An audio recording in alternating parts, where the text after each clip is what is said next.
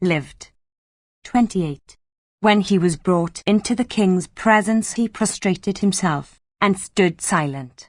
The king then told his interpreter to ask him who he was, and when the interpreter had asked this question, he told him to answer, I am, O king, Themistocles the Athenian, an exile, a man who has wrought much evil to Persians, but more good than evil, in that I stopped the pursuit when Greece was safe, and I was able to do you a kindness as all was well at home.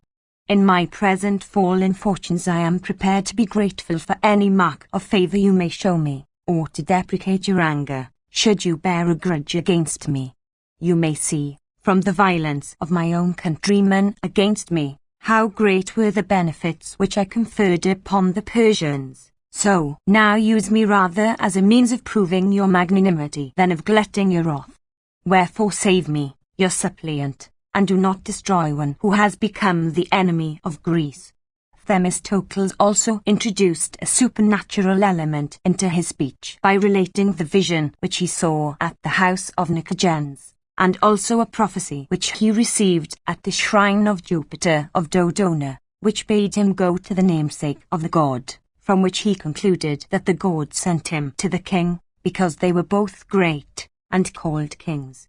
To this speech the Persian king made no answer, although he was astonished at his bold spirit, but in conversation with his friends he spoke as though this were the greatest possible piece of good fortune, and in his prayers begged Aromanios to make his enemies ever continue to banish their ablest men. He is said to have offered a sacrifice to the gods and to have drunk wine at once, and during the night in his soundest sleep he thrice cried out, I have got Themistocles the Athenian. 29. At daybreak he called together his friends and sent for Themistocles, who augured nothing pleasant from the insults and abuse which he received from the people at the palace gates, when they heard his name. Moreover, Roxannes the Chiliarch, as Themistocles passed by him in silence into the king's presence, whispered, Thou subtle serpent of Greece, the king's good genius has led thee hither.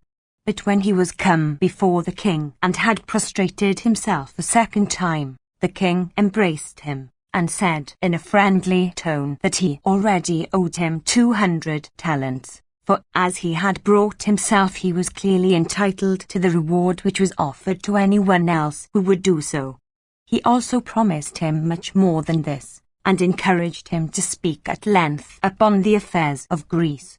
To this Themistocles answered, that human speech was like embroidered tapestry, because when spread out it shows all its figures, but when wrapped up it both conceals and spoils them, wherefore he asked for time.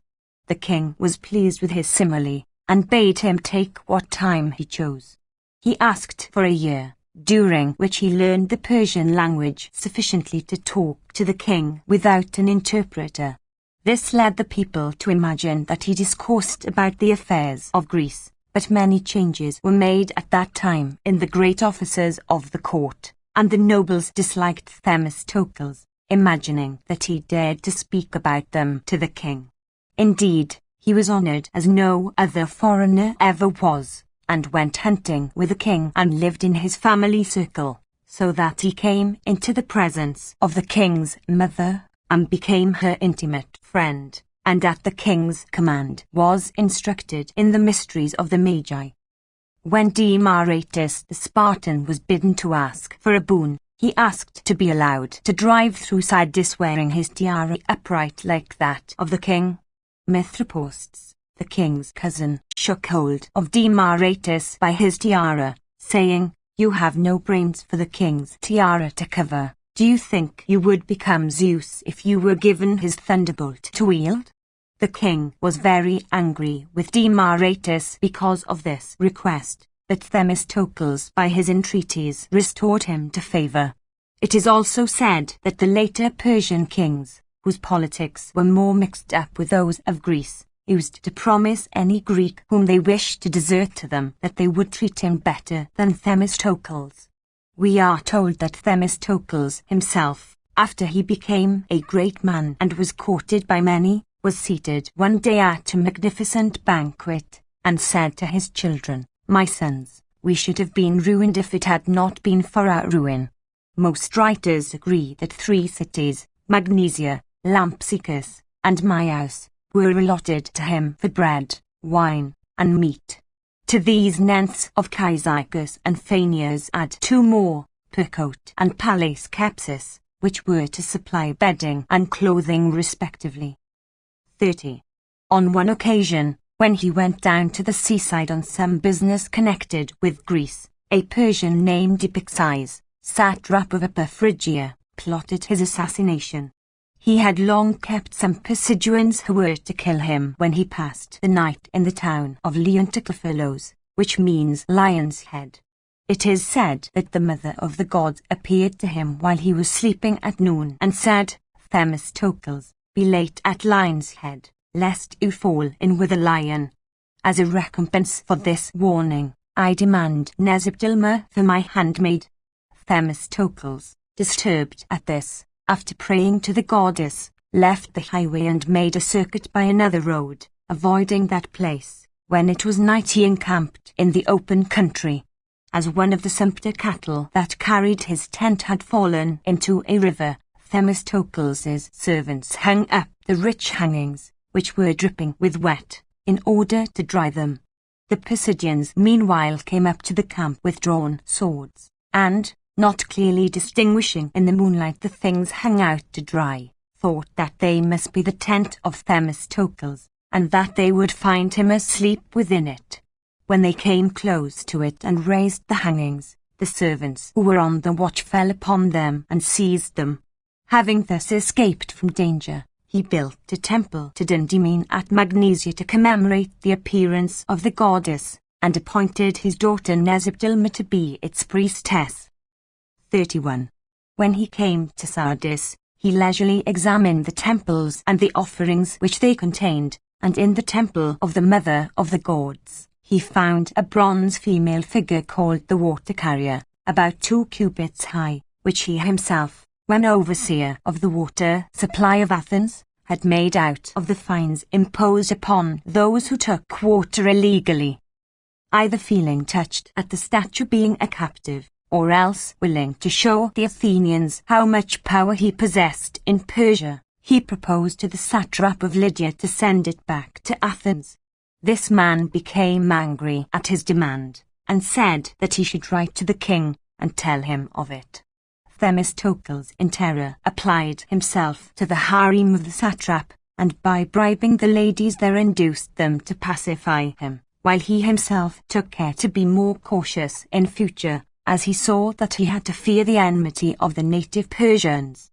For this reason, Theopompus tells us, he ceased to wander about Asia, but resided at Magnesia, where, receiving rich presents and honored equally with the greatest Persian nobles, he lived for a long time in tranquility, for the king's attention was so entirely directed to the affairs of the provinces of the interior that he had no leisure for operations against Greece.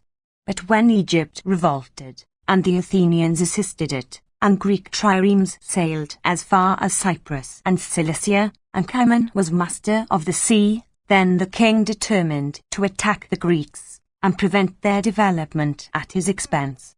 Armies were put in motion, generals were appointed, and frequent messages were sent to Themistocles from the king, bidding him attack Greece and fulfill his promises. Themistocles, unmoved by resentment against his countrymen, and uninfluenced by the thought of the splendid position which he might occupy as commander-in-chief, possibly too, thinking that his task was an impossible one, as Greece possessed many great generals, especially Cimon, who had a most brilliant reputation, but chiefly because he would not soil his glory and disgrace the trophies which he had won, determined, as indeed was his best course, to bring his life to a fitting close. He offered sacrifice to the gods, called his friends together, and, having taken leave of them, drank bull's blood, according to the most common tradition, but according to others, some quickly operating poison, and died at Magnesia in the 65th year of a life almost entirely spent in great political and military employments. the king of Persia, when he heard of the manner of his death and his reasons for dying, admired him more than ever, and continued to treat his family and friends with kindness. 32. Themistocles left 5 children: Neocles, Diocles, Archeptolis, Polyectus, Cleophantus, by his first wife Archip, who was the daughter of Lysander, of the township of Philippi. Of these Cleophantus is mentioned by Plato the philosopher as being an excellent horseman, but otherwise worthless. Of the elder ones, Neocles was bitten by a horse and died while still a child, and Diocles was adopted by his grandfather Lysander.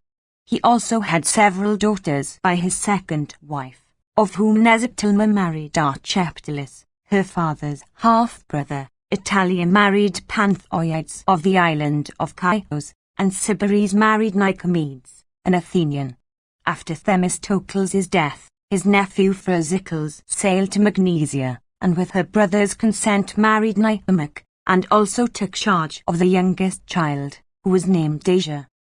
The people of Magnesia show a splendid tomb of Themistocles in their marketplace, but with regard to the fate of his remains we must pay no attention to Andacides, who in his address to his friends, tells us that the Athenians stole them and tore them to pieces, because he would tell any falsehood to excite the hatred of the nobles against the people. Philocus, too, writes his history in such dramatic form that he all but resorts to the actual machinery of the stage, bringing forward one Neocles and Demopolis as the children of Themistocles to make a touching scene, which anyone can see is untrue. Diodorus the topographer, in his treatise on tombs says, more as a conjecture than as knowing it for a fact, that in the great harbour of Piraeus a kind of elbow juts out from the promontory of Althemus, and that when one sails past this, going inwards, where the sea is most sheltered, there is a large foundation, and upon it the tomb of Themistocles, shaped like an altar. It is thought that the comic poet Plato alludes to this in the following verses. By the sea's margin, by the watery strand, thy monument, Themistocles, shall stand. By this directed to thy native shore, the merchant shall convey his freighted store.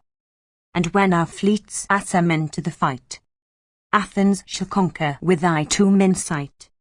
The descendants of Themistocles are given certain privileges at Magnesia even to the present day, for I know that Themistocles, an Athenian, my friend and fellow student in the school of Ammonius the philosopher, enjoyed them. Life of Camillus. The strangest fact in the life of Furius Camillus is that, although he was a most successful general and won great victories, though he was 5 times appointed dictator, triumphed 4 times, and was called the second founder of Rome, yet he never once was consul. The reason of this is to be found in the political condition of Rome at that time, for the people, being at variance with the Senate, refused to elect consuls, and chose military tribunes instead, who, although they had full consular powers, yet on account of their number were less offensive to the people than consuls. To have affairs managed by 6 men instead of 2 appears to have been a consolation to those who had suffered from the arbitrary rule of a few. It was during this period that Camillus reached the height of power and glory, and yet he would not become consul against the will of the people, although several occasions occurred when he might have been elected, but in his various appointments he always contrived, even when he had sole command, to share his power with others, while even when he had colleagues he kept all the glory for himself. His moderation prevented anyone from grudging him power, while his successes were due to his genius, in which he confessedly surpassed all his countrymen. 2. The family of the Furii was not a very illustrious one before Camillus gained glory in the great battle with the Equi and Volsci, where he served under the dictator Postumius Tubertus. Riding out before the rest of the army, he was struck in the thigh by a dart, but tore it out, assailed the bravest of the enemy, and put them to flight. After this, amongst other honours, he was appointed censor, an office of great dignity at that time. One admirable measure is recorded of his censorship, that by arguments and threatening them with fines he persuaded the unmarried citizens to marry the widow women, whose number was very great on account of the wars. Another measure to which he was forced was that of taxing orphans, who had hitherto been exempt from taxation. This was rendered necessary by the constant campaigns which were carried on at a great expense, and more especially by the siege of Veii. Some called the inhabitants of this city Veientani. It was the bulwark of Etruria, possessing as many fighting men as Rome itself. The citizens were rich, luxurious, and extravagant in their habits, and fought bravely many times for honor and for power against the Romans. At this period, having been defeated in several great battles, the people of Veii had given up any schemes of conquest, but had built strong and high walls, filled their city with arms and provisions, and all kinds of material of war, and fearlessly endured a siege, which was long, no doubt, but which became no less irksome and difficult to the besiegers. Accustomed as the Romans had been to make short campaigns in summer weather, and to spend their winters at home, they were now for the first time compelled by their tribunes to establish forts and entrench their camp, and pass both summer and winter in the enemy's country for 7 years in succession. The generals were complained of, and as they seemed to be carrying on the siege remissly, they were removed, and others appointed, among them Camillus, who was then tribune for the second time. But he effected nothing in the siege at that time, because he was sent to fight the Phalisgans and Gapinates, who had insulted the Roman territory throughout the war with Veii, when the Roman army was engaged elsewhere, but were now driven by Camillus with great loss to the shelter of their city walls. 3. After this, while the war was at its height, much alarm was caused by the strange phenomenon seen at the Alban Lake, which could not be accounted for on ordinary physical principles. The season was autumn, and the summer had not been remarkable for rain or for moist winds, so that many of the streams and marshes in Italy were quite dried up, and others held out with difficulty, while the rivers, as is usual in summer, were very low and deeply sunk in their bed. But the Alban Lake, which is self-contained, lying as it does surrounded by fertile hills, began for no reason, except it may be the will of heaven, to increase in volume and to encroach upon the hillsides near it, until it reached their very tops, raising quietly and without disturbance. At first the portent only amazed the shepherds and herdsmen of the neighborhood, but when the lake by the weight of its waters broke through the thin isthmus of land which restrained it, and poured down in a mighty stream through the fertile plains below to the sea, then not only the Romans, but all the people of Italy, thought it a portent of the gravest character. Much talk about it took place in the camp before Veii, so that the besieged also learned what was happening at the lake. 4. As always happens during a long siege, where there are frequent opportunities of intercourse between the two parties, one of the Romans had become intimate with a citizen of Veii, who was learned in legendary lore, and was even thought to have supernatural sources of information. When this man heard of the overflowing of the lake, his Roman friend observed that he was overjoyed, and laughed at the idea of the siege being successful. The Roman told him that these were not the only portents which troubled the Romans at the present time, but that there were others stranger than this, about which he should like to consult him, and, if possible, save himself in the common ruin of his country. The man eagerly attended to his discourse, imagining that he was about to hear some great secrets. The Roman thus decoyed him away farther and farther from the city gate, when he suddenly seized him and lifted him from the ground. Being the stronger man, and being assisted by several soldiers from the camp, he overpowered him, and brought him before the generals. Here the man, seeing that there was no escape, and that no one can resist his destiny, told them of the ancient oracles about his city, how it could not be taken until its enemies drove back the waters of the Alban Lake, and prevented its joining the sea. When the Senate heard this, they were at a loss what to do, and determined to send an embassy to Delphi to inquire of the god. The embassy consisted of men of mark and importance, being Licinius Cossus, Valerius Potitus, and Fabius Ambustus. After a prosperous journey they returned with a response from Apollo, pointing out certain ceremonies which had been neglected in the feast of the Latin Games, and bidding them, if possible, force the waters of the Alban lake away from the sea into its ancient course, or, if this could not be done, to divide the stream by canals and watercourses, and so to expend it in the plain. When the answer was brought back, the priests took the necessary steps about the sacrifices, while the people turned their attention to the diversion of the water. In the 10th year of the war, the senator called all the rest of the generals, and made Camillus dictator.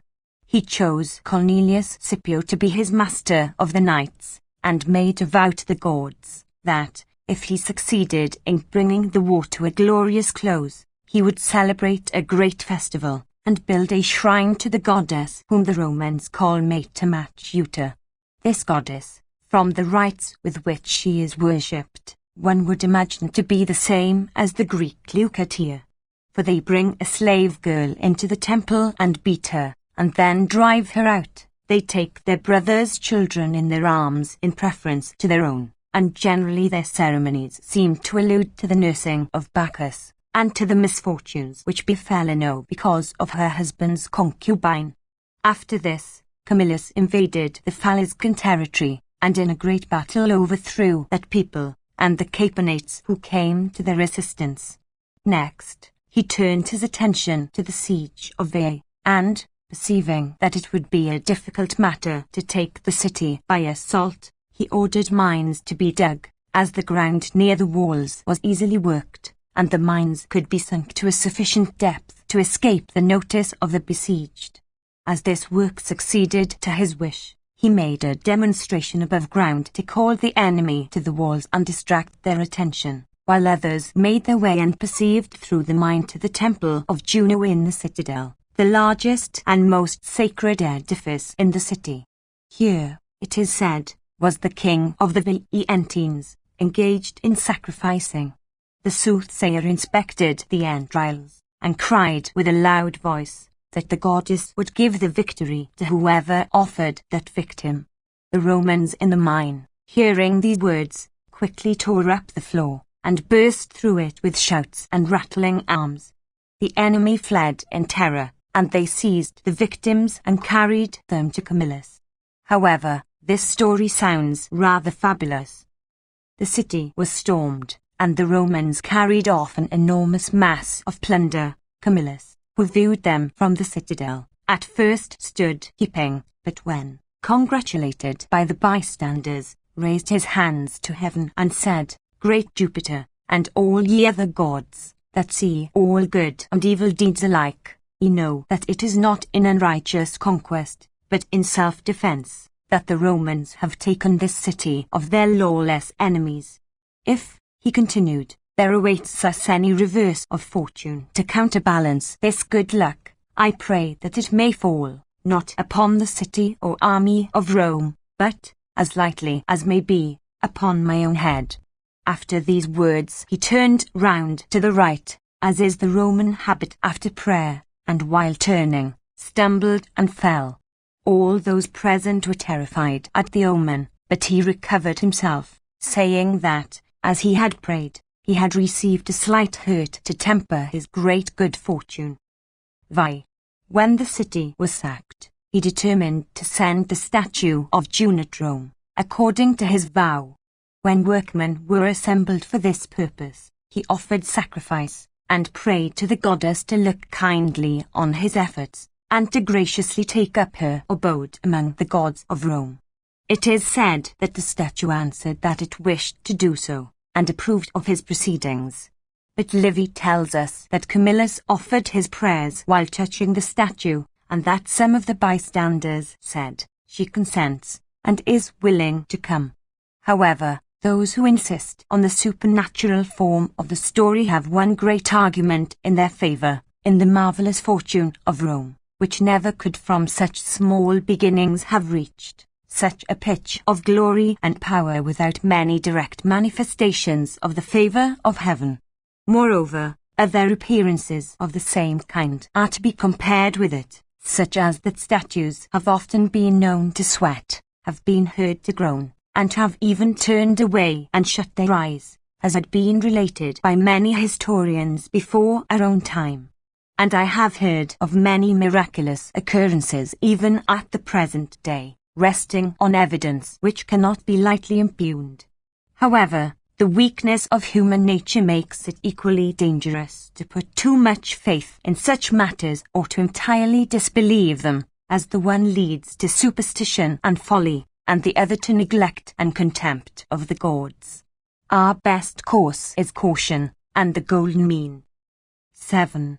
Camillus, either because he was elated by the magnificence of his exploit in having taken a city as large as Rome after a 10 years' siege, or else because he had been so flattered by his admirers that his pride overcame his sober judgment, conducted his triumph with great ostentation, especially in driving through Rome in a chariot, drawn by 4 white horses, which never was done by any general before or since, for this carriage is thought to be sacred to Jupiter, the king and father of the gods. The citizens, unaccustomed to splendor, were displeased with him for this, and their dislike was increased by his opposition to the law for a redistribution of the people. The tribunes proposed that the Senate and people should be divided into 2 parts, one of which should stay at Rome and the other remove to the captured city, because they would be more powerful if they possessed 2 great cities, instead of one, and held the land in common, still remaining one nation. The lower classes, which were numerous and poor, eagerly took up the scheme, and continually clamoured round the speakers at the rostra, demanding to have it put to the vote. But the Senate and the nobles thought that it was not a redistribution, but the absolute destruction of Rome which the tribunes were demanding, and in their anger rallied round Camillus. He, fearing to have a contest on the matter, kept putting off the people and inventing reasons for delay, so as to prevent the law being brought forward to be voted upon. This increased his unpopularity, but the greatest and most obvious reason for the dislike which the people bore him arose from his demand for the 10th part of the spoils, very naturally, though perhaps he scarcely deserved it. On his way to Veii it seems he had made a vow that if he took the city he would dedicate the 10th part of the spoil to Apollo. But when the city was taken and plundered, he either was unwilling to interfere with his countrymen, or else forgot his vow, and allowed them to enrich themselves with the booty. Afterwards, when he had laid down his dictatorship, he brought the matter before the Senate, and the soothsayers declared that the victims for sacrifice showed, when inspected, that the gods were angry and must be propitiated. 8. The Senate decreed not that the plunder should be given up, for that would have been scarcely possible to carry out, but that those who had taken any should be put on their oath, and contribute a 10th part of its value. This measure bore very hardly upon the soldiers, poor hard-working men, who were now compelled to repay so large a proportion of what they had earned and spent. Camillus was clamorously assailed by them, and, having no better excuse to put forward, made the extraordinary statement that he had forgotten his vow when the city was plundered. The people angrily said that he had vowed to offer up a tithe of the enemy's property, but that he really was taking a tithe from the citizens instead. However, all the contributions were made, and it was determined that with them a golden bowl should be made and sent to Apollo at Delphi. There was a scarcity of gold in the city, and while the government were deliberating how it was to be obtained, the matrons held a meeting among themselves, and offered their golden ornaments to make the offering, which came to 8 talents weight of gold. The Senate rewarded them by permitting them to have a funeral oration pronounced over their graves the same as men, for hitherto it had not been customary at Rome to make any speeches at the funerals of women. They also chose 3 of the noblest citizens to travel with the offering, and sent them in a well-manned ship of war, splendidly equipped. Both storms and calms at sea are said to be dangerous, and they chanced on this occasion to come very near destruction, and miraculously escaped, for in a calm off the Aeolian Islands they were assailed by Liparian triremes, who took them for pirates. At their earnest entreaty, these people forbore to run down their vessel, but took it in tow and brought it into their harbour, where they treated it as a piratical graft, and put up the crew and the property on board for sale by public auction. With great difficulty, by the goodness and influence of one man, Timesitheos, a general, they obtained their release, and were allowed to proceed. Timesitheos even launched some ships of his own, with which he escorted them to Delphi, where he also took part in the ceremony of consecration.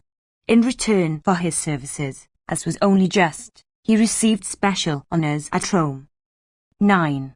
The tribunes of the people again began to agitate about the redistribution of land and occupation of the but a war with the Phaliscans gave the leading men a seasonable opportunity to elect magistrates after their own hearts from the coming year. Camillus was appointed military tribune, with 5 others, as it was thought that the state required a general of tried experience. At the decree of the Senate, Camillus raised a force and invaded the Phaliscan territory.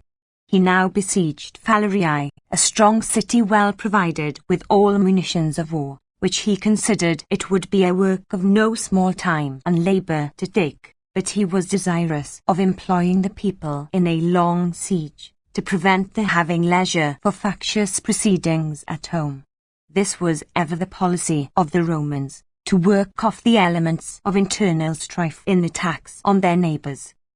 The Phaliscans thought so little of the siege, from the strength of their defences, that, except when on duty on the walls, they used to walk about their city in their ordinary dress, and their children were sent regularly to school, and used to be taken by their master to walk and take exercise outside the walls.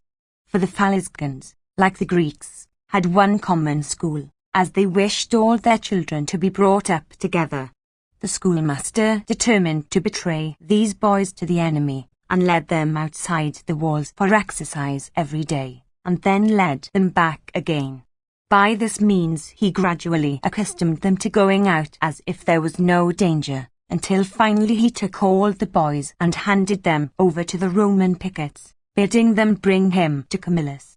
When he was brought before him, he said that he was a schoolmaster, that he preferred the favour of Camillus to his duty, and that he came to hand over to him the city of Phalerii in the persons of these boys. Camillus was very much shocked.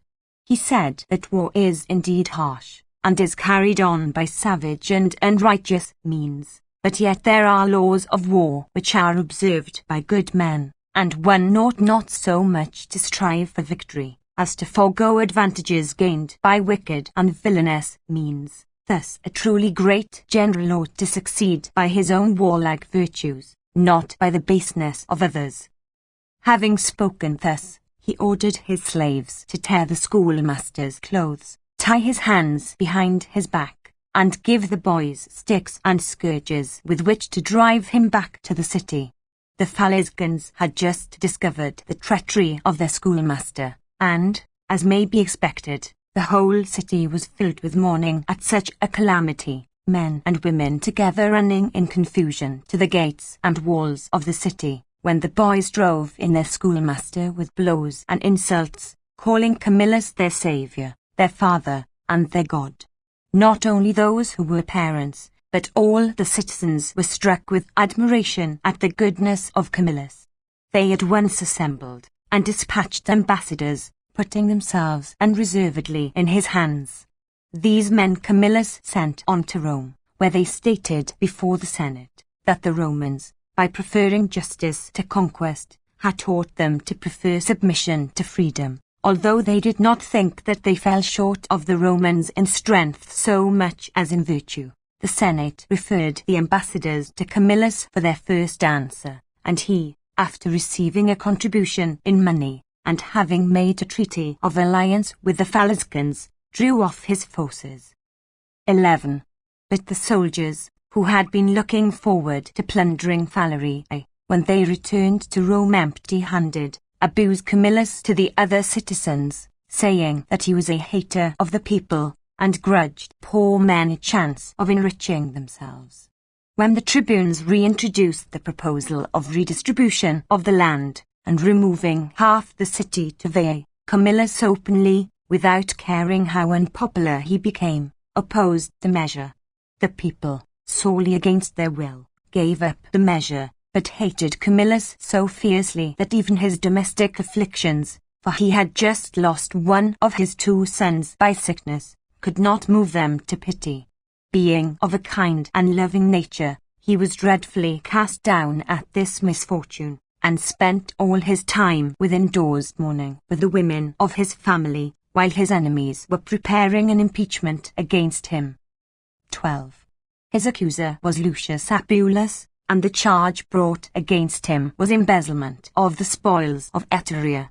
He was even said to have in his possession some brazen gates which were taken in that country. The people were much excited against him, and it was clear that, whatever the charge against him might be, they would condemn him. Consequently he assembled his friends and comrades, who were a great number in all, and begged them not to permit him to be ruined by false accusations, and made a laughing-stock to his enemies.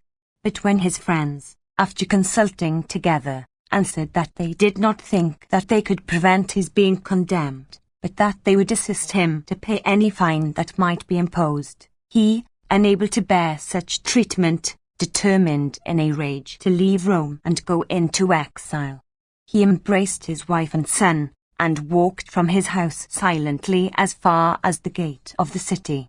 There he turned back, and, stretching out his hands towards the capital, prayed to the gods that, if he was driven out of Rome unjustly by the insolence and hatred of the people, the Romans might soon repent of their conduct to him, and appear before the world begging him to return, and longing for their Camillus back again.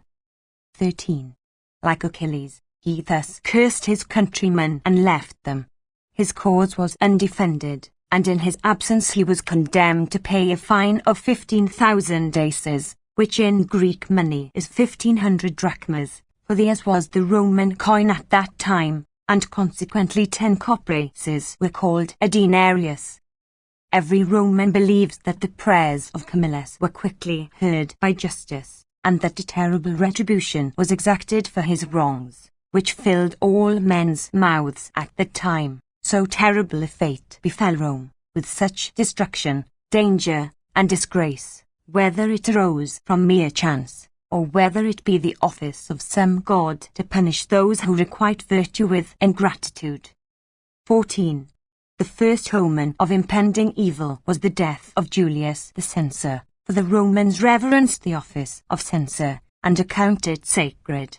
Another omen was that, a short time before Camillus went into exile, one Marcus Caedicius, a man of no particular note, and not even a senator, but a thoroughly respectable man, communicated a matter of some importance to the tribunes of the people. He said that the night before he had been walking along what is called the New Road, when some one called him by name. He turned round and could see no one, but heard a voice louder than man's say, "Go, Marcus Caedicius, tell the government early in the morning that in a short time they may expect the Gauls." When the tribunes of the people heard this, they laughed him to scorn, and shortly afterwards Camillus left the city. 15. The Gauls are a people of the Celtic race, and are said to have become too numerous for their own country, and consequently to have left it to search for some other land to dwell in.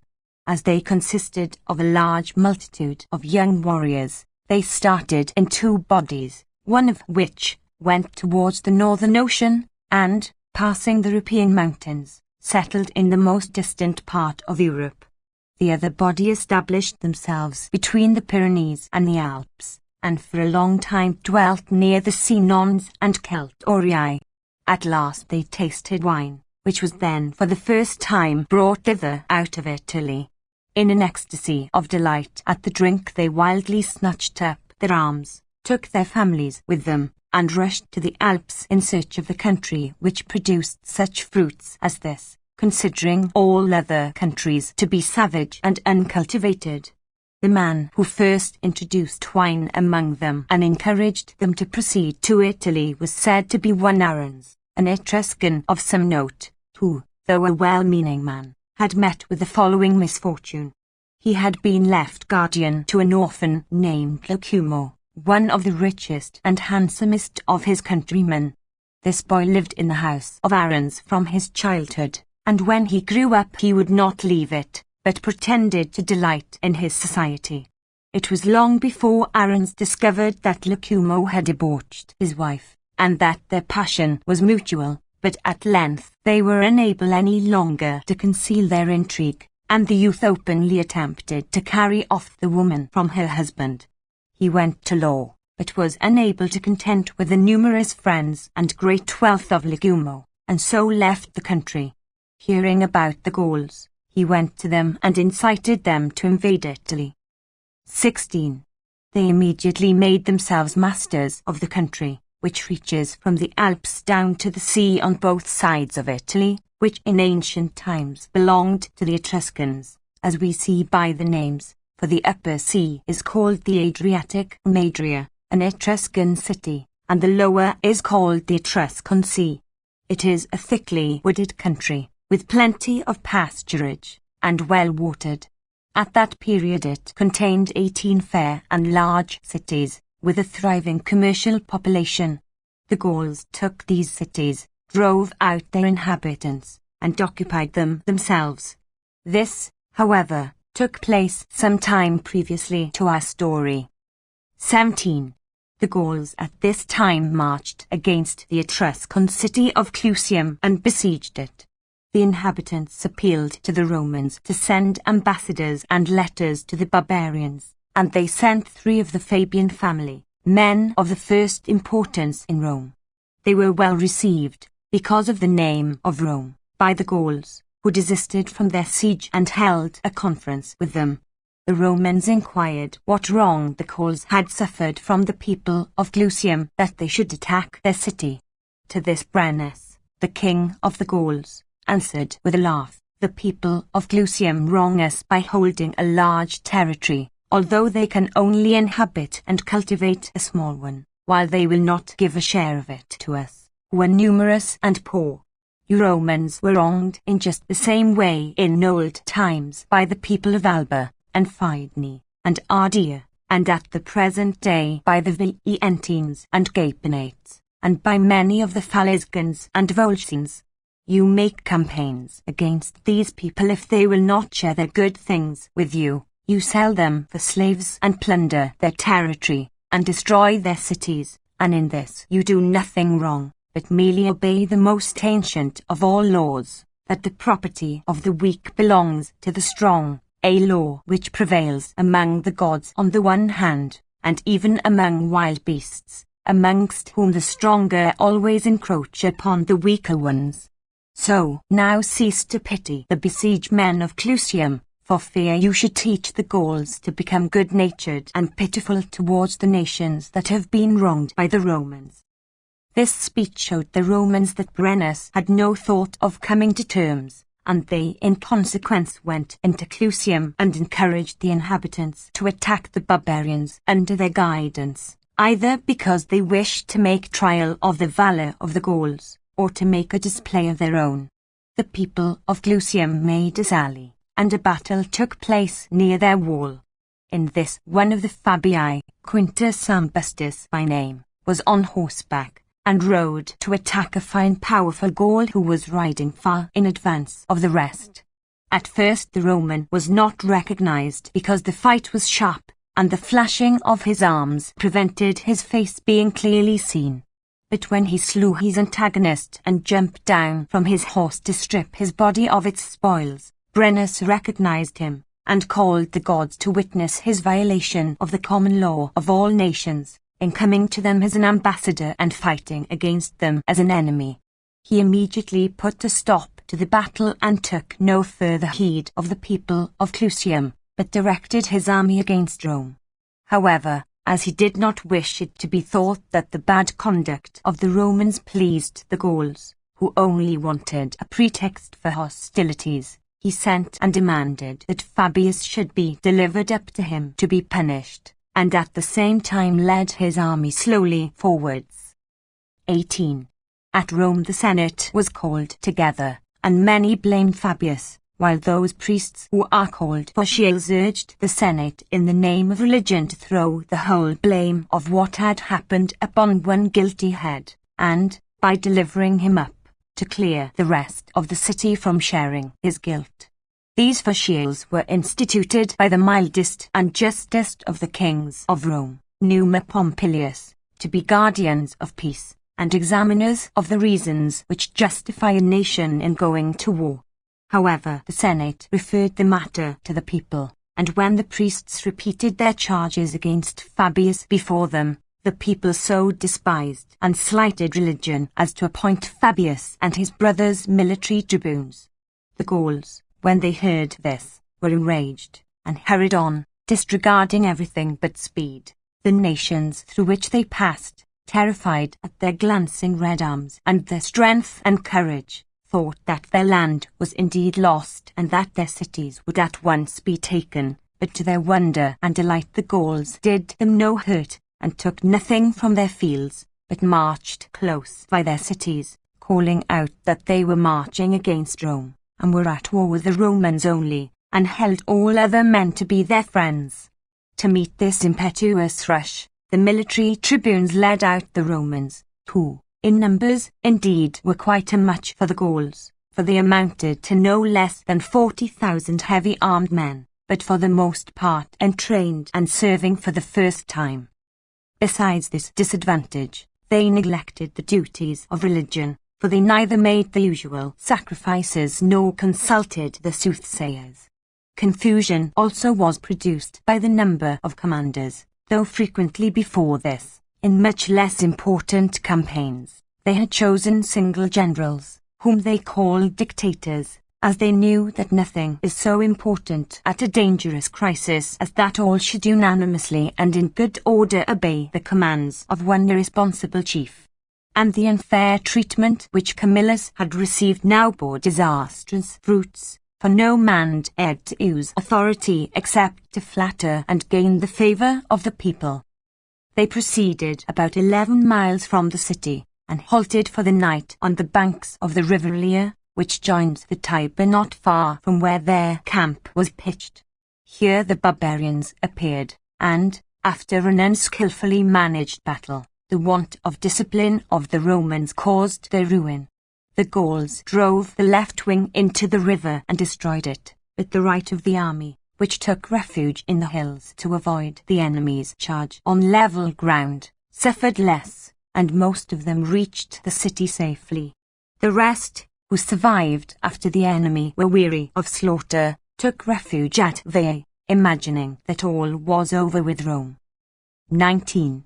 This battle took place about the summer solstice at the time of full moon, on the very day on which in former times the great disaster befell the Fabii, when 300 of that race were slain by the Etruscans. But this defeat wiped out the memory of the former one, and the day was always afterwards called that of the Alea, from the river of that name. It is a vexed question whether we ought to consider some days unlucky, or whether Heraclitus was right in rebuking Hesiod for calling some days good and some bad, because he knew not that the nature of all days is the same. However, the mention of a few remarkable instances is germane to the matter of which we are treating. It happened that on the 5th day of the Boeotian month Hippodromios, which the Athenians call Hecatombion, 15, 2 signal victories were won by the Boeotians, both of which restored liberty to Greece, one, when they conquered the Spartans at Leuctra, and the other, when, more than 200 years before this, they conquered the Thessalians and Elatamias at Eresus. Again, the Persians were beaten by the Greeks on the 6th of Boedromion at Marathon, and on the 3rd they were beaten both at Plataea and at Mycale, and at Arbela on the 25th of the same month. The Athenians too won their naval victory under Chabrias at Naxos on the full moon of Boedromion, and that of Salamis on the 20th of that month, as I have explained in my treatise on days. The month of Tharglion evidently brings misfortune to the barbarians, for Alexander defeated the Persian king's generals on the Granicus in Tharglion, and the Carthaginians were defeated by Timoleon in Sicily on the 27th of Tharglion, at which same time Troy is believed to have been taken, according to Ephorus, Callisthenes, Damastes and Phylacus. On the other hand, the month Metageitnion, which the Boeotians call Painmos, is unfavourable to the Greeks, for on the 7th of that month they were defeated by Antipater at Cramnon and utterly ruined, and before that, were defeated during that month by Philip at Cheroneia. And on that same day and month and year Archidamus and his troops, who had crossed over into Italy, were cut to pieces by the natives. The 21st day of that month is also observed by the Carthaginians as that which has always brought the heaviest misfortunes upon them. And I am well aware that at the time of the celebration of the mysteries Thebes was destroyed for the 2nd time by Alexander, and that after this Athens was garrisoned by Macedonian soldiers on the 20th of Boedromion, on which day they bring out the mystic Iacchus in procession. And similarly the Romans, under the command of Scipio, on that same day lost their camp to the Gauls, and afterwards, under Lucullus, defeated Tigranes and the Armenians. King Attalus and Pompeius the Great died on their own birthdays. And I could mention many others, who have had both good and evil fortune on the same anniversaries. But the Romans regard that day as especially unlucky, and on account of it, 2 other days in every month are thought so, as superstitious feeling is increased by misfortune. This subject I have treated at greater length in my treatise on Roman questions. 20. If, after the battle, the Gauls had at once followed up the fugitives, nothing could have prevented their taking Rome and destroying everyone who was left in it. Such terror did the beaten troops produce when they reached home, and such panic fear seized upon everyone. However, the barbarians scarcely believed in the completeness of their victory, and betook themselves to making merry over their success and to dividing the spoils taken in the Roman camp, so that they afforded those who left the city time to effect their escape, and those who remained in it time to recover their courage and make preparations for standing a siege. They abandoned all but the capital to the enemy, and fortified it with additional ramparts and stores of missiles. One of their first acts was to convey most of their holy things into the capital, while the Vestal virgins took the sacred fire and their other sacred objects and fled with them from the city. Some indeed say that nothing is entrusted to them except the eternal fire, which King Numa appointed to be worshipped as the origin of all things. For fire has the liveliest motion of anything in nature, and everything is produced by motion or with some kind of motion. All other parts of matter when heat is absent lie useless and apparently dead, requiring the power of fire as the breath of life, to call them into existence and make them capable of action. Numa, therefore, being a learned man and commonly supposed on account of his wisdom to hold communion with the Muses, consecrated fire, and ordered it to be kept unquenched for ever as an emblem of the eternal power that orders all things. Others say that, as among the Greeks, a purificatory fire burns before the temple, but that within are other holy things which no man may see, except only the virgins, who are named Vestals. And a very widespread notion is that the famous Trojan Palladium, which was brought to Italy by Aeneas, is kept there. Others say that the Samothracian gods are there, whom Dardanus brought to Troy after he had founded it, and caused to be worshipped there, which, After the fall of Troy, Aeneas carried off and kept until he settled in Italy. But those who pretend to know most about such matters say that there are 2 jars of no great size in the temple, one open and empty, and the other full and sealed, and that these may be seen only by the holy virgins. Others think that this is a mistake, arising from the fact that, at the time of which we are treating, the Vestal Virgins placed most of their sacred things in 2 jars and concealed them in the earth under the temple of Quirinus, which place even to the present day is called the Delilah, or place of the jars. 21. However this may be, the Vestals took the most important of their holy things and betook themselves to flight along the Tiber. Lucius Albinus, a plebeian, was journeying among the fugitives, with his wife and infant children and their few necessaries in a wagon. When he saw the Vestal Virgins, without any attendants, journeying on foot and in distress, carrying in their bosoms the sacred images of the gods, he at once removed his wife, children, and property from the wagon and handed it over to them, to escape into one of the Greek cities in Italy. The piety of Albinus and his care for the duties of religion at so terrible a crisis deserve to be recorded. The rest of the priests and the old men who had been consuls, and been honoured with triumphs, could not bear to leave the city. At the instance of Fabius, the Pontifex Maximus, they put on their sacred vestments and robes of state, and after offering prayer to the gods, as if they were consecrating themselves as victims to be offered on behalf of their country, they sat down in their ivory chairs in the forum in full senatorial costume, and waited what fortune might befall them. 22. On the 3rd day after the battle, Brennus appeared, leading his army to attack the city. At first, seeing the gates open and no guards on the walls, he feared some ambuscade, as he could not believe that the Romans had so utterly despaired of themselves. When he discovered the truth, he marched through the Colline Gate, and captured Rome, a little more than 360 years after its foundation, if we can believe that any accurate record has been kept of those periods whose confusion has produced such difficulties in the chronology of later times. However, an indistinct rumour of the fall of Rome seems at once to have reached Greece. The Heraclides of Pontus, who lived about that time, speaks in his book on the spirit of a rumour from the west that an army had come from the Hyperboreans and had sacked a Greek colony called Rome, which stood somewhere in that direction, near the great ocean. Now, as Heraclides was fond of strange legends, I should not be surprised if he adorned the original true tale of the capture of the city with these accessories of the Hyperboreans and the great ocean.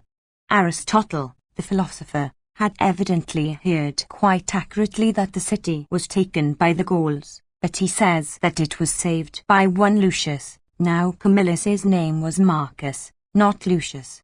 All this, however, was pure conjecture.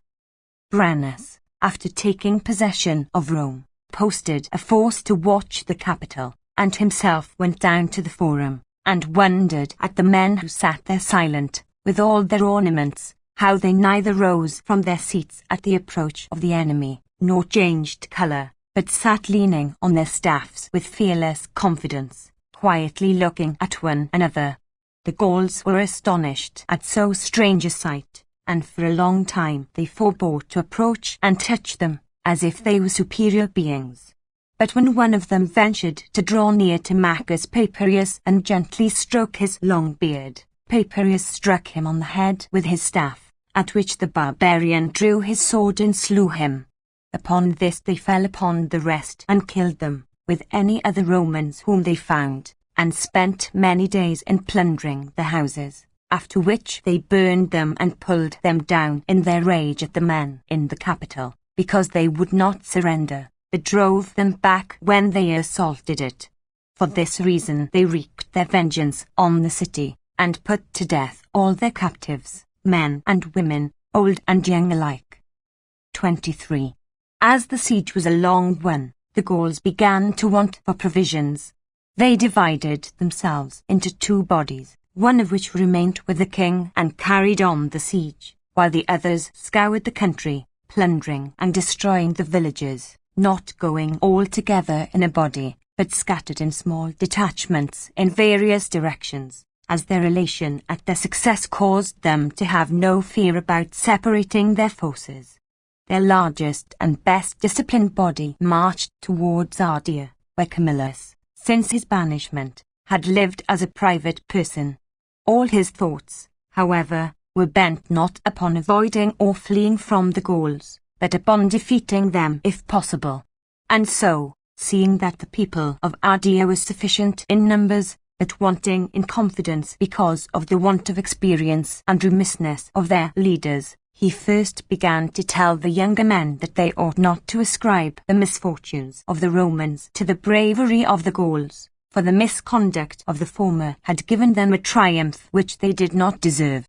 It would, he urged, be a glorious thing, even at the risk of some danger, to drive away a tribe of savage barbarians, who if they were victorious always exterminated the vanquished, while, if they only showed bravery and confidence, he could, by watching his opportunity, lead them to certain victory.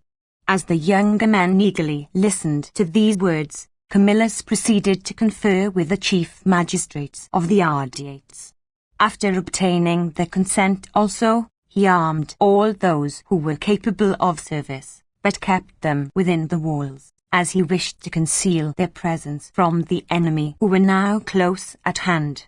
But when the Gauls, after scouring the country, returned laden with plunder and carelessly encamped in the plain, and when at night, by the influence of wine and sleep, all was quiet in their camp, Camillus, who had learned the state of the case from spies, led out the men of Ardea, and marching over the intervening ground in silence, about midnight attacked their entrenched camp with loud shouts and blasts of his trumpet, which threw the Gauls, half drunk and heavy with sleep as they were, into great confusion. Few recovered their senses so far as to attempt to resist Camillus, and those few fell where they stood, but most of them were slain as they lay helpless with wine and sleep. Such as escaped from the camp and wandered about the fields were dispatched by cavalry the next day. 24. The fame of this action, when noised among the neighbouring cities, called many men to arms, especially those Romans who had escaped to Veii after the battle of the Alea. These men lamented their fate, saying, "What a general has Providence removed from Rome in Camillus, whose successes now bring glory to Ardea, while the city that produced and brought up so great a man has utterly perished. And now we, for want of a general to lead us, are sitting still inside the walls of a city not our own, and giving up bitterly to the enemy. Come, let us send to the men of Ardea, and beg their general of them, or else ourselves take up our arms and march to him. He is no longer an exile, nor are we any longer his countrymen, for our country is ours no more, but is in the hands of the enemy." This was agreed, and they sent to beg Camillus to become their general. But he refused, saying that he would not do so without a decree from the citizens in the capital, for they, as long as they survived, represented the city of Rome, and therefore, although he would gladly obey their commands, he would not be so officious as to interfere against their will. The soldiers admired the honourable scruples of Camillus, but there was a great difficulty in representing them to the garrison of the capital. Indeed, it seemed altogether impossible for a messenger to reach the citadel while the city was in the possession of the enemy. 25. One of the younger Romans, Pontius Cominius, of the middle class of citizens, but with an honourable ambition to distinguish himself, undertook the adventure. He would not take any writing to the garrison, for fear that if he were taken the enemy might discover Camillus's plans. He dressed himself in poor clothes, with corks concealed under them, and performed most of the journey fearlessly by daylight, but when he came near the city he went by night. As it was impossible to cross the river by the bridge, which was held by the Gauls, He wrapped what few clothes he had round his head, and trusted to his corks to float him over to the city. After he had landed, he walked round, observing by the lights and the noise where the Gauls were most wakeful, until he reached the Carmentan gate, where all was quiet. At this place the Capitolian hill forms a steep and precipitous crag, up which he climbed by a hollow in the cliff, and joined the garrison. After greeting them and making known his name, he proceeded to an interview with the leading men. A meeting of the Senate was called, at which he recounted Camillus's victory, which they had not heard of, and explained the determination of the soldiers. He then begged them to confirm Camillus's appointment as general, because the citizens without the walls would obey no other.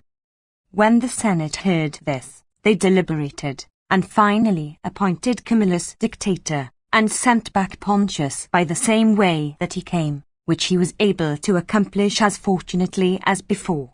He eluded the Gauls, and brought the decree of the Senate to the Romans outside the walls. 26. They heard the news with enthusiasm, so that Camillus, when he came, found that they already numbered 20,000, while he drew many additional troops from the neighbouring friendly cities. Thus was Camillus a second time appointed dictator, and, proceeding to Veii, joined the soldiers there, to whom he added many others from the allies, and prepared to attack the enemy. But meanwhile at Rome, some of the Gauls happening to pass by the place where Pontius climbed up the Capitol, noticed in many places the marks of where he had clutched at the rock with his hands and feet, torn off the plants which grew upon it, and thrown down the mould. They brought the news to the king, who came and viewed the place.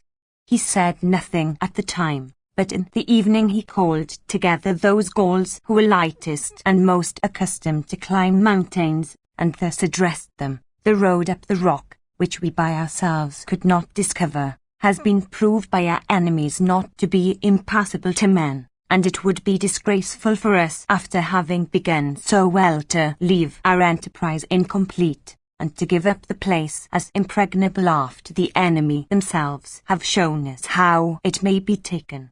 Where it is easy for one man to climb, it cannot be hard for many to climb one by one, as their numbers will give them confidence and mutual support. Suitable honours and presents will be given to those who distinguish themselves. 27. After this speech of the king, the Gauls eagerly volunteered for the assault, and about midnight many of them climbed silently up the rock, which, although rough and precipitous, was easier of ascent than they had imagined, so that the first of them reached the top, and were on the point of preparing to attack the rampart and its sleeping garrison, for neither men nor dogs noticed them. But there were sacred geese kept in the temple of Juno, which in other times were fed without stint, but which then, as there was scarcely food enough for the men, were somewhat neglected. These birds are naturally quick of hearing and timid, and now being rendered wakeful and wild by hunger, quickly perceived the Gauls climbing up, and rushing noisily to the place woke the garrison, while the Gauls, feeling that they were discovered, no longer preserved silence, but violently assaulted the place. The Romans, snatching up whatever arms came first to hand, ran to repulse them, and first of all Manlius, a man of consular rank, strong of body and full of courage, fell in with two of the enemy. As one of them lifted up his battle-axe, Manlius cut off his right hand with his sword, while he dashed his shield into the other's face, and threw him backwards down the cliff. After this he stood upon the wall, and with the help of those who assembled round him, beat off the rest, for not many had reached the top, or effected anything commensurate with the boldness of the attempt. Having thus escaped the danger, the Romans threw their sentinel down the rock, while on Manlius they conferred by vote a reward for his bravery, intended more for honour than advantage, for each man gave him a day's rations, which consisted of half a Roman pound of meal, and the fourth part of a Greek cotyle of wine. 28. This affair disheartened the Gauls, who were also in want of provisions, for they could not forage as before for fear of Camillus, while disease also crept in among them, encamped as they were in the ruins of Rome among heaps of dead bodies, while the deep layer of ashes became blown by the wind into the air, making it dry and harsh, and the vapours of the conflagrations were injurious to breathe. They were especially distressed by the change from a cloudy country where there are plenty of shady retreats, to the flat burning plains of Rome in autumn, and their siege of the capital became wearisome, for they had now beleaguered it for 7 months, so that there was much sickness in their camp, and so many died that they no longer buried the dead. Yet for all this the besieged fared no better. Hunger pressed them, and their ignorance of what Camillus was doing disheartened them, for no one could reach them with news, because the city was strictly watched by Gauls. As both parties were in these straits, proposals for a capitulation took place, at first among the outposts on both sides, afterwards the chief men on each side. Brennus, the Gaulish king, and Sulpicius the Roman tribune, met, and it was agreed that the Romans should pay 1,000 pounds of gold, and that the Gauls should, on receiving it, at once leave the country. Both parties swore to observe these conditions, but when the gold was being weighed, the Gauls at first tampered with the scales unperceived, and then openly pulled the beam, so that the Romans became angry. But at this Brennus insolently took off his sword and belt, and flung them into the scale. And when Sulpicius asked, "What is this?" "What should it be?" replied the Gaul, "but woe to the vanquished." At this some of the Romans were angry and thought that they ought to take back their gold into the capital, and again endure a siege, while others said that they must put up with insults, provided they were not too outrageous, and not think that there was any additional disgrace in paying more than they had agreed, because in paying any ransom at all, they were acting from sheer necessity rather than feelings of honour. 29. While the Romans were thus disputing with the Gauls, and with one another, Camillus with his army was at the gates. Learning what was being done, he ordered the mass of his soldiers to follow him quietly and in good order, and himself pushed on with the picked troops to join the Romans, who all made way for him, and received him as dictator with silence and respect. He then took the gold from the scales and gave it to his victors, and ordered the Gauls to take the scales and the beam, and depart. "For," said he, "it is the custom of the Romans to defend their country not with gold but with iron." At this Brennus became angry, and said that he was being wronged by the treaty being broken, and Camillus answered that the negotiations were illegal, because when they began he was already dictator, and therefore, as no one else had any authority, the treaty had been made by the Gauls with persons who were not authorized to treat. But now, if they wished, they might make fresh proposals, for he was come with full legal powers to pardon such as made their submission, and to punish unrepentant evildoers. Enraged at this, Brennus began to skirmish, and the two parties, mixed up as they were, in houses and lands where no military formation was possible, did go so far as to draw their swords and push one another about. But Brennus soon recovered his temper, and drew off the Gauls, with but little loss, in their camp. During the night he got them all under arms, left the city, and, after a march of about 8 miles, encamped by the side of the Gabinian road. But at daybreak, Camillus was upon him, in glittering red armour, leading on the Romans who had now recovered their courage. After a long and fiercely contested battle, they routed the Gauls and took their camp. Some of the fugitives were at once pursued and slain, but most of them straggled about the country, and were put to death by the people of the neighbouring towns and villages who sallied out upon them. 30. Thus was Rome strangely taken, and yet more strangely preserved, after having been for 7 months in the possession of the Gauls, for they entered it a few days after the Ides of Quintilis, and left it about the Ides of February. Camillus, as we may easily imagine, entered the city in a triumph, as the saviour of his lost country, and the restorer of Rome to itself, for as he drove into the city he was accompanied by those who had before left it, with their wives and children, while those who had been besieged in the capital, and all but starved there, came out to meet him, embracing one another, weeping, and scarcely believing in their present happiness. The priests and servants of the gods also appeared with such of the sacred things as they had saved, either by burying them on the spot, or by carrying them away, and now displayed these images, which had not been seen for so long a time, to the citizens, who greeted them with joy, as if the gods themselves were again returning to Rome. Camillus performed a sacrifice to the gods, and purified the city in the manner recommended by experts, and then proceeded to restore all the previously existing temples, while he himself added another to Aeus Locutus, or Rumor, having carefully sought out the place at which the voice in the night miraculously foretold the coming of the Gaulish host to Marcus Caduceus. 31. With great difficulty the sites of the temples were cleared of rubbish by the zeal of Camillus and the labour of the priests, but as the city was utterly destroyed, and required to be entirely rebuilt, the people became disheartened at so great an undertaking.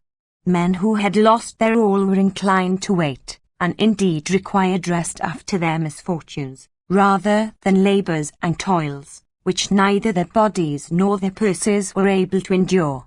And thus it came to pass that they turned their thoughts a second time towards Veii, a city which stood quite ready to be inhabited. This gave opportunities to their mob orators to make speeches, as usual, which they knew would be pleasing to the people, in which Camillus was disrespectfully spoken of as depriving them of a city which stood ready to receive them, for his own private ambition, and was said to be compelling them to live encamped in the midst of ruins, and re-erect their houses in that vast heap of ashes, all in order that he might be called, not merely the leader and general of Rome, but might usurp the place of Romulus and be called her founder. Fearing disturbances, the Senate would not permit Camillus to lay down his dictatorship for a year, although he wished to do so, and although no dictator before this had ever remained in office for more than 6 months. In the meantime, the senators themselves encouraged and consoled the people by personal appeals, pointing to the tombs and monuments of their ancestors, and recalling to their minds the temples and holy places which Romulus and Numa and the other kings had consecrated and left in charge to them.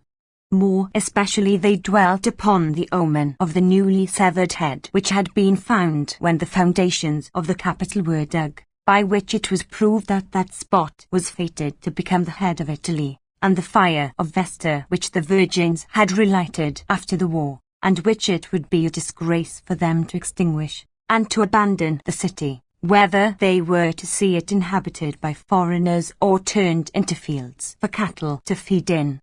While persistently urging these considerations both in public speeches and in private interviews with the people, they were much affected by the lamentations of the poor over their helpless condition. The people begged that, as they had, like people after a shipwreck, saved their lives and nothing else, they might not, in addition to this misfortune, be compelled to put together the ruins of a city which had been utterly destroyed, while another was standing ready to receive them. 32. Under these circumstances, Camillus determined to debate the question publicly. He himself made a long appeal on behalf of his native place, and many other speeches were delivered.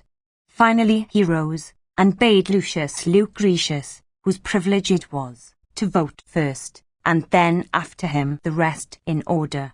Silence was enforced, and Lucretius was just on the point of voting when a centurion in command of a detachment of the guard of the day marched by, and in a loud voice called to the standard-bearer, "Pitch the standard here, here it is best for us to stay." When these words were heard so opportunely in the midst of their deliberations about the future, Lucretius reverently said that he accepted the omen, and gave his vote in accordance with it, and his example was followed by all the rest. The people now showed a strange revulsion of feeling, for they encouraged one another to begin the work of rebuilding, not on any regular plan, but just as each man happened to find a convenient place for his work. Consequently, they quickly rebuilt the city, for within a year it is said that both the city walls and the private houses were completed, but it was full of intricate, narrow lanes and inconveniently placed houses. The priests, who had been ordered by Camillus to mark out the boundaries where the temples had stood among the general wreck, when in their circuit of the Palatine Hill they came upon the chapel of Mars, found it, like every other building, destroyed and levelled to the ground by the Gauls, but while thoroughly examining the place they found the augur's staff of Romulus hidden under a deep heap of ashes. This staff is curved at one end, and is called lituus. They use it to divide the heavens into squares when taking the auspices, just as Romulus himself did, as he was deeply skilled in divination. When he vanished from among mankind, the priests kept his staff just like any other sacred object. That at such a time, when all the other holy things perished, this should have been preserved, gave them good hopes of Rome, which that omen seemed to presage would be eternal. 33.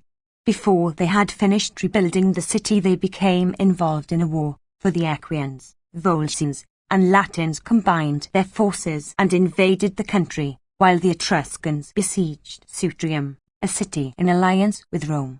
The tribunes in command of the Roman forces encamped near the Masson Heights, and were besieged by the Latins and in danger of having their camp taken. They sent to Rome for assistance, and the Romans appointed Camillus dictator for the third time. About this war there are two different accounts, of which I will mention the legendary one first. It is said that the Latins, either merely as a pretext, or really wishing to amalgamate the two races as before, sent a demand to Rome for free unmarried women to be delivered up for them to marry. As the Romans were at their wits' ends what to do, because they feared to go to war, being scarcely recovered from their late mishap, while they suspected that the women would be used as hostages if they gave them up, and that the proposal of intermarriage was merely a feint, a slave girl named Tucula, or, as some say, Philotis, advised the magistrates to send her and best-looking of the female slaves, dressed like brides of noble birth, and that she would manage the rest. The magistrates approved of her proposal, chose such girls as she thought be suitable, and having dressed them in fine clothes and jewellery, handed them over to the Latins, who were encamped at no great distance from the city. At night the girls stole the daggers of the enemies, and Tucula or Philotis climbed up a wild fig tree, stretched out her cloak behind her, and raised a torch as a signal, which had been agreed upon between her and the magistrates, though no other citizen knew of it. Wherefore the soldiers rushed out of the gates with a great clamour and disturbance, calling to one another and scarcely able to keep their ranks as their chiefs hurried them along. When they reached the enemy's camp, they found them asleep and not expecting an attack, so that they took their camp and slew most of them. This took place on the nones of the month Quintilis, now called July, and the festival which then takes place is in memory of the events of that day. First they march out of the gates in a mass, calling out the common names of the country, such as Caius, Marcus, or Lucius, in imitation of their hurried calling for each other on that occasion. Next, female slaves splendidly dressed walk round laughing and romping with all whom they meet. These girls also perform a sort of fight among themselves, like those who on that day took their share in the fight with the Latins, and afterwards they sit down to a feast, under the shade of the fig tree boughs. They call this day the Noni Capritini, probably from the wild fig tree from which the slave girl waved the torch, for in Latin a wild fig tree is called caprificus. Others say that most of these things were said and done when Romulus disappeared, for on this very day he was snatched away, outside the city gates, in a sudden storm and darkness, or as some think during an eclipse of the sun, and they say that the day is called Nonica Procia from the place, because Romulus was carried off while holding a meeting of the entire people at the place called the Goat's Marsh, as is written in his life. 34. The other story is approved by most writers, who relate it as follows. Camillus, after being appointed dictator for the third time, and learning that the army under the command of the military tribunes was being besieged by the Latins and Volscians, was compelled to arm even those citizens who were past the age for service in the field. He marched by a long circuit to the Masson heights unnoticed by the enemy, and established his army behind them. By lighting fires he announced his arrival to the Romans in the camp, who took courage, and began to meditate sallying out of their camp and attacking the enemy. But the Latins and Volscians kept close within the rampart of their camp, which they fortified with many additional palisades on all sides, for they now were between two hostile armies, and intended to await succor from home, while they also expected a force from Etruria to come to their aid. Camillus, perceiving this, and fearing that he might be surrounded in his turn, vigorously used his opportunity. The rampart of the allies was formed of wood, and as a strong wind blew down from the mountains at daybreak, he prepared combustibles, and early in the morning got his forces under arms.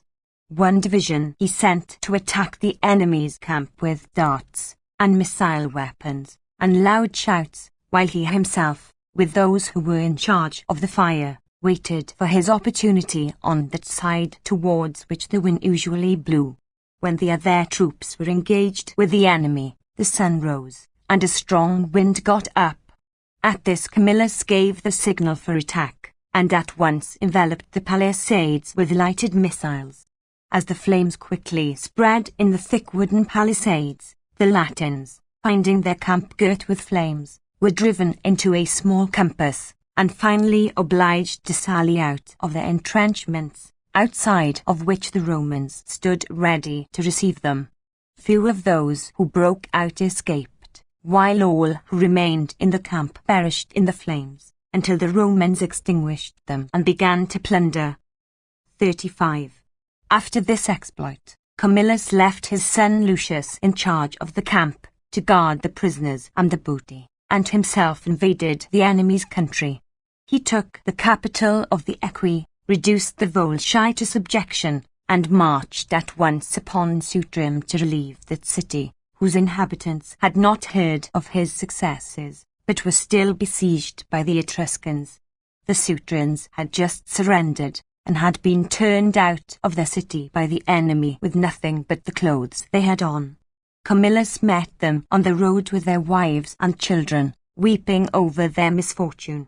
He was greatly moved at so piteous a sight, and, perceiving that the Romans were touched by the despairing entreaties of the people of Sutrium, who clung to them with tears in their eyes, determined that he would at once avenge their wrongs, and march upon Sutrium that very day, arguing that men who were merry with success, having just captured a wealthy city, with no enemy either left within its walls or expected from without, would be found in careless disorder.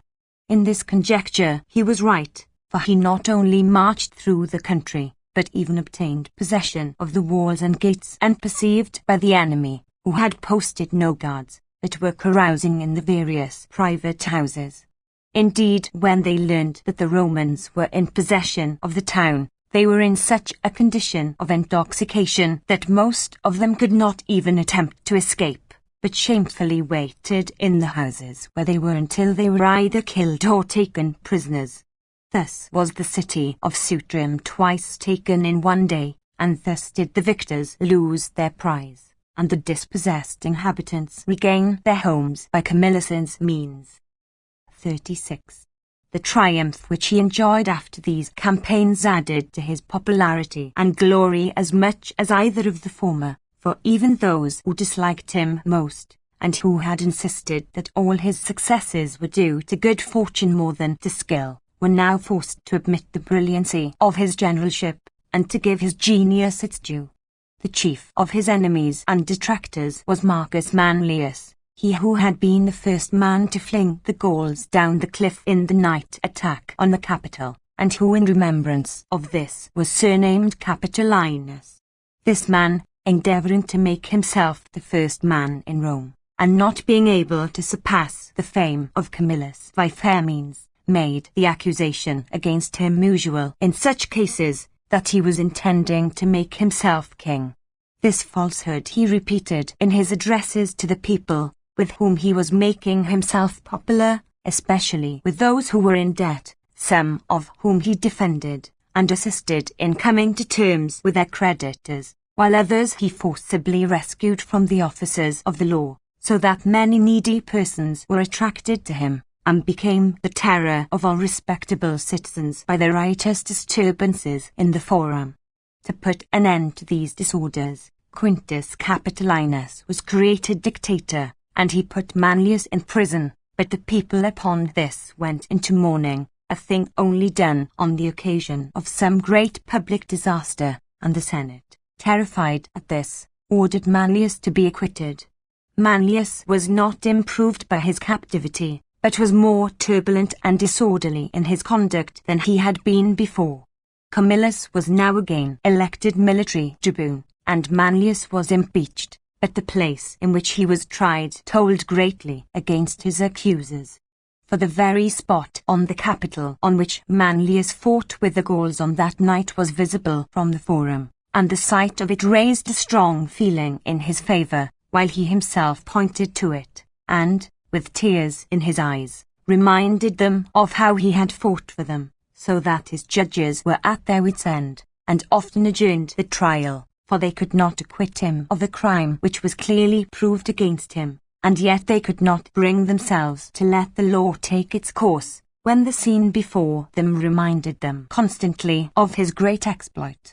Camillus, perceiving this, removed the court to the Patelian grove outside the city gates, where, as the Capitol was not visible, the prosecutor was able to press home his charges against Manlius, while the judges were not prevented from punishing him for his recent crimes by their remembrance of what he had done in former times. He was convicted, led to the Capitol, and thrown down the cliff, which thus witnessed both the most glorious deed of his life and his miserable end. The Romans destroyed his house, on the site of which they built the temple of Juno Monitor, and decreed that for the future no patrician might dwell upon the Capitol. 37. Camillus, when appointed military tribune for the 6th time, begged to be excused, as he was growing old, and perhaps feared that such unbroken success and glory would call down upon him the wrath of the gods. 16. His most obvious reason for declining the appointment was the state of his health, for at this time he was sick. However, the people would not permit him to retire, but loudly urged that they did not want him to ride on horseback or fight in the ranks, but merely to advise and superintend. Thus they compelled him to accept the office, and with one of his colleagues, Lucius Furius, at once to lead an army against the enemy. He left the city and encamped near the enemy, where he wished to remain inactive, in order that, if a battle should be necessary, he might recover his health sufficiently to take part in it. But as his colleague Glacius, who longed to distinguish himself, was so eager for action that he could not be restrained, and excited the subordinate officers, Camillus, fearing that it might be supposed that he grudged younger men an opportunity of gaining laurels, agreed, sorely against his will, to allow his colleague to lead out the army and offer battle, while he with a few troops remained behind in the camp. But when he heard that Lucius had rashly engaged and that the Romans were defeated, he could not restrain himself, but leaping from his couch met them with his followers at the gate of the camp. Here he forced his way through the fugitives and attacked the pursuing force, so that those Romans whom he had passed at once turned and followed him, while those who were still outside the camp rallied round him, calling upon one another not to desert their general. The enemy's pursuit was thus checked, and on the following day Camillus marched out with his entire force, entirely defeated them, and entering their camp together with the fugitives, put most of them to the sword. After this, hearing that Cytherea had been captured by the Etruscans, and all the Roman colonists to put to death, he sent the greater part of his force back to Rome, reserving only the youngest and most vigorous of the soldiers, with whom he assaulted the Etruscans who held the city, and conquered them, killing many, and putting the rest to flight. 38. By his return to Rome with great spoils, he proved that those men were right who had not feared that weakness or old age would impair the faculties of a general of daring and experience, but who had chosen him, ill and unwilling to act as he was, rather than men in the prime of life, who were eager to hold military commands. For this reason, when the people of Tusculum were reported to be in insurrection, they bade Camillus take one of the other 5 tribunes as his colleague, and march against them. Camillus, in spite of all that the rest of the tribunes could urge, for they all wished to be taken, chose Lucius Furius, whom no one could have supposed he would have chosen, for he it was who had been so eager to fight against the better judgment of Camillus, and so had brought about the defeat in the late war. However, Camillus chose him rather than any other, wishing, it would appear, to conceal his misfortune and wipe out his disgrace. The people of Tusculum cleverly repaired their fault. When Camillus marched to attack them, they filled the country with men working in the fields and tending cattle, just as in time of peace. The city gates were open, the boys at school, the lower classes plying various trades, and the richer citizens walking in the marketplace in peaceful dress. The magistrates bustled about the city, pointing out where the Romans were to be quartered, as if the thought of treachery had never entered their minds. Camillus, though this conduct did not shake his belief in their guilt, was moved to pity by their repentance. He ordered them to go to Rome and beg the Senate to pardon them, and when they appeared, he himself used his influence to procure their forgiveness, and the admission of Tusculum to the Roman franchise. These were the most remarkable events of his 6th tribuneship. 39. After this, Licinius Stolo put himself at the head of the plebeians in their great quarrel with the Senate. They demanded that consuls should be re-established, one of whom should always be a plebeian, and that they should never both be patricians. Tribunes of the people were appointed, but the people would not suffer any election of consuls to be held. As this want of chief magistrates seemed likely to lead to still greater disorders, the Senate, much against the will of the people, appointed Camillus dictator for the 4th time. He himself did not wish for the post, for he was loath to oppose men who had been his comrades in many hard-fought campaigns, as indeed he had spent much more of his life in the camp with his soldiers than with the patrician party in political intrigues, by one of which he was now appointed, as that party hoped that if successful he would crush the power of the plebeians, while in case of failure he would be ruined. However, he made an effort to deal with the present difficulty. Knowing the day on which the tribunes intended to bring forward their law, he published a muster roll of men for military service, and charged the people to leave the forum and meet him on the field of Mars, threatening those who disobeyed with a heavy fine.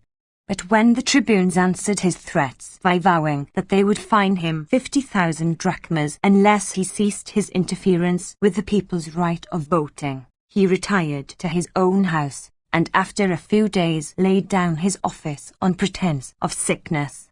This he did, either because he feared a second condemnation and banishment, which would be a disgrace to an old man and one who had done such great deeds, or else because he saw that the people were too strong to be overpowered, and he did not wish to make the attempt.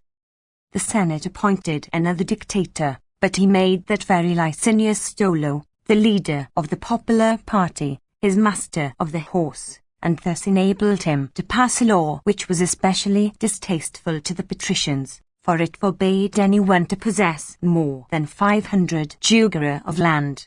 Stolo, after this success, became an important personage, but, a short time afterwards, He was convicted of possessing more land than his own law permitted, and was punished according to its provisions. XL. There still remained the difficulty about the consular elections, the most important point at issue between the two parties, and the Senate was greatly disturbed at it when news arrived that the Gauls, starting from the Adriatic Sea, were a second time marching in great force upon Rome. At the same time evident traces of their approach could be seen, as the country was being plundered, and such of the inhabitants as could not easily reach Rome were taking refuge in the mountains.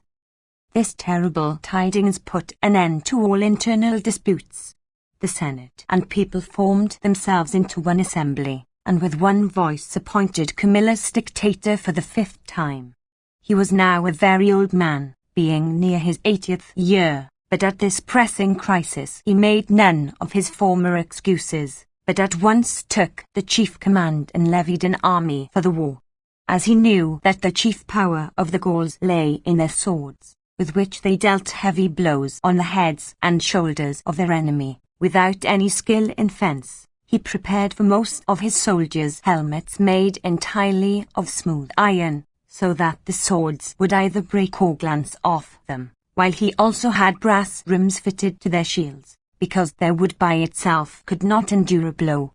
He also instructed the soldiers to use long pikes, and to thrust them forward to receive the sword cuts of the enemy. XLI. When the Gauls were encamped on the banks of the Anio, near the city, loaded with masses of plunder, Camillus led out his troops and posted them in a glen from which many valleys branched out, so that the greater part of the force was concealed, and that which was seen appeared to be clinging in terror to the hilly ground. Camillus, wishing to confirm the enemy in this idea, would not move to prevent the country being plundered before his eyes, but Pallas aided his camp and remained quiet within it, until he saw that the foraging parties of the Gauls straggled in careless disorder, while those in the camp did nothing but eat and drink. Then, sending forward his light troops before daybreak to be ready to harass the Gauls and prevent their forming the ranks properly as they came out of their camp, he marched the heavy-armed men down into the plain at sunrise, a numerous and confident body, and not, as the Gauls fancied, a few disheartened men. The very fact of his commencing the attack dashed the courage of the Gauls. Next, the attacks of the light troops, before they had got into their wonted array and divided themselves into regiments, produced disorder. When at last Camillus led on the heavy-armed troops, the Gauls ran to meet them brandishing their swords, but the Romans with their pikes advanced and met them, receiving their sword cuts on their armour, which soon made the Gaulish swords bend double, as they were made of soft iron hammered out thin, while the shields of the Gauls were pierced and weighed down by the pikes that stuck in them. They therefore dropped their own arms, and endeavoured to seize the pikes and turn them against their enemies. But the Romans, seeing them now defenceless, began to use their swords, and slew many of the first ranks, while the rest took to flight all over the flat country, for Camillus had taken care to guard the hills and rough ground, while the Gauls knew that they, in their overconfidence, had been at no pains to fortify their camp, and that the Romans could easily take it. This battle is said to have been fought 13 years after the capture of Rome, and in consequence of it the Romans conceived a contempt for these barbarians, whom they had before greatly dreaded, and even believed that their former victories over the Gauls were due to their being weakened by pestilence, and to fortunate circumstances, rather than to their own valour. This raised so great a terror of them, that a law was passed which relieved their priests from military service except in case of a Gaulish invasion. XLI. This was the last of Camillus's military exploits, though during this campaign he took the city of Elytra, which yielded to him without a battle. But his greatest political struggle was yet to come, for it was harder to deal with the people now that they were elated with victory. They insisted that the existing constitution should be annulled, and that one of the 2 consuls should be chosen from among them. They were opposed by the Senate, which would not permit Camillus to lay down his office, as the patricians imagined that with the help of his great power they could more easily defend their privileges. One day, however, as Camillus was sitting publicly doing business in the forum, a viator or servant sent by the tribunes of the people bade him follow him, and even laid his hand upon him as if to arrest him. At this such a disturbance arose as had never been known before, as Camillus's party endeavoured to push the officer down from the tribunal, while the people clamoured to him to drag the dictator from his seat. Camillus himself, not knowing what to do, would not lay down his office, but called the Senate to meet. Before entering the Senate house, he turned round to the Capitol and prayed that the gods would bring affairs to a happy termination, vowing that when the present disorders were at an end he would build a temple of concord. After a violent debate, the Senate agreed to adopt the milder course of yielding to the popular demand, and permitting one of the two consuls to be chosen from the people. When the dictator announced this decision of the Senate to the people, they at once, as was natural, were delighted with the Senate, and escorted Camillus home with applause and shouts. On the next day they met and decreed that the temple of Concord which Camillus had vowed should be erected on the spot facing the forum, where these events has taken place. Moreover, that the Latin games should continue for 4 days instead of 3, and that all citizens of Rome should at once offer sacrifice and crown themselves with garlands. In the assembly for the election of the consuls, over which Camillus presided, there were elected Marcus Aemilius, a patrician, and Lucius Sextius, the first plebeian ever elected consul. This was the result of Camillus's administration. In the following year, a pestilence broke out in Rome which destroyed enormous numbers of people, and among them most of the leading men. And in this year died Camillus, at a ripe old age, full of years and honours, more regretted by the Romans than all those who died of the plague. Life of Pericles.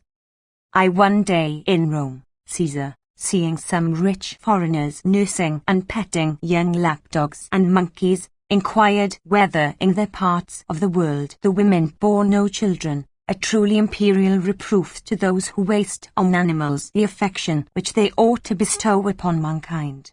May we not equally blame those who waste the curiosity and love of knowledge which belongs to human nature, by directing it to worthless, not useful objects? It is indeed unavoidable that external objects, whether good or bad, should produce some effect upon our senses, but every man is able, if he chooses, to concentrate his mind upon any subject he may please. For this reason we ought to seek virtue, not merely in order to contemplate it, but that we may ourselves derive some benefit from so doing. Just as those colours whose blooming and pleasant hues refresh our sight are grateful to the eyes, so we ought by our studies to delight in that which is useful for our own lives, and this is to be found in the acts of good men, which, when narrated, incite us to imitate them. The effect does not take place in other cases, for we frequently admire what we do not wish to produce. Indeed, we often are charmed with a work, but despise the workman, as in the case of dyes and perfumery which we take pleasure in, although we regard dyes and perfumers as vulgar artisans. That was a clever saying of Antisthenes, who answered, when he heard that Ismenias was a capital flute player, but he must be a worthless man, for if he were not, he would not be such a capital flute player. And King Philip of Macedon, when his son played brilliantly and agreeably on the harp at an entertainment, said to him, "Are you not ashamed to play so well?" It is enough for a king, if he sometimes employs his leisure in listening to musicians, and it is quite a sufficient tribute from him to the muses, if he is present at the performances of other persons. 2. If a man devotes himself to these trifling arts, the time which he wastes upon them proves that he is incapable of higher things. No well-nurtured youth, on seeing the statue of Jupiter Olympius at Pisa, wishes that he were a Phidias, or that he were a Polycletus on seeing the statue of Juno at Argos, nor yet while he takes pleasure in poetry, does he wish that he were an Anacreon, a Philtas, or an Archilochus, for it does not necessarily follow that we esteem the workman because we are pleased with the work. For this reason men are not benefited by any spectacle which does not encourage them to imitation, and where reflection upon what they have observed does not make them also wish to do likewise, whereas we both admire the deeds to which virtue incites, and long to emulate the doers of them. We enjoy the good things which we owe to fortune, but we admire virtuous actions, and while we wish to receive the former, we wish ourselves to benefit others by the latter. That which is in itself admirable kindles in us a desire of emulation, whether we see noble deeds presented before us, or read of them in history. It was with this purpose that I have engaged in writing biography, and have arranged this 10th book to contain the lives of Pericles and of Fabius Maximus, who fought against Hannibal, men who especially resembled one another in the gentleness and justice of their disposition, and who were both of the greatest service to their native countries, because they were able to endure with patience the follies of their governments and colleagues. Of my success, the reader of the following pages will be able to judge for themselves. 3. Pericles was of the tribe Acamantus, and of the township of Calagos, and was descended from the noblest families in Athens, on both his father's and mother's side. His father, Xanthippus, defeated the Persian generals at Mycale, while his mother, Agrist, was a descendant of Cleisthenes, who drove the sons of Pisistratus out of Athens, put an end to their despotic rule, and established a new constitution admirably calculated to reconcile all parties and save the country. She dreamed that she had brought forth a lion, and a few days afterwards was delivered of Pericles. His body was symmetrical, but his head was long out of all proportion, for which reason in nearly all his statues he is represented wearing a helmet, as the sculptors did not wish, I suppose, to reproach him with this blemish. The Attic poets called him Squillhead, and the comic poet, Greatinus, in his play Chair Irons, says, "From Cronos old and faction is sprung a tyrant dread, and all Olympus calls him the man-compelling head." And again in the play of Nemesis, "Come, hospitable Zeus, with lofty head." Telecylides, too, speaks of him as sitting bowed down, with a dreadful frown, because matters of state have gone wrong, until at last, from his head so vast, his ideas burst forth in a throng. And Dupalis, in his play of Demoi, asking questions about each of the great orators as they come up from the other world one after the other, when at last Pericles ascends, says, "The great headpiece of those below." 4. Most writers tell us that his tutor in music was Damon, whose name they say should be pronounced with the first syllable short. Aristotle, however, says that he studied under Pythocylides. This Damon, it seems, was a sophist of the highest order, who used the name of music to conceal this accomplishment from the world, but who really trained Pericles for his political contests just as a trainer prepares an athlete for the games. However, Damon's use of music as a pretext did not impose upon the Athenians, who banished him by ostracism, as a busybody and lover of despotism. He was ridiculed by the comic poets. Thus Plato represents someone as addressing him. "Answer me this, I humbly do beseech. For thou, like Chair Ion, Pericles didst teach." Pericles also attended the lectures of Zeno, of Ely, on natural philosophy, in which that philosopher followed the method of Parmenides. Zeno moreover had made an especial study of how to reduce any man to silence who questioned him, and how to enclose him between the horns of a dilemma, which is alluded to by Timon of Phlius in the following verses. "Nor weak the strength of him of two-edged tongue, Zeno that counts at all.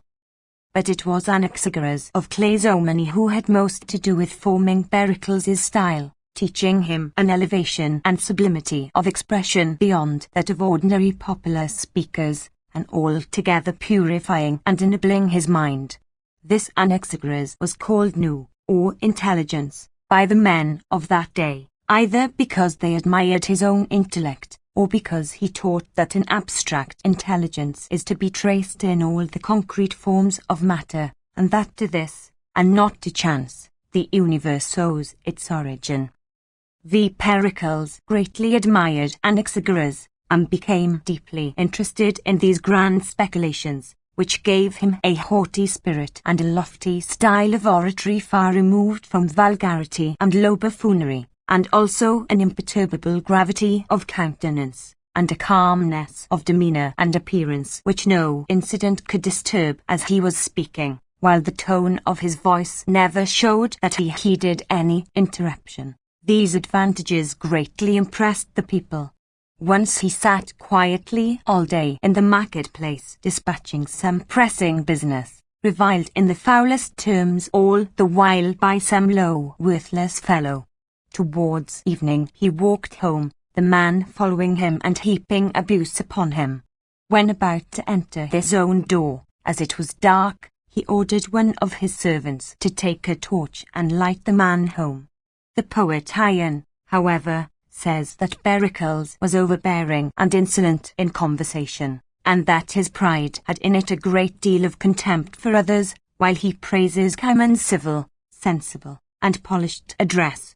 But we may disregard Hyen, as a mere dramatic poet who always sees in great men something upon which to exercise his satiric vein, whereas Zeno used to invite those who called the haughtiness of Pericles a mere courting of popularity and affectation of grandeur, to court popularity themselves in the same fashion, since the acting of such a part might insensibly mould their dispositions until they resembled that of their model. Vi.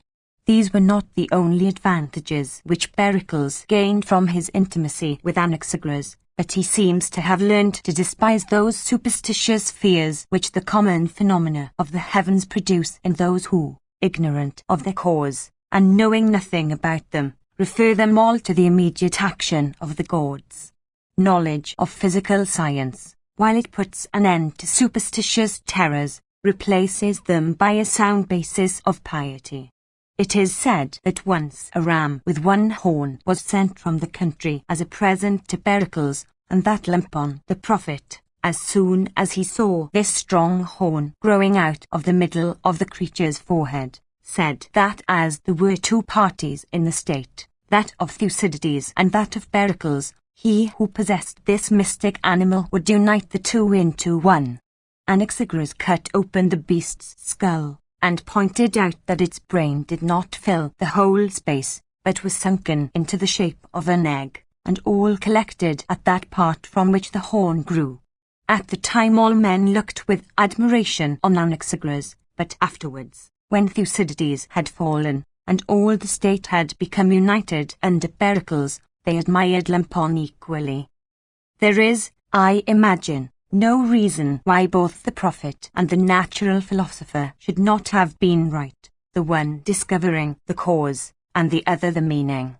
The one considered why the horn grew so, and for what reason, the other declared what it meant by growing so, and for what end it took place. Those who say that when the cause of a portent is found out the portent is explained away, do not reflect that the same reasoning which explains away heavenly portents would also put an end to the meaning of the conventional signals used by mankind. The ringing of bells, the blaze of beacon fires, and the shadows on the dial are all of them produced by natural causes, but have a further meaning. But perhaps all this belongs to another subject. 7.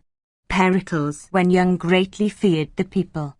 He had a certain personal likeness to the despot Pisistratus, and as his own voice was sweet, and he was ready and fluent in speech, old men who had known Pisistratus were struck by his resemblance to him.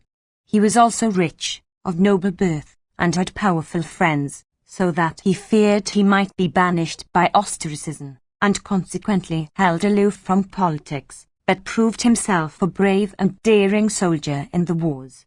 But when Aristides was dead, Themistocles banished, and Cimon generally absent on distant campaigns, Pericles engaged in public affairs, taking the popular side, that of the poor and many against that of the rich and few, quite contrary to his own feelings, which were entirely aristocratic. He feared, it seems, that he might be suspected of a design to make himself despot, and seeing that Cimon took the side of the nobility, and was much beloved by them, he betook himself to the people, as a means of obtaining safety for himself, and a strong party to combat that of Cimon. He immediately altered his mode of life, was never seen in any street except that which led to the marketplace and the National Assembly, and declined all invitations to dinner and such like social gatherings, so utterly that during the whole of his long political life he never dined with one of his friends, except when his first cousin, Euryptolemus, was married. On this occasion he sat at table till the libations were poured, upon which he at once got up and went away. For solemnity is wont to unbend at festive gatherings, and a majestic demeanour is hard to keep up when one is in familiar intercourse with others. True virtue, indeed, appears more glorious the more it is seen, and a really good man's life is never so much admired by the outside world as by his own intimate friends. But Pericles feared to make himself too common even with the people, and only addressed them after long intervals, not speaking upon every subject, and not constantly addressing them, but, as Critolus says, keeping himself like the Salaminian trireme for great crises, and allowing his friends and the other orators to manage matters of less moment. One of these friends is said to have been Ephialtes, who destroyed the power of the council of the Areopagus, pouring out, as Plato, the comic poet, said, a full and unmixed draught of liberty for the citizens, under the influence of which the poets of the time said that the Athenian people nibbled at Eubea, like a horse that spurns the rein, and wantonly would leap upon the islands in the main. 8. Wishing to adopt a style of speaking consonant with his haughty manner and lofty spirit, Pericles made free use of the instrument which Anaxagoras as it were put into his hand, and often tinged his oratory with natural philosophy. He far surpassed all others by using this lofty intelligence and power of universal consummation, as the divine Plato calls it. 17. In addition to his natural advantages, adorning his oratory with apt illustrations drawn from physical science. For this reason some think that he was nicknamed the Olympian, though some refer this to his improvement of the city by new and beautiful buildings, and others from his power both as a politician and a general. It is not by any means unlikely that these causes all combined to produce the name. Yet the comedies of that time, when they allude to him, either in jest or earnest, always appear to think that this name was given him because of his manner of speaking, as they speak of him as thundering and lightning, and rolling fateful thunders from his tongue. A saying of Thucydides, the son of Milesius, has been preserved, which jestingly testifies to the power of Pericles' eloquence. Thucydides was the leader of the conservative party, and for a long time struggled to hold his own against Pericles in debate. One day Archidamus, the king of Sparta, asked him whether he or Pericles was the best wrestler. "When I throw him in wrestling," Thucydides answered, "he beats me by proving that he never goes down, and making the spectators believe him." For all this Pericles was very cautious about his words, and whenever he ascended the tribune to speak, used first to pray to the gods that nothing unfitted for the present occasion might fall from his lips. He left no writings, except the measures which he brought forward, and very few of his sayings are recorded. One of these was, that he called Aegina the Isar of the Pyrrhus, and that he saw war coming upon Athens from Peloponnesus. Brotus tells us that when he was pronouncing a public funeral oration over those who fell in Samos, he said that they had become immortal, even as the gods. For we do not see the gods, but we conceive them to be immortal by the respect which we pay them, and the blessings which we receive from them, and the same is the case with those who die for their country. 9. Thucydides represents the constitution under Pericles as a democracy in name, but really an aristocracy, because the government was all in the hands of one leading citizen.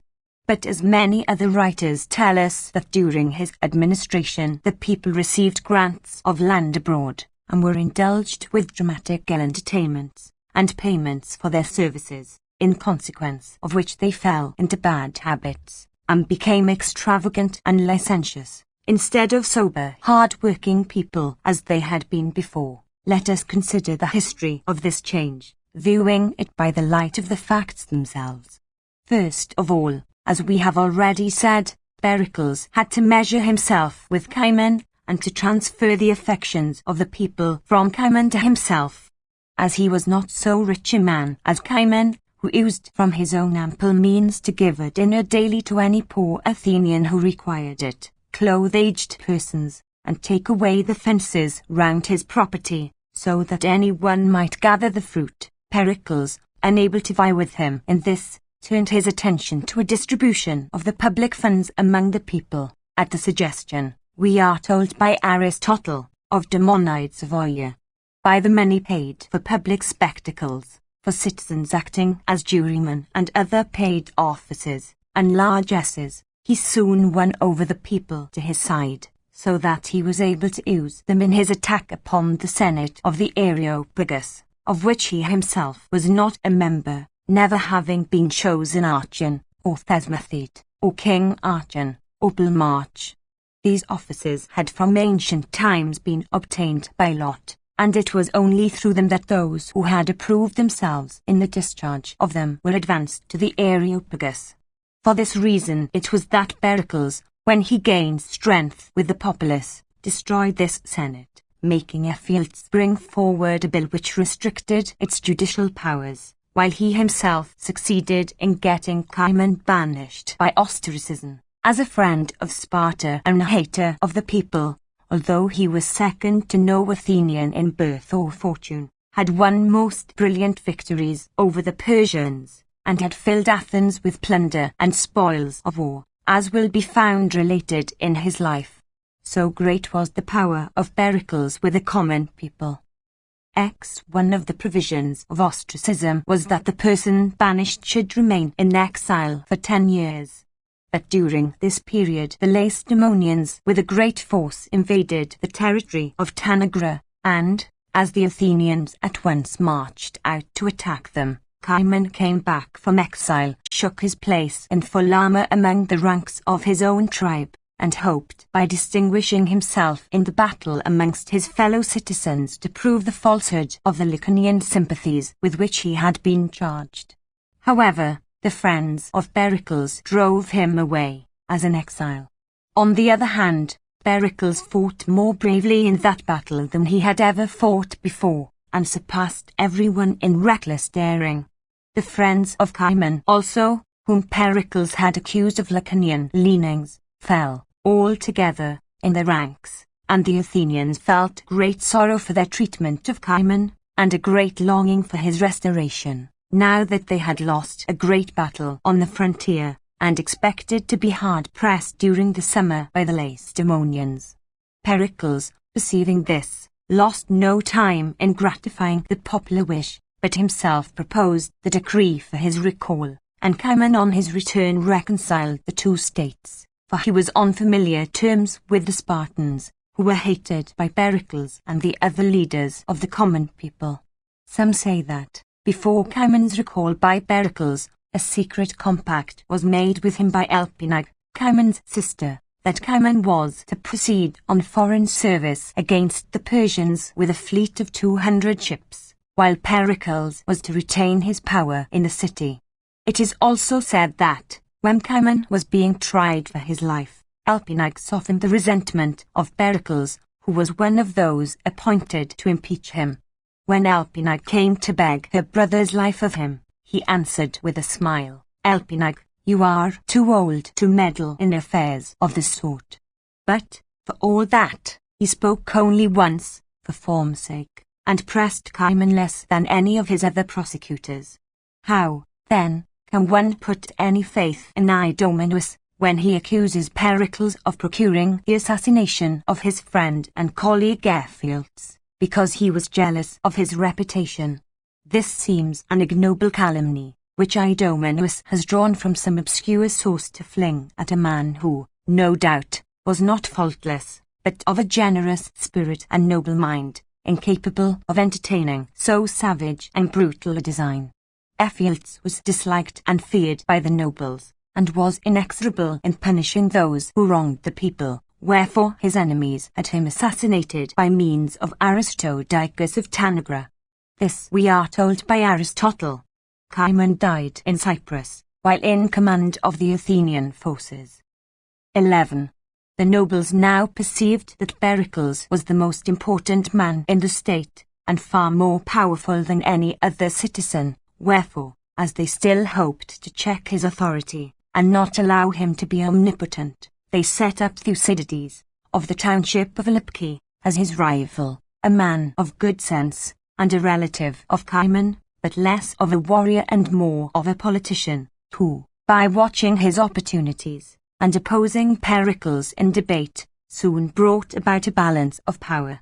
He did not allow the nobles to mix themselves up with the people in the public assembly, as they had been wont to do, so that their dignity was lost among the masses, but he collected them into a separate body, and by thus concentrating their strength was able to use it to counterbalance that of the other party.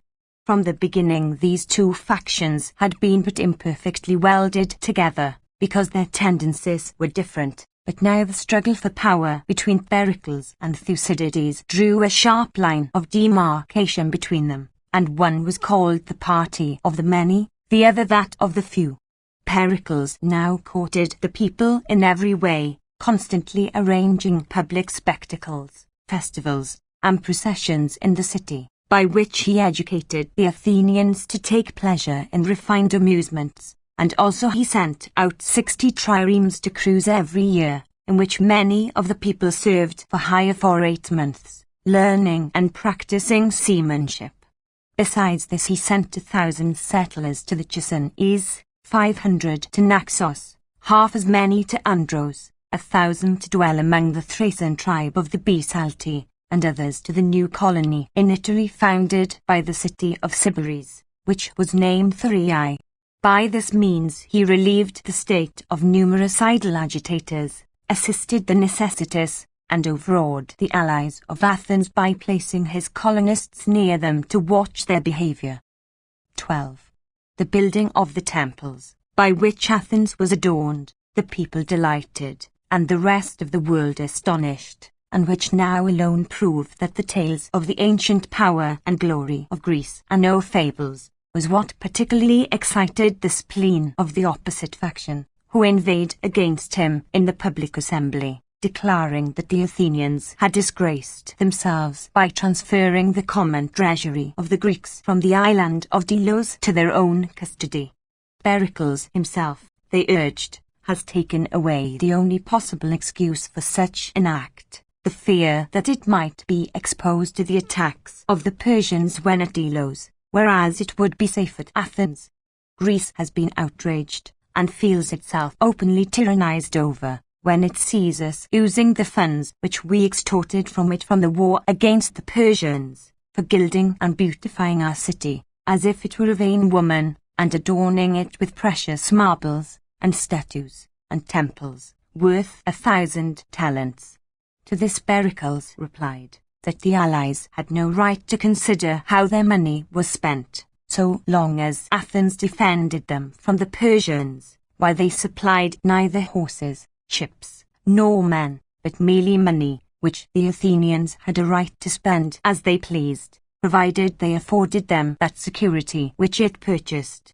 It was right, he argued, that, After the city had provided all that was necessary for war, it should devote its surplus money to the erection of buildings which would be a glory to it for all ages, while these works would create plenty by leaving no man unemployed, and encouraging all sorts of handicraft, so that nearly the whole city would earn wages, and thus derive both its beauty and its profit from itself.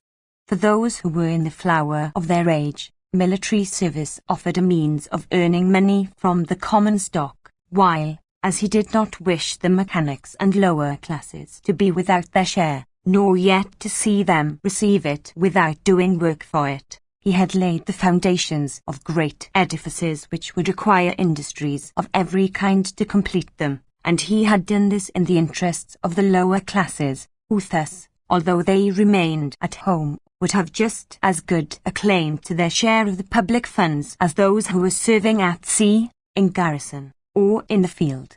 The different materials used, such as stone, brass, ivory, gold, ebony, cypress wood, and so forth, would require special artisans for each, such as carpenters, modelers, smiths, stonemasons, dyers, melters and moulders of gold, and ivory painters, embroiderers, workers in relief, and also men to bring them to the city, such as sailors and captains of ships and pilots for such as came by sea, and, for those who came by land, carriage builders, horse breeders, drivers, rope makers, linen manufacturers, shoemakers, road menders, and miners.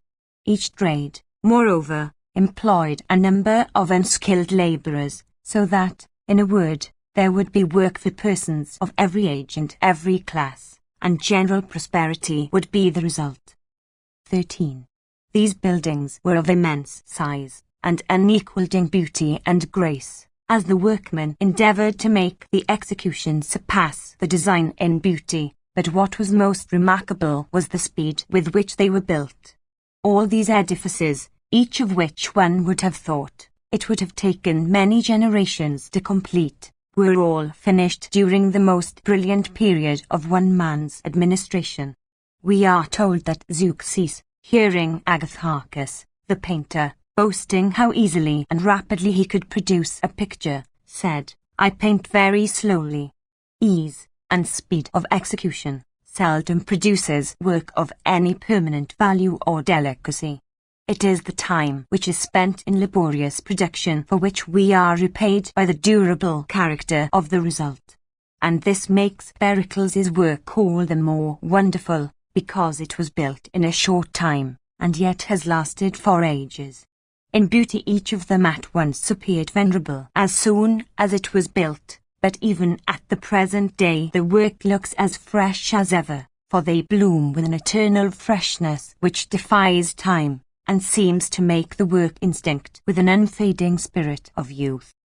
The overseer and manager of the whole was Phidias, although there were other excellent architects and workmen, such as Callicrates and Ictinus, who built the Parthenon on the site of the old Hecatompedon, which had been destroyed by the Persians, and Corobus, who began to build the temple of initiation at Eleusis, but who only lived to see the columns erected and the architraves placed upon them.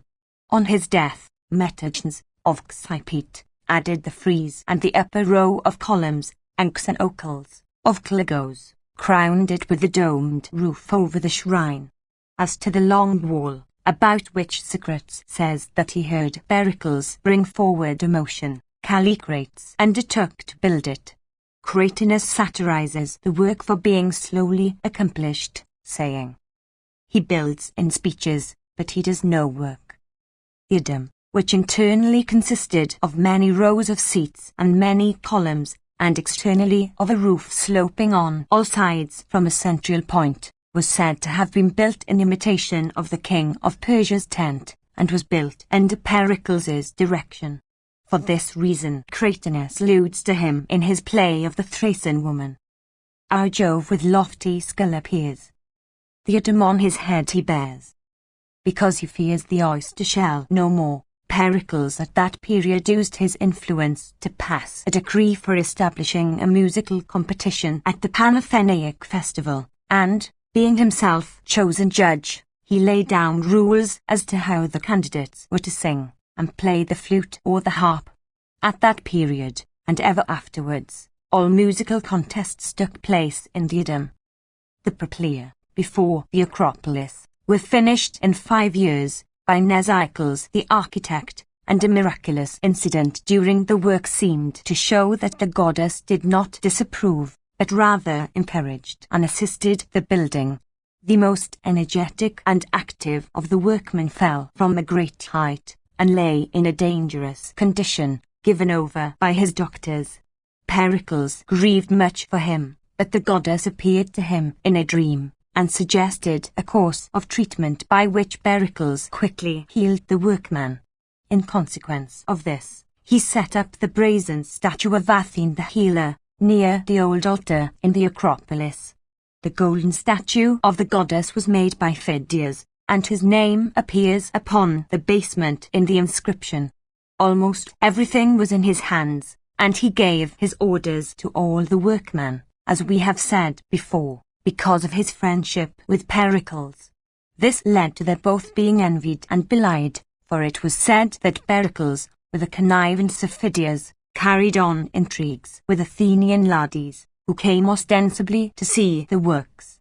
This accusation was taken up by the comic poets, who charged him with great profligacy, hinting that he had an improper passion for the wife of Menippus, his friend, and a lieutenant general in the army. Even the bird fancying of Pyralympus, because he was a friend of Pericles, was misrepresented, and he was said to give peacocks to the ladies who granted their favours to Pericles. But, indeed, how can we wonder at satirists bringing foul accusations against their betters, and offering them up as victims to the spite of the populace, when we find Brutus, of Thassos, actually inventing that unnatural and abominable falsehood of Pericles's intrigue with his own daughter-in-law.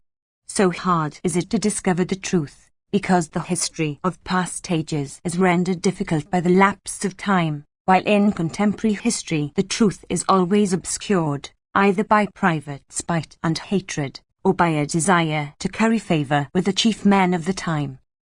14. When the speakers of Thucydides's party complained that Pericles had wasted the public money and destroyed the revenue, he asked the people in the assembly whether they thought he had spent much. When they answered very much indeed, he said in reply, "Do not, then, put it down to the public account, but to mine, and I will inscribe my name upon all the public buildings." When Pericles said this, the people, either in admiration of his magnificence of manner, or being eager to bear their share in the glory of the new buildings, shouted to him with one accord to take what money he pleased from the treasury, and spend it as he pleased, without stint. And finally, he underwent the trial of ostracism with Thucydides, and not only succeeded in driving him into exile, but broke up his party. 15. As now there was no opposition to encounter in the city, and all parties had been blended into one, Pericles undertook the sole administration of the home and foreign affairs of Athens, dealing with the public revenue, the army, the navy, the islands and maritime affairs, and the great sources of strength which Athens derived from her alliances, as well with Greek as with foreign princes and states. Henceforth he became quite a different man. He no longer gave way to the people, and ceased to watch the breath of popular favour, but he changed the loose and licentious democracy, which had hitherto existed, into a stricter aristocratic, or rather monarchical, form of government. This he used honourably and unswervingly for the public benefit, finding the people, as a rule, willing to second the measures which he explained to them to be necessary, and to which he asked their consent, but occasionally having to use violence, and to force them, much against their will, to do what was expedient, like a physician dealing with some complicated disorder, who at one time allows his patient innocent recreation, and at another inflicts upon him sharp pains and bitter, though salutary, draughts. Every possible kind of disorder was to be found among a people possessing so great an empire as the Athenians, and he alone was able to bring them into harmony, by playing alternately upon their hopes and fears, checking them when overconfident, and raising their spirits when they were cast down and disheartened. Thus, as Plato says, he was able to prove that oratory is the art of influencing men's minds, and to use it in its highest application, when it deals with men's passions and characters, which, like certain strings of a musical instrument, require a skillful and delicate touch. The secret of his power is to be found, however, as Thucydides says, not so much in his mere oratory, as in his pure and blameless life, because he was so well known to be incorruptible, and indifferent to money, for though he made the city, which was a great one, into the greatest and richest city of Greece, and though he himself became more powerful than many independent sovereigns, who were able to leave their kingdoms to their sons, yet Pericles did not increase by 1 single drachma the estate which he received from his father. 16. This is the clear account of his power which is given by Thucydides the historian, though the comic poets misrepresent him atrociously, calling his immediate followers the new Pisistratii, and calling upon him to swear that he never would make himself despot, as though his pre-eminence was not to be born in a free state. And Telechalides says that the Athenians delivered up into his hands the tribute from the towns themselves, the city walls, to build or to destroy, the right of making either peace or war, and all the wealth and produce of the land. And all this was not on any special occasion, or when his administration was especially popular, but for 40 years he held the first place among such men as Ephialtes, Leocrates, Myronides, Cimon, Ptolemaides, and Thucydides, and, after the fall and banishment of Thucydides by ostracism, he united in himself for 25 years all the various offices of state, which were supposed to last only for 1 year, and yet during the whole of that period proved himself incorruptible by bribes. As to his paternal estate, he was loath to lose it, and still more to be troubled with the management of it. Consequently, he adopted what seemed to him the simplest and most exact method of dealing with it. Every year's produce was sold all together, and with the money thus obtained, he would buy what was necessary for his household in the market, and thus regulate his expenditure.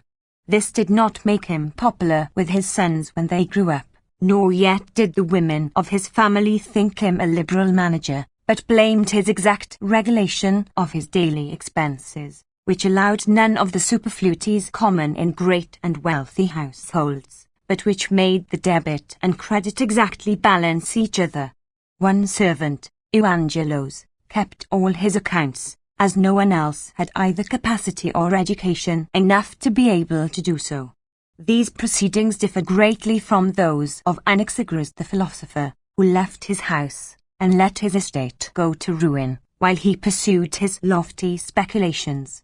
I conceive, however, that the life of a philosopher and that of a practical politician are not the same, as the one directs his thoughts to abstract ideas, while the other devotes his genius to supplying the real wants of mankind, and in some cases finds wealth not only necessary, but most valuable to him, as indeed it was to Pericles, who assisted many of the poorer citizens. It is said that, as Pericles was engaged in public affairs, Anaxagoras, who was now an old man and in want, covered his head with his robe, and determined to starve himself to death. But when Pericles heard of this, he at once ran to him, and besought him to live, lamenting, not Anaxagoras' fate, but his own, if he should lose so valuable a political adviser. Then Anaxagoras uncovered his head, and said to him, Pericles, those who want to use a lamp supply it with oil. 17. As the Lacedaemonians began to be jealous of the prosperity of the Athenians, Pericles, wishing to raise the spirit of the people and to make them feel capable of immense operations, passed a decree, inviting all the Greeks, whether inhabiting Europe or Asia, whether living in large cities or small ones, to send representatives to a meeting at Athens to deliberate about the restoration of the Greek temples which had been burned by the barbarians, about the sacrifices which were due in consequence of the vows which they had made to the gods on behalf of Greece before joining battle, and about the sea, that all men might be able to sail upon it in peace and without fear. To carry out this decree 20 men, selected from the citizens over 50 years of age, were sent out, 5 of whom invited the Ionian and Dorian Greeks in Asia and the islands as far as Lesbos and Rhodes. 5 went to the inhabitants of the Hellespont and Thrace as far as Byzantium, and 5 more proceeded to Boeotia, Phocis, and Peloponnesus, passing from thence through Locris to the neighbouring continent as far as Acarnania and Ambracia, while the remainder journeyed through Euboea to the Aetines and the Malian Gulf, and to the Achaeans of the and the Thessalians, urging them to join the assembly and take part in the deliberations concerning the peace and well-being of Greece. However, nothing was effected, and the cities never assembled. In consequence, it is said of the covert hostility of the Lacedaemonians, and because the attempt was first made in Peloponnesus and failed there, yet I have inserted an account of it in order to show the lofty spirit and the magnificent designs of Pericles. 18. In his campaigns he was chiefly remarkable for caution, for he would not, if he could help it, begin a battle of which the issue was doubtful, nor did he wish to emulate those generals who have won themselves a great reputation by running risks, and trusting to good luck. But he ever used to say to his countrymen, that none of them should come by their deaths through any act of his. Observing that Ptolemaides, the son of Ptolemus, elated by previous successes and by the credit which he had gained as a general, was about to invade Boeotia in a reckless manner, and had persuaded 1,000 young men to follow him without any support whatever, he endeavoured to stop him, and made that memorable saying in the public assembly, that if Ptolemaides would not take the advice of Pericles, he would at any rate do well to consult that best of advisers, time. This speech had but little success at the time, but when, a few days afterwards, the news came that Ptolemaides had fallen in action at Coronea, and many noble citizens with him, Pericles was greatly respected and admired as a wise and patriotic man. 19. His most successful campaign was that in the Chersonesus, which proved the salvation of the Greeks residing there, for he not only settled 1,000 colonists there, and thus increased the available force of the cities, but built a continuous line of fortifications reaching across the isthmus from one sea to the other, by which he shut off the Thracians, who had previously ravaged the peninsula, and put an end to a constant and harassing border warfare to which the settlers were exposed, as they had for neighbours tribes of wild, plundering barbarians. But that by which he obtained most glory and renown was when he started from Pegae, in the Megarian territory, and sailed round the Peloponnesus with a fleet of 100 triremes, for he not only laid waste much of the country near the coast, as Ptolemaides had previously done, but he proceeded far inland, away from his ships, leading the troops who were on board, and terrified the inhabitants so much that they shut themselves up in their strongholds. The men of Sicyon alone ventured to meet him at Nemea, and them he overthrew in a pitched battle, and erected a trophy. Next he took on board troops from the friendly district of Achaia, and, crossing over to the opposite side of the Corinthian Gulf, coasted along past the mouth of the river Achilles, overran Acarnania, drove the people of Enide to the shelter of their city walls, and after ravaging the country returned home, having made himself a terror to his enemies, and done good service to Athens, for not the least casualty, even by accident, baffled the troops under his command. 20. When he sailed into the Black Sea with a great and splendidly equipped fleet, he assisted the Greek cities there, and treated them with consideration, and showed the neighboring savage tribes and their chiefs the greatness of his force and his confidence in his power, by sailing where he pleased, and taking complete control over the sea. He left at Sinope 13 ships, and a land force under the command of Lamachus, to act against Timecilion, who had made himself despot of that city. When he and his party were driven out, Pericles passed a decree that 600 Athenian volunteers should sail to Sinope, and become citizens there, receiving the houses and lands which had formerly been in the possession of the despot and his party. But in other cases he would not agree to the impulsive proposals of the Athenians, and he opposed them when, elated by their power and good fortune, they talked of recovering Egypt and attacking the seaboard of the Persian Empire. Many, too, were inflamed with the ill-starred notion of an attempt on Sicily, which was afterwards blown into a flame by Alcibiades and other orators. Some even dreamed of the conquest of Etruria and Carthage, in consequence of the greatness which the Athenian Empire had already reached, and the full tide of success which seemed to attend it. 21. Pericles, however, restrained these outbursts, and would not allow the people to meddle with foreign states, but used the power of Athens chiefly to preserve and guard her already existing empire, thinking it to be of paramount importance to oppose the Lacedaemonians, a task to which he bent all his energies, as is proved by many of his acts, especially in connection with the sacred war. In this war the Lacedaemonians sent a force to Delphi, and made the Phocians, who held it, give it up to the people of Delphi. But as soon as they were gone, Pericles made an expedition into the country, and restored the temple to the Phocians. And as the Lacedaemonians had scratched the oracle which the Delphians had given them, on the forehead of the brazen wolf, the Pericles got a response from the oracle for the Athenians, and carved it on the right side of the same wolf. 22. Events prove that Pericles was right in confining the Athenian Empire to Greece. First of all Euboea revolted, and he was obliged to lead an army to subdue that island. Shortly after this, news came that the Megarians had become hostile, and that an army, under the command of Plistoanax, king of the Lacedaemonians, was menacing the frontier of Attica. Pericles now in all haste withdrew his troops from Euboea to meet the invader.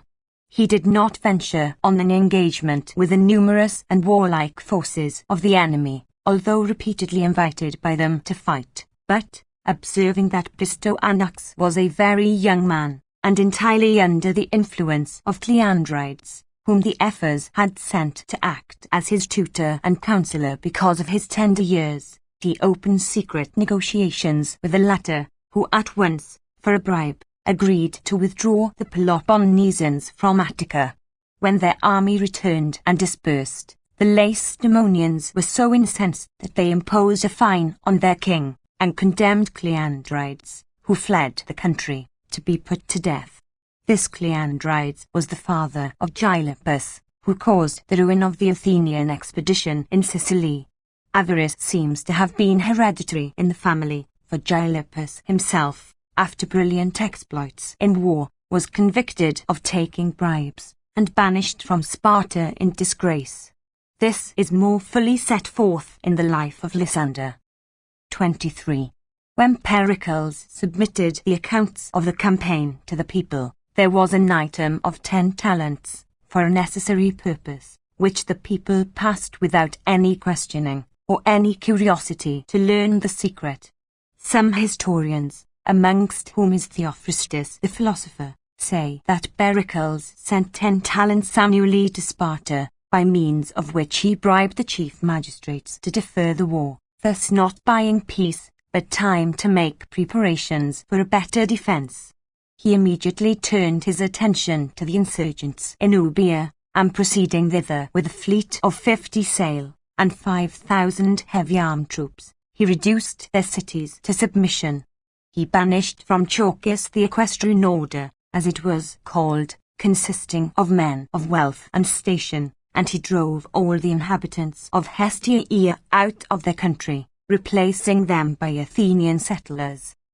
He treated these people with this pitiless severity, because they had captured an Athenian ship, and put its crew to the sword.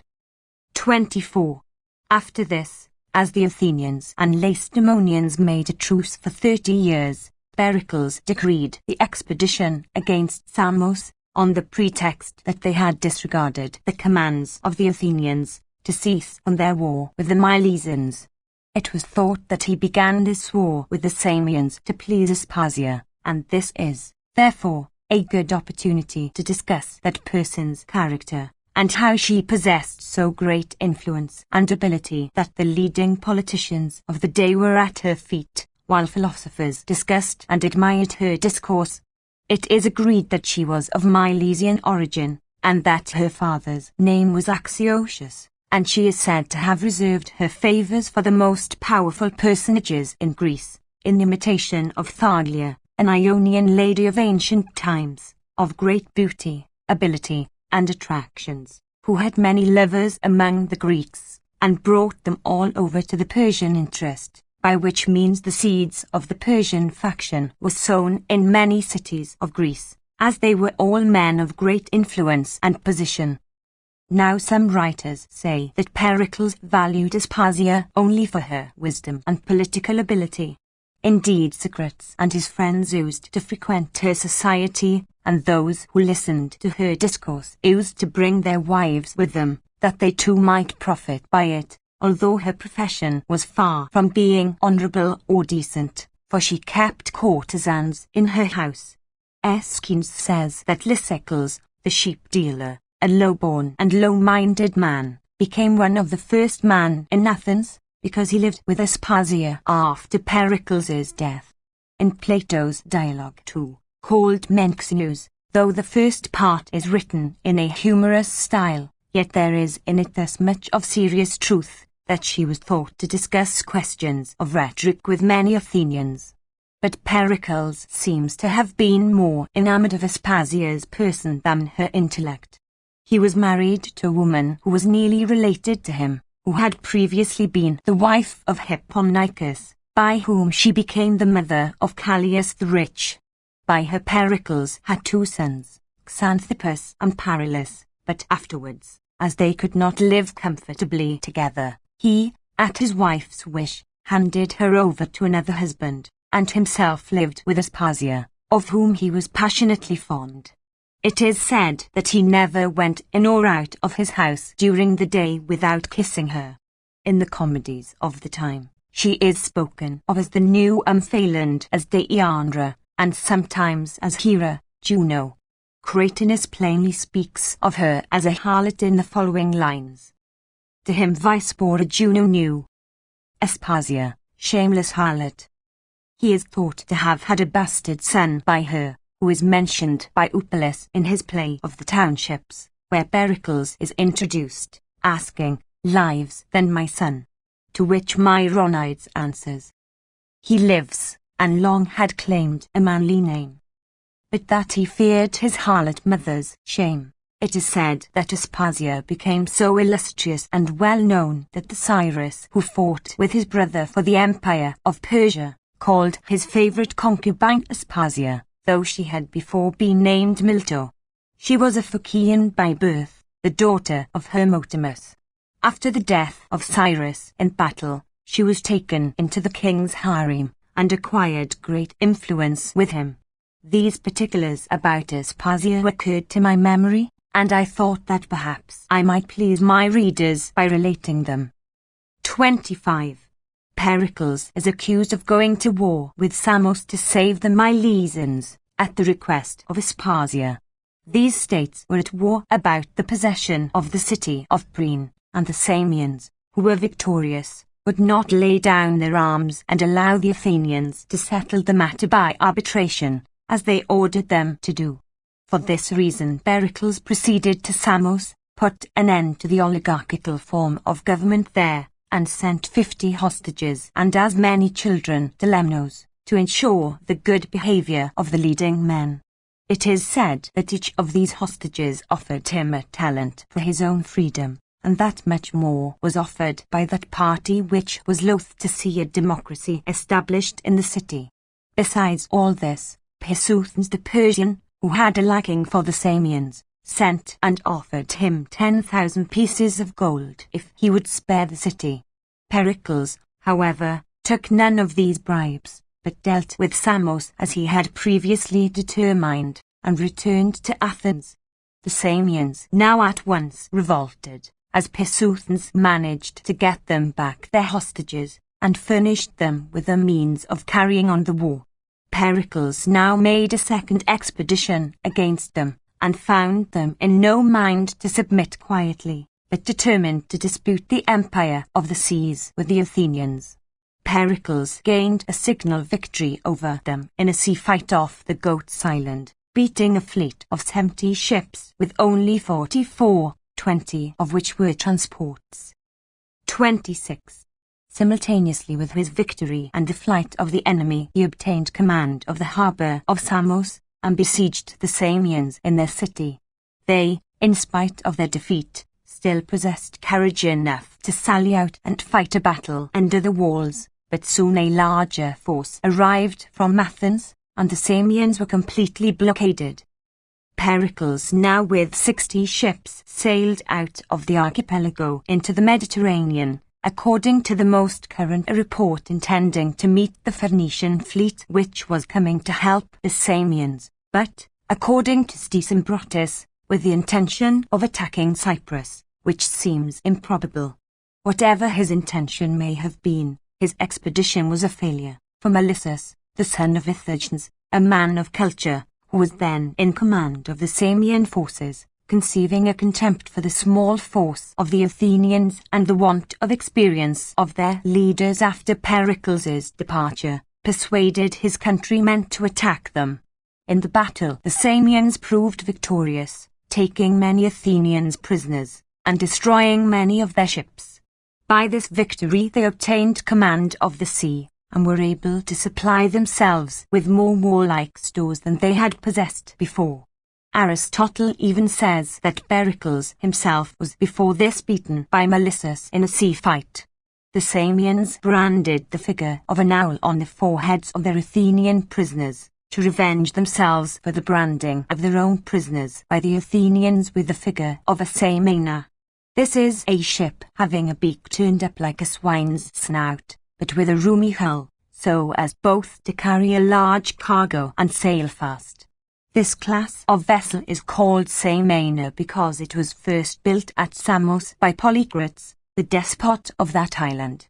It is said that the verse of Aristophanes, "The Samians are a deeply lettered race," alludes to this branding. 27. When Pericles heard of the disaster which had befallen his army, he returned in all haste to assist them. He beat Melissus, who came out to meet him, and, after putting the enemy to rout, at once built a wall round their city, preferring to reduce it by blockade to risking the lives of his countrymen in an assault. As time went on, the Athenians became impatient and eager to fight, and it was hard to restrain their ardor. Pericles divided the whole force into 8 divisions, and made them all draw lots. The division which drew the white bean he permitted to feast and take their ease, while the rest did their duty. For this reason those who are enjoying themselves call it a white day, in allusion to the white bean. Ephorus tells us that Pericles made use of battering engines in this siege, being attracted by their novelty, and that Timon the mechanician was present, who was surnamed Periphatus because he was lame, and carried in a litter to see such of the works as required his superintendence. This story is proved to be false by Heraclides of Pontus, he quoting Anacreon's poems, in which Timon Periphatus is mentioned many generations before the revolt and siege of Samos. He tells us that Timon was an effeminate coward who spent most of his time indoors, with 2 slaves holding a brazen shield over his head for fear that anything should fall upon it, and if he was obliged to go out, used to be carried in a hammock slung so low as almost to touch the ground, from which he received the name of Peripheretus. 28. In the 9th month of the siege the Samians surrendered. Pericles demolished their walls, confiscated their fleet, and imposed a heavy fine upon them, some part of which was paid at once by the Samians, who gave hostages for the payment of the remainder at fixed periods. Dowries of Samos makes a lamentable story of this, accusing Pericles and the Athenians of great cruelty, no mention of which is to be found in Thucydides, Ephorus, or Aristotle. He obviously does not tell the truth when he says that Pericles took the captains and marine soldiers of each ship to the marketplace at Miletus, bound them to planks, and after they had been so for 10 days and were in a miserable state, knocked them on the head with clubs and cast out their bodies without burial. But Dowries, even in cases where he has no personal bias, prefers writing an exciting story to keeping to the exact truth, and in this instance probably exaggerated the sufferings of his countrymen in order to gratify his dislike of the Athenians. Pericles, after the reduction of Samos, returned to Athens, where he buried those who had fallen in the war in a magnificent manner, and was much admired from the funeral oration which, as is customary, was spoken by him over the graves of his countrymen.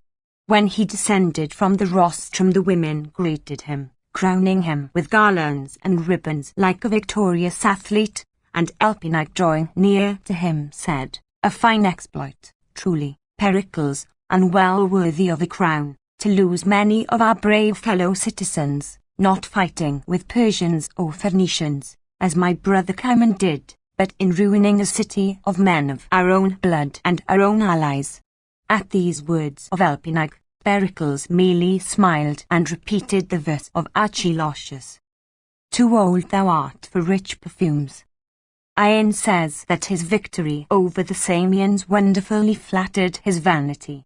Agamemnon, he was wont to say, took 10 years to take a barbarian city, but he in 9 months had made himself master of the first and most powerful city in Ionia. And the comparison was not an unjust one, for truly the war was a very great undertaking, and its issue quite uncertain, since, as Thucydides tells us, the Samians came very near to wresting the empire of the sea from the Athenians. 29. After these events, as the clouds were gathering for the Peloponnesian War, Pericles persuaded the Athenians to send assistance to the people of Corcyra, who were at war with the Corinthians, and thus to attach to their own side an island with a powerful naval force, at a moment when the Peloponnesians had all but declared war against them. When the people passed this decree, Pericles sent only 10 ships under the command of Lacedaemonius, the son of Cimon, as if he designed a deliberate insult, for the house of Cimon was on peculiarly friendly terms with the Lacedaemonians. His design in sending Lacedaemonius out, against his will, and with so few ships, was that if he performed nothing brilliant he might be accused, even more than he was already, of leaning to the side of the Spartans.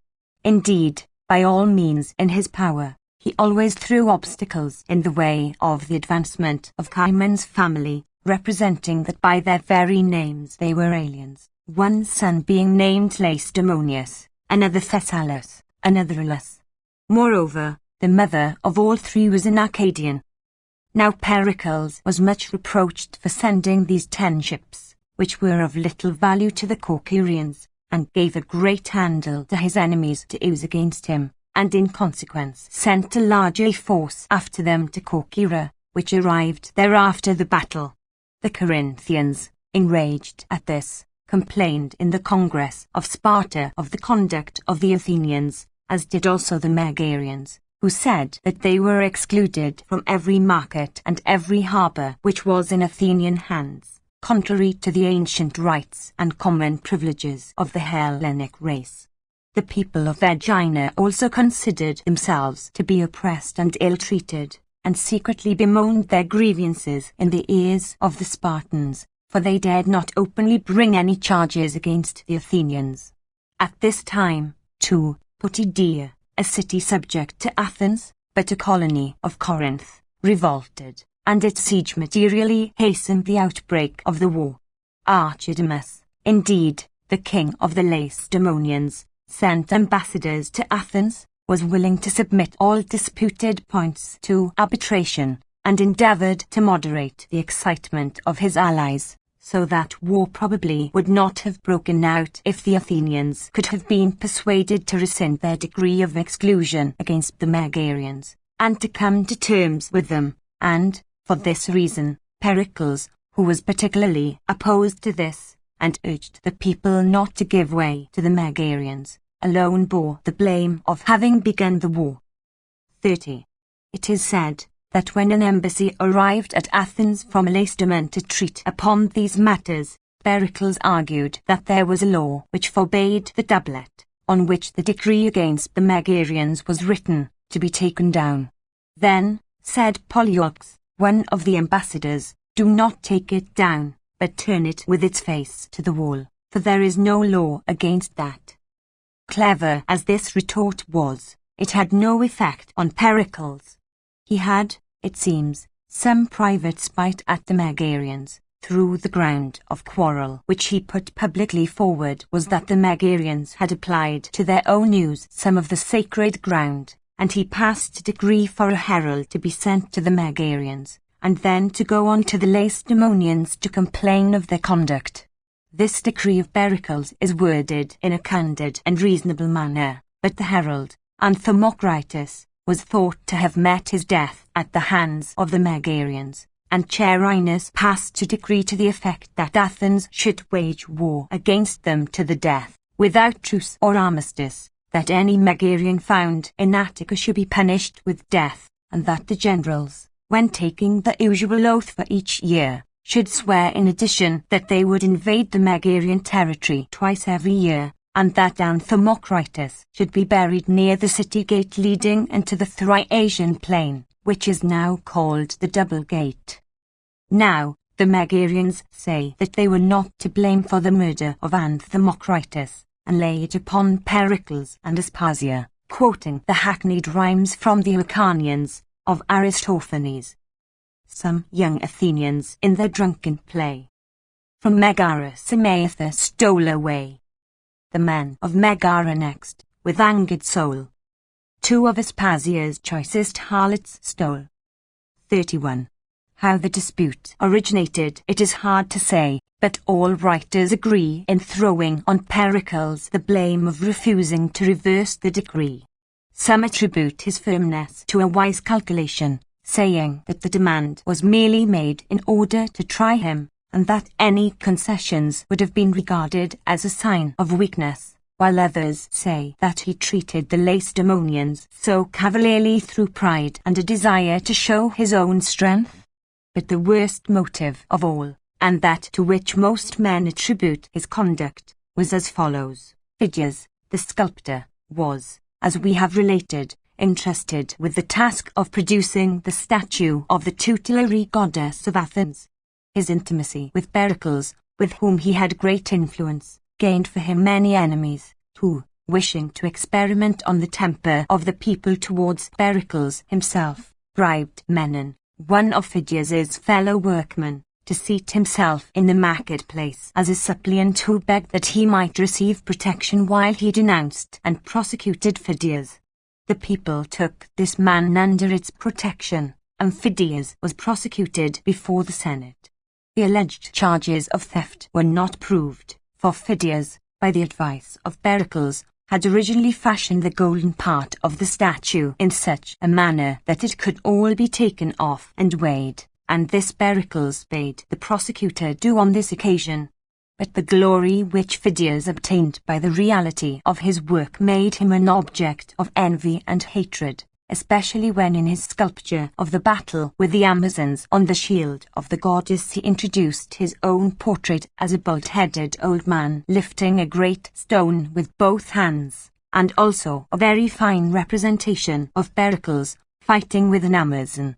The position of the hand, which was holding a spear before the face of Pericles, was ingeniously devised as if to conceal the portrait, which, nevertheless, could plainly be seen on either side of it. For this, Phidias was imprisoned, and there fell sick and died, though some say that his enemies poisoned him in order to cast suspicion upon Pericles. At the instance of Glycon, the people voted to Menon, the informer, an immunity from public burdens, and ordered the generals of the state to provide for the wretch's safety. 32. About the same time Aspasia was prosecuted for impiety, at the suit of Hermippus, the comic playwright, who moreover accused her of harbouring free-born Athenian ladies, with whom Pericles carried on intrigues. Also Diopithes proposed a decree that prosecutions should be instituted against all persons who disbelieved in religion, and held theories of their own about heavenly phenomena. This was aimed at Pericles through the philosopher Anaxagoras. As the people adopted this decree, and eagerly listened to these slanderous accusations, another decree was carried by Dracontides, that Pericles should lay the accounts of his dealings with the public revenue before the Praetanes, and that the judges should carry their suffrage from the altar in the Acropolis, and go and determine the cause in the city. At the motion of Hagnon this part of the decree was reversed, but he succeeded in having the action conducted before 1,500 judges, in a form of trial which one might call either one for theft, or taking of bribes, or for public wrongdoing. Aspasia was acquitted, quite contrary to justice, according to Aeschines, because Pericles shed tears and made a personal appeal to the judges on her behalf. He feared that Anaxagoras would be convicted, and sent him out of the city before his trial commenced. And now, as he had become unpopular by means of Phidias, he at once blew the war into a flame, hoping to put an end to these prosecutions, and to restore his own personal ascendancy by involving the state in important and dangerous crises, in which it would have to rely for guidance upon himself alone.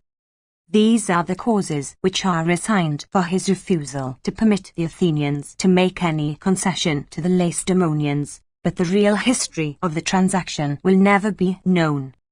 33.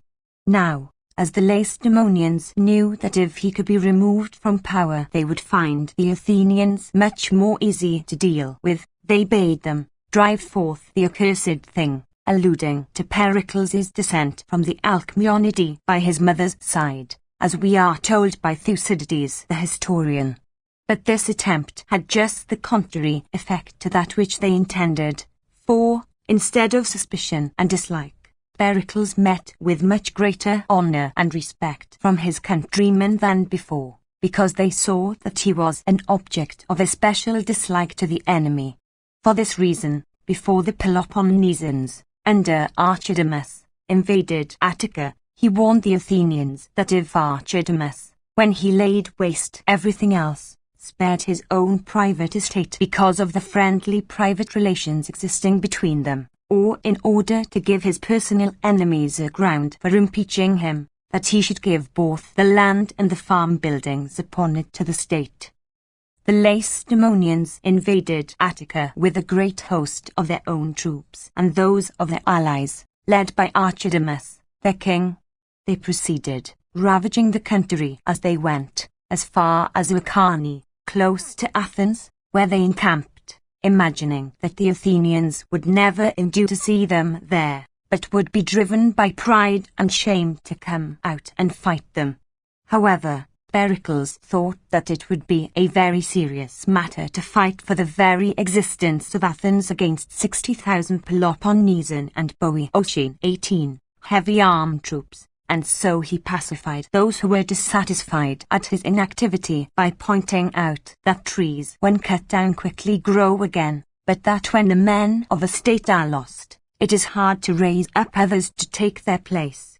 He would not call an assembly of the people, because he feared that they would force him to act against his better judgment, but, just as the captain of a ship, when a storm comes on at sea, places everything in the best trim to meet it, and trusting to his own skill and seamanship, disregarding the tears and entreaties of the seasick and terrified passengers, So did Pericles shut the gates of Athens, place sufficient forces to ensure the safety of the city at all points, and calmly carry out his own policy, taking little heed of the noisy grumblings of the discontented. Many of his friends besought him to attack, many of his enemies threatened him and abused him, and many songs and offensive jests were written about him, speaking of him as a coward, and one who was betraying the city to its enemies. Cleon too attacked him, using the anger which the citizens felt against him to advance his own personal popularity, as we see from the following lines of Hermippus. King of satyrs, wherefore fear you?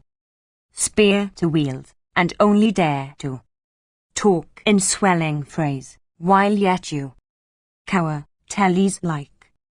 And when goaded on, past bearing, by our Cleon's tongue so daring, only gnash your teeth despairing, still afraid to strike.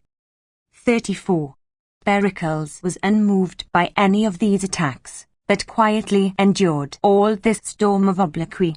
He sent a fleet of 100 ships to attack Peloponnesus, but did not sail with it himself, remaining at home to keep a tight hand over Athens until the Peloponnesians drew off their forces.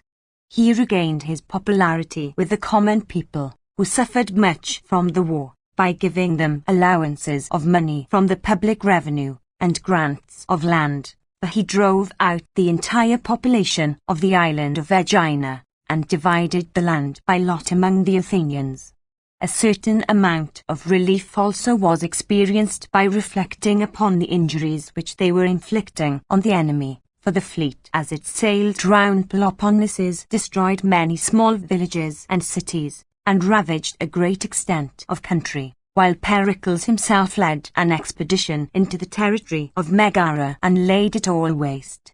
By this it is clear that the allies, although they did much damage to the Athenians, yet suffered equally themselves, and never could have protracted the war for such a length of time as it really lasted, but, as Pericles foretold, must soon have desisted had not Providence interfered and confounded human counsels. For now the pestilence fell among the Athenians, and cut off the flower of their youth.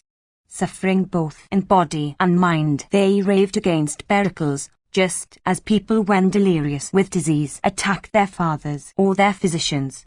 They endeavored to ruin him, urged on by his personal enemies, who assured them that he was the author of the plague, because he had brought all the country people into the city, where they were compelled to live during the heat of summer, crowded together in small rooms and stifling tents, living an idle life too, and breathing foul air instead of the pure country breezes to which they were accustomed.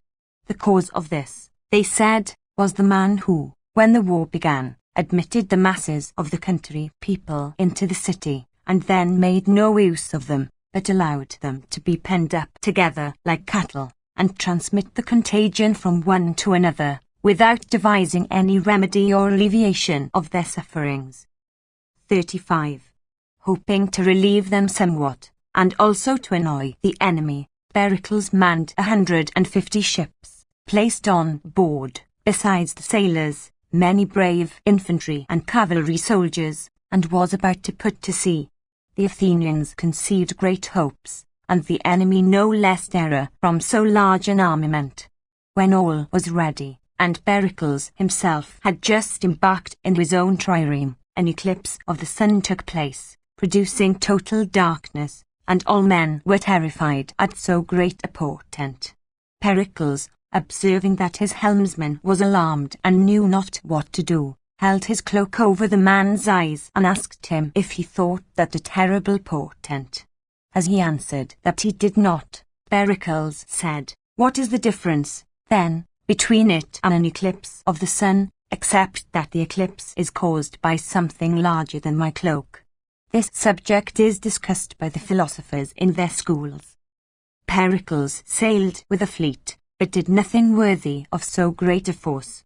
He besieged the sacred city of Epidaurus, but, although he had great hopes of taking it, he failed on account of the plague, which destroyed not only his own men, but every one who came in contact with them. After this he again endeavored to encourage the Athenians, to whom he had become an object of dislike. However, he did not succeed in pacifying them, but they condemned him by a public vote to be general no more, and to pay a fine which is stated at the lowest estimate to have been 15 talents, and at the highest 50. This was carried, according to Idomeneus, by Cleon, but according to Theophrastus by Simmias, whilst Heraclides of Pontus says that it was effected by Lacritides. 36. He soon regained his public position, for the people's outburst of anger was quenched by the blow they had dealt him, just as a bee leaves its sting in the wound, but his private affairs were in great distress and disorder, as he had lost many of his relatives during the plague, while others were estranged from him on political grounds. Xanthippus too, the eldest of his legitimate sons, who was a spendthrift by nature and married to a woman of expensive habits, a daughter of Tyrsander, the son of Epilicus, could not bear with his father's stingy ways and the small amount of money which he allowed him. He consequently sent to one of his friends and borrowed money from him as if Pericles had authorized him to do so. When the friend asked for his money back again, Pericles prosecuted him, at which proceeding young Xanthippus was enraged and abused his father, sneering at his way of life and his discussions with the sophists.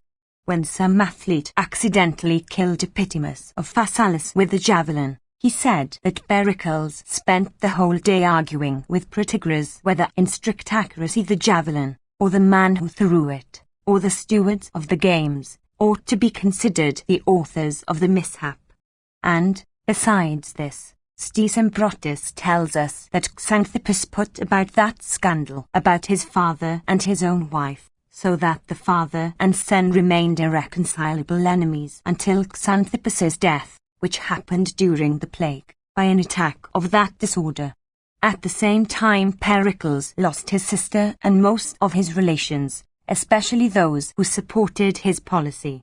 Yet he would not yield, nor abate his firmness and constancy of spirit because of these afflictions, but was not observed to weep or mourn, or attend the funeral of any of his relations, until he lost Paralus, the last of his legitimate offspring. Crushed by this blow, he tried in vain to keep up his grand air of indifference, and when carrying a garland to lay upon the corpse he was overpowered by his feelings, so as to burst into a passion of tears and sobs, which he had never done before in his whole life. 37. Athens made trial of her other generals and public men to conduct her affairs, but none appeared to be of sufficient weight or reputation to have such a charge entrusted to him.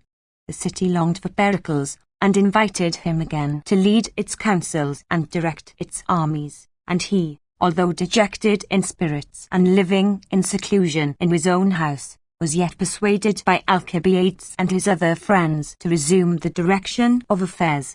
The people apologized for their ungrateful treatment of him, and when he was again in office and elected as general, he begged of them to be released from the operations of the law of bastardy, which he himself had originally introduced, in order that his name and race might not altogether become extinct for want of an heir. The provisions of the law were as follows: Pericles many years before, when he was at the height of his power and had children born to him, as we have related, of legitimate birth, proposed a law that only those born of an Athenian father and mother should be reckoned Athenian citizens. But when the king of Egypt sent a present of 40,000 medimni of wheat to be divided among the citizens, many lawsuits arose about the citizenship of men whose birth had never been questioned before that law came into force, and many vexatious informations were laid. Nearly 5,000 men were convicted of illegitimacy of birth and sold for slaves, while those who retained their citizenship and proved themselves to be genuine Athenians amounted to 14,040. It was indeed an unreasonable request that a law which had been enforced in so many instances should now be broken in the person of its own author, but Pericles' domestic misfortunes, in which he seemed to have paid the penalty for his former haughtiness and pride, touched the hearts of the Athenians so much that they thought his sorrows deserving of their pity, and his request such as he was entitled to make and they to grant in common charity, and they consented to his illegitimate son being enrolled in his own tribe and bearing his own name. This man was subsequently put to death by the people, together with all his colleagues, for their conduct after the sea fight at Arginusi. 38. After this it appears that Pericles was attacked by the plague, not acutely or continuously, as in most cases, but in a slow, wasting fashion, exhibiting many varieties of symptoms, and gradually undermining his strength. Theophrastus, in his treatise on ethics, discusses whether a man's character can be changed by disease, and whether virtue depends upon bodily health. As an example, he quotes a story that Pericles, when one of his friends came to visit him during his sickness, showed him a charm hung round his neck, as a proof that he must be indeed ill to submit to such a piece of folly. As he was now on his deathbed, the most distinguished of the citizens and his surviving friends collected round him and spoke admiringly of his nobleness and immense power, enumerating also the number of his exploits, and the trophies which he had set up for victories gained. For while in chief command he had won no less than 9 victories for Athens. They were talking thus to one another in his presence, imagining that he could no longer understand them, but had lost his power of attending to them. He, however, was following all that they said, and suddenly broke silence, saying that he was surprised at their remembering and praising him for the exploits which depended entirely upon fortune for their success, and which many other generals had done as well as himself, while they did not mention his greatest and most glorious title to fame. "No Athenian," said he, "ever wore black because of me." 39. Pericles was to be admired, not only for his gentleness and mildness of spirit, which he preserved through the most violent political crises and outbreaks of personal hatred to himself, but also for his lofty disposition. He himself accounted it his greatest virtue that he never gave way to feelings of envy or hatred, but from his own exalted pinnacle of greatness never regarded any man as so much his enemy that he could never be his friend. This alone, in my opinion, justifies that outrageous nickname of his, and gives it a certain propriety, for so serene and impartial a man, utterly incorrupt though possessed of great power, might naturally be called Olympian. Thus it is that we believe that the gods, who are the authors of all good and of no evil to men, rule over us and over all created things, not as the poets describe them in that bewildering fashion, which their own poems prove to be untrue. The poets describe the abode of the gods as a safe and untroubled place where no wind or clouds are, always enjoying a mild air and clear light, thinking such a place to be fittest for a life of immortal blessedness, while they represent the gods themselves as full of disorder and anger and spite and other passions, which are not becoming even to mortal men of common sense. Those reflections, however, perhaps belong to another subject. Events soon made the loss of Pericles felt and regretted by the Athenians. Those who during his lifetime had complained that his power completely threw them into the shade, when after his death they had made trial of other orators and statesmen, were obliged to confess that with all his arrogance no man never was really more moderate, and that his real mildness in dealing with men was as remarkable as his apparent pride and assumption. His power, which had been so grudged and envied, and called monarchy and despotism, now was proved to have been the saving of the state. Such an amount of corrupt dealing and wickedness suddenly broke out in public affairs, which he before had crushed and forced to hide itself, and so prevented its becoming incurable through impunity and license. Life of Fabius Maximus. Such a man did Pericles show himself to be in his most memorable acts, as far as they are extant. Let us now turn our attention to Fabius. The first of the family is said to descend from one of the nymphs, according to some writers, according to others from an Italian lady who became the mother of Fabius by Hercules near the river Tiber. From him descended the family of the Fabii, one of the largest and most renowned in Rome. Some say that the men of this race were the first to use pitfalls in hunting, and were anciently named fodii in consequence, for up to the present day ditches are called fossi, and to dig is called fodir in Latin, and thus in time the two sounds became confused, and they obtained the name of Fabii. The family produced many distinguished men, the greatest of whom was Rullus, who was for that reason named Maximus by the Romans. From him Fabius Maximus, of whom I am now writing, was fourth in descent. His own personal nickname was Verrucosus, because he had a little wart growing on his upper lip. The name of Ovicula, signifying sheep, was also given him while yet a child, because of his slow and gentle disposition. He was quiet and silent, very cautious in taking part in children's games, and learned his lessons slowly and with difficulty, which, combined with his easy obliging ways with his comrades, made those who did not know him think that he was dull and stupid. Few there were who could discern, hidden in the depths of his soul, his glorious and lion-like character. Soon, however, as time went on, and he began to take part in public affairs, he proved that his apparent want of energy was really due to serenity of intellect, that he was cautious because he weighed matters well beforehand, and that while he was never eager or easily moved, yet he was always steady and trustworthy. Observing the immense extent of the empire, and the numerous wars in which it was engaged, he exercised his body in warlike exercises, regarding it as his natural means of defense, while he also studied oratory as the means by which to influence the people, in a style suited to his own life and character. In his speeches there were no flowery passages, no empty graces of style, but there was a plain common sense peculiar to himself, and a depth of sententious maxims which is said to have resembled Thucydides. One of his speeches is extant, a funeral oration which he made in public over his son who died after he had been consul. 2. He was consul 5 times, and in his first consulship obtained a triumph over the Ligurians. They were defeated by him and driven with great loss to take refuge in the Alps, and thus were prevented from ravaging the neighbouring parts of Italy as they had been wont to do. When Hannibal invaded Italy, won his first battle at the Trebia, and marched through Etruria, laying everything waste as he went, the Romans were terribly disheartened and cast down, and terrible prodigies took place, some of the usual kind, that is, by lightning, and others of an entirely new and strange character.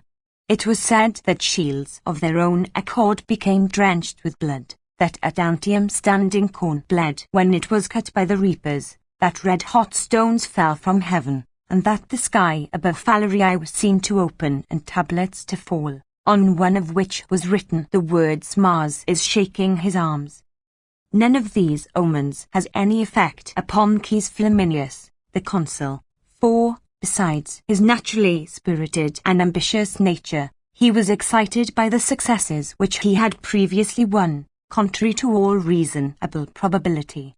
Once, against the express command of the Senate, and in spite of the opposition of his colleague, he engaged with the Gauls and won a victory over them.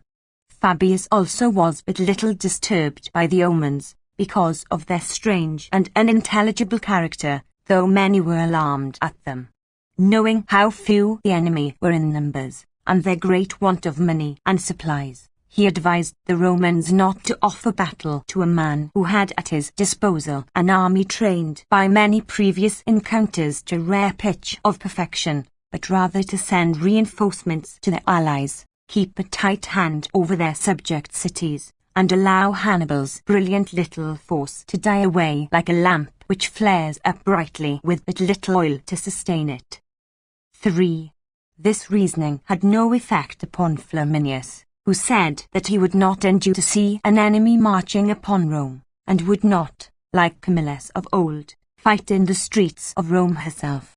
He ordered the military tribunes to put the army in motion, and himself leapt upon his horse's back.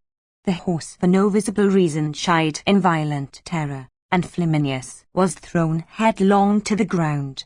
He did not, however, alter his determination, but marched to meet Hannibal, and drew up his forces for battle near the lake Thrasymachus, in Etruria. When the armies met, an earthquake took place which destroyed cities, changed the courses of rivers, and cast down the crests of precipices, but in spite of its violence, no one of the combatants perceived it. Flaminius himself, after many feats of strength and courage, fell dead, and around him lay the bravest Romans. The rest fled, and the slaughter was so great that 15,000 were killed, and as many more taken prisoners. Hannibal generously desired to bury the body of Flaminius with military honours, to show his esteem for the consul's bravery, but it could not be found among the slain, and no one knew how it disappeared. The defeat at the Trebia had not been clearly explained either by the general who wrote the dispatch, or by the messenger who carried it, as they falsely represented it to have been a drawn battle. But as soon as the praetor Pomponius heard the news of this second misfortune, he assembled the people in the forum, and said, without any roundabout apologies whatever, Romans, we have you lost a great battle, the army is destroyed, and the consul Flaminius has fallen. Now, therefore, take counsel for your own safety. These words produced the same impression on the people that a gust of wind does upon the sea. No one could calmly reflect after such a sudden downfall of their hopes. All, however, agreed that the state required one irresponsible ruler, which the Romans call a dictatorship, and a man who would fulfill this office with fearless energy. Such a man, they felt, was Fabius Maximus, who was sufficiently qualified for the office by his abilities and the respect which his countrymen bore him, and was moreover at the time of life when the strength of the body is fully capable of carrying out the ideas of the mind, but when courage is somewhat tempered by discretion. 4. As soon as the people had passed their decree, Fabius was appointed dictator, 19, and appointed Marcus Minucius his master of the horse. First, however, he begged of the Senate to allow him the use of a horse during his campaigns. There was an ancient law forbidding this practice, either because the main strength of the army was thought to lie in the columns of infantry, and for that reason the dictator ought to remain always with them, or else because, while in all other respects the dictator's power is equal to that of a king, it was thought well that in this one point he should have to ask leave of the people. Next, however, Fabius, wishing at once to show the greatness and splendour of his office, and so make the citizens more ready to obey him, appeared in public with all his 24 lictors at once, and when the surviving consul met him, he sent an officer to bid him dismiss his lictors, lay aside his insignia of office, and come before him as a mere private citizen. After this he began in the best possible way, that is, by a religious ceremony, and assured the people that it was in consequence of the impiety and carelessness of their late general, not by any fault of the army, that they had been defeated. Thus he encouraged them not to fear their enemies, but to respect the gods and render them propitious, not that he implanted any superstitious observances among them, but he confirmed their valour by piety, and took away from them all fear of the enemy by the hopes which he held out to them of divine protection. At this time many of the holy and mysterious books, which contain secrets of great value to the state, were inspected. These are called the Sibylline books. One of the sentences preserved in these was said to have an evident bearing on contemporary events. What it was can only be guessed at by what was done. The dictator appeared before the people and publicly vowed to the gods a versacram, that is, all the young which the next spring should produce, from the goats, the sheep, and the kine on every mountain, and plain, and river, and pasture within the bounds of Italy.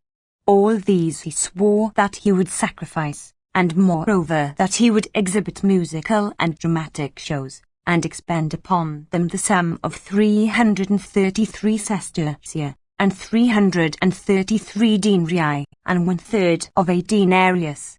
The sum total of this in our Greek money is 83,583 drachmas and 2 obols. What the particular virtue of this exact number may be it is hard to determine, unless it be on account of the value of the number 3, which is by nature perfect, and the first of odd numbers, the first also of plurals, and containing within itself all the elements of the qualities of number. V. Fabius, by teaching the people to rest their hopes on religion, made them view the future with a more cheerful heart. For his own part, he trusted entirely to himself to win the victory, believing that heaven grants men success according to the valor and conduct which they display. He marched against Hannibal, not with any design of fighting him, but of wearing out his army by long delays, until he could, by his superior numbers and resources, deal with him easily.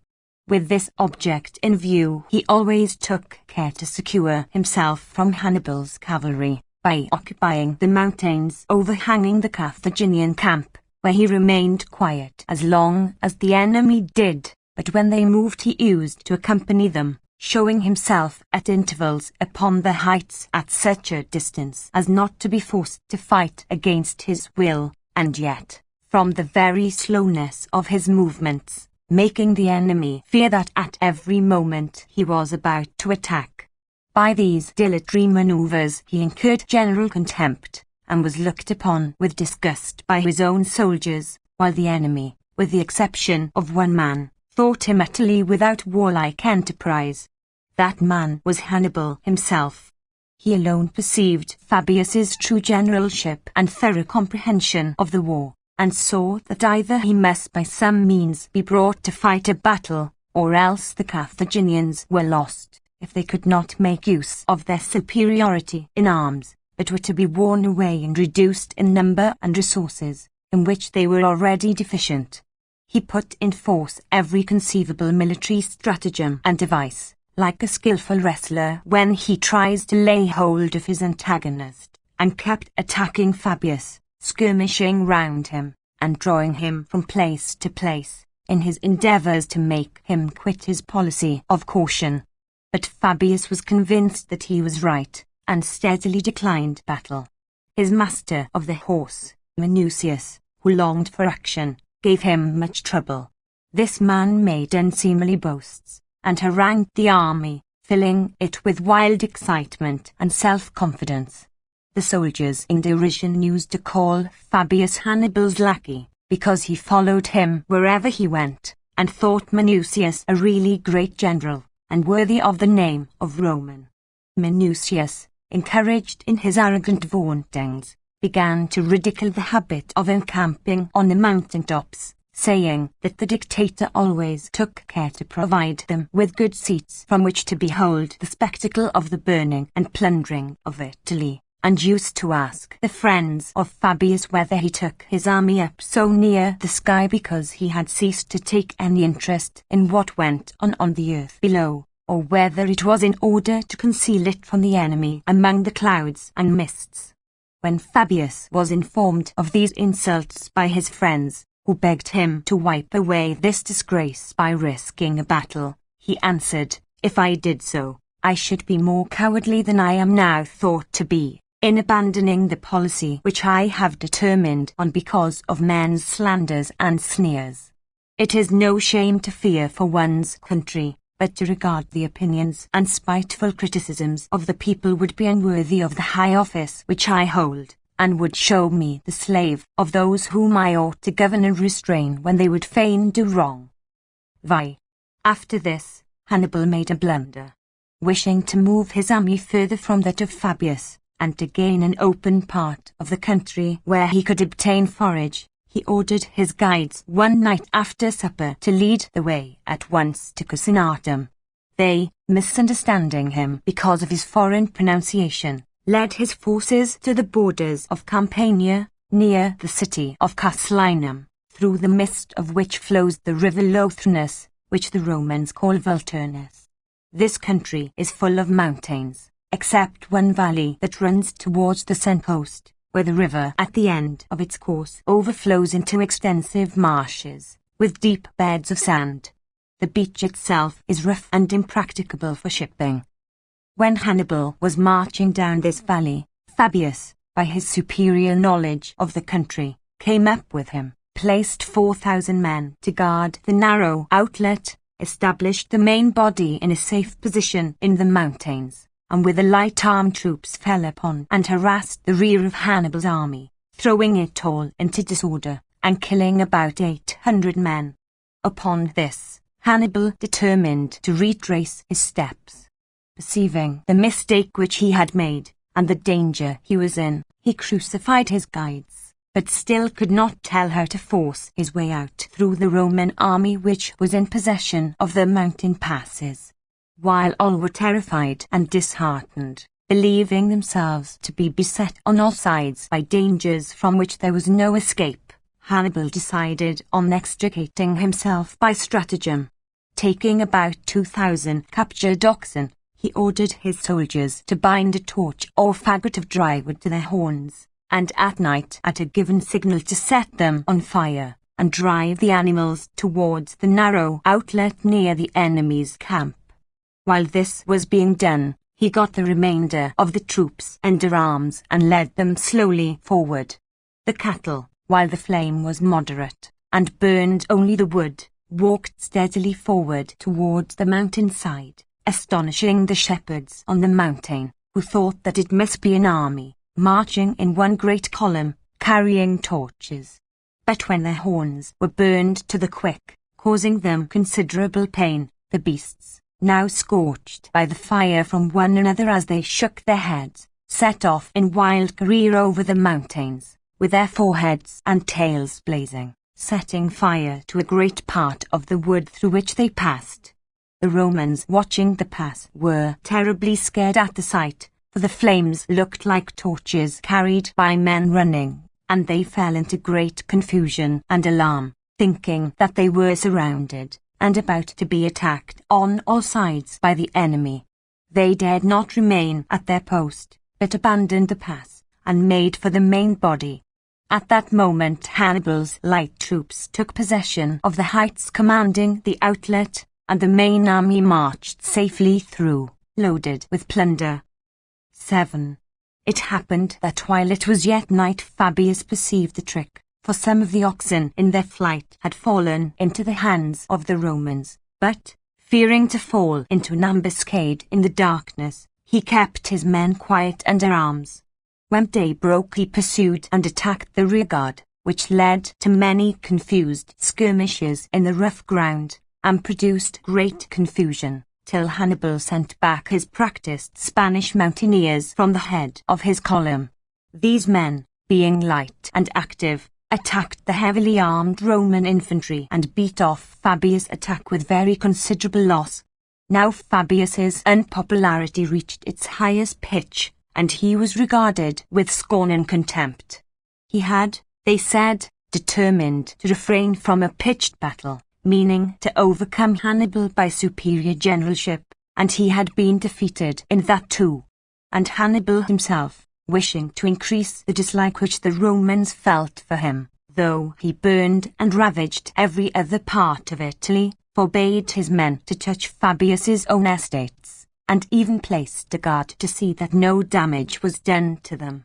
This was reported at Rome, greatly to his discredit, and the tribunes of the people brought all kinds of false accusations against him in public harangues, instigated chiefly by Metilius, who was not Fabius's personal enemy, but being a relative of Minucius, the master of the horse, thought that he was pressing the interests of the latter by giving currency to all these scandalous reports about Fabius.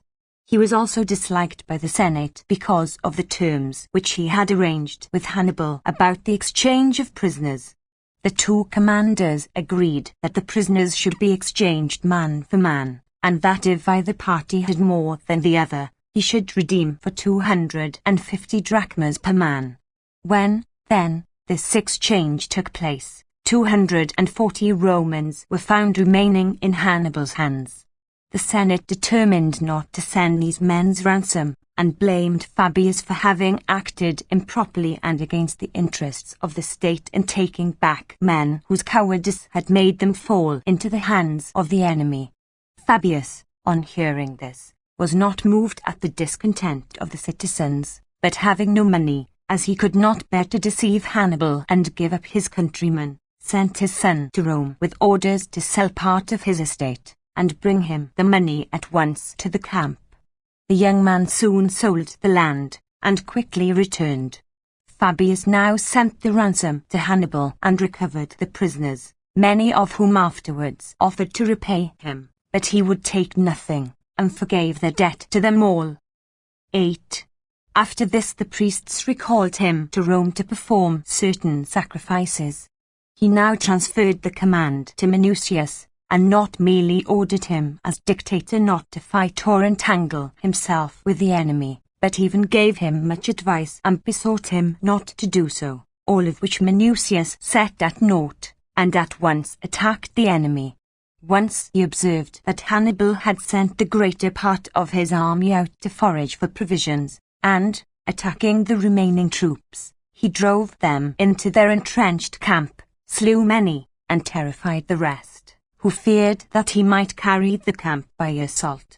When Hannibal's forces collected again, Minucius effected his retreat with safety, having excited both himself and the army with his success, and filled them with a spirit of reckless daring. Soon an inflated report of the action reached Rome. Fabius, when he heard of it, said that with Minucius he feared success more than failure, but the populace were delighted, and joyfully collected in the forum, where Metilius the tribune ascended the rostra, and made a speech glorifying Minucius, and accusing Fabius not merely of remissness or cowardice, but of actual treachery, accusing also the other leading men of the city of having brought on the war from the very beginning in order to destroy the constitution, and he also charged them with having placed the city in the hands of one man as dictator, who by his dilatory proceedings would give Hannibal time to establish himself firmly and to obtain reinforcements from Africa to enable him to conquer Italy. 9. When Fabius addressed the people, he did not deign to make any defense against the accusations of the tribune, but said that he should accomplish his sacrifices and sacred duties as quickly as possible, in order to return to the army and punish Minucius for having fought a battle against his orders. At this a great clamour was raised by the people, who feared for their favourite Minucius, for a dictator has power to imprison any man, and even to put him to death, and they thought that Fabius, a mild-tempered man now at last stirred up to wrath, would be harsh and inexorable. All refrained from speaking, but Metilius, having nothing to fear because of the privileges of his office of tribune, for that is the only office which does not lose its prerogatives on the election of a dictator, but remains untouched though all the rest are annulled, made a violent appeal to the people, begging them not to give up Minucius, nor allow him to be treated as Manlius Torquatus treated his son, who had him beheaded, although he had fought most bravely and gained a crown of laurel for his victory. He asked them to remove Fabius from his dictatorship, and to bestow it upon one who was able and willing to save the country. Excited as they were by these words, they yet did not venture upon removing Fabius from his post, in spite of their feeling against him, but they decreed that Minucius should conduct the war, having equal powers with the dictator, a thing never before done in Rome, but which occurred shortly afterwards, after the disaster at Cannae, when Marcus Junius was dictator in the camp, and, as many members of the Senate had perished in the battle, they chose another dictator, Fabius Ptolemy. However, he, after enrolling the new senators, on the same day dismissed his lictors, got rid of the crowd which escorted him, and mixed with the people in the forum, transacting some business of his own as a private man. Now the people, by placing Minucius on the same footing with the dictator, thought to humble Fabius, but they formed a very false estimate of his character. He did not reckon their ignorance to be his misfortune, but as Diogenes the philosopher, when one said, "They are deriding you," answered that I am not derided, thinking that those alone are derided who are affected and disturbed by it. So Fabius quietly and unconcernedly endured all that was done, hereby affording an example of the truth of that philosophic maxim that a good and honest man can suffer no disgrace. Yet he grieved over the folly of the people on public grounds, because they had given a man of reckless ambition an opportunity for indulging his desire for battle, and, fearing that Minucius would be altogether beside himself with pride and vainglory, and would soon do some irreparable mischief, he left Rome unperceived by anyone. On reaching the camp, he found Minucius no longer endurable, but insolent and overbearing, and demanding to have the sole command every other day. To this Fabius would not agree, but divided his forces with him, thinking it better to command a part than partly to command the whole of the army. He took the 1st and 4th legion, and left the 2nd and 3rd to Minucius, dividing the auxiliary troops equally with him. As Minucius gave himself great airs, and was gratified at the thought that the greatest officer in the state had been humbled and brought low by his means, Fabius reminded him that if he judged aright, he would regard Hannibal, not Fabius, as his enemy, but that if he persisted in his rivalry with his colleagues, he must beware lest he, the honoured victor, should appear more careless of the safety and success of his countrymen than he who had been overcome and ill-treated by them. 11. Minucius thought all this to be merely the expression of the old man's jealousy. He took his allotted troops, and encamped apart from him. Hannibal was not ignorant of what was passing, and watched all their movements narrowly. There was a hill between the two armies, which it was not difficult to take, which when taken would afford an army a safe position, and one well supplied with necessaries. The plain by which it was surrounded appeared to be perfectly smooth, but was nevertheless intersected with ditches and other hollow depressions. On this account Hannibal would not take the hill, although he could easily have done so, but preferred to leave it untouched, in order to draw the enemy into fighting for its possession. But as soon as he saw Fabius separated from Minucius, he placed during the night some troops in the depressions and hollows which we have mentioned, and at daybreak sent a few men to take the hill, in order to draw Minucius into fighting for it, in which he succeeded. Minucius first sent out his light troops, then his cavalry, and finally, seeing that Hannibal was reinforcing the troops on the hill, he came down with his entire force. He fought stoutly, and held his own against the soldiers on the hill, who shot their missiles at him, when Hannibal, seeing him thoroughly deceived, and offering an unprotected flank to the troops in the ambush, gave them the signal to charge. Upon this they attacked the Romans from all sides, rushing upon them with loud shouts, cutting off the rearmost men, and throwing the whole army into confusion and panic. Minucius himself lost heart and kept glancing first at one and then at another of his officers, none of whom ventured to stand their ground, but betook themselves in a confused mass to running away, a proceeding which brought them no safety, for the Numidian horsemen, as the day was now theirs, scoured the plain, encompassing the fugitives, and cut off all stragglers. 12. Fabius had carefully watched the Romans, and saw in what danger they were. Conscious, it would seem, of what was going to happen, he had kept his troops under arms, and gained his information of what was going on, not from the reports of scouts, but from his own eyesight, from a convenient height outside of his camp.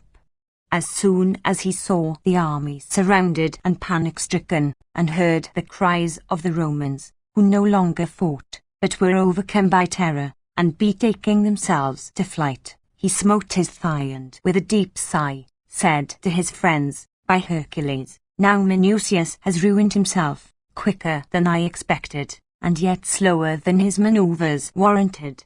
Having given orders to carry out the standards as quickly as possible, and for the whole army to follow, he said aloud, "My men, hurry on your march. Think of Marcus Minucius. He is a brave man and loves his country.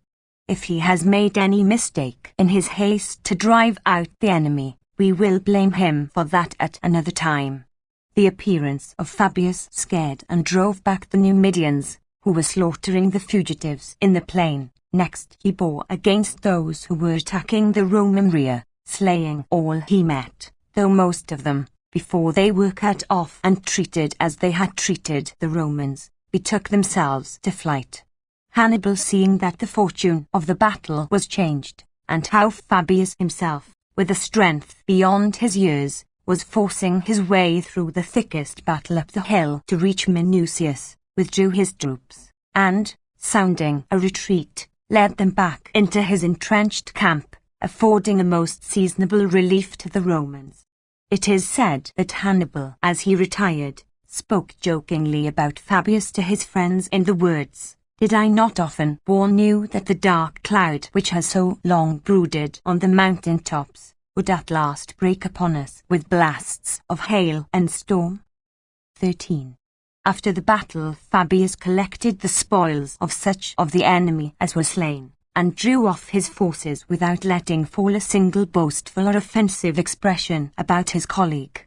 But Minucius assembled his own troops, and thus addressed them, "My fellow soldiers, it is beyond human skill to make no mistakes in matters of importance, but it is the part of a man of courage and sense to use his mistakes as warnings for the future. I myself confess that I have little fault to find with fortune, and great reason to thank her, for in the space of one day I have learned what I never knew in all my previous life, that is, that I am not able to command others, but myself require a commander, and I have no ambition to conquer a man by whom it is more glorious to be defeated. The dictator is your leader in everything except in this, that I will lead you to express your thankfulness to him, by being the first to offer myself to him as an example of obedience and willingness to carry out his orders."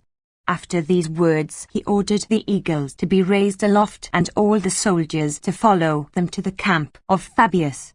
On entering it, he proceeded to the general's tent, to the surprise and wonderment of all. When Fabius was come out, he placed his standards in the ground before him, and himself addressed him as father in a loud voice, while his soldiers greeted those of Fabius by the name of their patrons, which is the name by which freedmen address those who have set them free. Silence being enforced, Minucius said, "Dictator, you have won 2 victories today, for you have conquered Hannibal by your bravery, and your colleague by your kindness and your generalship. By the one you have saved our lives, and by the other you have taught us our duty, for we have been disgracefully defeated by Hannibal, but beneficially and honourably by you. I call you my excellent father, having no more honourable appellation to bestow, since I owe a greater debt of gratitude to you than to him who begot me. To him I merely owe my single life, but to you I owe not only that but the lives of all my men." After these words he embraced Fabius, and the soldiers followed his example, embracing and kissing one another, so that the camp was full of joy and of most blessed tears. 14. After this, Fabius laid down his office, and consuls were again elected. Those who were first elected followed the defensive policy of Fabius, avoiding pitched battles with Hannibal, but reinforcing the allies and preventing defections. But when Terentius Varro was made consul, a man of low birth, but notorious for his rash temper and his popularity with the people, he made no secret, in his inexperience and self-confidence, of his intention of risking everything on one cast. He was always reiterating in his public speeches that under such generals as Fabius the war made no progress, whereas he would conquer the enemy the first day he saw him. By means of these boastful speeches he enrolled as soldiers such a multitude as the Romans had never before had at their disposal in any war, for they collected for the battle 88,000 men. This caused great disquietude to Fabius and other sensible Romans, who feared that if so many of the youth of Rome were cut off, the city would never recover from the blow. They addressed themselves therefore to the other consul, Paulus Emilius, a man of great experience in war, but disagreeable to the people and afraid of them because he had once been fined by them. Fabius encouraged him to attempt to hold the other consul's rashness in check, pointing out that he would have to fight for his country's safety with Terentius Varro no less than with Hannibal. Varro, he said, will hasten to engage because he does not know his own strength, and Hannibal will do so because he knows his own weakness. I myself, Paulus, said he, am more to be believed than Varro as to the condition of Hannibal's affairs, and I am sure that if no battle takes place with him for a year, he will either perish in this country or be compelled to quit it, because even now, when he seems to be victorious and carrying all before him, not one of his enemies have come over to his side, while scarcely a third of the force which he brought from home is now surviving. It is said that Paulus answered as follows: For my own part, Fabius, it is better for me to fall by the spears of the enemy than be again condemned by the votes of my own countrymen. But if public affairs are indeed in this critical situation, I will endeavour rather to approve myself a good general to you than to all those who are urging me to the opposite course. With this determination Paulus began the campaign. 15. Varro induced his colleague to adopt the system of each consul holding the chief command on alternate days.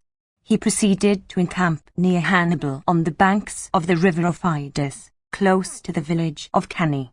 At daybreak he showed the signal of battle, a red tunic displayed over the general's tent, so that the Carthaginians were at first disheartened at the daring of the consul and the great number of his troops, more than twice that of their own army. Hannibal ordered his soldiers to get under arms, and himself rode with a few others to a rising ground, from which he viewed the enemy, who were already forming the ranks. When one Gisco, a man of his own rank, said to him that the numbers of the enemy were wonderful, Hannibal with a serious air replied, Another circumstance much more wonderful than this has escaped your notice, Gisco. When Gisco asked what it might be, Hannibal answered, It is, that among all those men before you there is not one named Gisco. At this unexpected answer they all began to laugh, and as they came down the hill they kept telling this joke to all whom they met, so that the laugh became universal, and Hannibal's staff was quite overpowered with merriment. The Carthaginian soldiers, seeing this, took courage, thinking that their general must be in a position to despise his enemy if he could thus laugh just in the presence of danger. 16. In the battle Hannibal employed several stratagems. First, in securing the advantage of position, by getting the wind at his back, for it blew a hurricane, raising a harsh dust from the sandy plains, which rose over the Carthaginians and blew in the faces of the Romans, throwing them into confusion. Secondly, in his disposition of his forces he showed great skill. The best troops were placed on the wings, and the centre, which was composed of the worst, was made to project far beyond the rest of the line. The troops on each wing were told that when the Romans had driven in this part of the line and were so become partly enclosed, that each wing must turn inwards and attack them in the flank and rear and endeavour to surround them. This was the cause of the greatest slaughter, for when the centre gave way and made room for the pursuing Romans, Hannibal's line assumed a crescent form, and the commanders of the select battalions charging from the right and left of the Romans attacked them in flank, destroying every man except such as escaped being surrounded. It is related that a similar disaster befell the Roman cavalry. The horse of Paulus was wounded, and threw its rider, upon which man after man of his staff dismounted and came to help the consul on foot.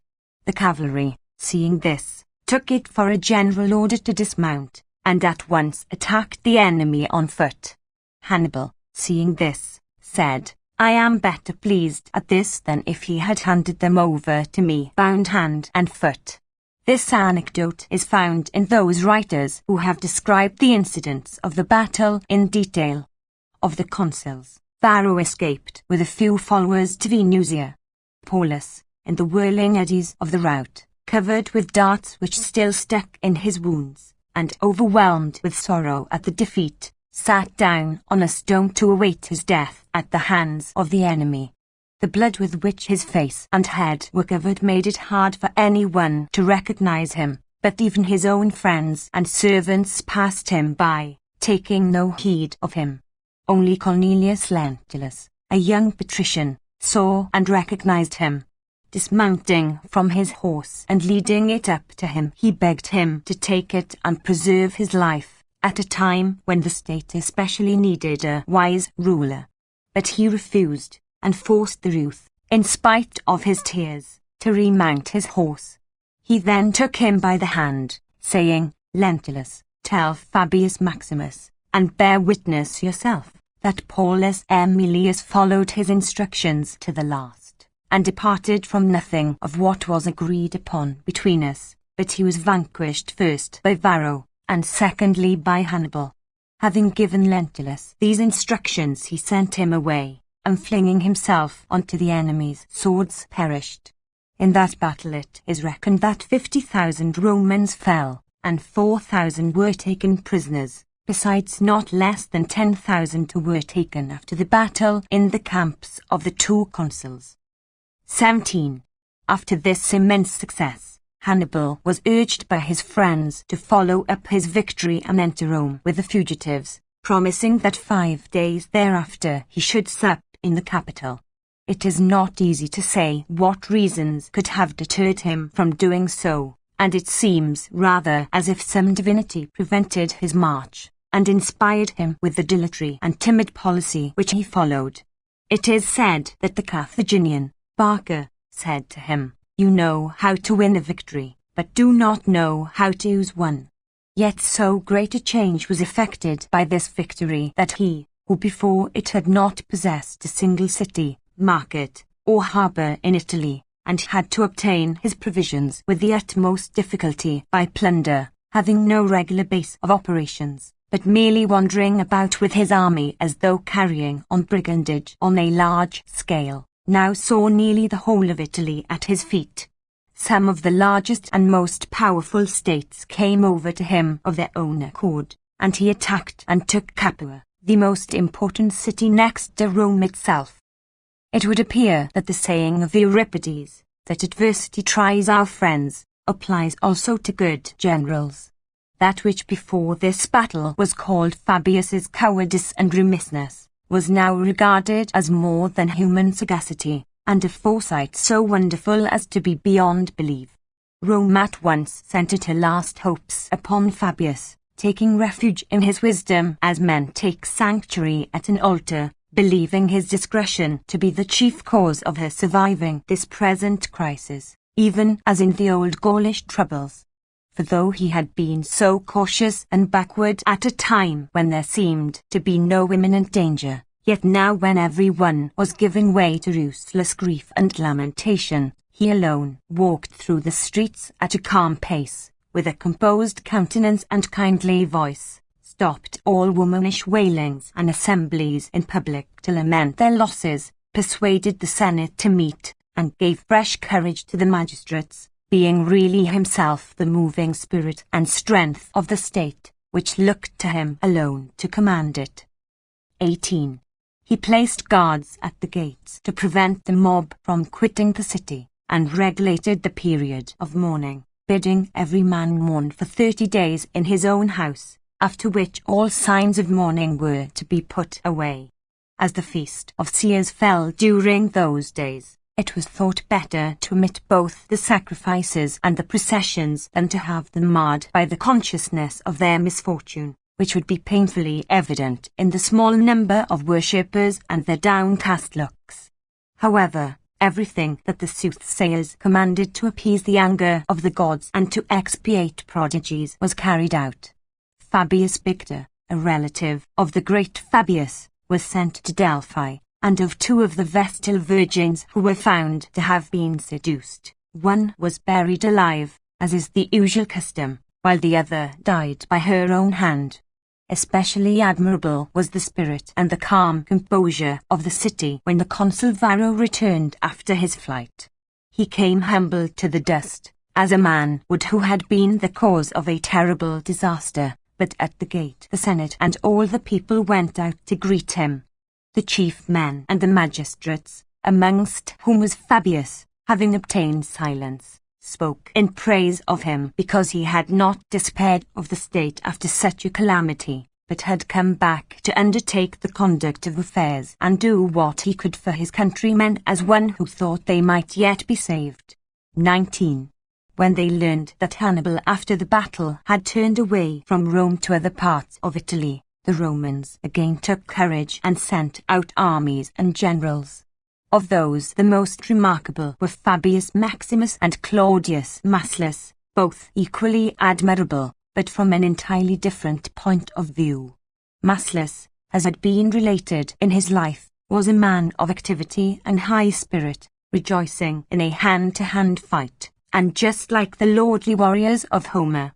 With a truly venturous audacity, he in his first battles outdid in boldness even the bold Hannibal himself, while Fabius, on the other hand, was convinced that his former reasoning was true, and believed that without anyone fighting or even meddling with Hannibal, his army would wear itself out and consume away, just as the body of an athlete when overstrained and exerted soon loses its fine condition. For this reason Posidonius calls Fabius the shield, and Masslus the sword of Rome, because the steadiness of Fabius, combined with the warlike ardor of Masslus, proved the saving of the state. Hannibal, frequently meeting Masslus, who was like a raging torrent, had his forces shaken and weakened, while Fabius, like a deep quiet river, kept constantly undermining them and wasting them away unperceived.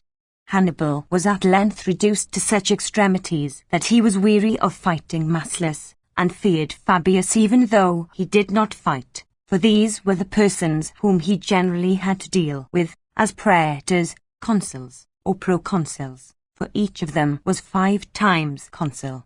He drew Masslus, when consul for the 5th time, into an ambuscade, but although he tried every art and stratagem upon Fabius, he could effect nothing, except once, when he very nearly succeeded in ruining him.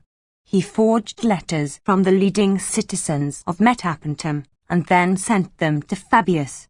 These letters were to the effect that the city would surrender if he appeared before it, and that the conspirators were only waiting for his approach. Fabius was so much moved by these letters as to take a part of his army and commence a night march thither, but meeting with unfavourable omens on the way, he turned back, and soon afterwards learned that the letters were a stratagem of Hannibal's, who was waiting for him under the city walls. This escape one may attribute to the favour of heaven. 20. In the case of revolts and insurrections among the subject cities and allies, Fabius thought it best to restrain them and discountenance their proceedings in a gentle manner, not treating every suspected person with harshness, or inquiring too strictly into every case of suspected disloyalty. It is said that a Masan soldier, one of the chief men of the allies for bravery and nobility of birth, was discovered by Fabius to be engaged in organizing a revolt. Fabius showed no sign of anger, but admitted that he had not been treated with the distinction he deserved, and said that in the present instance he should blame his officers for distributing rewards more by favour than by merit, but that in future he should be vexed with him if he did not apply directly to himself when he had any request to make. Saying this, he presented him with a war horse and other marks of honour, so that henceforth the man always served him with the utmost zeal and fidelity. He thought it a shame that trainers of horses and dogs should be able to tame the savage spirit of those animals by careful attention and education rather than by whips and clogs, and yet that a commander of men should not rely chiefly on mild and conciliatory measures, but treat them more harshly than gardeners treat the wild fig trees, wild pears, and wild olives, which they by careful cultivation turn into trees bearing good fruit. His captains informed him that a certain soldier, a Lucanian by birth, was irregular and often absent from his duty. He made inquiries as to what his general conduct was. All agreed that it would be difficult to find a better soldier, and related some of his exploits. Fabius at length discovered that the cause of his absence was that he was in love with a certain girl, and that he continually ran the risk of making long journeys from the camp to meet her. Without the knowledge of the soldier, he sent and apprehended this girl, whom he concealed in his own tent. Then he invited the Lucanian to a private interview, and addressed him as follows: "You have been observed frequently to pass the night outside of the camp, contrary to the ancient practice and discipline of the Roman army, but also you have been observed to be a brave man. Your crime is atoned for by your valiant deeds, but for the future I shall commit you to the custody of another person." Then, to the astonishment of the soldier, he led the girl forward, joined their hands, and said, "This lady pledges her word that you will remain in the camp with us. You must prove by your conduct that it was not from any unworthy motive, for which she was the pretext, but solely through love for her that you used to desert your post." This is the story which is related about him. 21. Fabius obtained possession of Tarentum by treachery in the following manner. In his army was a young man of Tarentum whose sister was devotedly attached to him. Her lover was a Brescian, and one of the officers of Hannibal's garrison there. This gave the Tarentine hopes of effecting his purpose, and with the consent of Fabius he went into the city, being commonly supposed to have run away to see his sister. For the first few days the Brescian remained in his quarters, as she wished her amour with him not to be known to her brother. He then, however, said, "There was a rumour in the army that you were intimate with one of the chiefs of the garrison. Who is he? For if he is, as they say, a man of courage and distinction, war, which throws everything into confusion, will care little what countryman he may be. Nothing is disgraceful which we cannot avoid, but it is a blessing, at a time when justice has no power, that we should yield to a not disagreeable necessity." Upon this the lady sent for her Brescian admirer and introduced him to her brother. He, by encouraging the stranger in his passion, and assuring him that he would induce his sister to look favourably on it, had no difficulty in inducing the man, who was a mercenary soldier, to break his faith in expectation of the great rewards which he was promised by Fabius. This is the account given of the transaction by most writers, though some say that the lady by whose means the Brescian was seduced from his allegiance was not a Tarentine, but a Brescian by race, who was on intimate terms with Fabius, and that as soon as she discovered that a fellow countryman and acquaintance of hers was in command of the Brescian garrison, told Fabius of it, and by interviews which she had with the officer outside the walls gradually won him over to the Roman interests. 22. While these negotiations were in progress, Fabius, wishing to contrive something to draw Hannibal away, sent orders to the troops at Rhegium to ravage the Brescian country and take Colonia by storm.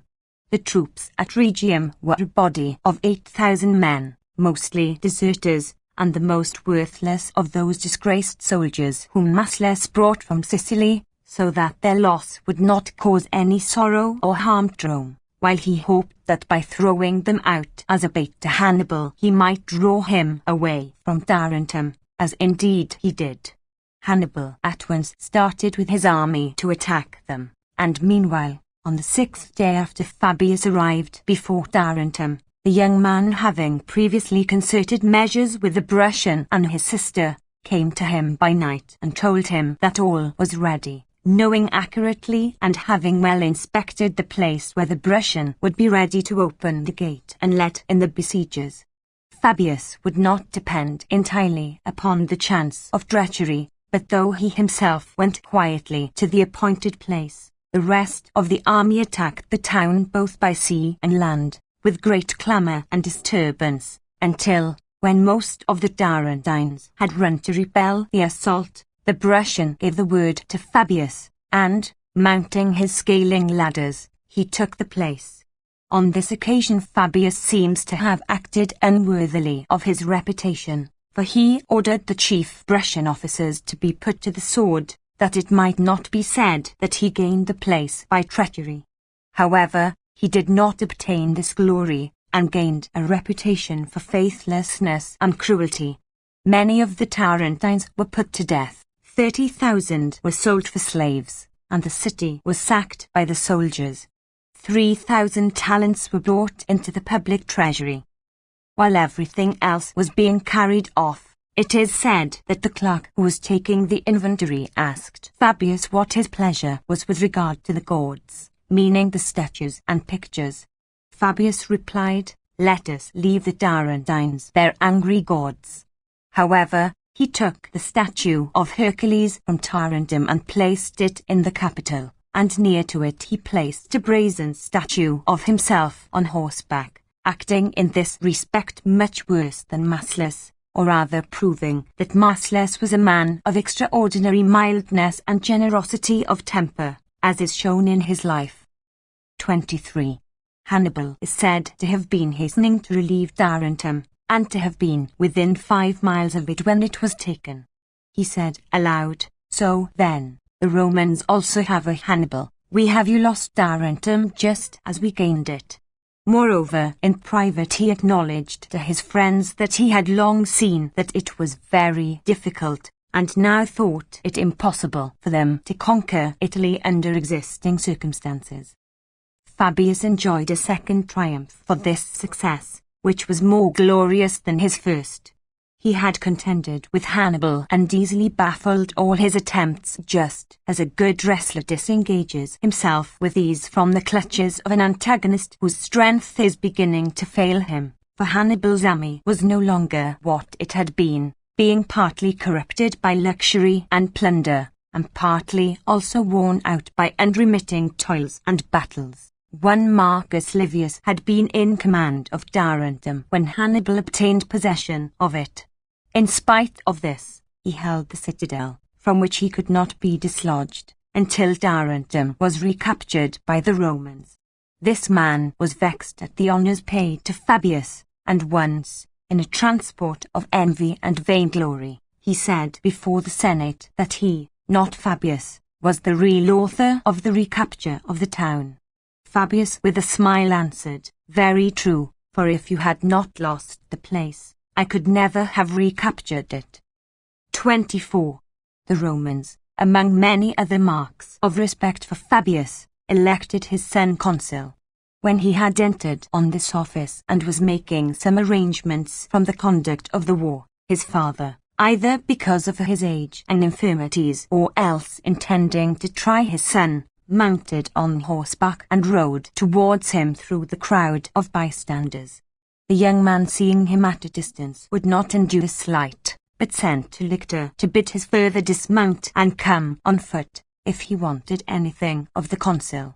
Those present were vexed at this order, and looked on Fabius in silence, as if they thought that he was unworthily treated, considering his great reputation, but he himself instantly alighted, ran to his son, and embracing him, said, "You both think and act rightly, my son, for you know whom you command, and how great an office you hold.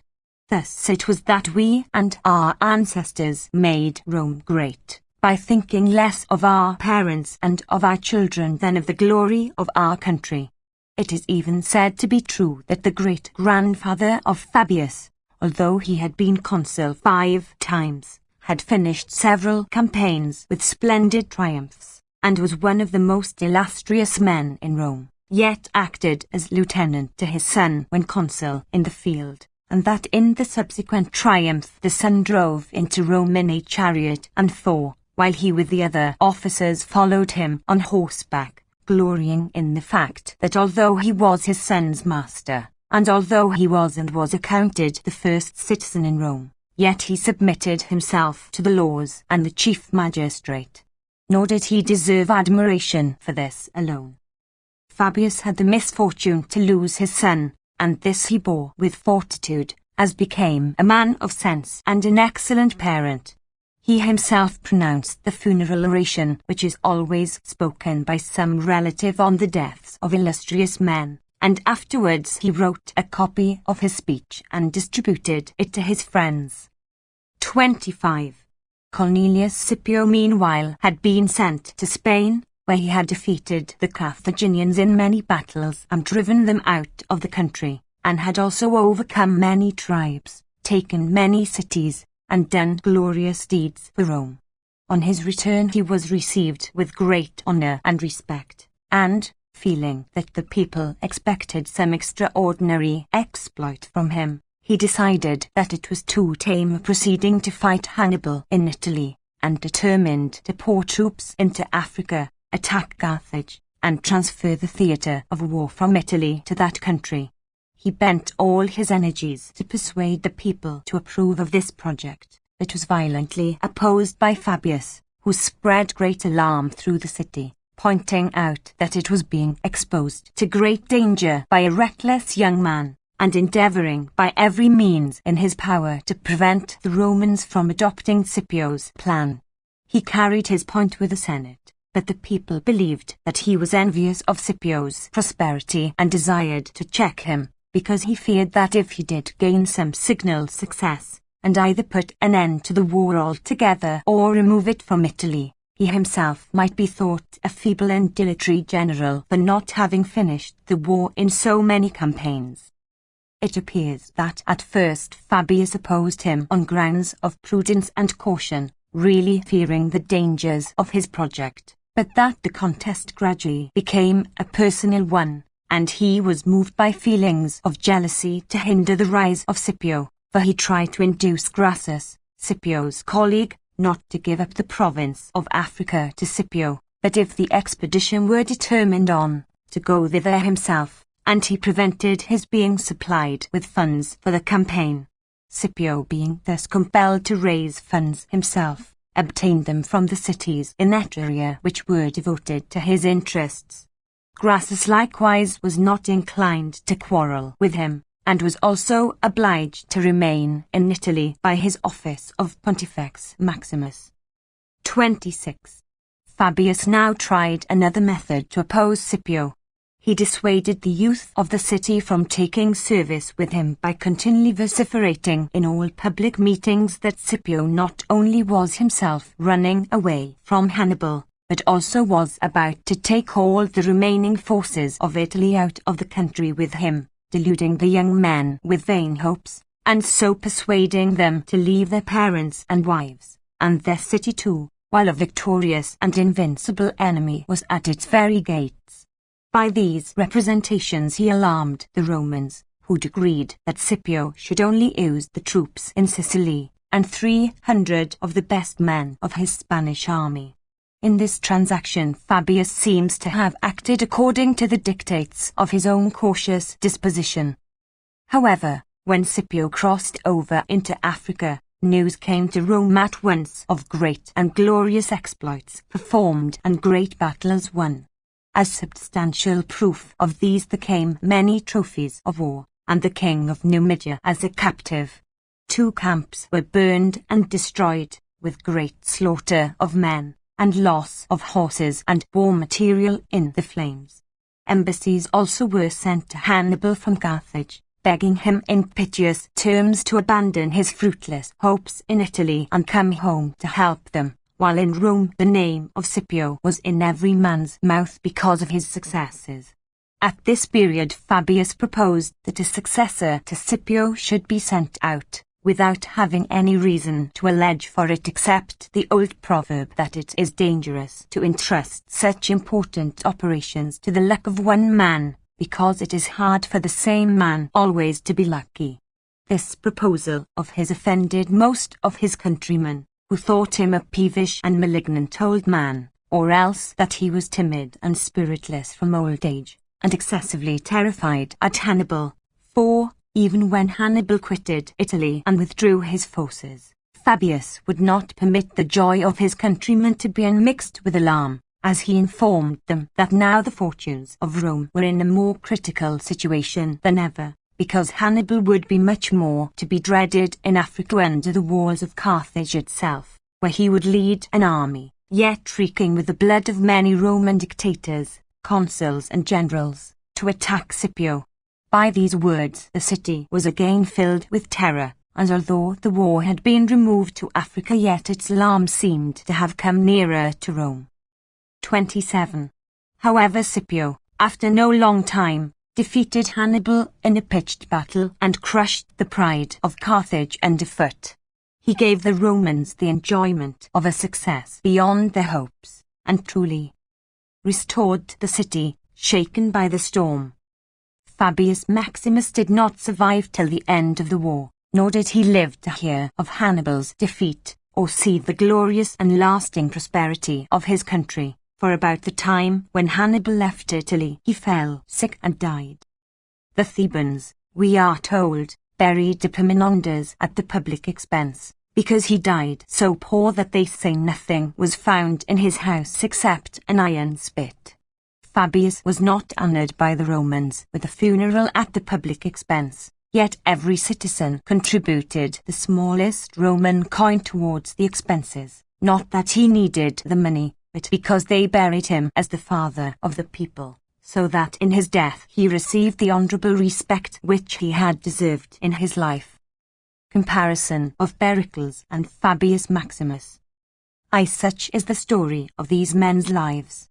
As they both gave many proofs of ability in war and politics, let us first turn our attention to their warlike exploits. And here we must notice that Pericles found the Athenian people at the height of their power and prosperity, so that from the flourishing condition of the state it could scarcely meet with any great disaster, whereas Fabius performed his great services to Rome when it was in the last extremity of danger, and did not merely, like Pericles, confirm the prosperity of his country, but greatly improved it, having found it in a lamentable condition. Moreover, the successes of Cimon, the victories of Myronides and Leocrits, and the many achievements of Ptolemaids rather gave Pericles, when in chief command, an occasion for public rejoicing and festivity, than any opportunity for either conquests abroad or defensive wars at home. Fabius, on the other hand, had before his eyes the spectacle of many defeats and routs of Roman armies, of many consuls and generals fallen in battle, of lakes, plains and forests filled with the bodies of the slain, and of rivers running with blood. Yet with his mature and unbending intellect he undertook to extricate Rome from these dangers, and as it were by his own strength alone supported the state, so that it was not utterly overwhelmed by these terrible disasters. Nevertheless, it would appear not to be so hard a task to manage a state in adversity, when it is humble and is compelled by its misfortunes to obey wise counsellors, as it is to check and bridle a people excited and arrogant with good fortune, which was especially the case with Pericles and the Athenians. On the other hand, considering the terrible nature of the blows which had fallen on the Romans, Fabius must have been a great and strong-minded man not to be disconcerted by them, but still to be able to carry out the policy upon which he had determined. 2. We may set the capture of Samos by Pericles against the retaking of Tarentum by Fabius, and also the conquest of Euboea by the one against that of the Campanian cities by the other, though Capua itself was recovered by the consuls, Fulvius and Appius. Fabius seems never to have fought a pitched battle, except that one which gained him his first triumph, while Pericles set up 9 trophies for victories by sea and land. But again, there is no action of Pericles which can be compared to that of Fabius when he snatched away Minucius from the grasp of Hannibal, and saved an entire Roman army from destruction. That was an exploit glorious for the courage, generalship, and kindness of heart displayed by Fabius, but, on the other hand, Pericles made no such blunder as did Fabius, when outgeneraled by Hannibal with the cattle. Here, although Fabius caught his enemy in a defile which he had entered by chance, yet he let him escape by night, and next day found his tardy movements outstripped, and himself defeated by the man whom he had just before so completely cut off. If it be the part of a good general, not merely to deal with the present, but to make conjectures about the future, we may remark that the Peloponnesian War ended just as Pericles had foretold, for the Athenians frittered away their strength, whereas the Romans, contrary to the expectation of Fabius, by sending Scipio to attack Carthage, gained a complete victory, not by chance, but by the skill of their general and the courage of their troops, who overthrew the enemy in a pitched battle. Thus the one was proved to be right by the misfortunes of his country, and the other proved to be wrong by its success. Indeed, it is just as much a fault in a general to receive a check from want of foresight as to let slip an opportunity through diffidence. And both these failings, excess of confidence and want of confidence, are common to all except the most consummate generals. Thus much for their military talents. 3. In political matters, the Peloponnesian War is a great blot upon the fame of Pericles, for it is said to have been caused by his refusal to yield the least point to the Lacedaemonians. I do not imagine, however, that Fabius Maximus would have yielded anything to the Carthaginians, but would have bravely risked any danger in defense of the Roman Empire. The kind treatment of Minucius by Fabius and his mildness of character contrast very favorably with the bitter party feud of Pericles with Cimon and Thucydides, who were men of good birth, and belonging to the conservative party, and whom Pericles drove into exile by the ostracism. Then, too, the power of Pericles was much greater than that of Fabius. Pericles would not permit the state to suffer disaster because of the bad management of her generals. One of them alone, Ptolemaides, succeeded in having his own way against the wishes of Pericles, and perished in an attack on the Boeotians, while all the rest, because of his immense influence and power, submitted themselves to his authority and regulated their proceedings by his ideas. Whereas Fabius, although he could avoid any error in managing his own army, was thwarted by his being powerless to control the movements of other generals. For the Romans would not have suffered so many defeats if Fabius had enjoyed the same power that Pericles did in Athens. As to their generosity with regard to money, the one was remarkable for never receiving bribes, while the other spent much on ransoming prisoners at his own expense, although this was not much above 6 talents, while it is hard for anyone to tell the amount of money which Pericles might have taken from foreign princes and Greek-allied states, all of which he refused and kept his hands clean. As to the great public works, the construction of the temples, and of the public buildings with which Pericles adorned Athens, the whole of the edifices in Rome together, before the time of the emperors, are not worthy to be compared to them, for they far surpassed them both in largeness of scale and in beauty of design. Life of Alcibiades. The pedigree of Alcibiades is said to begin with Eurysakes, the son of Ajax, while on the mother's side he descended from Alcmaeon, being the son of Deinomach, the daughter of Megarcles. His father Clinias fought bravely at Artemisium in a trireme fitted out at his own expense, and subsequently fell fighting the Boeotians in the Battle of Coronea.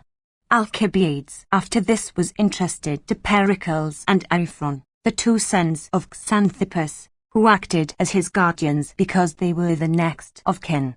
It has been well remarked that the friendship of Socrates for him did not a little to increase his fame, seeing that Nicias, Demosthenes, Lamarcus, Phomio, Thrasybulus, and Thryms were all men of mark in his lifetime, and yet we do not know the name of the mother of any one of them, while we know the name even of the nurse of Alcibiades, who was a Licinian, named Amycla, and that of Zopyrus, his pedagogus, one of which pieces of information we owe to Antisthenes, and the other to Plato.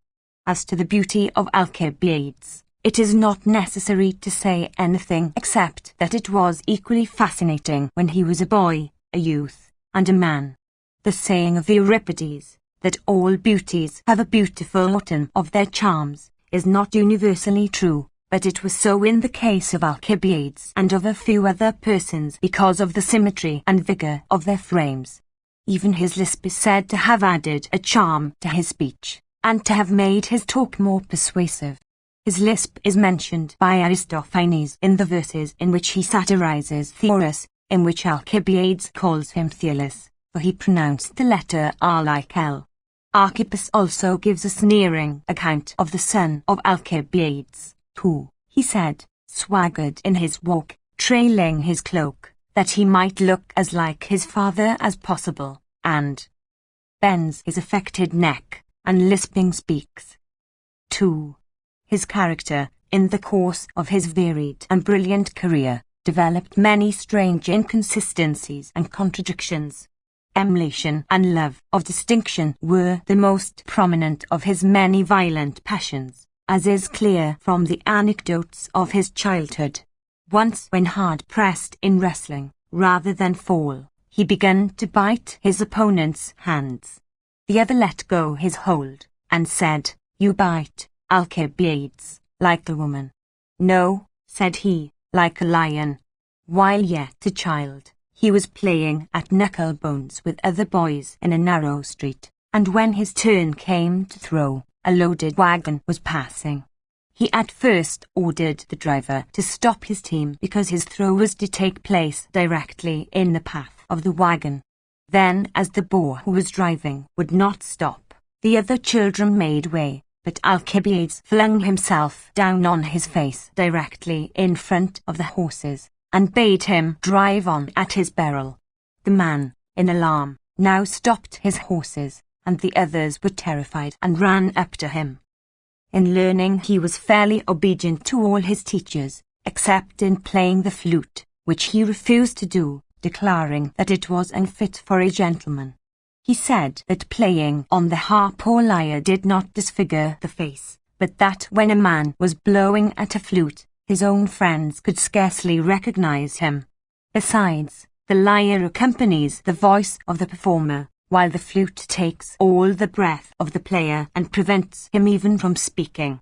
"Let the children of the Thebans," he used to say, "learn to play the flute, for they know not how to speak. But we Athenians, according to tradition, have the goddess Athene, Minerva, for our patroness, and Apollo for our tutelary divinity, and of these the first threw away the flute in disgust, and the other actually flayed the flute player Marsyas."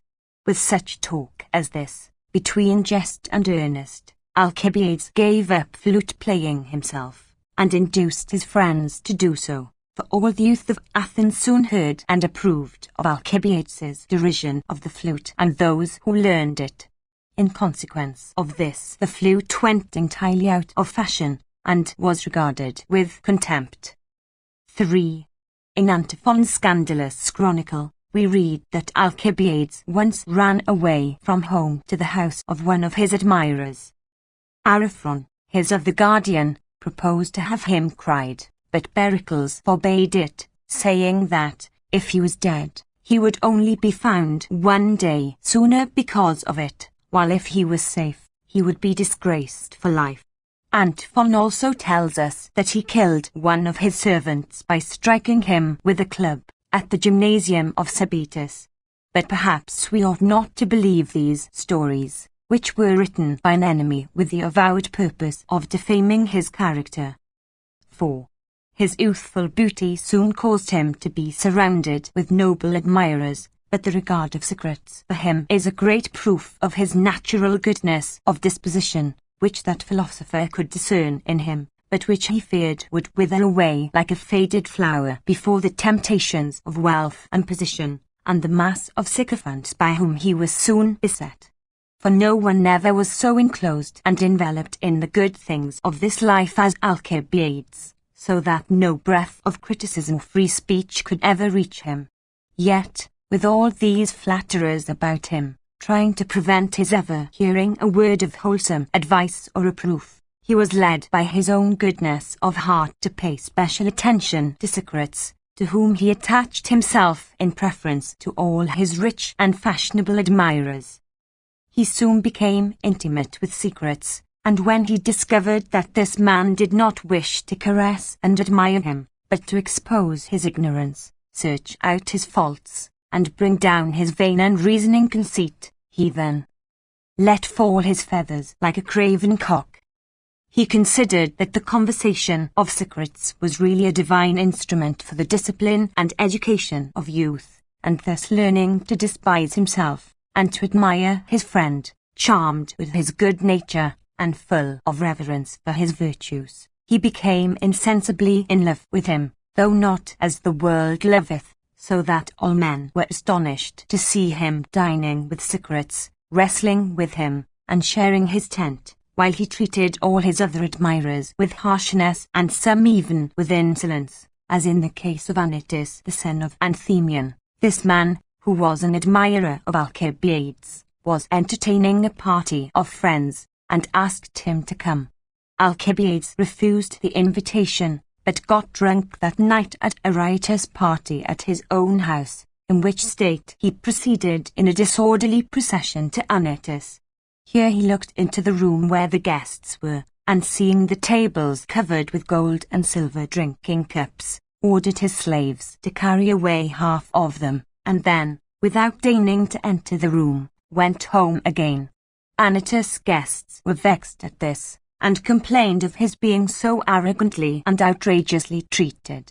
Say rather, considerately, answered Anytus, for although he might have taken them all, yet he has left us the half of them. In the same way he used to treat his other admirers, with the exception, it is said, of one of the resident aliens, 20, a man of small means who sold all that he had and carried the money, amounting to about 100 staters, to Alcibiades, begging him to accept it.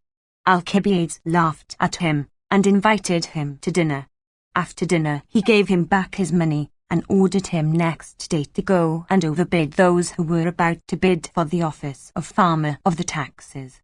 The poor man begged to be excused, because the price was several talents, but Alcibiades threatened to have him beaten if he did not do so, for he had some private grudge of his own against the farmers of the taxes.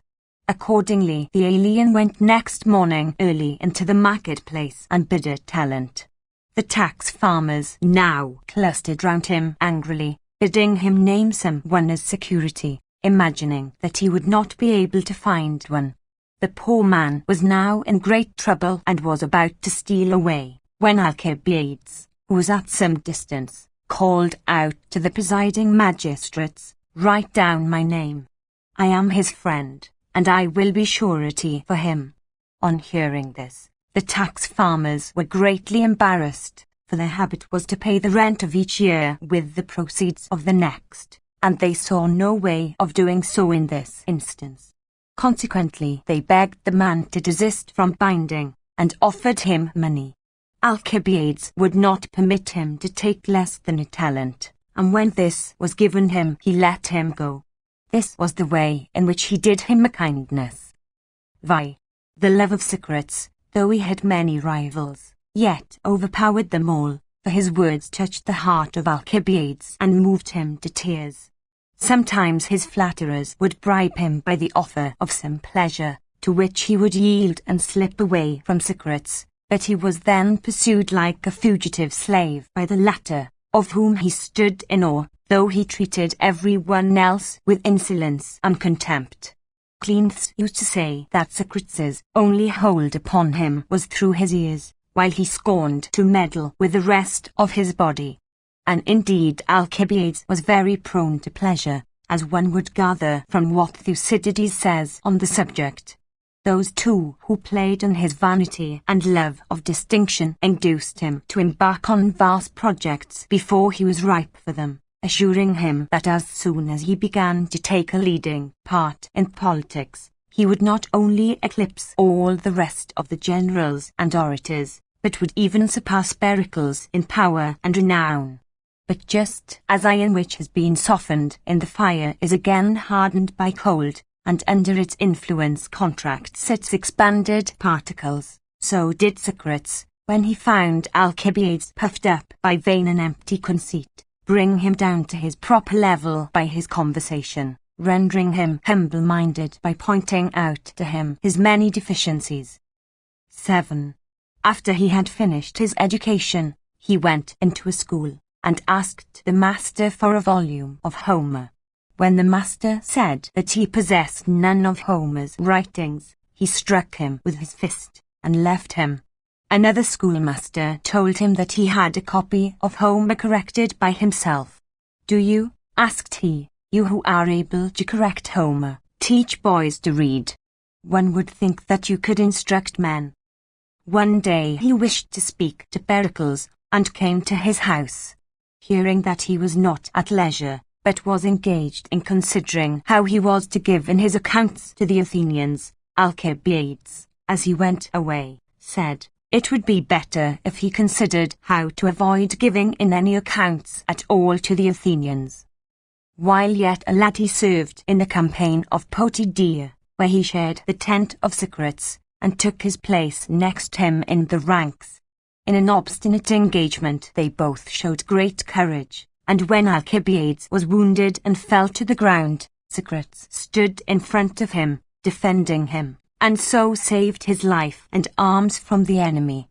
Properly, therefore, the prize for valour belonged to Socrates, but when the generals appeared anxious to bestow it upon Alcibiades because of his great reputation, Socrates, who wished to encourage his love for glory, was the first to give his testimony in his favour, and to call upon them to crown him as victor and to give him the suit of armour which was the prize. And also at the battle of Delium, when the Athenians were routed, Alcibiades, who was on horseback, when he saw Socrates retreating on foot with a few others, would not ride on, but stayed by him and defended him, though the enemy were pressing them and cutting off many of them. These things, however, happened afterwards. 8. He once struck Hipponicus, the father of Callias, a man of great wealth and noble birth, a blow with his fist, not being moved to it by anger, or any dispute, but having agreed previously with his friends to do so for a joke. When every one in the city cried out at his indecent and arrogant conduct, Alcibiades next morning at daybreak came to the house of Hipponicus, knocked, and came to him. Here he threw off his cloak, and offered him his body, bidding him flog him and punish him for what he had done.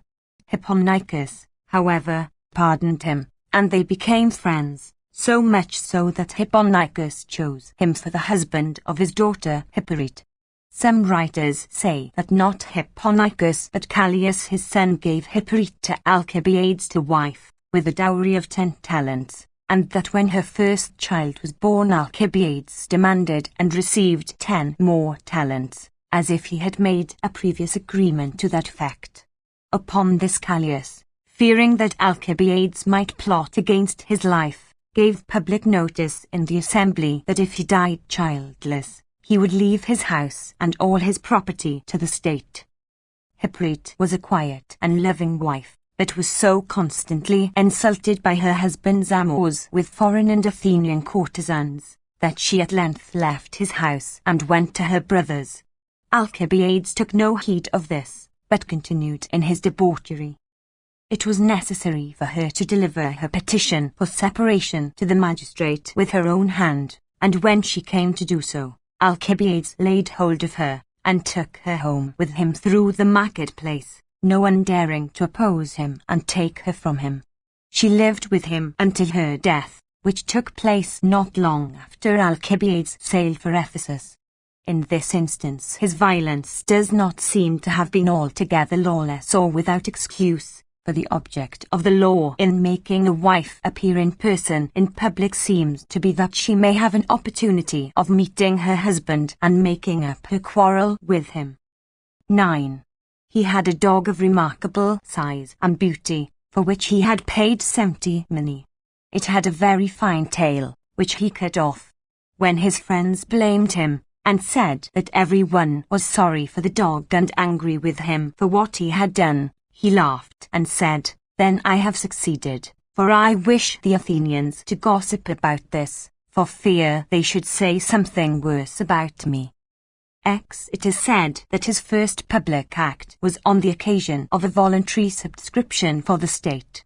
He did not intend doing anything of the sort, but as he was passing he heard a great noise, and finding that voluntary subscriptions were being made, went and subscribed.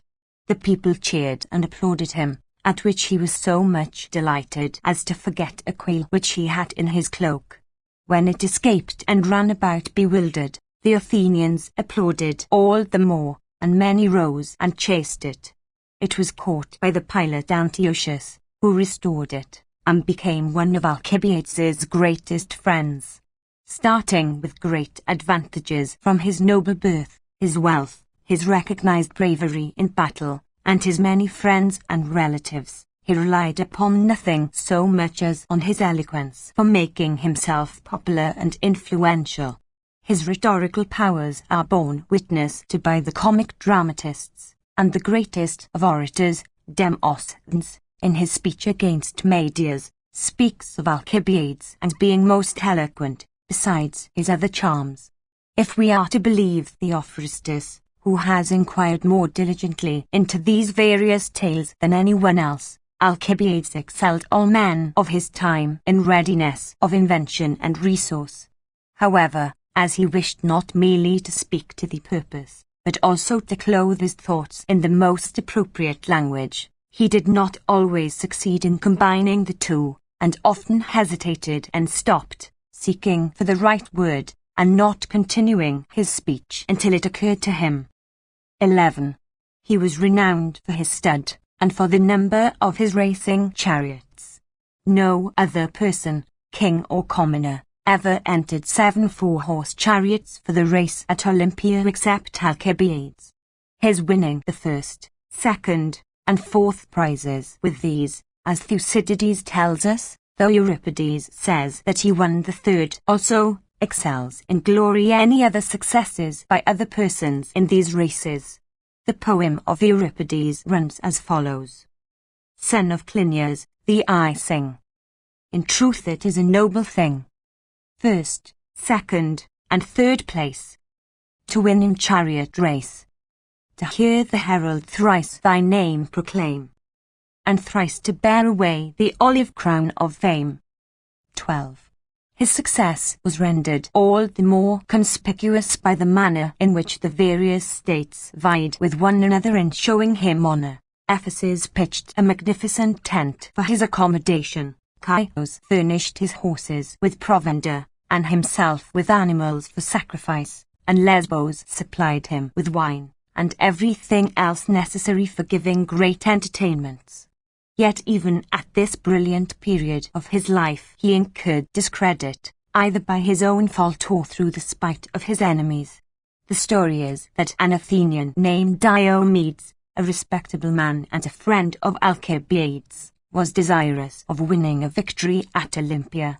Hearing that there was a chariot and 4 which belonged to the city of Argos, and knowing that Alcibiades had great influence and many friends in that place, he persuaded him to buy the chariot for him. Alcibiades, however, bought the chariot and entered it for the race as his own, leaving Diomedes to call upon heaven and earth to witness his ill-treatment. It appears that a trial took place about this matter, and Isocrates wrote a speech about this chariot in defense of the son of Alcibiades, in which Tisias, not Diomedes, is mentioned as the prosecutor. 13. When, as a mere boy, Alcibiades plunged into political life, he at once surpassed most of the statesmen of the age. His chief rivals were Phax, the son of Erasistratus, and Nicias, the son of Niceratus, the latter a man advanced in life, and bearing the reputation of being an excellent general, while the former, like Alcibiades himself, was a young man of good family, just rising into notice, but inferior to him in many respects, particularly in oratory. Though affable and persuasive in private circles, he could not speak equally well in public, for he was, as Eupolis says, at conversation best of men, at public speaking worst. In a certain attack on Alcibiades and Fax, we find, among other charges, Alcibiades accused of using the gold and silver plate of the city of Athens as his own for his daily use. There was at Athens one Hyperbolus, of the township of Pyrethos, whom Thucydides mentions as a worthless man, and one who was constantly ridiculed by the comic dramatists. From his utter disregard of what was said of him, and his carelessness for his honour, which, though it was mere shameless impudence and apathy, was thought by some to show firmness and true courage, he was pleasing to no party, but frequently made use of by the people when they wished to have the scurrilous attack made upon those in power. At this time he was about to resort to the proceeding called ostracism, by which from time to time the Athenians force into exile those citizens who are remarkable for influence and power, rather because they envy them than because they fear them. But as it was clear that one of the three, Nicias, Fax, and Alcibiades, would be ostracized, Alcibiades combined their several parties, arranged matters with Nicias, and turned the ostracism against Hyperbolus himself. Some say that it was not Nicias but Fax with whom Alcibiades joined interest, and that with the assistance of his political party he managed to expel Hyperbolus, who never expected any such treatment, for before that time this punishment had never been extended to low persons of no reputation, as Plato, the comic dramatist, says in the lines where he mentions Hyperbolus. Full worthy to be punished though he be. Yet ostracism's not for such as he. I have elsewhere given a fuller account of this affair. 14. Alcibiades was dissatisfied at the respect shown for Nicias, both by enemies of the state and by the citizens of Athens. Alcibiades was the proxenus 21 of the Lacedaemonians at Athens, and paid especial court to those Spartans who had been captured at Pylos. Yet, when the Lacedaemonians discovered that it was chiefly by Nicias's means that they obtained peace, and recovered their prisoners, they were lavish of their attentions to him. The common phrase among the Greeks of that time was that Pericles had begun the war, and Nicias had finished it, and the peace was usually called the Peace of Nicias. Alcibiades, irritated beyond measure at his rival's success, began to meditate how he could destroy the existing treaty. He perceived that the Argives, hating and fearing Sparta, wished to break off from it, and he encouraged them by secret assurances of an Athenian alliance, and also both by his agents and in person he urged the leading men not to give way to the Lacedaemonians, or yield any points to them, but to turn to Athens, and await their cooperation, for the Athenians, he said, already began to regret that they had made peace at all, and would soon break it. When the Lacedaemonians made an alliance with the Boeotians, and delivered up Panactus to the Athenians in a dismantled condition, not with its walls standing, as they ought to have done, Alcibiades exasperated the rage of the Athenians by his speeches, and raised a clamour against Nicias by the plausible accusation that he, when general, had hung back from capturing the enemy's forces which were cut off in the island of Sphacteria, and that when they had been captured by another, he had released them and restored them to their homes, in order to gain the favour of the Lacedaemonians. And for all that, although he was such a friend of the Lacedaemonians, he had not dissuaded them from forming alliances with Corinth and with the Boeotians, while he prevented the Athenians from becoming allies of any Greek state which might wish it, if the step did not happen to please the Lacedaemonians. Upon this, while Nicias was smarting under these accusations, ambassadors arrived from Lacedaemon with instructions to propose reasonable terms, and announcing that they came with full powers to conclude the negotiations for peace on an equitable basis. The Senate received them willingly, and next day they were to appear before the people.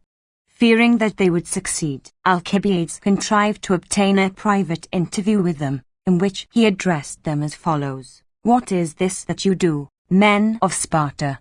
Do you not know that the Senate always treats those who appear before it in a kindly and reasonable manner, but the people are always full of pride and ambition? If you say that you have plenary powers, they will bewilder you by their violence and force great concessions from you. So come, cease this folly, if you wish to negotiate with the Athenians in a moderate way, and not to be forced into conceding points against your will. Discuss all the points at issue, but do not say that you have full power to decide them.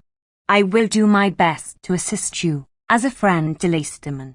After these words he confirmed his promise by an oath, and thus completely detached them from Nicias and left them trusting him only, and admiring him as a man of remarkable sense and intelligence. On the following day the people assembled, and the ambassadors appeared before them. When they were politely asked by Alcibiades in what capacity they came, they said that they were not plenipotentiaries. Immediately upon this Alcibiades assailed them with furious invective, as though they, not he, were in the wrong, calling them faithless equivocators, who had not come either to speak or to do anything honest. The Senate was vexed at its treatment, and the people were excessively enraged, while Nicias, who knew nothing of the trick, was astounded and covered with confusion at the conduct of the ambassadors. 15. The Lacedaemonian alliance being put an end to by this means, Alcibiades, who was now elected one of the generals of Athens, at once formed an alliance with Argos, Elis and Mantinea. No one approved of the way in which he effected this, but still the result was very important, as it agitated all the states in Peloponnesus, and set them against one another, brought so many men into line to fight the Lacedaemonians at the battle of Mantinea, and removed the scene of conflict so far from Athens, that the Lacedaemonians could gain no great advantage by victory, whereas if they failed, they would have to struggle for their very existence. After this battle the select regiment at Argos, called the 1,000, endeavoured to overthrow the government and establish themselves as masters of the city, and with the assistance of the Lacedaemonians they destroyed the constitution. But the people took up arms again, and defeated the usurpers, and Alcibiades coming to their aid, made the victory of the popular side more complete. He persuaded the citizens to build long walls down to the sea, and to trust entirely to the Athenian naval forces for support. He even sent them carpenters and stonemasons from Athens, and showed great zeal on their behalf, which tended to increase his personal interest and power no less than that of his country. He advised the people of Patra also to join their city to the sea by long walls, and when some one said to the people of Patra that the Athenians would swallow them up, he answered, "Perhaps they may, but it will be by degrees and beginning with the feet, whereas the Lacedaemonians will seize them by the head and do it at once." However, Alcibiades ever pressed the Athenians to establish their empire by land as well as by sea, reminding them of the oath which the young men take in the temple of Agrilos, and which it was their duty to confirm by their deeds. This oath is, that they will regard wheat, barley, vines and olives as the boundaries of Attica, by which it is hinted that they ought to make all cultivated and fruitful lands their own. 16. In the midst of all this display of political ability, eloquence, and statesmanlike prudence, he lived a life of great luxury, debauchery, and profuse expenditure, swaggering through the marketplace with his long effeminate mantle trailing on the ground. He had the deck of his trireme cut away, that he might sleep more comfortably, having his bed slung on girths instead of resting on the planks, and he carried a shield not emblazoned with the ancestral bearings of his family, but with a Cupid wielding a thunderbolt. The leading men of Athens viewed his conduct with disgust and apprehension, fearing his scornful and overbearing manner, as being nearly allied to the demeanor of a despot, while Aristophanes has expressed the feeling of the people towards him in the line, "They love, they hate, they cannot live without him." And again he alludes to him in a bitterer spirit in the verse, "A lion's cub 'tis best you should not rear, for if you do, your master he'll appear." His voluntary contributions of money to the state, his public exhibitions and services, and displays of munificence, which could not be equalled in splendor, his noble birth, his persuasive speech, his strength, beauty, and bravery, and all his other shining qualities, combined to make the Athenians endure him, and always give his errors the mildest names, calling them youthful escapades and honorable emulation. For example, he locked up Agatharchus the painter, and when he had painted his house let him go with a present. He boxed Taurus' ears because he was exhibiting shows in rivalry with him, and contending with him for the prize. And he even took one of the captive Melian women for his mistress, and brought up a child which he had by her. This was thought to show his good nature, but this term cannot be applied to the slaughter of all the males above puberty in the island of Melos, which was done in accordance with a decree promoted by Alcibiades.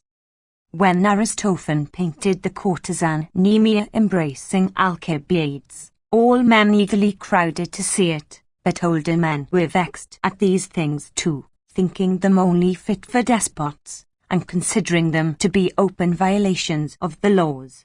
Indeed, Archestratus spoke very much to the purpose when he said that Greece could not bear more than one Alcibiades. Once, when Alcibiades had made a successful speech in the public assembly, and was being conducted home in triumph by his friends, Timon the misanthrope met him, and did not get out of his way, as he did to everyone else, but came up to him and took him by the hand, saying, "Go on, my boy, increase in glory, for your increase will bring ruin to all this crowd." Some laughed, some cursed him, but others took his words to heart. So various were the opinions formed about Alcibiades, because of the inconsistency of his character. 17. Even during the lifetime of Pericles, the Athenians had a hankering after Sicily, and after his death they endeavored to obtain possession of it, by sending troops to the assistance of those cities which were oppressed by the Syracusans, and thus paving the way for a greater armament. It was, however, Alcibiades who fanned their desires into a flame, and who persuaded them to abandon these half-hearted attempts, to proceed with a great force to the island, and to endeavour to subdue it. He raised great expectations among the people, but his own aspirations were far more intensive, for he regarded the conquest of Sicily not merely as an end, but as a stepping stone to greater things. While Nicias was dissuading the people from the attempt, on the ground that it would be a difficult matter to capture the city of Syracuse, Alcibiades was dreaming of Carthage and Libya, and after these were gained, he meditated the conquest of Italy and of Peloponnesus, regarding Sicily as little more than a convenient magazine and place of arms. He greatly excited the younger Athenians by his vast designs, and they listened eagerly to the marvelous stories of the old who had served in that country, so that many of them would spend their time sitting in the gymnasia and public seats, drawing sketches of the shape of the island of Sicily, and of the position of Libya and Carthage. It is said that Socrates the philosopher, and Meton the astronomer, did not expect that the state would gain any advantage from this expedition, the former probably receiving a presentiment of disaster, as was his wont, from his familiar spirit.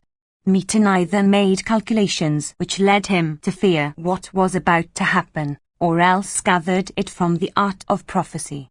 He feigned madness, and seizing a torch, attempted to set his house on fire. Some say that Meton made no pretense of madness, but that he burned down his house one night, and next morning came and besought the Athenians, after such a misfortune, to exempt his son from serving with the expedition. Thus he deceived his fellow citizens and carried his point. 18. Nicias, much against his will, was chosen to lead the expedition. His unwillingness was in a great measure due to the fact that Alcibiades was to act as his colleague, for the Athenians thought that the war would be conducted better if the rashness of Alcibiades was tempered by the prudence of Nicias, because the third general, Lamachus, although advanced in years, yet had the reputation of being no less daring and reckless a soldier than Alcibiades himself. When the public assembly were debating about the number of the troops and the preparation for the armament, Nicias made another attempt to oppose the whole measure and to put a stop to the war. Alcibiades, however, took the other side and carried all before him. The orator Demostratus moved that the generals should be empowered to demand whatever stores and war material they pleased, and have absolute power to carry on the war of their own discretion. This was agreed to by the people, and all was ready for setting sail, when unlucky omens occurred. The festival of Adonis took place at that very time, and during it the women carry about in many parts of the city figures dressed like corpses going to be buried, and imitate the ceremony of a funeral by tearing their hair and singing dirges. And besides this, the mutilation of them in one night, when all of them had their faces disfigured, disturbed many even of those who, as a rule, despised such things. A story was put about that the Corinthians, of whom the Syracusans were a colony, had done it, hoping that such an evil omen might make the Athenians either postpone or give up their expedition. But the people paid no heed to this insinuation, and still less to those who argued that there was no omen in the matter at all, but that it was the work of extravagant young men after their wine. They regarded the incident with feelings of rage and fear, imagining that it proved the existence of an organized plot aimed at greater matters. Both the Senate and the General Assembly met several times during the next few days, and inquired sharply into everything that could throw any light upon it. 19. During this time, Androcles, a popular speaker, brought forward several slaves and resident aliens, who charged Alcibiades and his friends with mutilating certain other statues, and with parodying the ceremonies of initiation to the sacred mysteries when in their cups. They said that the part of the herald was taken by Theodorus, that of the torch-bearer by Politian, and that of Hierophant by Alcibiades himself, while the rest of the company were present and were initiated, and were addressed by them as mists, which means persons who have been initiated into the mysteries. These are the charges which we find specified in the indictment drawn against Alcibiades by Thessalus the son of Cimon, in which he accuses Alcibiades of sacrilege against the two goddesses, Demeter, Ceres, and Proserpine. The people now became very much enraged with Alcibiades, and were still more exasperated by his personal enemy Androcles. Alcibiades was at first alarmed, but soon perceived that all the sailors of the fleet about to sail to Sicily were on his side, as were also the soldiers. A body of 1,000 Argives and Mantineans also were heard to say that they were going to cross the seas and fight in a distant land, all for the sake of Alcibiades, and that if he did not meet with fair play, they would at once desert. Encouraged by this, he appeared at the appointed time to defend himself, which disconcerted and disheartened his enemies, who feared that the people might deal leniently with him because they required his services. Matters being in this posture, they prevailed upon some of the orators who were not known to be enemies to Alcibiades, but who hated him nevertheless, to move before the people that it was an absurd proceeding for the irresponsible general of so great a force of Athenians and their allies to waste his time while the court was drawing lots for the jury, and filling water clocks with water. Let him sail, and may good luck attend him, and when the war is finished let him return and speak in his defence, for the laws will be the same then as now. Alcibiades saw clearly their malicious object in postponing his trial, and said publicly that it was very hard to leave such accusations and slanders behind him, and to be sent out in command of a great expedition with such a terrible fate hanging over him. If he could not prove his innocence, he ought to be put to death, and if he could clear himself of these charges, it was only just that he should be enabled to attack the enemy with a light heart, without having to fear false accusers at home. 20. He did not, however, succeed in this, but was ordered to sail, and put to sea with his colleagues, having under their orders a fleet of nearly 140 triremes, 5,100 heavy armed troops, archers, slingers, and light armed troops to the number of about 1,300, and all other stores and provisions in proportion. After reaching Italy and capturing Rhegium, he gave his opinion as to the manner in which the war ought to be conducted, but as Nicias opposed him and was joined by Lamachus, he sailed over to Sicily and induced the city of Catana to join them, but did nothing further, because he was sent for at once to return and stand his trial at Athens. At first, as we have stated, Alcibiades was only vaguely suspected, and only the testimony of slaves and resident aliens could be obtained against him, but afterwards, during his absence, his enemies had worked hard to get up a case against him, and connected his sacrilegious conduct about the mysteries with the mutilation of the Hermae, which they argued were all the work of one body of conspirators, bent upon revolution and the destruction of the existing form of government. All those who were in any degree implicated were cast into prison without a trial, and they were much vexed they had not immediately brought Alcibiades to trial and obtained judgment against him on such grave charges as these. Any of his friends, relations, or acquaintances who fell into the hands received very harsh treatment. Thucydides has omitted the names of those who impeached him, but others give their names as Diocles and Tercrus, among whom is Phrynichus the comic dramatist, who writes as follows. And, dearest Hermes, do not fall, and break your head, and, worst of all, to some new Diocles show the way, by slander based to swear men's lives away.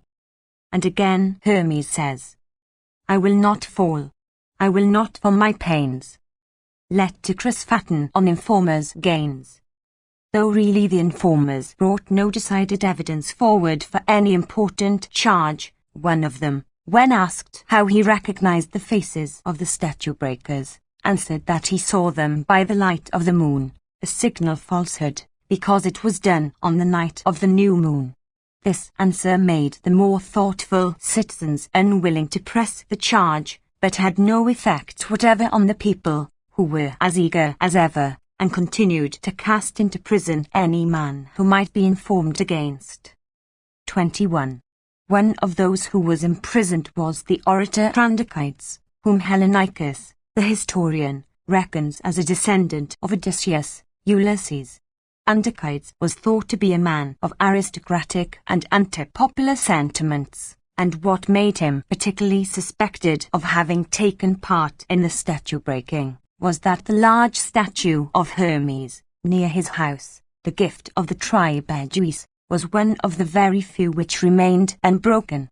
Wherefore even at the present day it is called the Hermes of Andechides, and everyone speaks of it by that name in spite of the inscription on it. It happened that Andechides, while in custody, formed an acquaintance and friendship for one of the other persons who were imprisoned on the same charge, a man of the name of Timaeus, of inferior birth and position to himself, but much cleverer and more courageous. This man persuaded Andechides to inform against himself and some few others, because, by a decree of the people, anyone who acted as informer was to be given a free pardon, whereas no one could count upon the results of a trial, which the more prominent citizens had especial reasons for dreading. He pointed out that it was better to save his life by a lie than to be put to death with infamy as if he was really guilty. Moreover, looking at the whole affair, it was best to sacrifice a few persons of doubtful character to the fury of the people, and thereby to save many good men from becoming its victims. Antichides was convinced by these arguments of Timaeus, and by informing against himself and some others obtained a pardon for himself, while all those whose names he mentioned were put to death, except such as had fled the country. To procure greater credit to his information, Antichides even accused his own servants. However, the people did not abate their rage, but, ceasing to take any further interest in the statue breakers, they turned savagely against Alcibiades. Finally, they dispatched the Salaminian trireme after him, ingeniously ordering its officers not to use any personal violence, but to speak him fair and bid him return to stand his trial and set himself right with the people.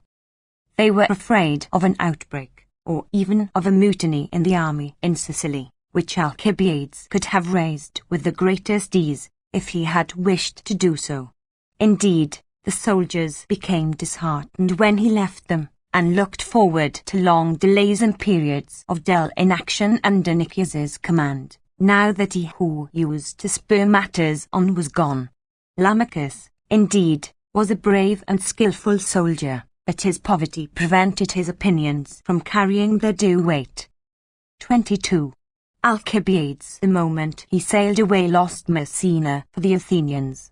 There was a party in that city ready to deliver it up, which he knew well, and by disclosing their intentions to the Syracusan party he effectually ruined the plot. At Thurii he landed, and concealed himself so that he could not be found. When one of his friends said to him, "Alcibiades, do you not trust your native country?"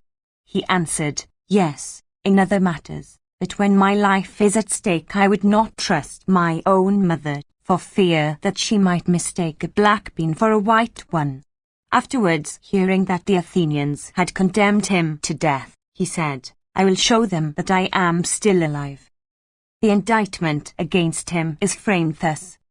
Thessalus, the son of Cimon, of the township of Lycia, accuses Alcibiades, the son of Clinias, of the township of the Scambonidae, of sacrilege against the two goddesses, Demeter and Cora, by parroting the sacred mysteries and giving a representation of them in his own house, wearing himself such a robe as the Hierophant does when he shows the holy things, and calling himself the Hierophant, Paulician, the torch-bearer, Theodorus, of the township of Phrygia, the herald, and addressing the rest of the company as mists and epopts, initiates and novices, contrary to the rules and ceremonies established by the Eumolpidi and Kerykes, and the priests of Eleusis.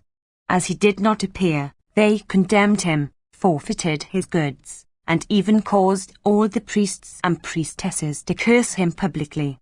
It is said that Theno, the daughter of Menon, the priestess of the temple of Agrilos, was the only one who refused to carry out this decree, alleging that it was to pray and not to curse that she had become a priestess. 23. While these terrible decrees and sentences were being passed against Alcibiades, he was living at Argos, for as soon as he left Thurii, he fled to the Peloponnesus, where, terrified at the violence of his enemies, he determined to abandon his country, and sent to Sparta demanding a safe asylum, on the strength of a promise that he would do the Spartans more good than he had in time past done them harm. The Spartans agreed to his request, and invited him to come.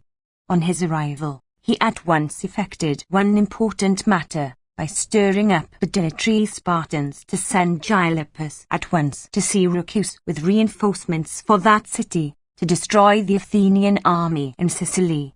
Next, he brought them to declare war against the Athenians themselves, while his third and most terrible blow to Athens was his causing the Lacedaemonians to seize and fortify Decelea, which did more to ruin Athens than any other measure throughout the war. With his great public reputation, Alcibiades was no less popular in private life, and he deluded the people by pretending to adopt the Lycaonian habits. When they saw him closely shaved, bathing in cold water, eating dry bread and black broth, they wondered, and began to doubt whether this man never had kept a professed cook, used perfumes, or endured to wear a Milesian mantle. For Alcibiades, among his other extraordinary qualities, had this especial art of captivating men by assimilating his own manners and habits to theirs, being able to change, more quickly than the chameleon, from one mode of life to another. The chameleon, indeed, cannot turn itself white, but Alcibiades never found anything, good or bad, which he could not imitate to the life. Thus, at Sparta he was fond of exercise, frugal and severe; in Ionia, luxurious, frivolous, and lazy; in Thrace, he drank deep; in Thessaly he proved himself a good horseman, while, when he was consorting with the satrap Tisiphone, he outdid even the Persian splendor and pomp. It was not his real character that he so often and so easily changed, but as he knew that if he appeared in his true colors, he would be universally disliked, he concealed his real self under an apparent adoption of the ways and fashions of whatever place he was in.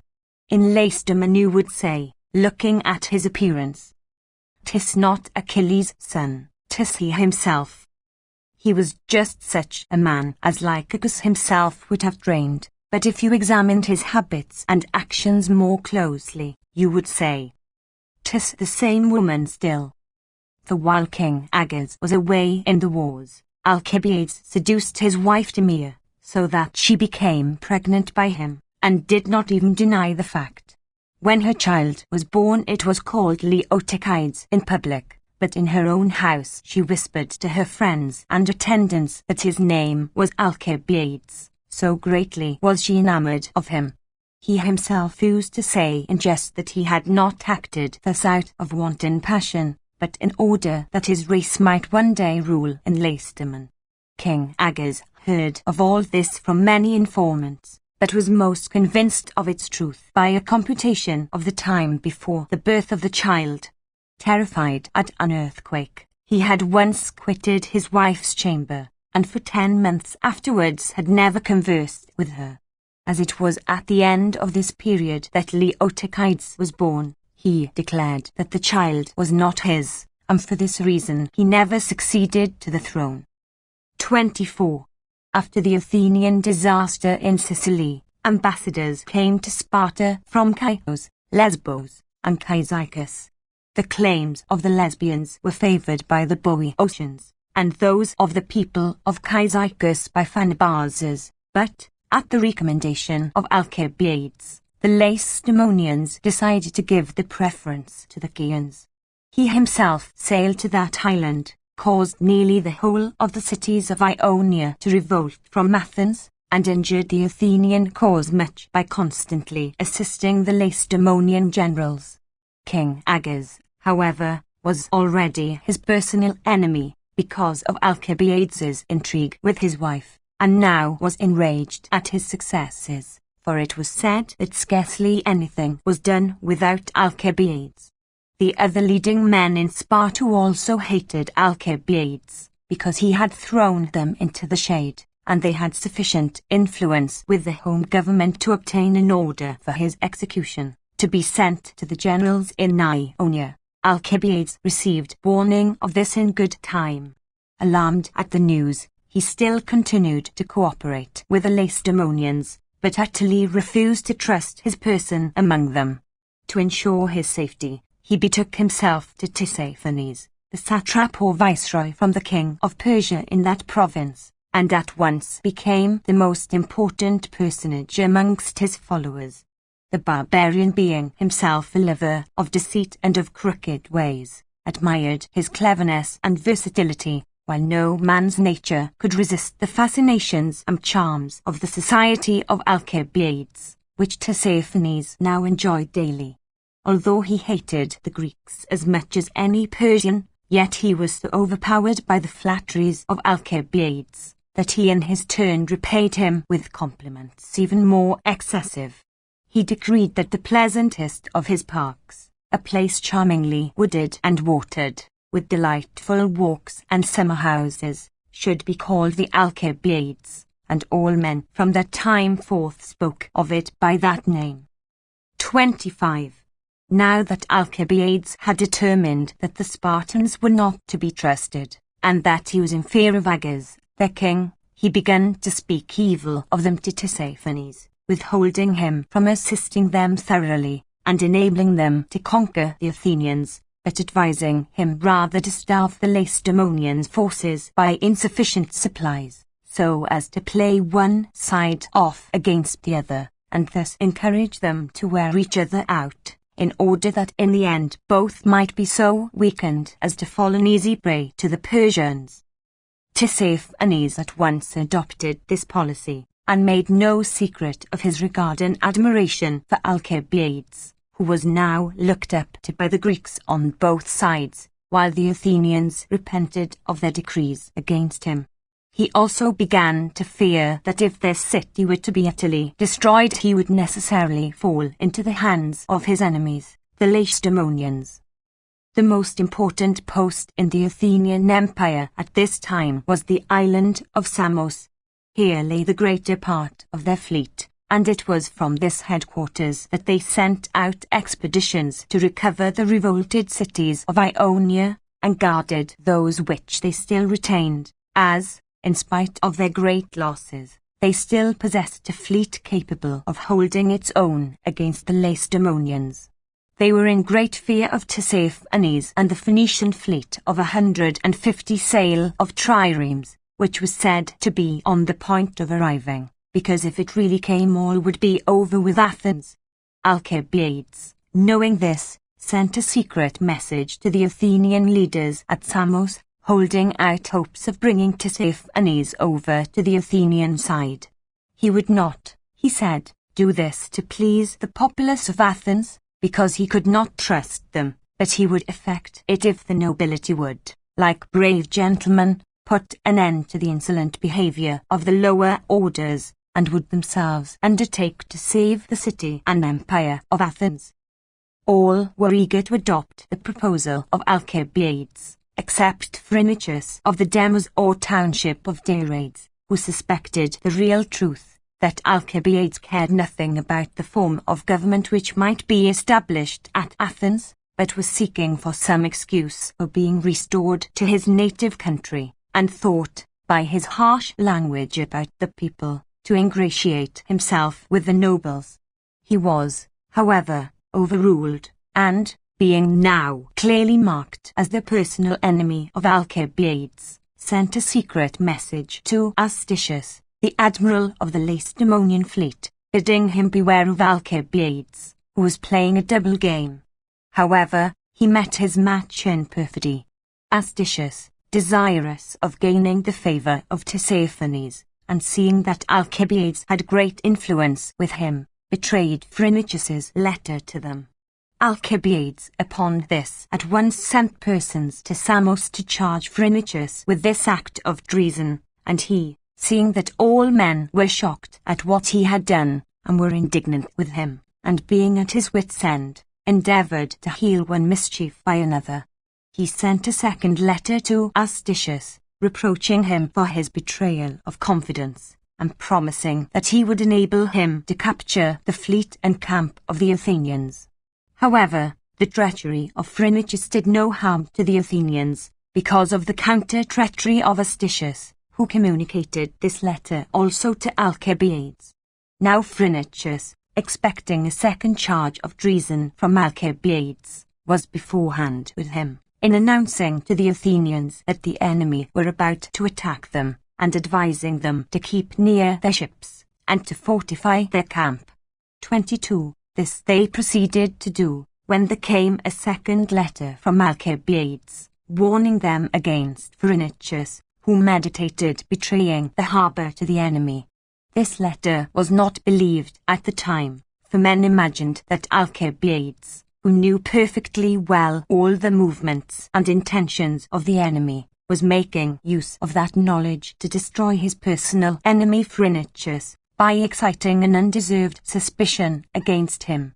Yet, when afterwards Hermann, one of the Athenian horse patrol, stabbed Phrynichus with his dagger in the marketplace, the Athenians, after trying the case, decided that the deceased was guilty of treason, and crowned Hermann and his comrades with garlands.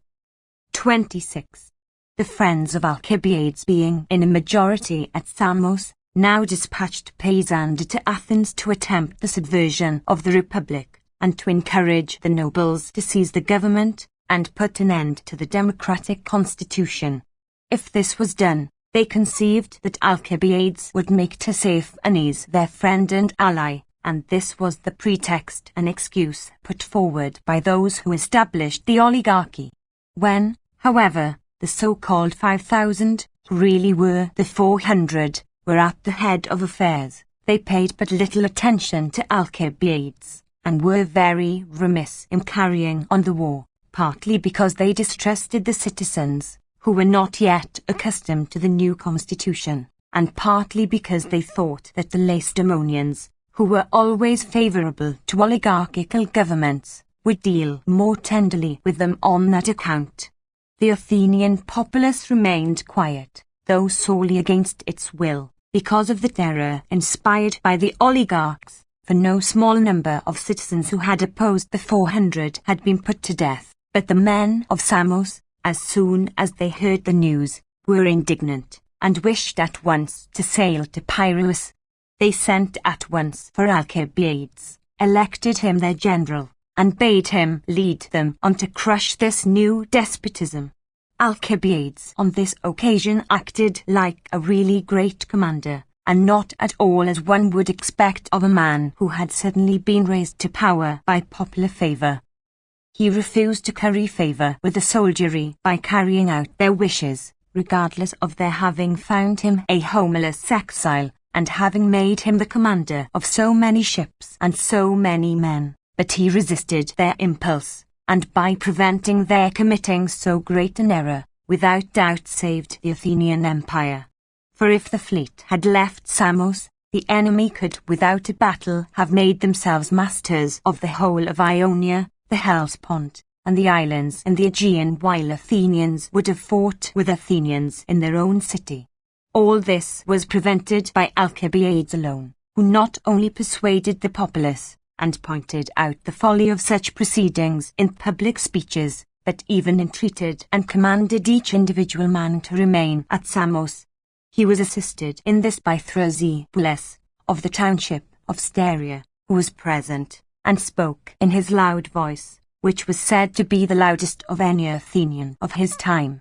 This was a noble achievement of Alcibiades, and so, too, was his undertaking that the Phoenician fleet, which the Lacedaemonians expected would be sent by the Persian king to help them, should either be won over to the Athenian side, or at any rate prevented from joining the Lacedaemonians. In order to effect this, he sailed away in great haste, and, although the Phoenician fleet was at Aspendus, yet Tisiphone brought it no further, and deceived the Lacedaemonians. Both parties gave Alcibiades the credit of having detained it, and more especially the Lacedaemonians, who imagined that he was teaching the Persians to allow the Greeks to destroy one another, for it was perfectly clear that such a force, if added to either of the contending parties, must have made them complete masters of the sea. 27. After this the government of the 400 was dissolved, as the friends of Alcibiades eagerly took the side of the popular party. Although the Athenians now wished and even commanded Alcibiades to return to his native city, yet he felt that he ought not to come home empty-handed, and owing his restoration to the good nature of the people, but rather to return after some glorious achievement. With this intention he at first left Samos with a few ships and cruised in the seas near Cnidus and Kos. Then, hearing that Minarus, the Spartan admiral, had gone to the Hellespont with all his fleet, and that the Athenian fleet had followed him, he hurried to the assistance of the Athenian commanders. Sailing northwards with 18 triremes, he chanced to arrive towards evening, at the end of a sea fight off Abydos, in which neither party had won any decided advantage. The appearance of his squadron caused very different feelings among the combatants, for the Athenians were alarmed, and the enemy encouraged.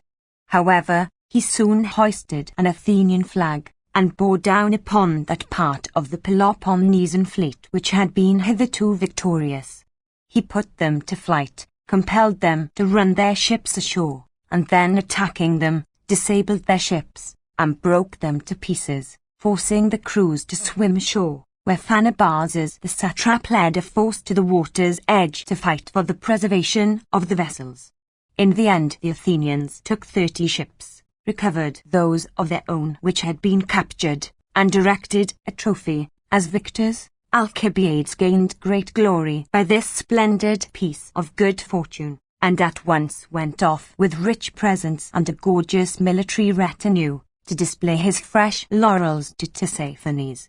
He met, however, with a very different reception to that which he expected, for Tisiphone, whose mind had been poisoned against him by the Lacedaemonians, and who feared that the king might be displeased with his own dealings with Alcibiades, considered that he had arrived at a very opportune moment, and at once seized him and imprisoned him at Sardis, thinking that this arbitrary act would prove to the world that the other suspicions of an understanding between them were unfounded. 28. 30 days afterwards, Alcibiades by some means obtained a horse, eluded his guards, and fled for refuge to Glaomini. He gave out that he had been privately released by Tisiphone himself, in order to disgrace that satrap, and at once sailed to the Athenian fleet in the Hellespont.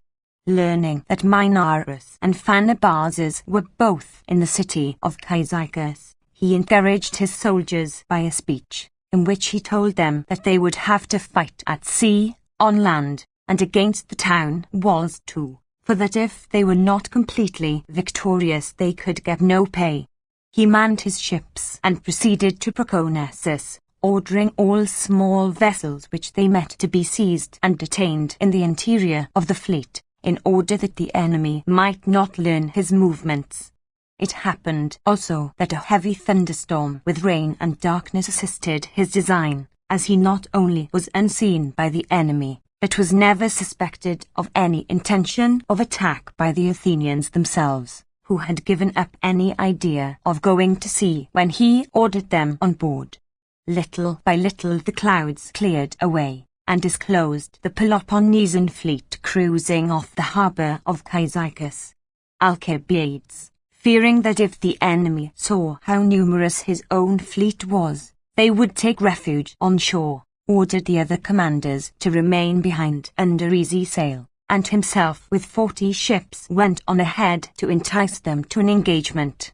The Peloponnesians, deceived by this manoeuvre, at once attacked these few ships, despising their small numbers. But the little squadron engaged them until the rest came up, when they fled ashore in terror. Alcibiades with 20 of the fastest sailing ships broke through the enemy's line, ran his ships ashore, landed their crews, and attacked the fugitives from the enemy's fleet with terrible slaughter.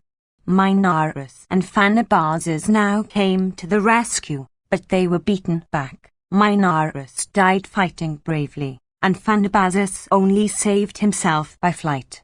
By this battle the Athenians obtained possession of many dead bodies of their enemies, 23, many stand of arms, the whole of the hostile fleet, and the town of Cyzicus, which they took by storm, putting its Peloponnesian garrison to the sword, as soon as Pharnabazus withdrew his troops. They now not merely obtained a firm hold on the Hellespont, but were able to drive the Lacedaemonians from the sea in all quarters. A dispatch was captured, written in the Laconian fashion, informing the Ephors of the disaster. Our ships are gone, Minarus is slain, the men are starving, we know not what to do. 29. The men who had served under Alcibiades were so elated by this victory that they disdained to mix with the rest of the army, alleging that the others had often been defeated, and that they were invincible. Indeed, not long before, Thrasyllus had received a defeat near Ephesus, upon which the Ephesians erected the brazen trophy to the disgrace of the Athenians, so that the soldiers of Alcibiades reproached those of Thrasyllus with this, glorifying themselves and their commander, and refusing to allow the others to make use of their places of exercise or their quarters in camp. However, when Pharnabazus with a large force of infantry and cavalry attacked them while they were invading the territory of Abydos, Alcibiades led them out to fight him, defeated him, and, together with Thrasyllus, pursued him till nightfall. After this the soldiers fraternized with each other and returned to their camp rejoicing together. On the following day Alcibiades erected a trophy and ravaged the country of Pharnabazus, no one daring to oppose him. He even took priests and priestesses prisoners, but released them without ransom. The city of Chalcedon had revolted from Athens, and received a Lacedaemonian Hamos 24, and garrison. Alcibiades was eager to attack them, but, hearing that they had collected all the property 25 in their country and placed it in the hands of the Bithynians, a friendly tribe, he led his whole army to the Bithynian frontier and sent a herald to that people reproaching them for what they had done. In terror, the Bithynians gave up the property to him, and entered into an alliance with him. 30. He now completely invested Chalcedon by building a wall reaching from sea to sea. Pharnabazus came down to raise the siege, and Hippocrates, the harmost of the city, led out his forces and attacked the Athenians at the same time. Alcibiades arranged his armies so as to be able to fight them both at once, forced Pharnabazus to retreat with disgrace, killed Hippocrates, and put his force to flight with severe loss. He now took a cruise round the Hellespont to raise contributions from the towns on the coast, during which he took Selymbria, where he, very unnecessarily, was exposed to great personal risk. The party who intended to betray the city had arranged to show a torch as a signal at midnight, but were compelled to do so before the appointed time, fearing one of the conspirators, who suddenly changed his mind. When then the torch was raised, the army was not ready for the assault, but Alcibiades, taking some 30 men with him, ran at full speed up to the walls, giving orders to the rest to follow. The city gate was opened for him, and 20 peltasts 26, having joined his 30 soldiers, he entered, when he perceived the men of Selymbria under arms marching down the street to meet him. To await their onset would have been ruin, while pride forbade a hitherto invincible general to retire. Ordering his trumpet to sound, he bade one of those present proclaim aloud that the Selymbrians ought not to appear in arms against the Athenians. This speech made some of the townspeople less eager to fight, as they imagined that their enemies were all within the walls, while it encouraged others who hoped to arrange matters peaceably.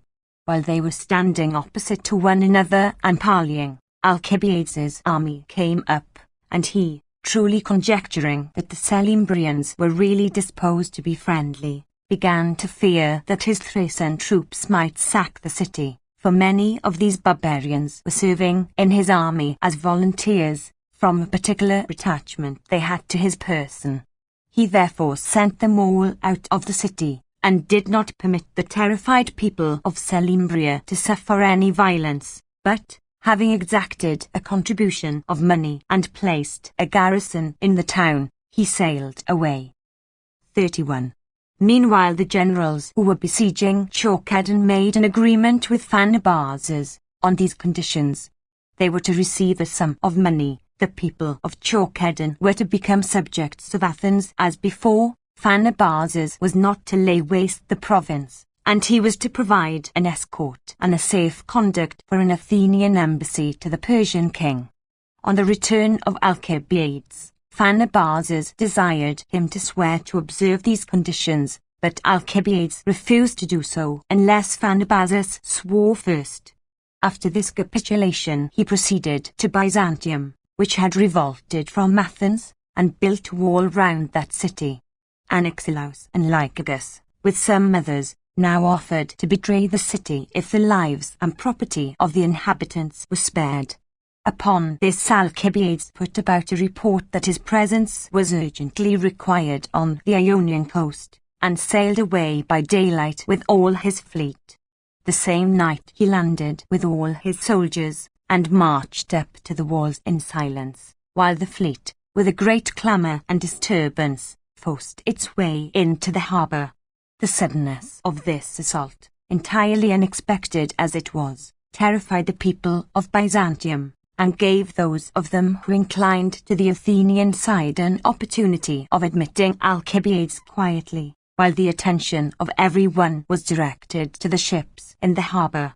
The town did not, however, surrender altogether without fighting, for the Peloponnesians, Megarians, and Boeotians who were in it drove the Athenians back into their ships with loss, and when they heard that the land forces had entered the town they formed in line and engaged them.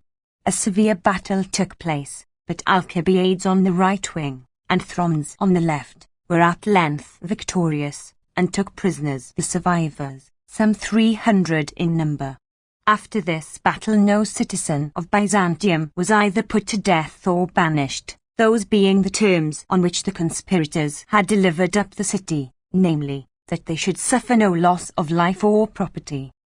Anaxilaus was afterwards tried at Sparta for having betrayed the city, and justified what he had done, saying that he was not a Lacedaemonian, but a Byzantine, and that he saw Byzantium, not Sparta, in danger, as the city was surrounded by the enemy's siege works, no provisions being brought into it, and what there was in it being consumed by the Peloponnesians and Boeotians, while the people of Byzantium with their wives and children were starving.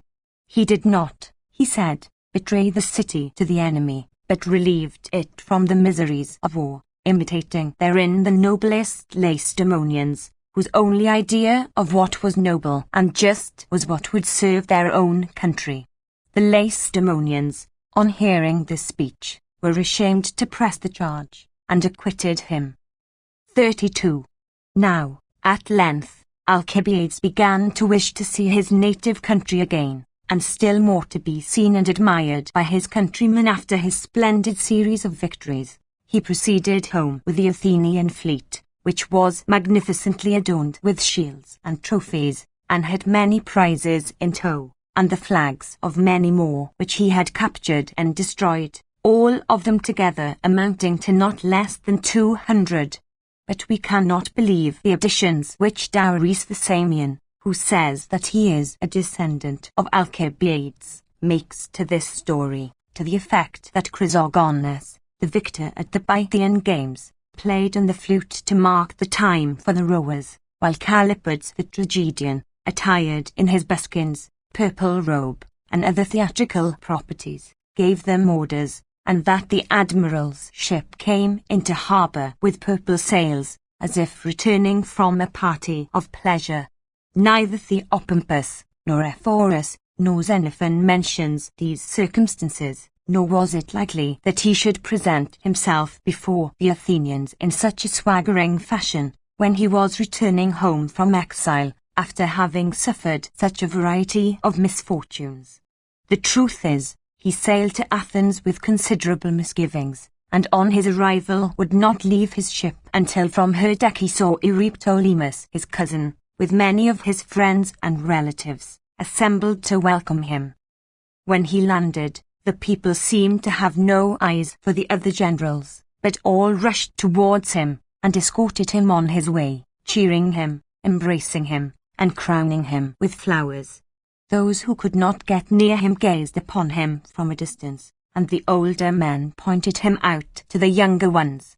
Yet the joy of the citizens was mingled with tears in the midst of their rejoicings, when they thought of their past disasters, for they reflected that they would not have failed in Sicily, or met with any of their other terrible disappointments, if they had not parted with Alcibiades when in the full tide of prosperity.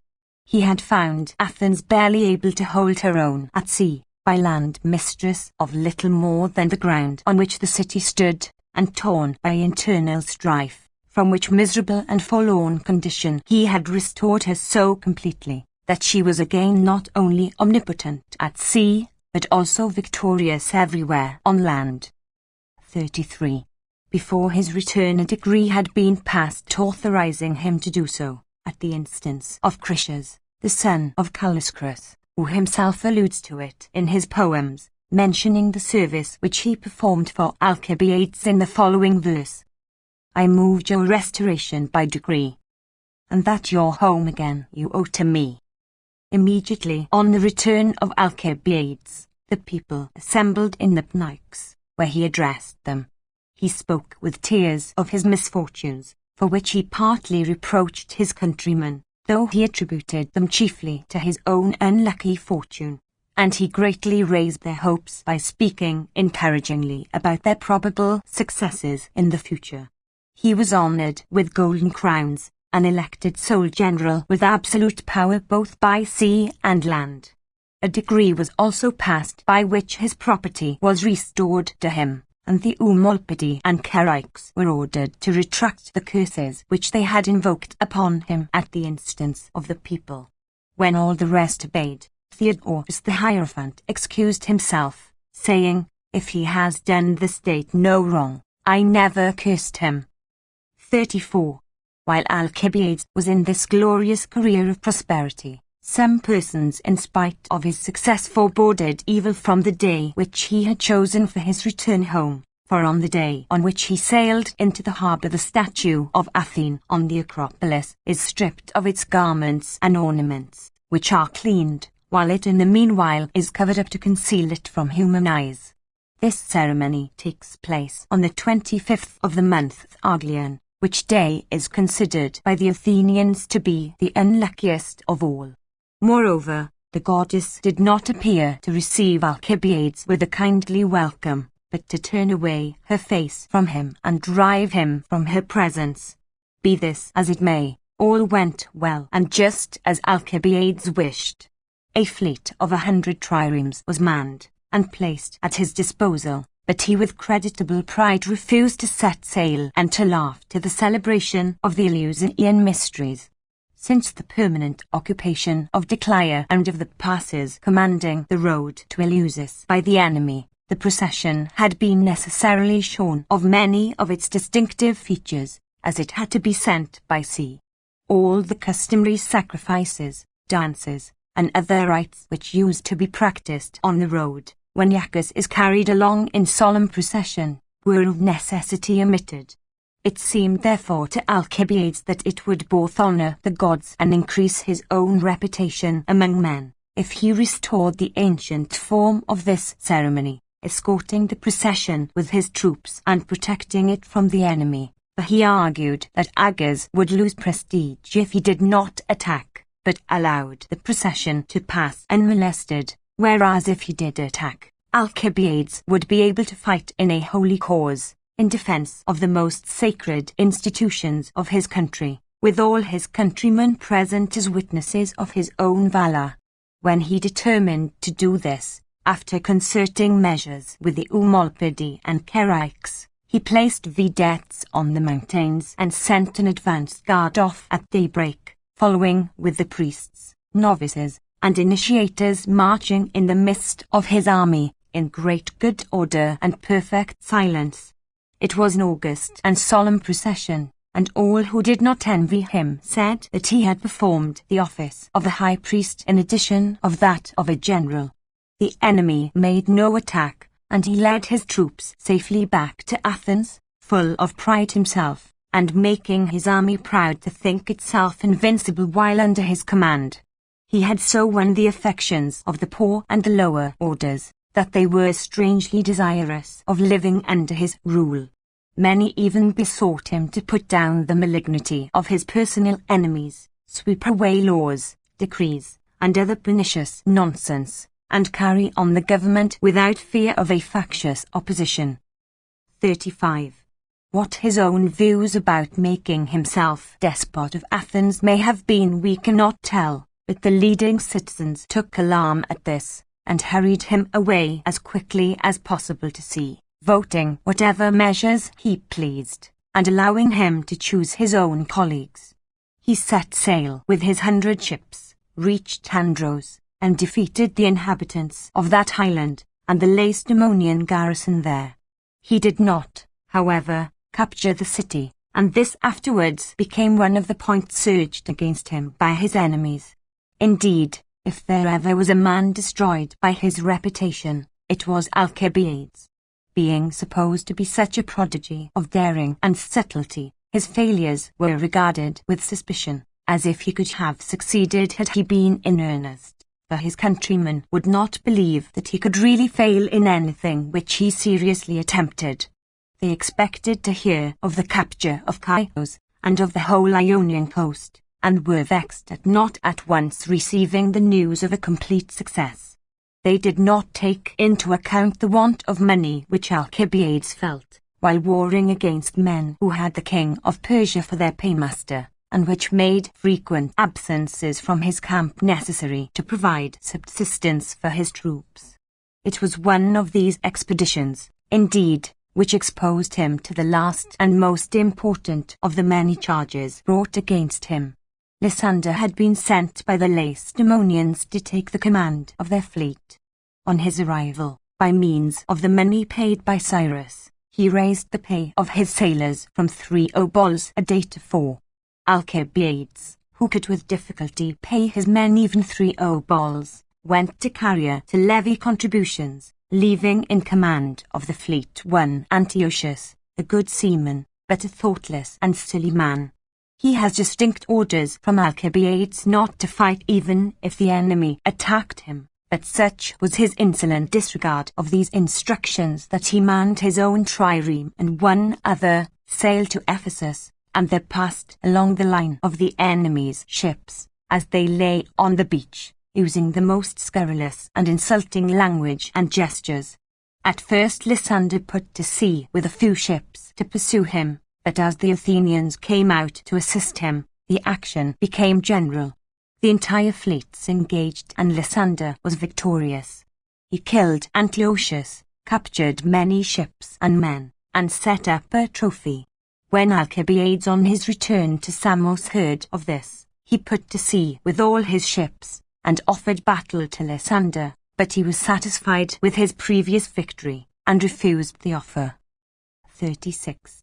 Thrasybulus, the son of Thrason, a bitter personal enemy of Alcibiades, now set sail for Athens to accuse him, and to exasperate his enemies in the city against him.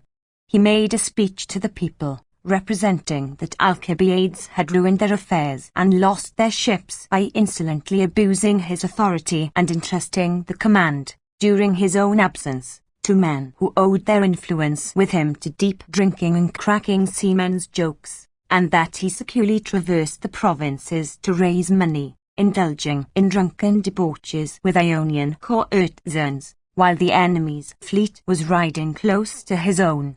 He was also blamed for the construction of certain forts in Thrace, near Byzantium, which he destined as a place of refuge for himself, as if he could not or would not live in his native city. The Athenians were so wrought upon by these charges against Alcibiades, that they elected other generals to supersede him, thus showing their anger and dislike for him. Alcibiades, on learning this, left the Athenian camp altogether, got together a force of foreign troops, and made war on the irregular Thracian tribes on his own account, thus obtaining much plunder and freeing the neighbouring Greek cities from the dread of the barbarians. Now when the generals Titus, Menander, and Diamantus came with the entire Athenian fleet to Aegospotami, they used early every morning to go to Lampsacus to challenge the fleet of Lysander, which lay there, to a sea fight. After this ceremony they would return and spend the whole day in careless indolence, as if despising their enemy. Alcibiades, who lived close by, did not disregard their danger, but even rode over on horseback and pointed out to the generals that they were very badly quartered in a place where there was no harbour and no city, having to obtain all their provisions from Sestos, and, when the ships were once hauled up on shore, allowing the men to leave them unguarded and straggle where they pleased, although they were in the presence of a fleet which was trained to act in silence and good order at the command of one man. 37. Though Alcibiades gave this advice, and urged the generals to remove to Sestos, they would not listen to him.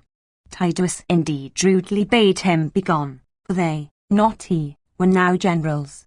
Alcibiades, too, suspected that there was some treachery in the case, and retired, telling his personal friends, who escorted him out of the camp, that if he had not been so outrageously insulted by the generals, he could in a few days have compelled the Lacedaemonians either to fight a battle at sea against their will, or abandon their ships.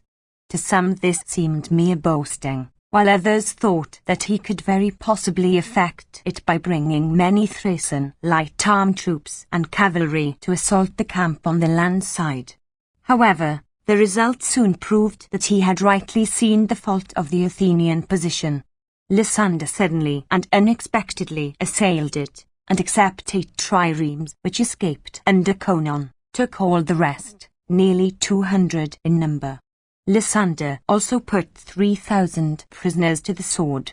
He shortly afterwards captured Athens, burned her ships, and pulled down her long walls. Alcibiades, terrified at seeing the Lacedaemonians omnipotent by sea and land, shifted his quarters to Bithynia, sending thither a great amount of treasure, and taking much with him, but leaving much more in his Thracian fortresses. In Bithynia, however, he suffered much loss at the hands of the natives, and determined to proceed to the court of Artaxerxes, thinking that the Persian king, if he would make trial of him, would find that he was not inferior to Themistocles in ability, while he sought him in a much more honourable way, for it was not to revenge himself on his fellow citizens, as Themistocles did, but to assist his own country against its enemy that he meant to solicit the king's aid. Imagining that Pharnabazus would be able to grant him a safe passage to the Persian court, he went into Phrygia to meet him, and remained there for some time, paying his court to the satrap, and receiving from him marks of respect. 38. The Athenians were terribly cast down at the loss of their empire, but when Lysander robbed them of their liberty as well, by establishing the government of the 30 tyrants, they began to entertain thoughts which never had occurred to them before, while it was yet possible that the state might be saved from ruin. They bewailed their past blunders and mistakes, and of these they considered their second fit of passion with Alcibiades to have been the greatest. They had cast him off for no fault of his own, but merely because they were angry with his follower for having lost a few ships disgracefully. They had much more disgraced themselves by losing the services of the ablest and bravest general whom they possessed. Even in their present abasement a vague hope prevailed among them that Athens could not be utterly lost while Alcibiades was alive, for he had not during his former exile been satisfied with a quiet life, and surely now, however prosperous his private circumstances might be, he would not endure to see the triumph of the Lacedaemonians, and the arrogant tyranny of the 30. Indeed, this was proved to be no vain dream by the care which the 30 took to watch all the motions of Alcibiades. At last, Critias informed Lysander that while Athens was governed by a democracy, the Lacedaemonian Empire in Greece could never be safe, and if the Athenians were ever so much inclined to an oligarchical form of government, Alcibiades, if he lived, would not long suffer them to submit to it. However, Lysander was not prevailed upon by these arguments until a dispatch came from Sparta bidding him make away with Alcibiades, either because the home government feared his ability and enterprise, or because they wished to please his enemy, King Agis. 39. Lysander now sent orders for his death to Pharnabazus, who entrusted their execution to his brother Magus and his uncle Susamithus. Alcibiades was at this time dwelling in a village in Phrygia, with Timandra the courtesan, and one night he dreamed that he was dressed in his mistress's clothes, and that she, holding his head in her arms, was painting his face and adorning him like a woman. Others say that he saw Magnus in his dream cutting off his head, and his body all in flames. All, however, agree that the dream took place shortly before his death. His murderers did not dare to enter the house, but stood round it in a circle and set it on fire. Alcibiades, on discovering them, flung most of the bedding and clothes onto the fire, wrapped his cloak round his left arm, and with his dagger in his right dashed through the flames unhurt, not giving his clothes time to catch fire. None of the barbarians dared to await his onset, but as soon as they saw him they scattered, and from a distance shot at him with darts and arrows. After he had fallen and the barbarians were gone, Timandra took up his corpse, covered it with her own clothes, and, as far as was in her power, showed it every mark of honour and respect. This Timandra is said to have been the mother of Laius, commonly called the Corinthian, who really was brought as a captive from Hycara, a small town in Sicily. Some writers, although they agree in their account of the manner of his death, differ as to its cause, alleging that it was neither due to Phanabazes nor to Lysander nor the Lacedaemonians, but that Alcibiades had debauched a girl of noble birth and was living with her, and that her relatives, enraged at this insult, during the night set fire to the house in which Alcibiades was living, and, as has been related, shot him as he leapt out through the flames. Life of Caius Massius Coriolanus. The patrician family of the Massii at Rome produced many illustrious men, amongst whom was Caius Massius, the grandson of Numa, who became king after the death of Tullus Hostilius. To this family also belonged Publius and Quintus Massius, who supplied Rome with abundance of excellent water, and Censorinus, twice appointed censor by the Roman people, who afterwards passed a law that no one should hold that office twice. Caius Marcius, the subject of this memoir, was an orphan, and brought up by a widowed mother. He proved that, hard though the lot of an orphan may be, yet it does not prevent a man's becoming great and distinguished, and that the bad alone allege it as an excuse for an intemperate life. He also proves to us that a naturally noble nature, if it be not properly disciplined, will produce many good and bad qualities together, just as a rich field, if not properly tilled, will produce both weeds and good fruit. The immense energy and courage of his mind used to urge him to attempt and to perform great exploits, but his harsh and ambitious temper made it difficult for him to live on friendly terms with his companions. They used to admire his indifference to pleasure and pain, and his contempt for bribes, but in politics they were angered by his morose and haughty manner, too proud for a citizen of the Republic. Indeed, there is no advantage to be gained from a liberal education so great as that of softening and disciplining the natural ferocity of our disposition, by teaching it moderation, and how to avoid all extremes.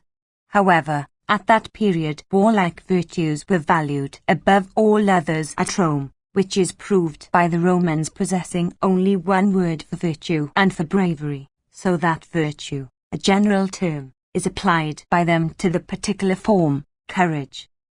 2. Massius, having an especial passion for war, was familiar from childhood with the use of arms.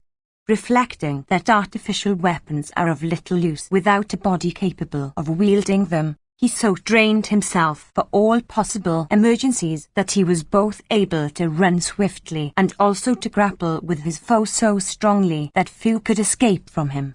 Those who entered into any contest with him, when beaten, used to ascribe their defeat to his immense bodily strength, which no exertions could tire out. 3. He served his first campaign while yet a youth, when Tarquin, the exiled king of Rome, after many battles and defeats, staked all upon one last throw, and assembled an army to attack Rome. His force consisted chiefly of Latins, but many other Italian states took his part in the war, not from any attachment to his person, but through fear and dislike of the growing power of Rome.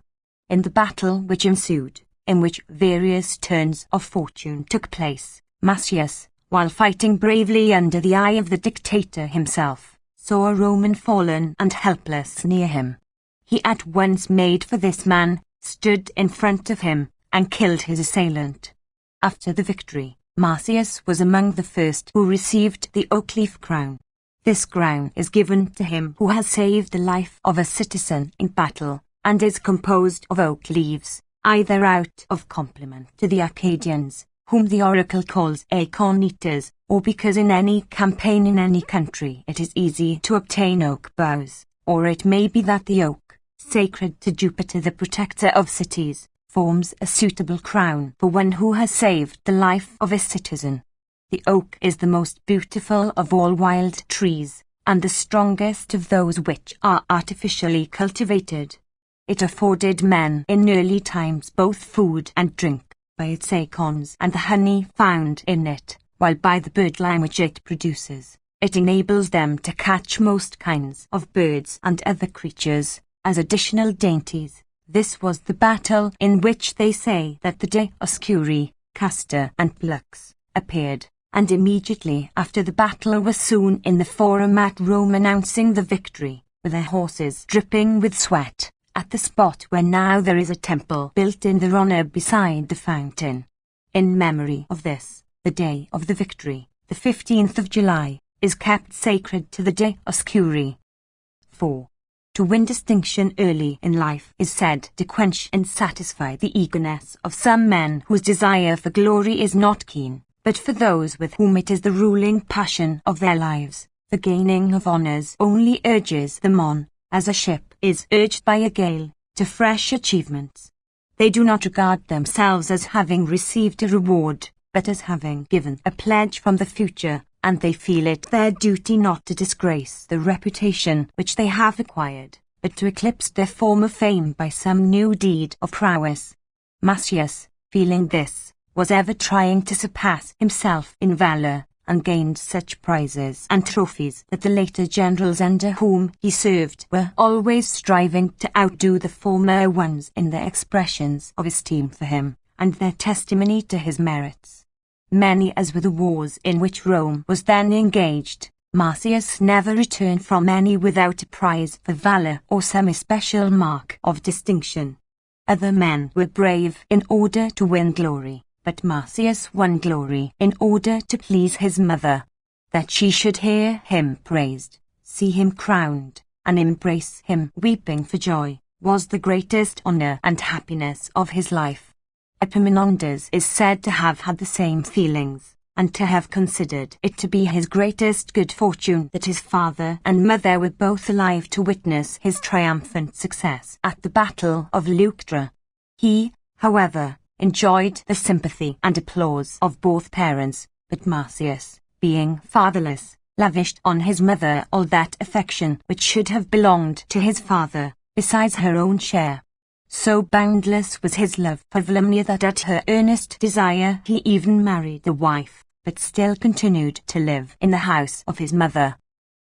At this time, when his reputation and influence were very considerable because of his prowess, there was a party quarrel going on in Rome between the patricians, who wished to defend the privileges of men of property, and the people, who were suffering terrible ill treatment at the hands of their creditors.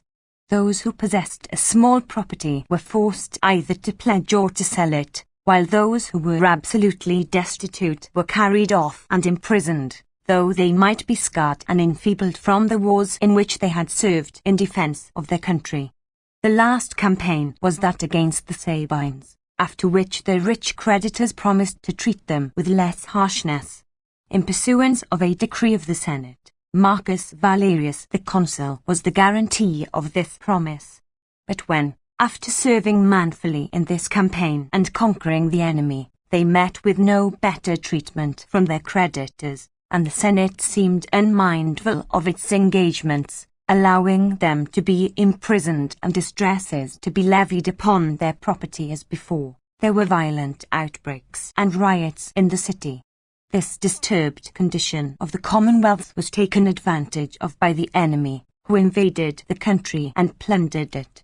When the consuls called all men of military age to arms, no one obeyed, and then at last the patricians hesitated. Some thought that they ought to yield to the lower classes, and make some concessions instead of enforcing the strict letter of the law against them, while others, among whom was Macius, opposed this idea, not because he thought the money of great consequence, but because he considered this to be the beginning of an outburst of democratic insolence which a wise government would take timely measures to suppress before it gathered strength. As the Senate, although it frequently met, came to no decision on this matter, the plebeians suddenly assembled in a body, left the city, and established themselves on what was afterwards called the Mons Sassa, or Sacred Hill, near the river Anio. They abstained from all factious proceedings, and merely stated that they had been driven from the city by the wealthy classes. Air and water and a place in which to be buried, they said, could be obtained anywhere in Italy, and they could get nothing more than this in Rome, except the privilege of being wounded or slain in fighting battles on behalf of the rich. At this demonstration, the Senate became alarmed, and sent the most moderate and popular of its members to treat with the people. The spokesman of this embassy was Menenius Agrippa, who, after begging the plebeians to come to terms, and pleading the cause of the Senate with them, wound up his speech by the following fable. Once upon a time, said he, all the members revolted against the belly, reproaching it with lying idle in the body, and making all the other members work in order to provide it with food. But the belly laughed them to scorn, saying that it was quite true that it took all the food which the body obtained, but that it afterwards distributed it among all the members. This, he said, is the part played by the Senate in the body politic. It digests and arranges all the affairs of the state, and provides all of you with wholesome and useful measures.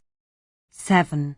Upon this they came to terms, after stipulating that 5 men should be chosen to defend the cause of the people, who were now known as tribunes of the people.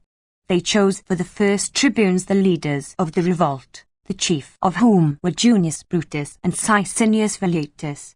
As soon as the state was won again, the people assembled under their arms, and zealously offered their services for war to their rulers. Macius, though but little pleased with these concessions which the plebeians had wrung from the patricians, yet, noticing that many patricians were of his mind, called upon them not to be outdone in patriotism by the plebeians, but to prove themselves their superiors in valour rather than in political strength. 8. Corioli was the most important city of the Volscian nation, with which Rome then was at war. The consul Caminius was besieging it, and the Volscians, fearing it might be taken, gathered from all quarters, meaning to fight a battle under the city walls, and so place the Romans between 2 fires. Caminius divided his army, and led one part of it to fight the relieving force, leaving Titus Lartius, a man of the noblest birth in Rome, to continue the siege with the rest of his troops. The garrison of Corioli, despising the small numbers of their besiegers, attacked them and forced them to take shelter within their camp. But the Macius with a few followers checked their onset, slew the foremost, and with a loud voice called on the Romans to rally. He was, as Cato said a soldier should be, not merely able to deal weighty blows, but struck terror into his enemies by the loud tones of his voice and his martial appearance, so that few dared to stand their ground before him. Many soldiers rallied round him and forced the enemy to retreat, but he, not satisfied with this, followed them close and drove them in headlong flight back to the city. On arriving there, although he saw that the Romans were slackening their pursuit as many missiles were aimed at them from the city walls, and none of them thought of daring to enter together with the fugitives into a city full of armed men, yet he stood and cheered them on, loudly telling them that fortune has opened the city gates as much to the pursuers as to the pursued. Few cared to follow him, but he, forcing his way through the crowd of fugitives, entered the city with them, none daring at first to withstand him. Soon, when the enemy saw how few of the Romans were within the gates, they rallied and attacked them. Marsyas, in the confused mass of friends and foes, fought with incredible strength, swiftness, and courage, overthrowing all whom he attacked, driving some to the further parts of the town, and forcing others to lay down their arms, so that Lartius was able to march the rest of the Roman army into the gates unmolested. 9. When the city was taken, the greater part of the soldiers fell to plundering it, which greatly vexed Marsyas.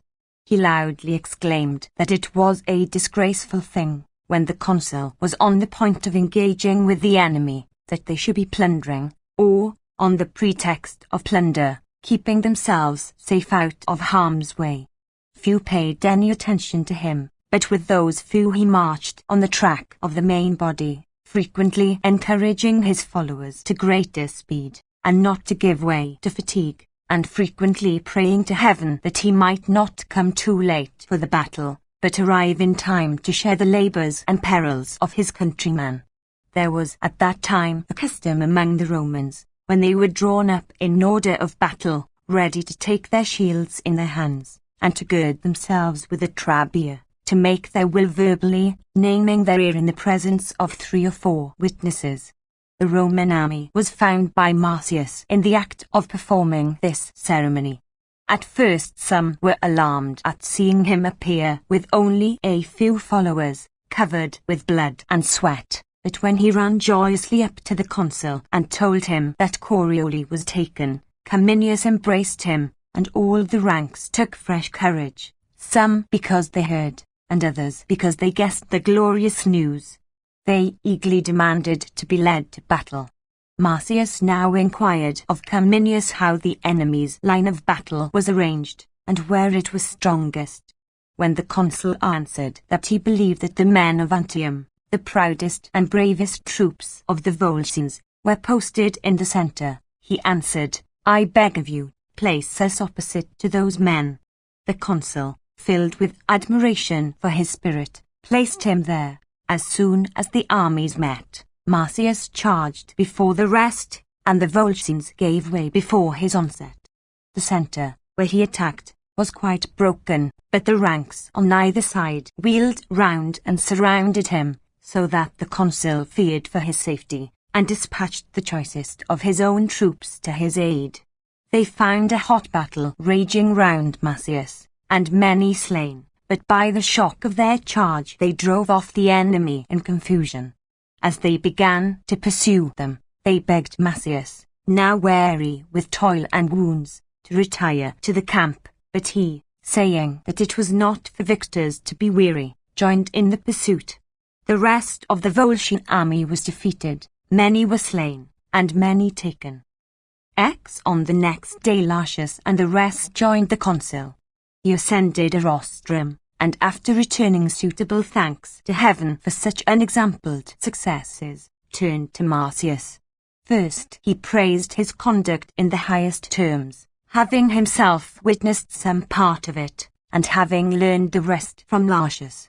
Next, as there were many prisoners, horses, and other spoil, he bade him, before it was divided, choose a 10th part for himself.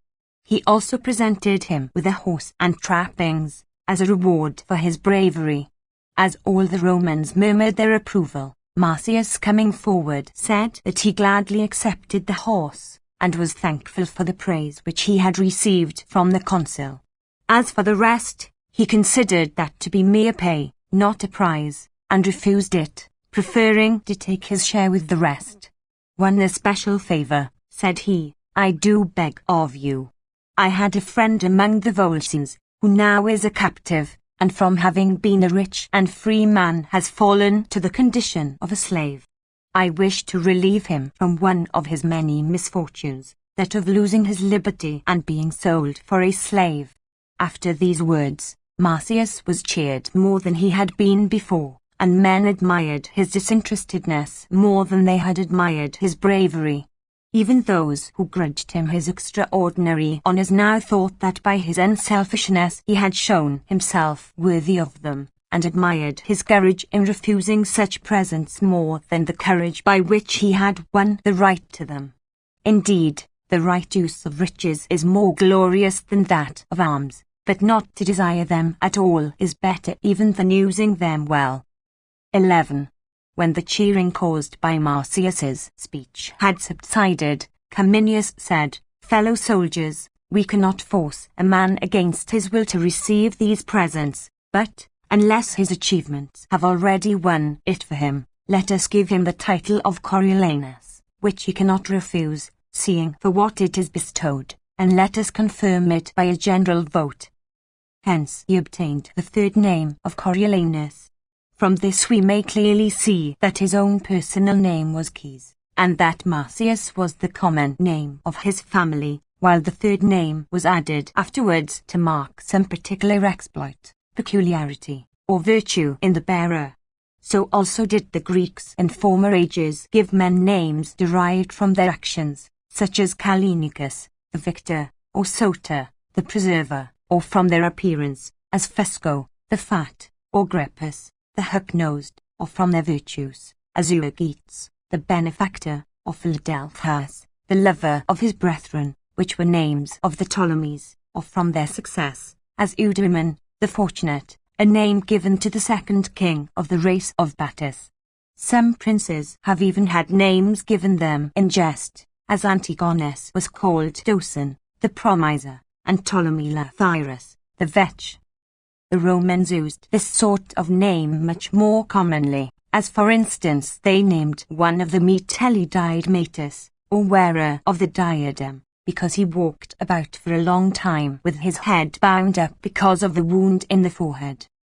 Another of the same family was named Sulla, the swift, because of the wonderful quickness with which he provided a show of gladiators on the occasion of his father's funeral.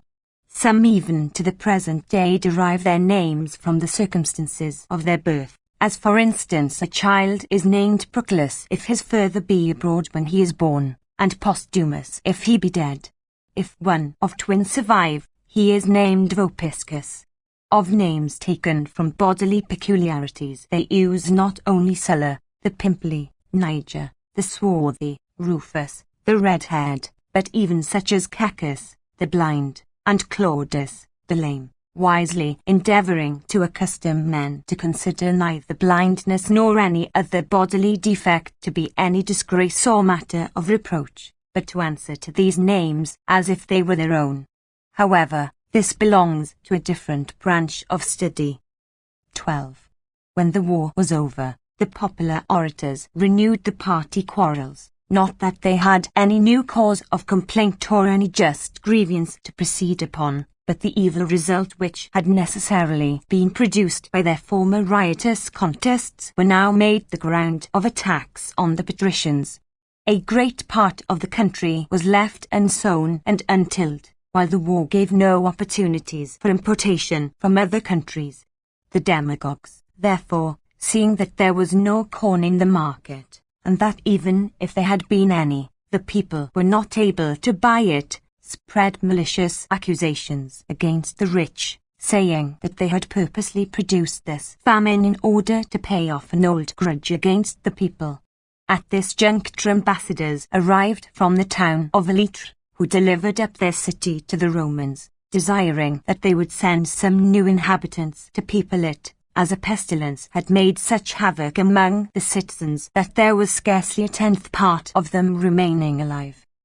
The wiser Romans thought that this demand of the people of Elytre would confer a most seasonable relief on themselves, and would put an end to their domestic troubles, if they could only transfer the more violent partisans of the popular party there, and so purge the state of its more disorderly elements. The consuls accordingly chose out all these men and sent them to colonize Elytre, and enrolled the rest for a campaign against the Volsci, that they might not have leisure for revolutionary plottings, but that when they were all gathered together, rich and poor, patrician and plebeian alike, to share in the common dangers of a camp, they might learn to regard one another with less hatred and ill will. 13. But Sicinius and Brutus, the tribunes of the people, now interposed, crying aloud that the consuls were veiling a most barbarous action under the specious name of sending out colonists. They were dispatching many poor men to certain destruction by transporting them to a city whose air was full of pestilence and the stench from unburied corpses, where they were to dwell under the auspices of a god who was not only not their own, but angry with them.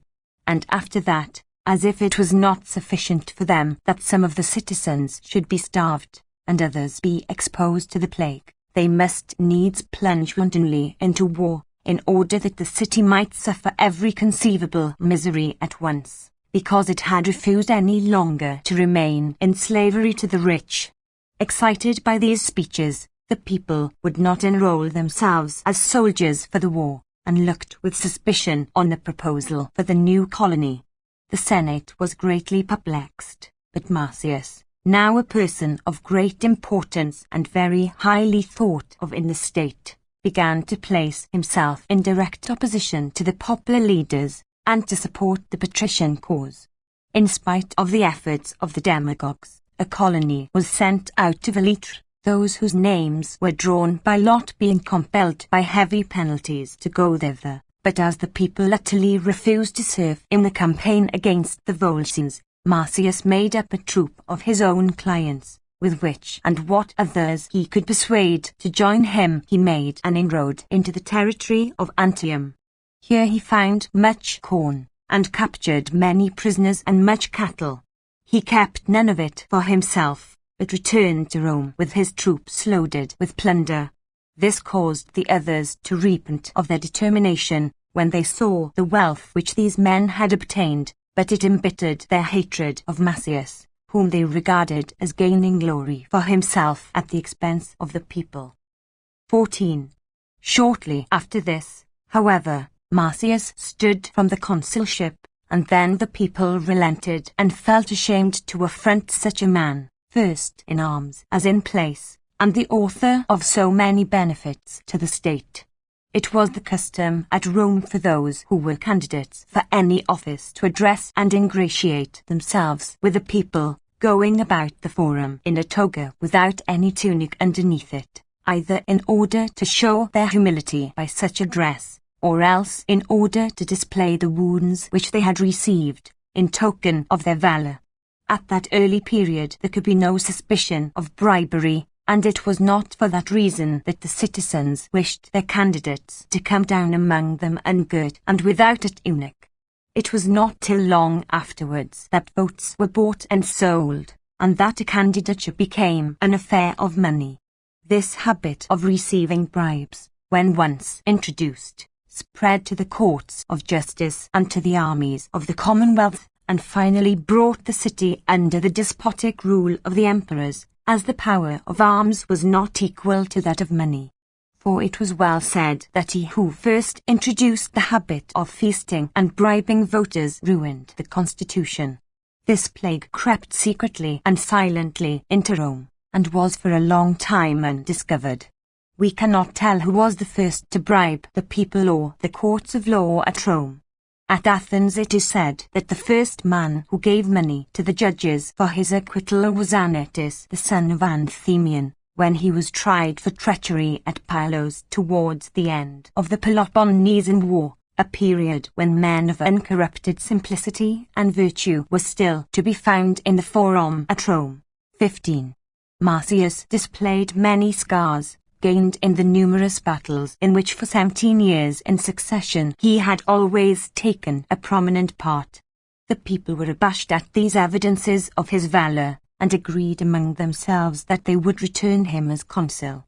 But when, on the day of election, he appeared in the forum, escorted by a splendid procession of the entire Senate, and all the patricians were seen collected round him evidently intent upon obtaining his election, many of the people lost their feeling of goodwill towards him, and regarded him with indignation and envy, which passions were assisted by their fear lest, if a man of such aristocratic tendencies and such influence with the patricians should obtain power, he might altogether destroy the liberties of the people.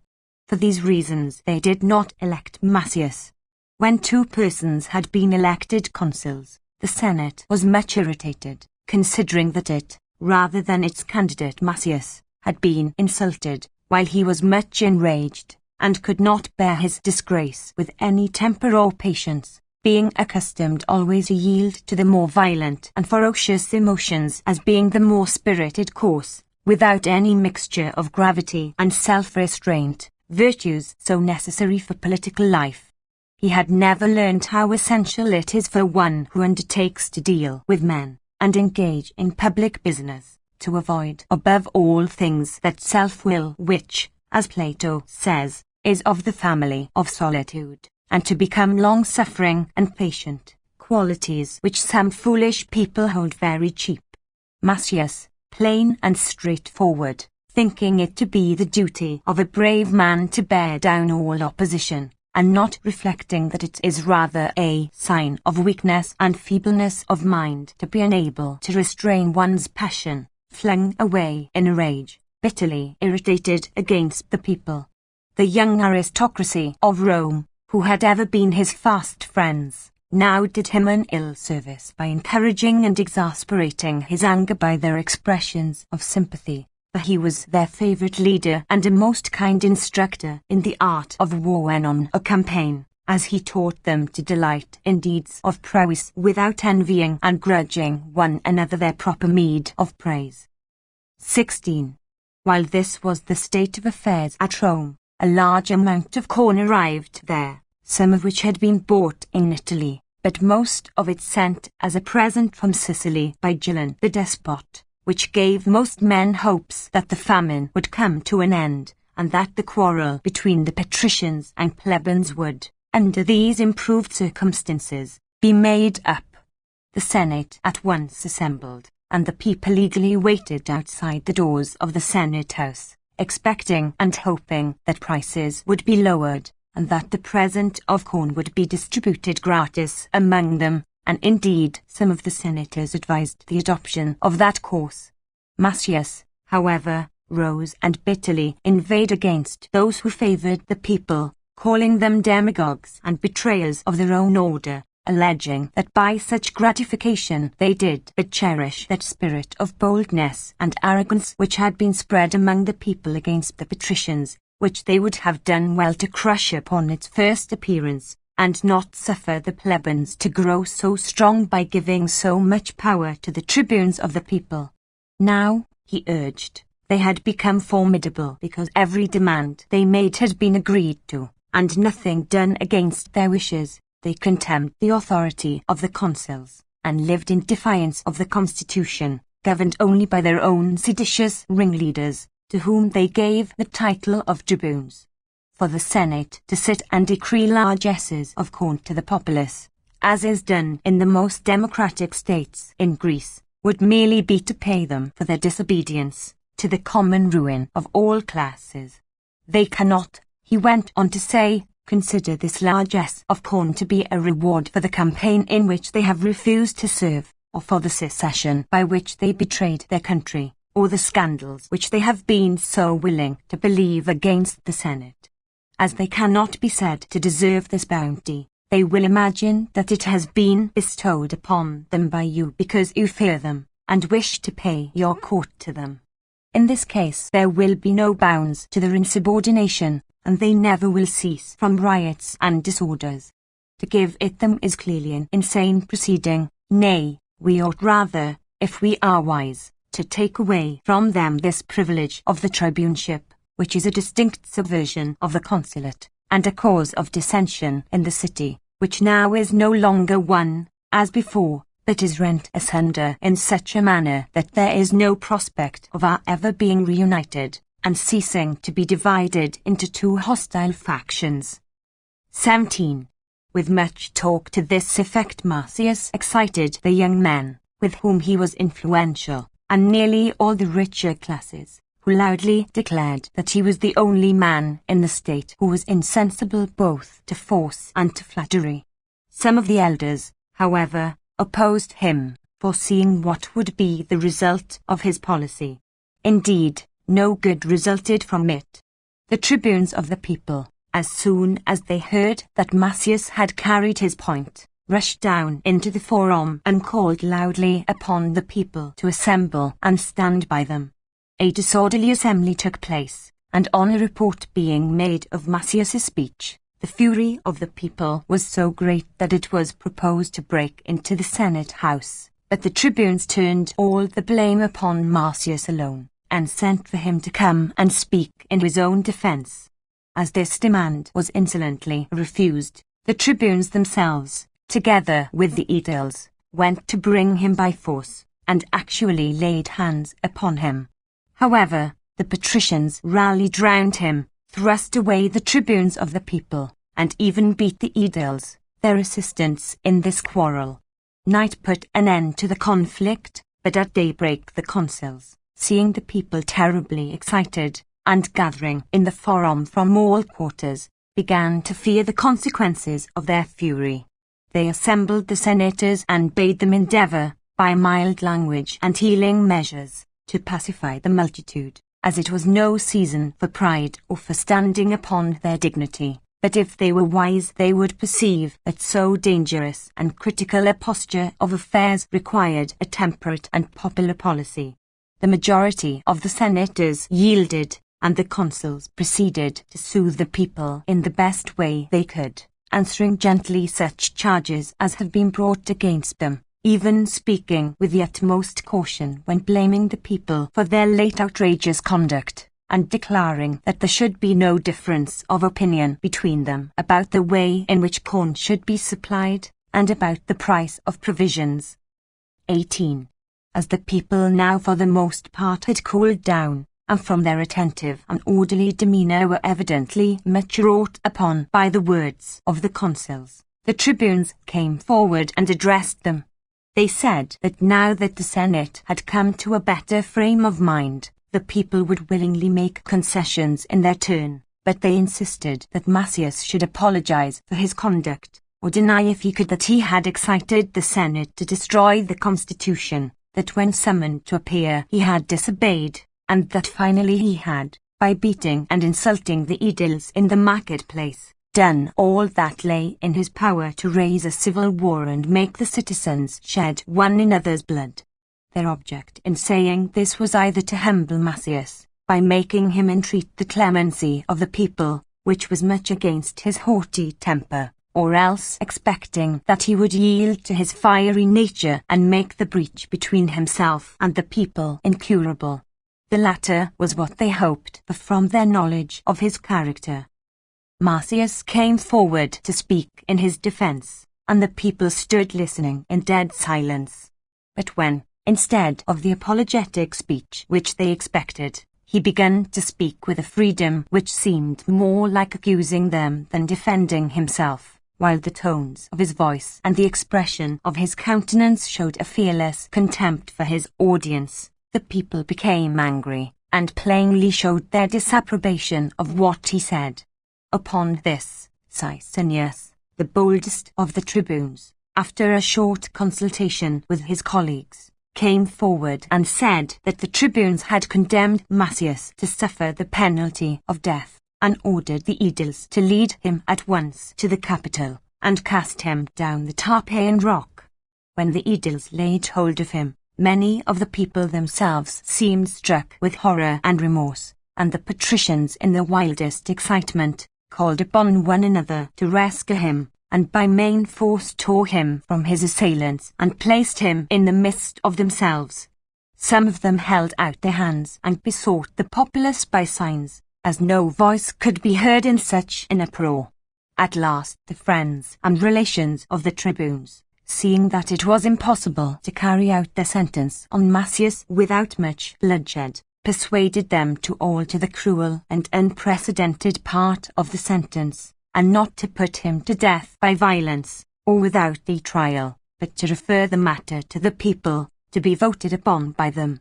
Upon this Sicinius, turning to the patricians, demanded what they meant by rescuing Macius from the people when they intended to punish him, They at once retorted, "Nay, what do you mean by dragging one of the bravest and best men in Rome to a cruel and illegal death?" "You shall not," answered Sicinius, "make that a ground of quarrel with the people, for we allow you what you demand, that this man be put on his trial. You, Marcius, we summon to appear in the forum on the 3rd market day ensuing, and prove your innocence if you can, as the votes of your countrymen will be then taken about your conduct." 19. The patricians were glad enough to terminate the affair in this way, and retired rejoicing, bearing Marcius with them. During the time which was to elapse before the 3rd market day, which the Romans hold on every 9th day, and therefore call them Nundini, they had some hope that a campaign against the people of Antium would enable them to put off the trial until the people's anger had abated through length of time and warlike occupations. Afterwards, as they came to terms at once with the Antiates, the patricians held frequent meetings, in which they expressed their fear of the people, and considered by what means they could avoid delivering Marcius up to them, and prevent their mob orators from exciting them. Appius Claudius, who had the reputation of being the bitterest enemy of the people in Rome, gave it as his opinion that the Senate would destroy itself and ruin the state utterly if it permitted the people to assume the power of trying patricians and voting on their trials, while the older men, and those who were more inclined to the popular side, thought that this power would render the people gentle and temperate, and not savage and cruel. The people, they said, did not despise the Senate, but imagined that they were despised by it, so that this privilege of holding the trial would agreeably salve their wounded vanity, and, as they exercised their franchise, they would lay aside their anger. 20. Marcius, perceiving that the Senate, divided between their regard for himself and their fear of the people, knew not what to do, himself asked the tribunes of the people what it was that he was charged with, and what indictment they intended to bring against him at his trial.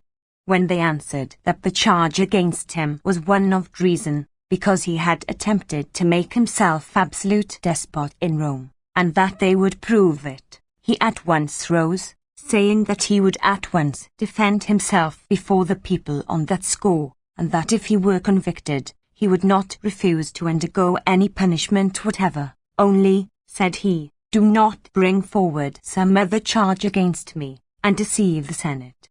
When they had agreed upon these conditions, the trial took place. The tribunes, however, when the people assembled, made them vote by tribes, and not by centuries. 27. By which device the votes of rich respectable men who had served the state in the wars would be swamped by those of the needy rabble who cared nothing for truth or honour. In the next place, they passed by the charge of treason, as being impossible to prove, and repeated what Marcius had originally said before the Senate, when he dissuaded them from lowering the price of corn, and advised the abolition of the office of tribune. A new count in the indictment was that he had not paid over the money raised by the sale of the plunder after his expedition against Antium, but had divided it among his own followers. This last accusation is said to have disturbed Marcius more than all the rest, as he had never expected it, and was not prepared with any answer that would satisfy the people, so that the praises which he bestowed on those who had made that campaign with him only angered the far greater number who had not done so. At last the people voted. Marcius was condemned by a majority of the tribes, and was sentenced to perpetual banishment. After sentence was passed, the people displayed greater joy than if they had won a pitched battle, while the Senate was downcast and filled with regret at not having run any risks rather than allow the people to obtain so much power, and use it so insolently. Nor was there any need for distinctions of dress or anything else to distinguish the two parties, because a plebeian might be told at once by his delight, a patrician by his sorrow. 21. Marcius himself, however, remained unmoved. Proud and haughty as ever, he appeared not to be sorry for himself, and to be the only one of the patricians who was not. This calmness, however, was not due to any evenness of temper or any intention of bearing his wrongs meekly. It arose from concentrated rage and fury, which many do not know to be an expression of great grief. When the mind is inflamed with this passion, it casts out all ideas of submission or of quiet.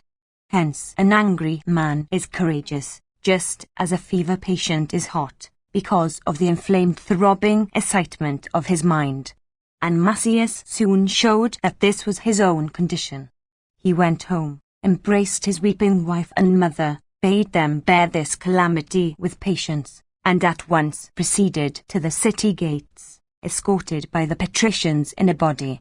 Thence, taking nothing with him, and asking no man for anything, he went off, accompanied by 3 or 4 of his clients. He remained for a few days at some farms near the city, agitated deeply by conflicting passions. His anger suggested no scheme by which he might benefit himself, but only how to revenge himself on the Romans.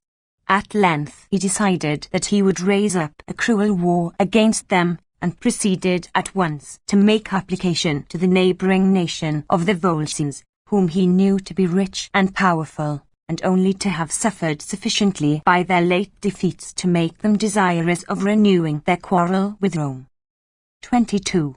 There was a certain citizen of Antium named Tullus or Phidias, who, from his wealth, courage, and noble birth, was regarded as the most important man in the whole Volscian nation.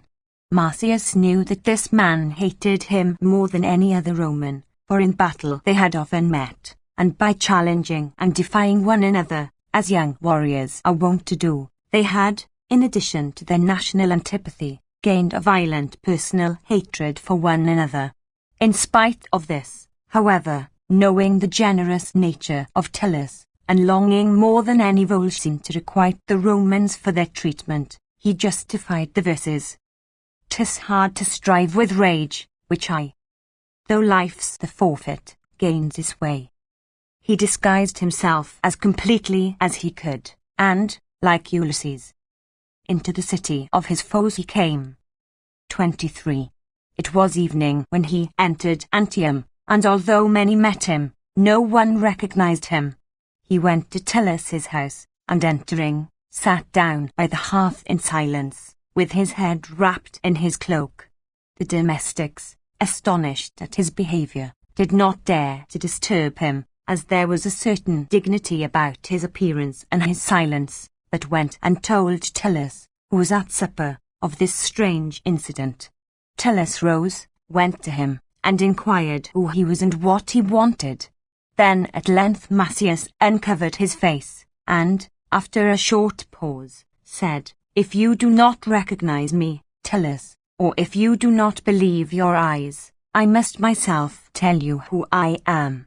I am King Macias, who has wrought you and the Volscians more mischief than anyone else, and who, lest I should deny this, have received the additional title of Coriolanus. This I cannot lose. Everything else has been taken from me by the envious spite of the people, and the treacherous remissness of the upper classes. I am an exile, and I now sit as a suppliant on your hearth, begging you, not for safety or protection, for should I have come hither if I feared to die, but for vengeance against those who drove me forth, which I am already beginning to receive by putting myself in your hands. If then, my brave Tullus, you wish to attack your foes, make use of my misfortunes, and let my disgrace be the common happiness of all the Volscians. I shall fight for you much better than I have fought against you, because I have the advantage of knowing exactly the strength and weakness of the enemy. If, however, you are tired of war, I have no wish for life, nor is it to your credit to save the life of one who once was your personal enemy, and who now is worn out and useless." Tullus was greatly delighted with this speech, and giving him his right hand, answered, "Rise, Macias, and be of good courage. You have brought us a noble present, yourself. Rest assured that the Volscians will not be ungrateful. He then feasted Massius with great hospitality, and for some days they conferred together as to the best method of carrying on the war. 24. Rome meanwhile was disturbed by the anger of the patricians towards the plebeians, especially on account of the banishment of Massius, and by many portents which were observed both by the priests and by private persons, one of which was as follows. There was one Titus Latinus, a man of no great note, but a respectable citizen and by no means addicted to superstition. He dreamed that he saw Jupiter face to face, and that the god bade him tell the Senate that they had sent a bad dancer before his procession, and one who was very displeasing to him. On first seeing this vision, he said that he disregarded it, but after it had occurred a second and a third time, he had the unhappiness to see his son sicken and die, while he himself suddenly lost the use of his limbs. He told this story in the Senate house, to which he had been carried on a litter, and as soon as he had told it, he found his bodily strength to return, rose, and walked home. The senators, greatly astonished, inquired into the matter. It was found that a slave, convicted of some crime, had been ordered by his master to be flogged through the marketplace, and then put to death.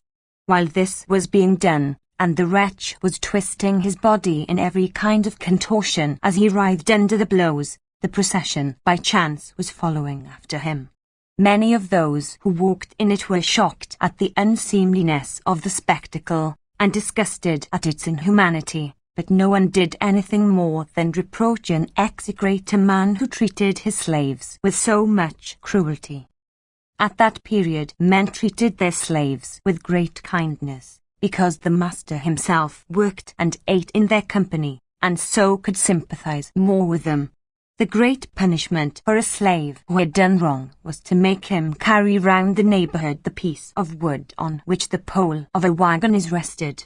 The slave who has done this and been seen by the neighbors and friends lost his credit, and was called furcifer, for the Romans called that piece of timber furca, a fork, which the Greeks call hypostates, a supporter. 25. So when Latinus related his dream to the senators, and they were wondering who the bad and unacceptable dancer could be who had led the procession, some of them remembered the slave who had been flogged through the marketplace and then put to death.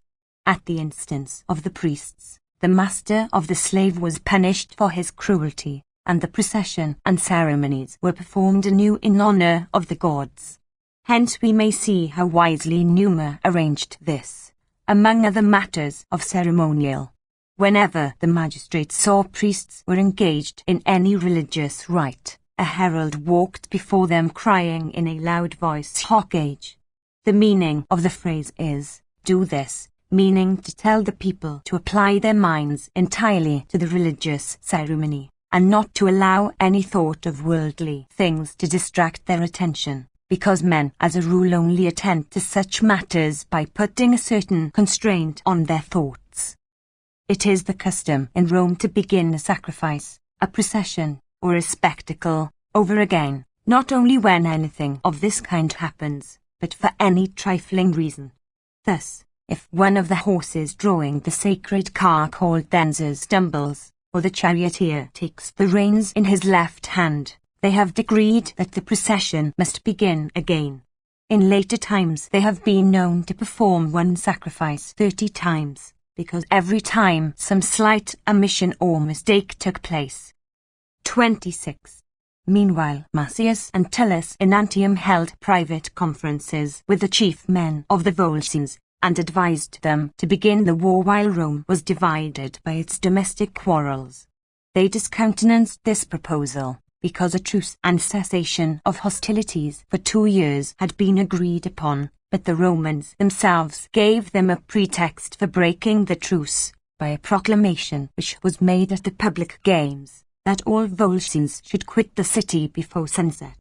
Some say this was effected by a stratagem of Massius, who sent a false accusation against the Volscians to the magistrates at Rome, saying that during the public games they meant to attack the Romans and burn the city. This proclamation made them yet bitterer enemies to the Romans than before, and Tullus, wishing to bring the business to a climax, induced his countrymen to send ambassadors to Rome to demand back the cities and territory which the Romans had taken from the Volscians in the late war. The Romans were very indignant when they heard these demands, and made answer that the Volscians might be the first to take up arms, but that the Romans would be the last to lay them down. Upon this, Tullus convoked a general assembly, in which, after determining upon war, he advised them to summon Massius to their aid, not owing him any grudge for what they had suffered at his hands, but believing that he would be more valuable to them as a friend than he had been dangerous as an enemy. 27. Massius was called before the assembly, and having addressed the people, was thought by them to know how to speak as well as how to fight, and was considered to be a man of great ability and courage. He, together with Tullus, was nominated general with unlimited powers. As he feared the Volscians would take a long time to prepare for the war, and that meanwhile the opportunity for attack might pass away, he ordered the leading men in the city to make all necessary preparations, and himself taking the boldest and most forward as volunteers, without levying any troops by compulsory conscription, made a sudden and unexpected inroad into the Roman territory. Here he obtained so much plunder that the Volscians were wearied with carrying it off and consuming it in the camp. However, his least object was to obtain plunder and lay waste the country. His main desire was to render the patricians suspected by the people. While all else was ravaged and destroyed, he carefully protected their farms, and would not allow any damage to be done or anything to be carried off from them. This increased the disorders at Rome, the patricians reproaching the people for having unjustly banished so able a man, while the plebeians accused them of having invited Massius to attack in order to obtain their revenge, and said that, while others fought, they sat as idle spectators, having in the war itself a sure safeguard of their wealth and estates. Having produced this new quarrel among the Romans, and, besides loading the Volscians with plunder, having taught them to despise their enemy, Massius led his troops back in safety. 28. By great and zealous exertions the entire Volscian nation was soon assembled under arms. The force thus raised was very large. Part was left to garrison the cities, as a measure of precaution, while the rest was to be used in the campaign against Rome. Massius now left Tullus to determine which corps he would command. Tullus, in answer, said that as Massius, he knew, was as brave a man as himself, and had always enjoyed better fortune in all his battles, he had better command the army in the field. He himself, he added, would remain behind, watch over the safety of the Volscian cities, and supply the troops with necessaries. Massius, strengthened by this division of the command, marched to the town of Circe, a Roman colony. As it surrendered, he did it no harm, but laid waste the country of Latium, where he expected the Romans would fight a battle in defense of their allies the Latins, who frequently sent to entreat their protection. But at Rome the people were unwilling to fight, and the consuls were just at the expiry of their term of office, so that they did not care to run any risks, and therefore rejected the appeals of the Latins. Massius now led his troops against the Latian cities, Tolarium, Labaci, Begum, and Bola, all of which he took by storm, sold the inhabitants for slaves, and plundered the houses. Those cities, however, which voluntarily came to his side, he treated with the utmost consideration, even pitching his camp at a distance, for fear they might be injured by the soldiery against his will, and never plundering their territory. 29. When at last he took Bolli, a town not more than 12 miles from Rome, obtaining immense booty and putting nearly all the adult inhabitants to the sword, then not even those Volscians who had been appointed to garrison the cities would any longer remain at their posts, but seized their arms and joined the army of Macius, declaring that he was their only general, and that they would recognize no other leader. His renown and glory spread throughout all Italy, and all men were astonished that one man by changing sides should have produced so great a change. The affairs of Rome were in the last disorder, the people refusing to fight, while internal quarrels and seditious speeches took place daily, until news came that Lavinium was being invested by the enemy. This town contains the most ancient images and sacred things of the tutelary deities of Rome, and is the origin of the Roman people, being the first town founded by Aeneas. Upon this a very singular change of opinions befell both the people and the Senate.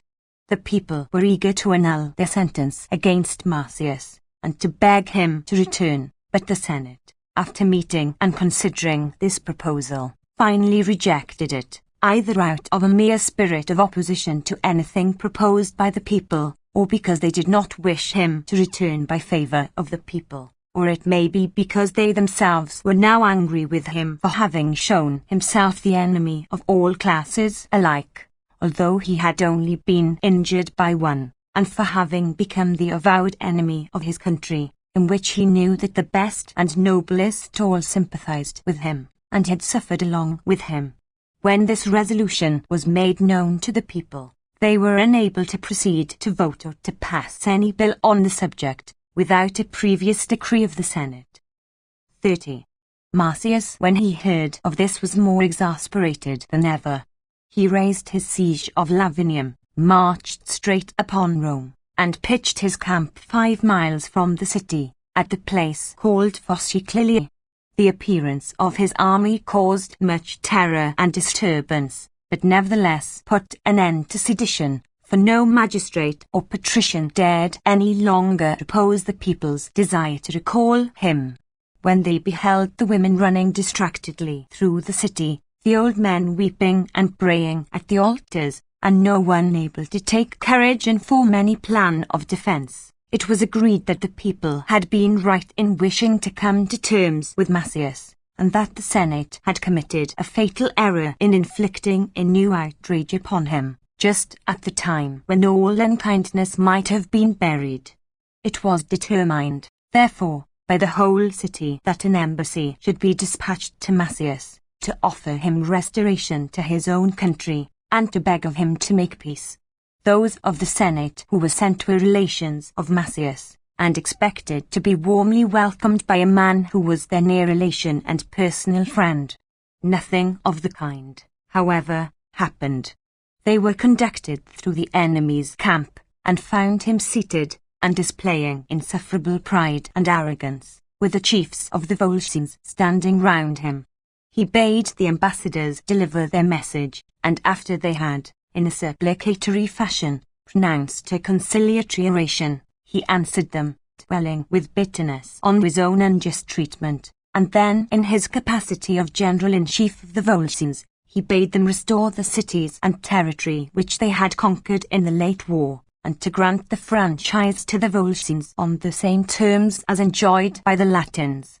These, he said, were the only conditions on which a just and lasting peace could be made. He allowed them a space of 30 days for deliberation, and on the departure of the ambassadors immediately drew off his forces.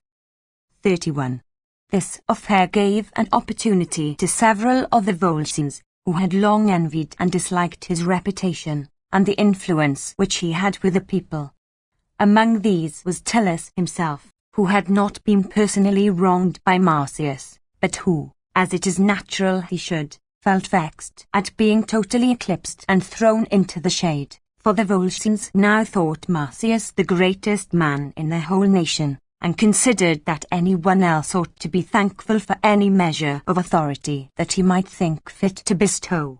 Hence secret hints were exchanged, and private meetings held, in which his enemies expressed their dissatisfaction, calling the retreat from Rome an act of treason. Not, indeed, that he had betrayed any cities or armies to the enemy, but he had granted them time, by which all other things are won and lost.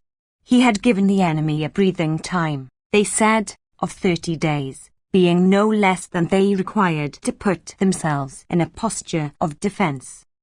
Marsyas during this time was not idle, for he attacked and defeated the allies of the Romans, and captured 7 large and populous towns.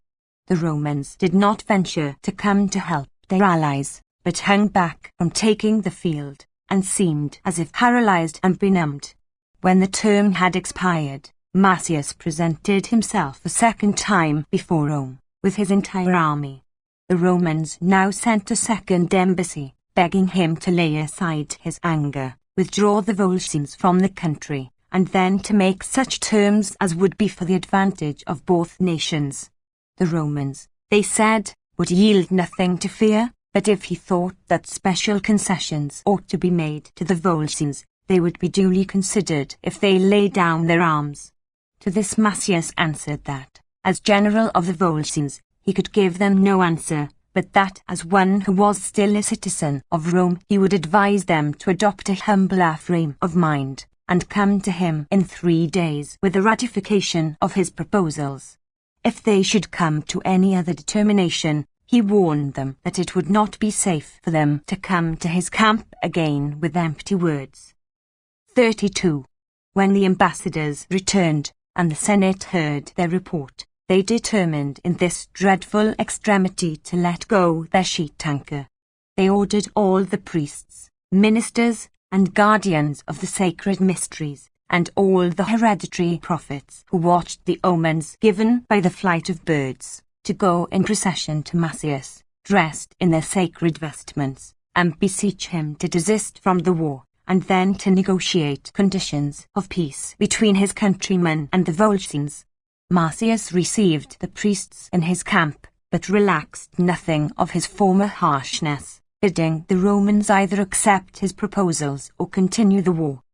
When the priests returned, the Romans resolved in future to remain within the city, repulse any assault which might be made on the walls, and trust to time and fortune, as it was evident that they could not be saved by anything that they could do. The city was full of confusion, excitement, and panic terror, until there happened something like what is mentioned in Homer, but which men as a rule are unwilling to believe. He observes that on great and important occasions, Athene placed a thought within his mind. And again, at some one of th immortals changed my mind, and made me think of what the folk would say. And, because he thought it, or because the god commanded him to do so.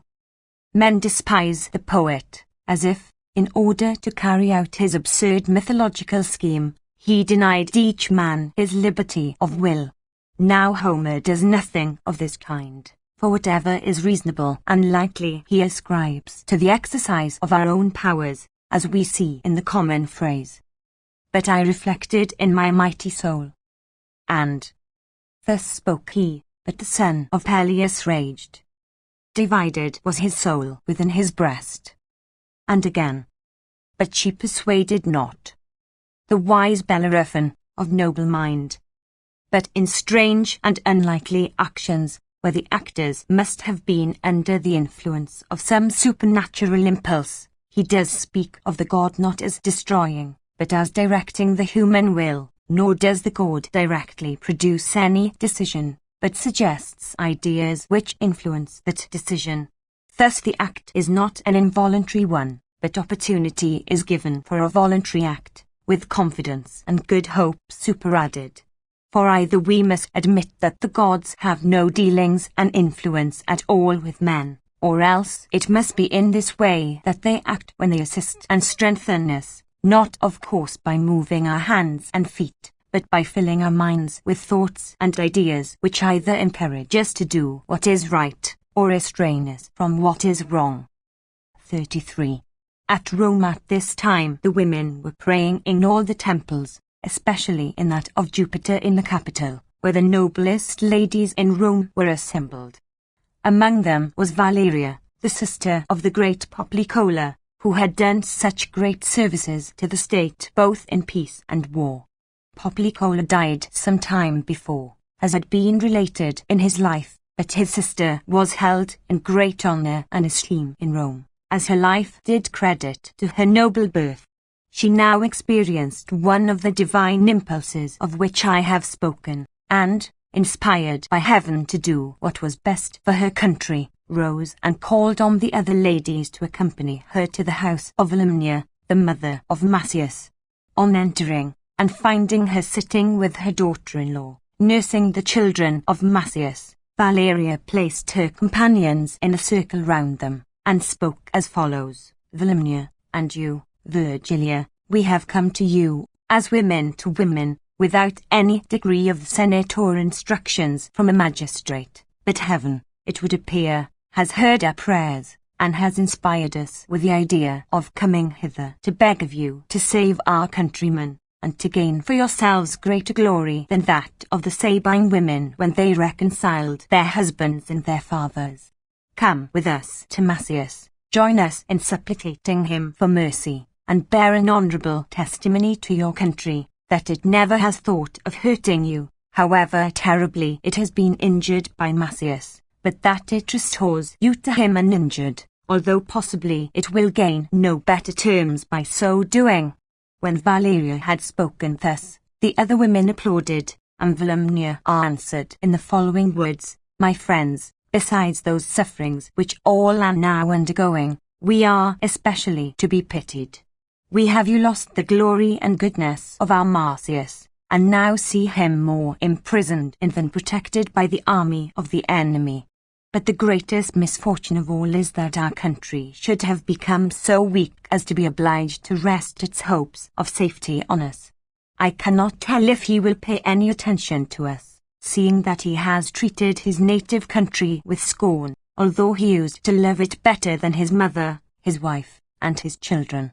However, take us, and make what use of us you can.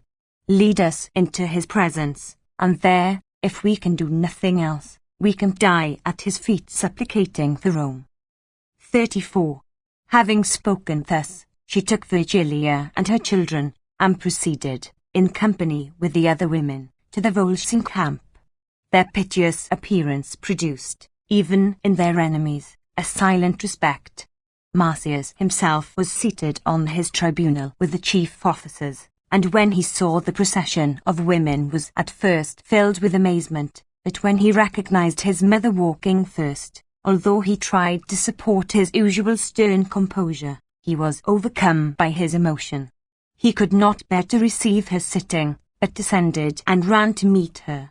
He embraced his mother first, and longest of all, and then his wife and children, no longer restraining his tears and caresses, but completely carried away by his feelings. 35. When he had taken his fill of embraces, perceiving that his mother desired to address him, he called the chiefs of the Volscians together, and listened to Volumnia, who addressed him as follows: You may judge, my son, by our dress and appearance, even though we keep silence, to what a miserable condition your exile has reduced us at home. Think now, how unhappy we must be, beyond all other women, when fortune has made the sight which ought to be most pleasing to us, most terrible, when I see my son, and your wife here sees her husband, besieging his native city. Even that which consoles people under all other misfortunes, prayer to the gods, has become impossible for us. We cannot beg of heaven to give us the victory and to save you, but our prayers for you must always resemble the imprecations of our enemies against Rome. Your wife and children are in such a position that they must either lose you or lose their native country. For my own part, I cannot bear to live until fortune decides the event of this war. If I cannot now persuade you to make a lasting peace, and so become the benefactor instead of the scourge of the two nations, be well assured that you shall never assail Rome without first passing over the corpse of your mother. I cannot wait for that day on which I shall either see my countryman triumphing over my son, or my son triumphing over his country. If indeed I were to ask you to betray the Volscians and save your country, this would be a hard request for you to grant, for though it is base to destroy one's own fellow citizens, It is equally wrong to betray those who have trusted you. But we merely ask for a respite from our sufferings, which will save both nations alike from ruin, and which will be all the more glorious for the Volscians because their superiority in the field has put them in a position to grant us the greatest of blessings, peace and concord, in which they also will share alike with us.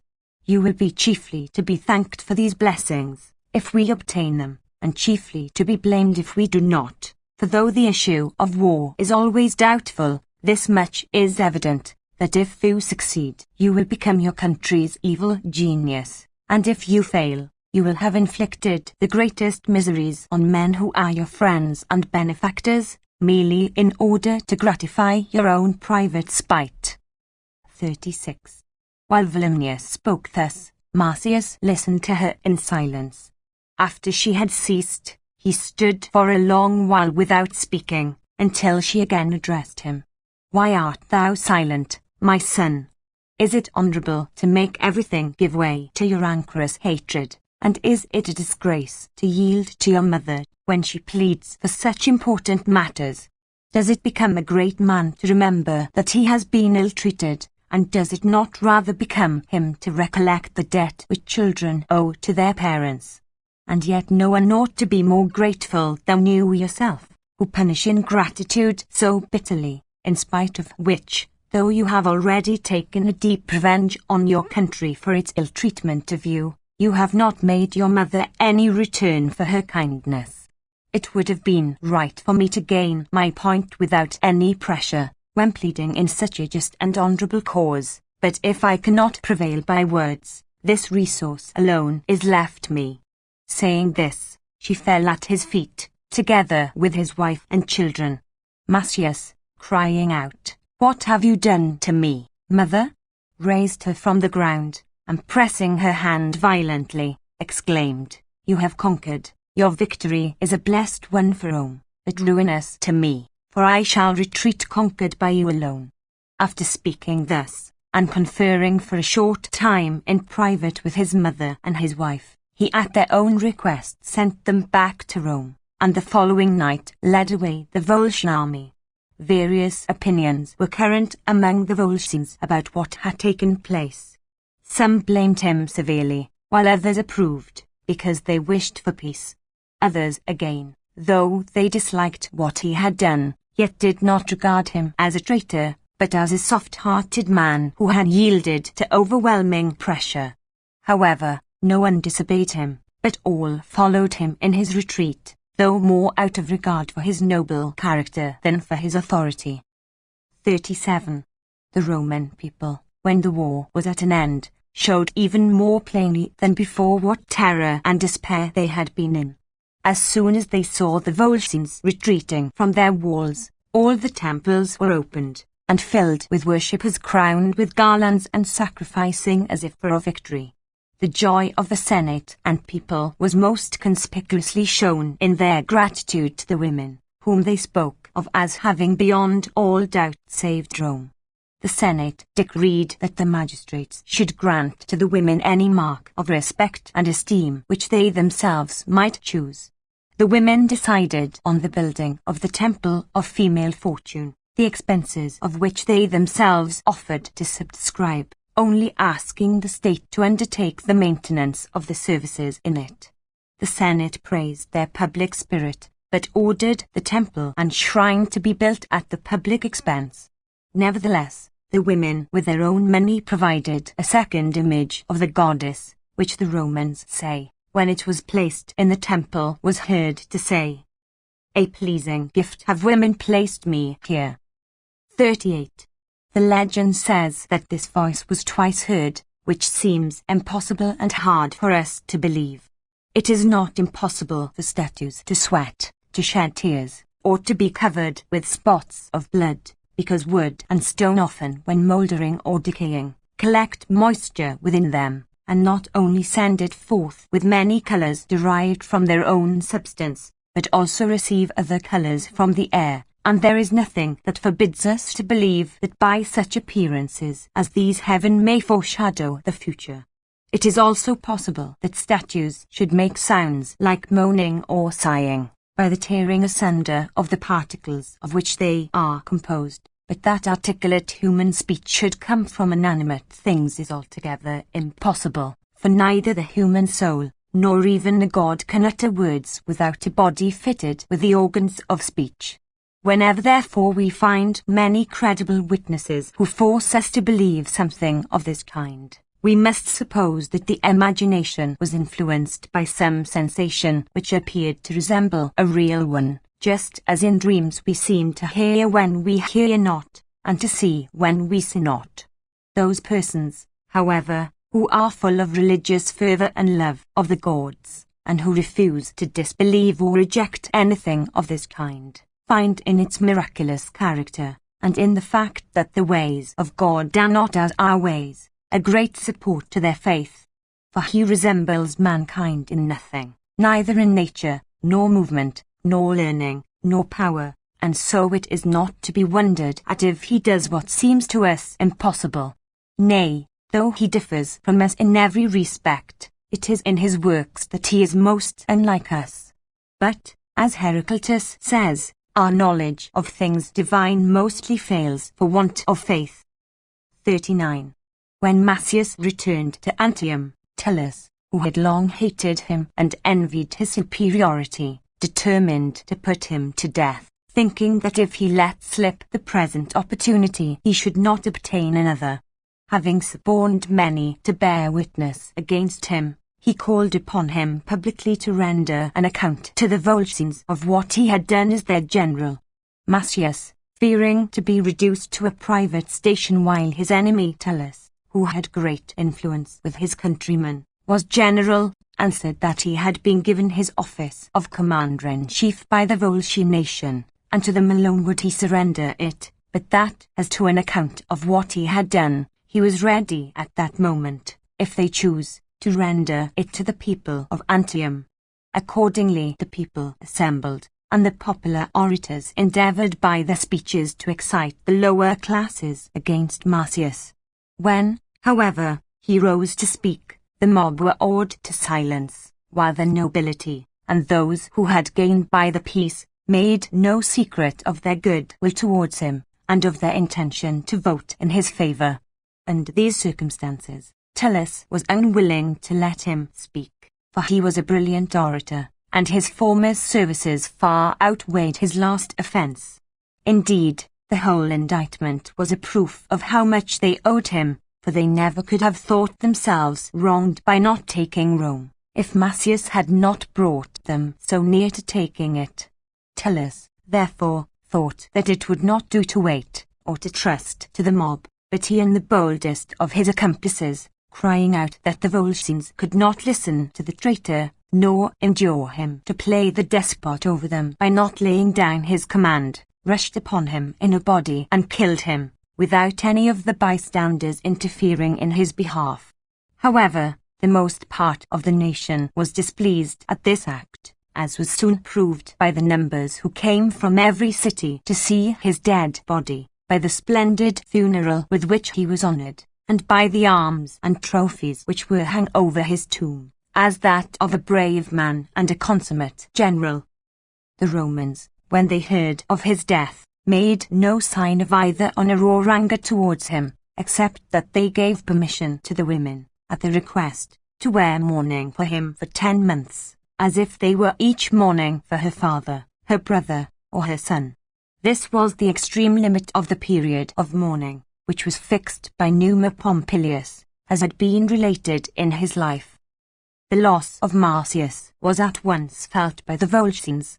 First of all, they quarrelled with the Equi, their friends and allies, and even came to blows with them. Next, they were defeated by the Romans in a battle in which Tullus was slain, and the flower of the Volscian army perished.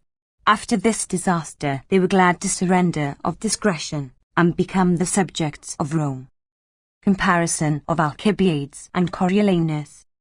As all the most memorable achievements of both Alcibiades and Coriolanus are now before us, we may begin our comparison by observing that as to military exploits, the balance is nearly even, for both alike gave proofs of great personal bravery and great skill in generalship, unless it be thought that Alcibiades proved himself the more perfect general because of his many victories both by sea and land.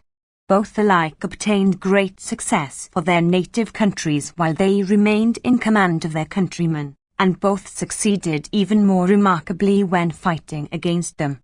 As to their respective policy, that of Alcibiades was disliked by the more respectable citizens, because of his personal arrogance, and the arts to which he stooped to gain the favour of the lower classes, while the proud and gracious haughtiness of Coriolanus caused him to be hated by the people of Rome. In this respect neither of them can be praised, yet he who tries to gain the favour of the people is less to blame than he who insults them for fear he should be thought to court them. Although it is wrong to flatter the people in order to gain power, yet to owe one's power only to terror, and to ill-treat and keep down the masses is disgraceful as well as wrong. 2. It is not difficult to see why Marsyas is considered to have been a simple-minded and straightforward character, while Alcibiades has the reputation of a false and tricky politician. The latter has been especially blamed for the manner in which he deceived and outwitted the Lacedaemonian ambassadors, by which, as we learn from Thucydides, he brought the truce between the two nations to an end. Yet that stroke of policy, though it again involved Athens in war, rendered her strong and formidable, through the alliance with Argos and Mantinea, which she owed to Alcibiades. Marsyas also, we are told by Dionysius, produced a quarrel between the Romans and the Volscians by bringing the false accusation against those Volscians who came to see the festival at Rome, and in this case the wickedness of his object increased his guilt, because he did not act from a desire of personal aggrandizement, or from political rivalry, as did Alcibiades, but merely yielding to what Dion calls the unprofitable passion of anger. He threw a large part of Italy into confusion, and in his rage against his native country destroyed many innocent cities. On the other hand, the anger of Alcibiades caused great misfortune to his countrymen, yet as soon as he found that they had relented towards him he returned cheerfully to his allegiance, and after being banished for the second time, did not take any delight in seeing their generals defeated, and could not sit still and let them make mistakes and uselessly expose themselves to danger. He did just what Aristides is so much praised for doing to Themistocles. He went to the generals, although they were not his friends, and pointed out to them what ought to be done.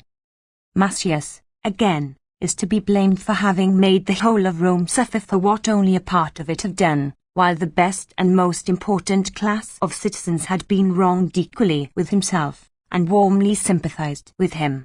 Afterwards, although his countrymen sent him many embassies, beseeching his forgiveness for their one act of ignorance and passion, he would not listen to them, but showed that it was with the intention of utterly destroying Rome, not of obtaining his own restoration to it, that he had begun that terrible and savage war against it.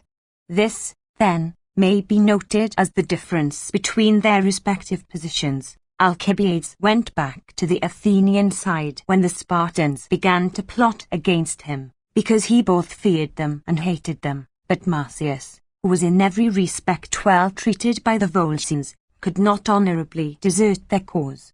He had been elected their commander-in-chief, and besides this great power enjoyed their entire confidence, while Alcibiades, though his assistance was found useful by the Lacedaemonians, was never trusted by them, but remained without any recognized position, first in Sparta and then in the camp in Asia Minor, till he finally threw himself into the arms of Tisiphone, unless, indeed, he took this step to save Athens, hoping someday to be restored to her.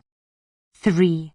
As to money, Alcibiades has been blamed for receiving it discreditably in bribes, and for spending it in luxurious extravagance, while the generals who offered Marsyas money as an honourable reward for his valour could not prevail upon him to accept it.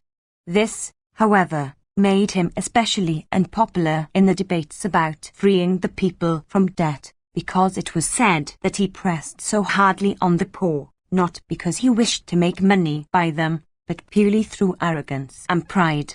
Antipater, in a letter to a friend on the death of Aristotle the philosopher, observes, besides his other abilities, the man had the art of persuasion.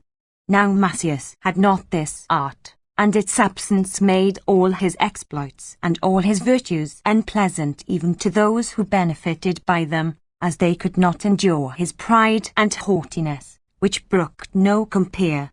Alcibiades, on the other hand, knew how to deal on friendly terms with every one, and we need not therefore be surprised at the pleasure which men took in his successes, while even some of his failures had a charm of their own for his friends.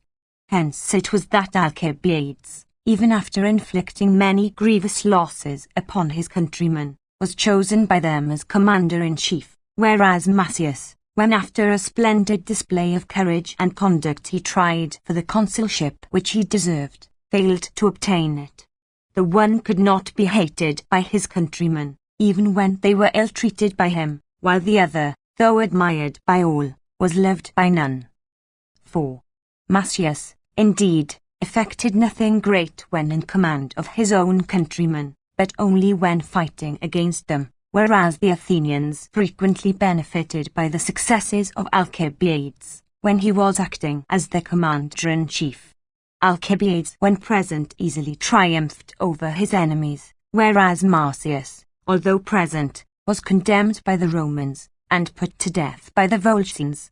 Moreover, though he was wrongfully slain, yet he himself furnished his enemies with a pretext for his murder, by refusing the public offer of peace made by the Romans, and then yielding to the private entreaties of his mother and wife, so that he did not put an end to the enmity between the two nations, but left them at war, and yet lost a favourable opportunity for the Volscians. If he was influenced by a feeling of duty towards the Volscians, he ought to have obtained their consent before withdrawing their forces from before Rome, but if he cared nothing for them, or for anything except the gratification of his own passion, and with this feeling made war upon his country, and only paused in the moment of victory, it was not creditable to him to spare his country for his mother's sake, but rather he should have spared his country and his mother with it, for his mother and his wife were but a part of Rome, which he was besieging. That he should have treated the public supplications of ambassadors and the prayers of priests with contempt, and afterwards have drawn off his forces to please his mother, is not so much a credit to her as a disgrace to his country, which was saved by the tears and entreaties of one woman, as though it did not deserve to survive on its own merits. The mercy which he showed the Romans was so harshly and offensively granted that it pleased neither party. He withdrew his forces without having come to an understanding with his friends or his foes. All this must be attributed to his haughty, unbending temper, which is in all cases odious, but which in an ambitious man renders him savage and inexorable. Such men will not seek for popularity, thinking themselves already sufficiently distinguished, and then are angry at finding themselves unpopular. Indeed, neither Metellus, nor Aristides, nor Epaminondas would stoop to court the favour of the people, and had a thorough contempt for all that the people can neither give or take away. Yet although they were often ostracized, convicted, and condemned to pay fines, they were not angry with their fellow countrymen for their folly, but came back and became reconciled to them as soon as they repented. The man who will not court the people, ought least of all to bear malice against them, reflecting that anger at not being elected to an office in the state must spring from an excessive desire to obtain it. Alcibiades made no secret of his delight in being honoured and his vexation when slighted, and in consequence endeavoured to make himself acceptable to all with whom he had to do. Marsyas was prevented by his pride from courting those who could have bestowed honour and advancement upon him, while his ambition tortured him if these were withheld. These are the points which we find to blame in his character, which in all other respects was a noble one. With regard to temperance, and contempt for money, he may be compared with the greatest and purest men of Greece, not merely with Alcibiades, who cared only too little for such things, and paid no regard to his reputation. Life of Timoleon. It was for the sake of others that I first undertook to write biographies, but I soon began to dwell upon and delight in them for myself, endeavouring to the best of my ability to regulate my own life, and to make it like that of those who were reflected in their history as it were in a mirror before me. By the study of their biographies, we receive each man as a guest into our minds, and we seem to understand their character as the result of a personal acquaintance, because we have obtained from their acts the best and most important means of forming an opinion about them. What greater pleasure couldst thou gain than this?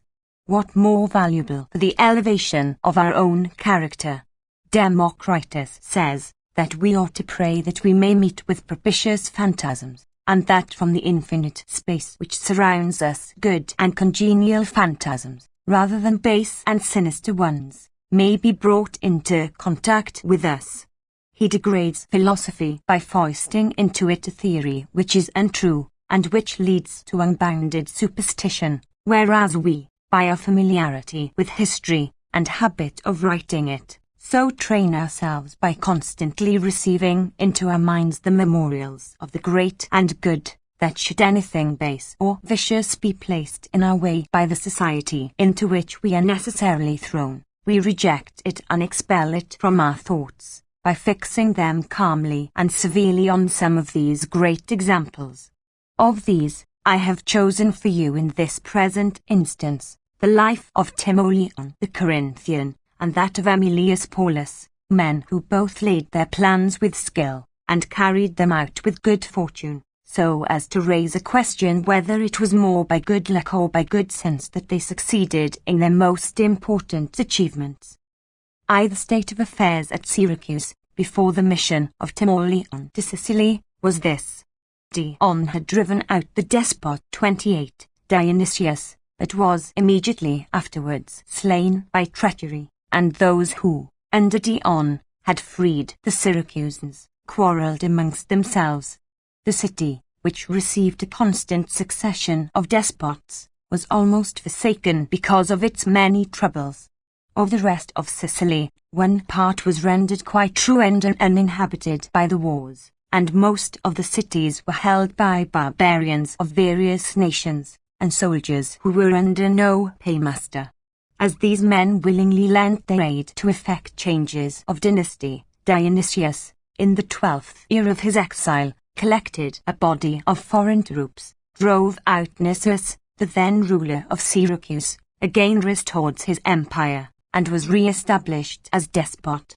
He had strangely lost the greatest known empire at the hands of a few men, and more strangely still became again the lord of those who had driven him out, after having been in exile and a beggar. Those then of the Syracusans who remained in the city were the subjects of a despot not naturally humane, and whose heart now had been embittered by misfortune. 29. But the better class of citizens and the men of note fled to Hycetes, the ruler of Leontini, swore allegiance to him, and chose him as their general for the war. This man was no wise better than the avowed despots, but they had no other resource, and they trusted him because he was a Syracusan by birth, and had a force capable of encountering that of their own despot. 2. Meanwhile the Carthaginians came to Sicily with a great fleet, and were hovering off the island watching their opportunity. The Sicilians in terror wished to send an embassy to Greece, and ask for help from the Corinthians, not merely on account of their kinship with them, and of the many kindnesses which they had received from them, but also because they saw that the whole city loved freedom, and hated despots, and that it had waged its greatest and most important wars, not for supremacy and grade of power, but on behalf of the liberty of Greece.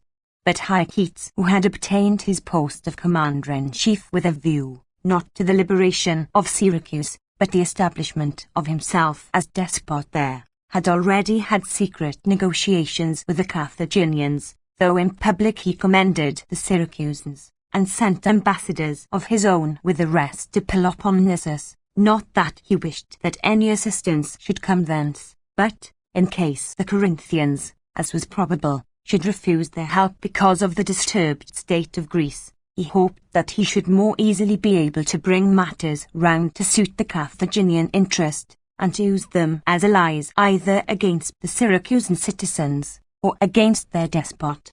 Of this treacherous design he was shortly afterwards convicted. 3. When the ambassadors arrived, the Corinthians, who had always been in the habit of watching over the interests of their colonies, especially Syracuse, and who were not at war with any of the Greek states at that time, but living in peace and leisure, eagerly voted to help them.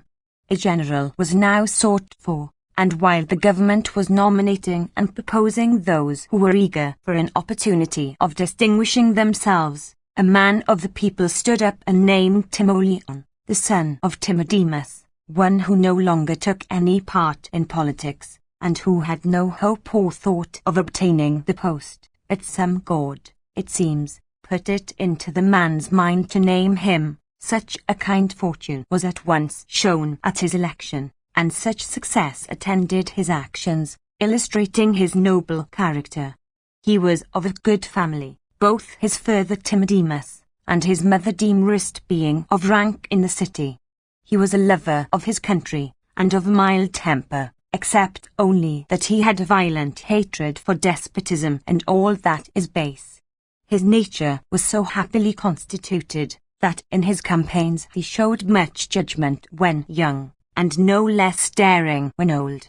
He had an elder brother, Timophanes, who was in no respect like him, a trash, and inflamed with a passion for monarchy by worthless friends and foreign soldiers, with whom he spent all his time. He was reckless in a campaign, and loved danger for its own sake, and by this he won the hearts of his fellow citizens, and was given commands, as being a man of courage and of action.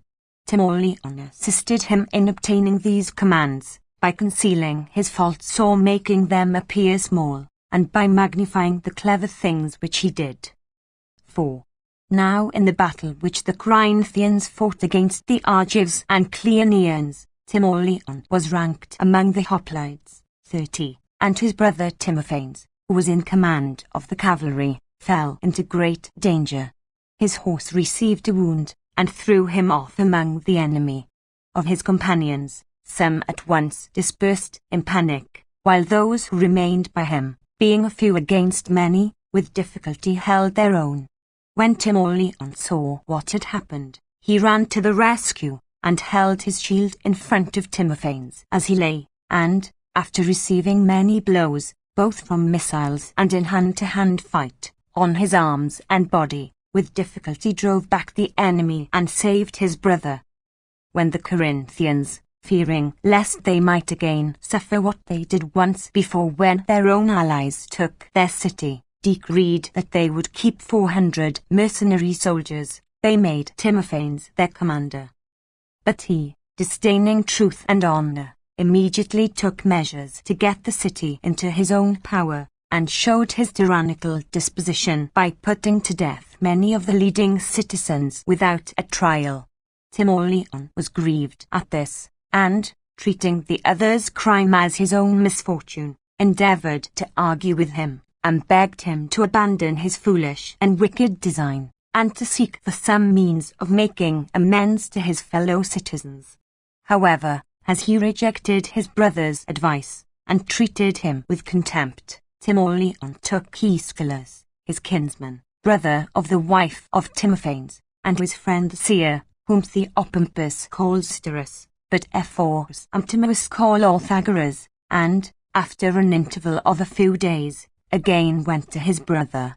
The 3 men now stood round him, and besought him even now to listen to reason, and repent of his ambition, but as Timophanes at first laughed at them, and then became angry and indignant, Timoleon stepped a little aside, and covering his face, stood heaping while the other two drew their swords and quickly dispatched him.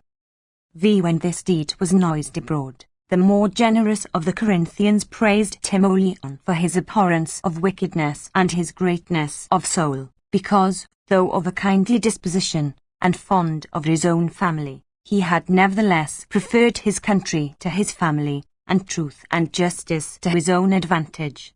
He had distinguished himself in his country's cause both by saving his brother's life, and by putting him to death when he plotted to reduce her to slavery. However, those who could not endure to live in a democracy, and who were accustomed to look up to those in power, pretended to rejoice in the death of the tyrant, but by their abuse of Timoleon for having done an unholy and impious deed, reduced him to a state of great melancholy. Hearing that his mother took it greatly to heart, and that she used harsh words and invoked terrible curses upon him, he went to her to try to bring her to another state of mind, but she would not endure sight of him, but shut the door against him. Then indeed he became very dejected, and disordered in his mind, so as to form an intention of destroying himself by starvation, but this his friends would not permit, but prevailed on him by force and entreaty, so that he determined to live, but alone by himself. He gave up all interest in public affairs, and at first did not even enter the city, but passed his time wandering in the wildest part of the country in an agony of mind. Thus our judgments, if they do not borrow from reason and philosophy of fixity and steadiness of purpose in their acts, are easily swayed and influenced by the praise or blame of others, which make us distrust our own opinions. For not only, it seems, must the deed itself be noble and just, but also the principle from which we do it must be stable and unchangeable, so that we may make up our minds and then act from conviction. If we do not, then like those epicures who most eagerly seize upon the daintiest food and soonest become satiated and nauseated, so we become filled with sorrow and remorse when the deed is done, because the splendid ideas of virtue and honor which led us to do it fade away in our minds on account of our own moral weakness.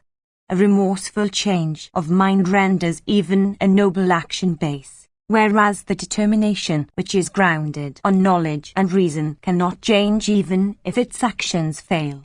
Wherefore Phocion the Athenian, who opposed the measures of Leosthenes, when Leosthenes seemed to have succeeded, and he saw the Athenians sacrificing and priding themselves on their victory, said that he should have wished that he had himself done what had been done, but he should wish to have given the same counsel that he did give.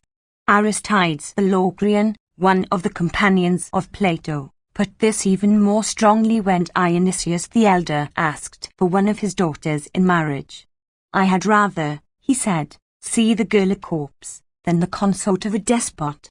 A short time afterwards, when Dionysius put his sons to death and insultingly asked him whether he was still of the same mind about the disposal of his daughter, he answered that he was grieved at what had happened, but had not changed his mind about what he had said. And these words perhaps show a greater and more perfect virtue than Phocion's. 7. Now Timoleon's misery, after the deed was done, whether it was caused by pity for the dead or filial reverence for his mother, so broke down and humbled his spirit that for nearly 20 years he took no part in any important public affair.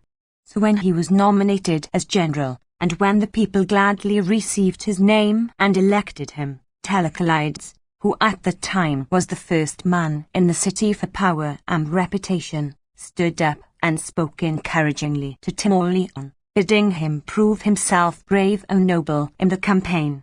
31. If, said he, you fight well, we shall think that we slew a tyrant, but if badly, that we murdered your brother. While Timoleon was preparing for his voyage and collecting his soldiers, letters were brought to the Corinthians from Hycetes plainly showing that he had changed sides and betrayed them. For as soon as he had sent off his ambassadors to Corinth, he openly joined the Carthaginians, and in concert with them attempted to drive out Dionysius and establish himself as despot of Syracuse. Fearing that the opportunity would escape him if an army and general came from Corinth before he had succeeded, he sent a letter to the Corinthians to say that they need not incur the trouble and expense of sending an expedition to Sicily and risking their lives, especially as the Carthaginians would dispute their passage, and were now watching for their expedition with a numerous fleet, and that, as they had been so slow, he should be obliged to make these Carthaginians his allies to attack the despot. When these letters were read, even if any of the Corinthians had been lukewarm about the expedition, now their anger against Hycetes stirred them up to cooperate vigorously with Timoleon and assist him in equipping his force. 8. When the ships were ready, and everything had been provided for the soldiers, the priestesses of Proserpine had a dream that the two goddesses appeared dressed for a journey, and said that they were going to accompany Timoleon on his voyage to Sicily.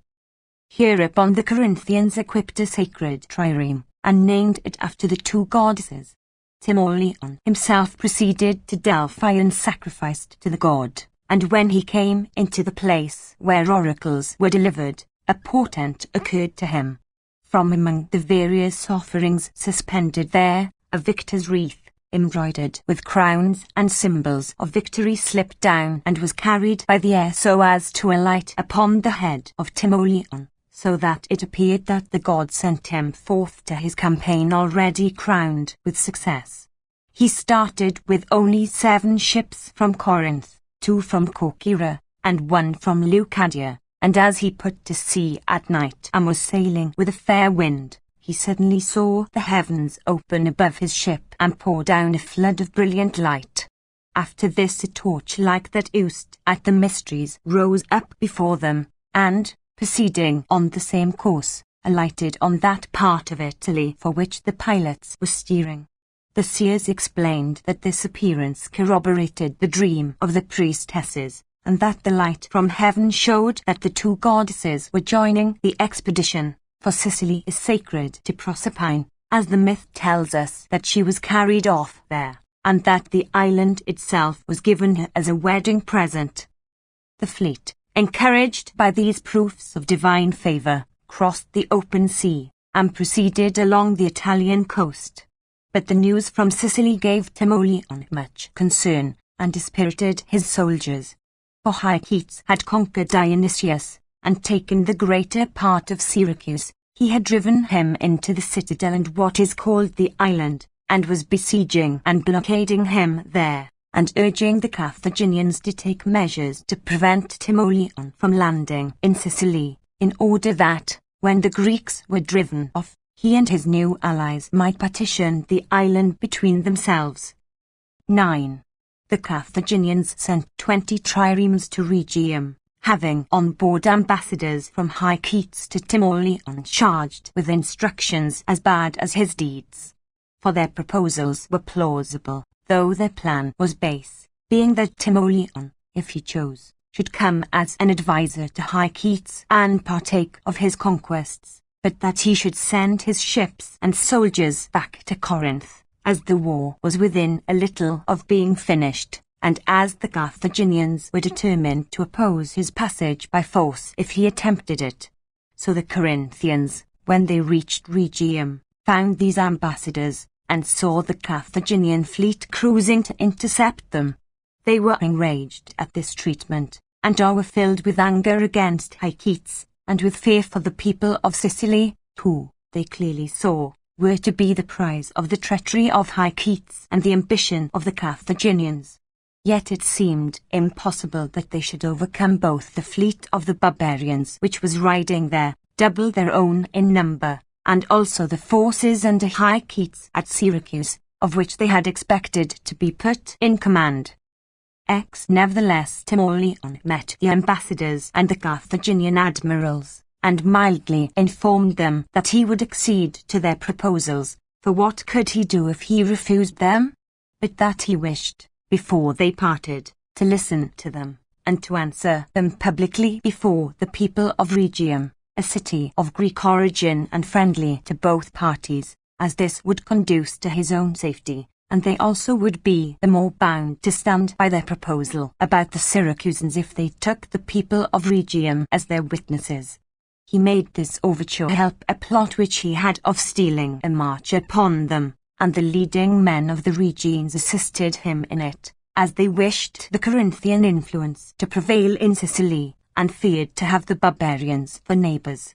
Accordingly they called together an assembly and shut the city gates, that the citizens might not attend to anything else, and then, coming forward, they made speeches of great length, one man treating the subject after another without coming to any conclusion, but merely wasting the time, until the Corinthian triremes had put to sea.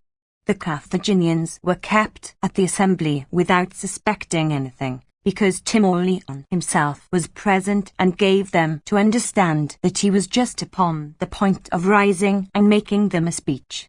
But when news was secretly conveyed to him that the fleet was under way, and that his ship alone was left behind waiting for him, he slipped through the crowd, the Rhegians who stood round the beam 32, helping to conceal him, and, gaining the seashore, sailed off with all haste.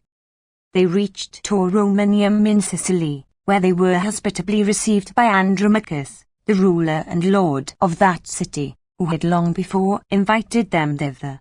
This Andromachus was the father of Timaeus, the historian, and being as he was by far the most powerful of the legitimate princes of Sicily, ruled his subjects according to law and justice, and never concealed his dislike and hatred of the despots. For this reason he permitted Timoleon to make his city his headquarters, and prevailed on the citizens to cast in their lot with the Syracusans and free their native land. 11. At Rhegium meanwhile, the Carthaginians, when the assembly broke up and Timoleon was gone, were infuriated at being outwitted, and became a standing joke to the people of Rhegium, because they, although they were Phoenicians, yet did not seem to enjoy a piece of deceit when it was at their own expense. They then sent an ambassador in a trireme to Tauromenium, who made a long speech to Andromachus, threatening him in a bombastic and barbarian style with a vengeance if he did not at once turn the Corinthians out of his city. At last he pointed to his outstretched hand, and turning it over threatened that he would so deal with the city. Andromachus laughed, and made no other answer than to hold out his own hand in the same way, now with one side up, and now with the other, and bade him sail away unless he wished to have his ship so dealt with. Hycetes, when he heard of Timoleon's arrival, in his terror sent for many of the Carthaginian ships of war, and now the Syracusans began utterly to despair of their safety, seeing the Carthaginians in possession of the harbour, Hycetes holding the city, and Dionysius still master of the promontory, while Timoleon was as it were hanging on the outskirts of Sicily in that little fortress of Tauromenium, with but little hope and a weak force, for he had no more than 1,000 soldiers and the necessary supplies for them. Nor had the cities of Sicily any trust in him, as they were in great distress, and greatly exasperated against those who pretended to lead armies to the succor, on account of the treachery of Callippus and Phaerax, who, one an Athenian and the other a Lacedaemonian, but both giving out that they were come to fight for freedom and to put down despotism, did so tyrannize themselves, that the reign of the despots in Sicily seemed to have been a golden age, and those who died in slavery were thought more happy than those who lived to see liberty. 12.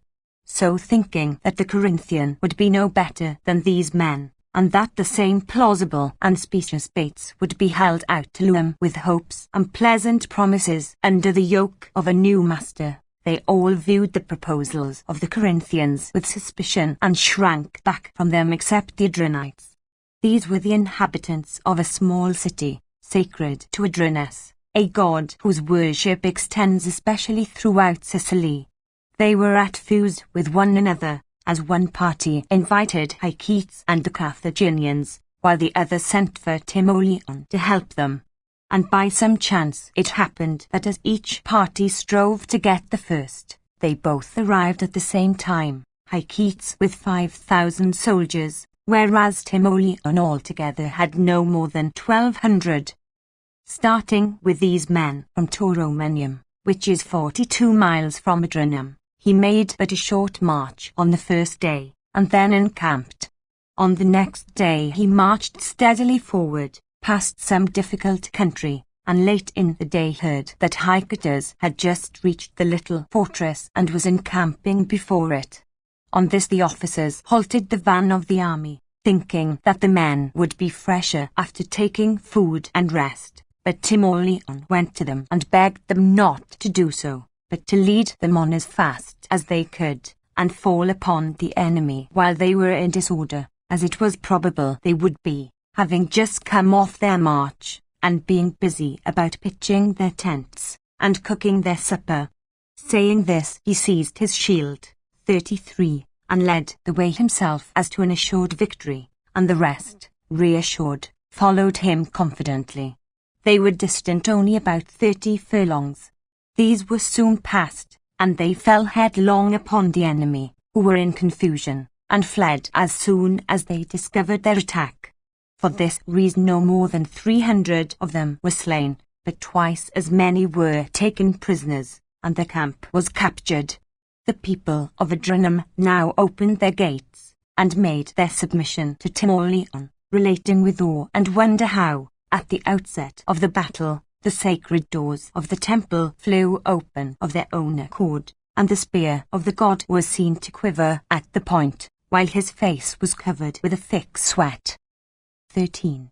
These portents, it seems, did not merely presage the victory, but also the subsequent events, of which this was the prosperous beginning. Immediately several cities sent ambassadors and joined Timoleon, as did also Mamercus, the despot of Catana, a man of warlike tastes and great wealth, who made an alliance with him. But the most important thing of all was that Dionysius himself, who had now lost all hope of success, and was on the point of being starved out, despising Hyketes for being so shamefully beaten, but admiring Timoleon, sent to him and offered to deliver up both himself and the citadel to the Corinthians.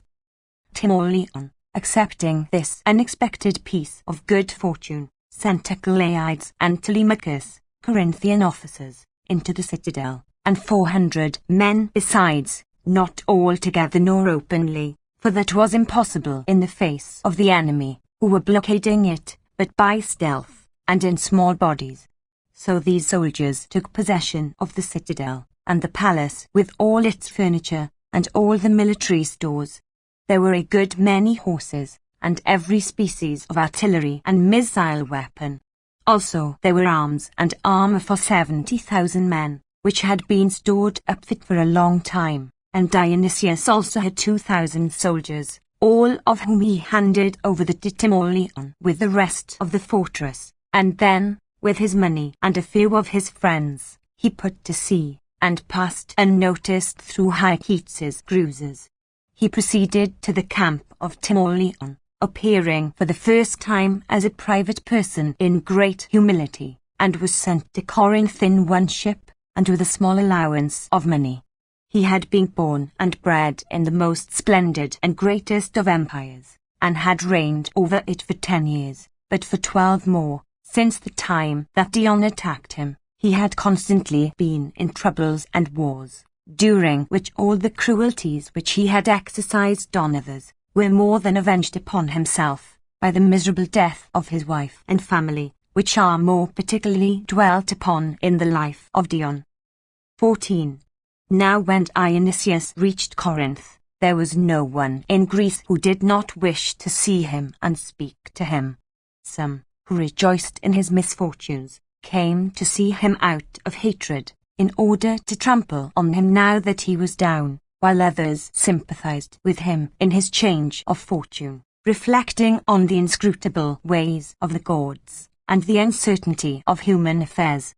For that age produced nothing in nature or art so remarkable as that change of fortune which showed the man, who not long before had been supreme ruler of Sicily, now dining at Corinth at the cook's shop, lounging at the perfumer's, drinking at the taverns, instructing female singers, and carefully arguing with them about their songs in the theatre, and about the laws of music.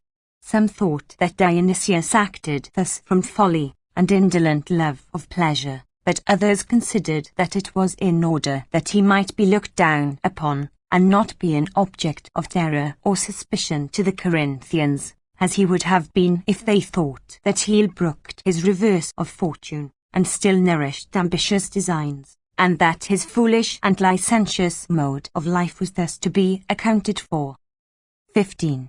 But for all that, certain of his sayings are remembered, which sufficiently prove that he showed real greatness of mind in adapting himself to his altered circumstances.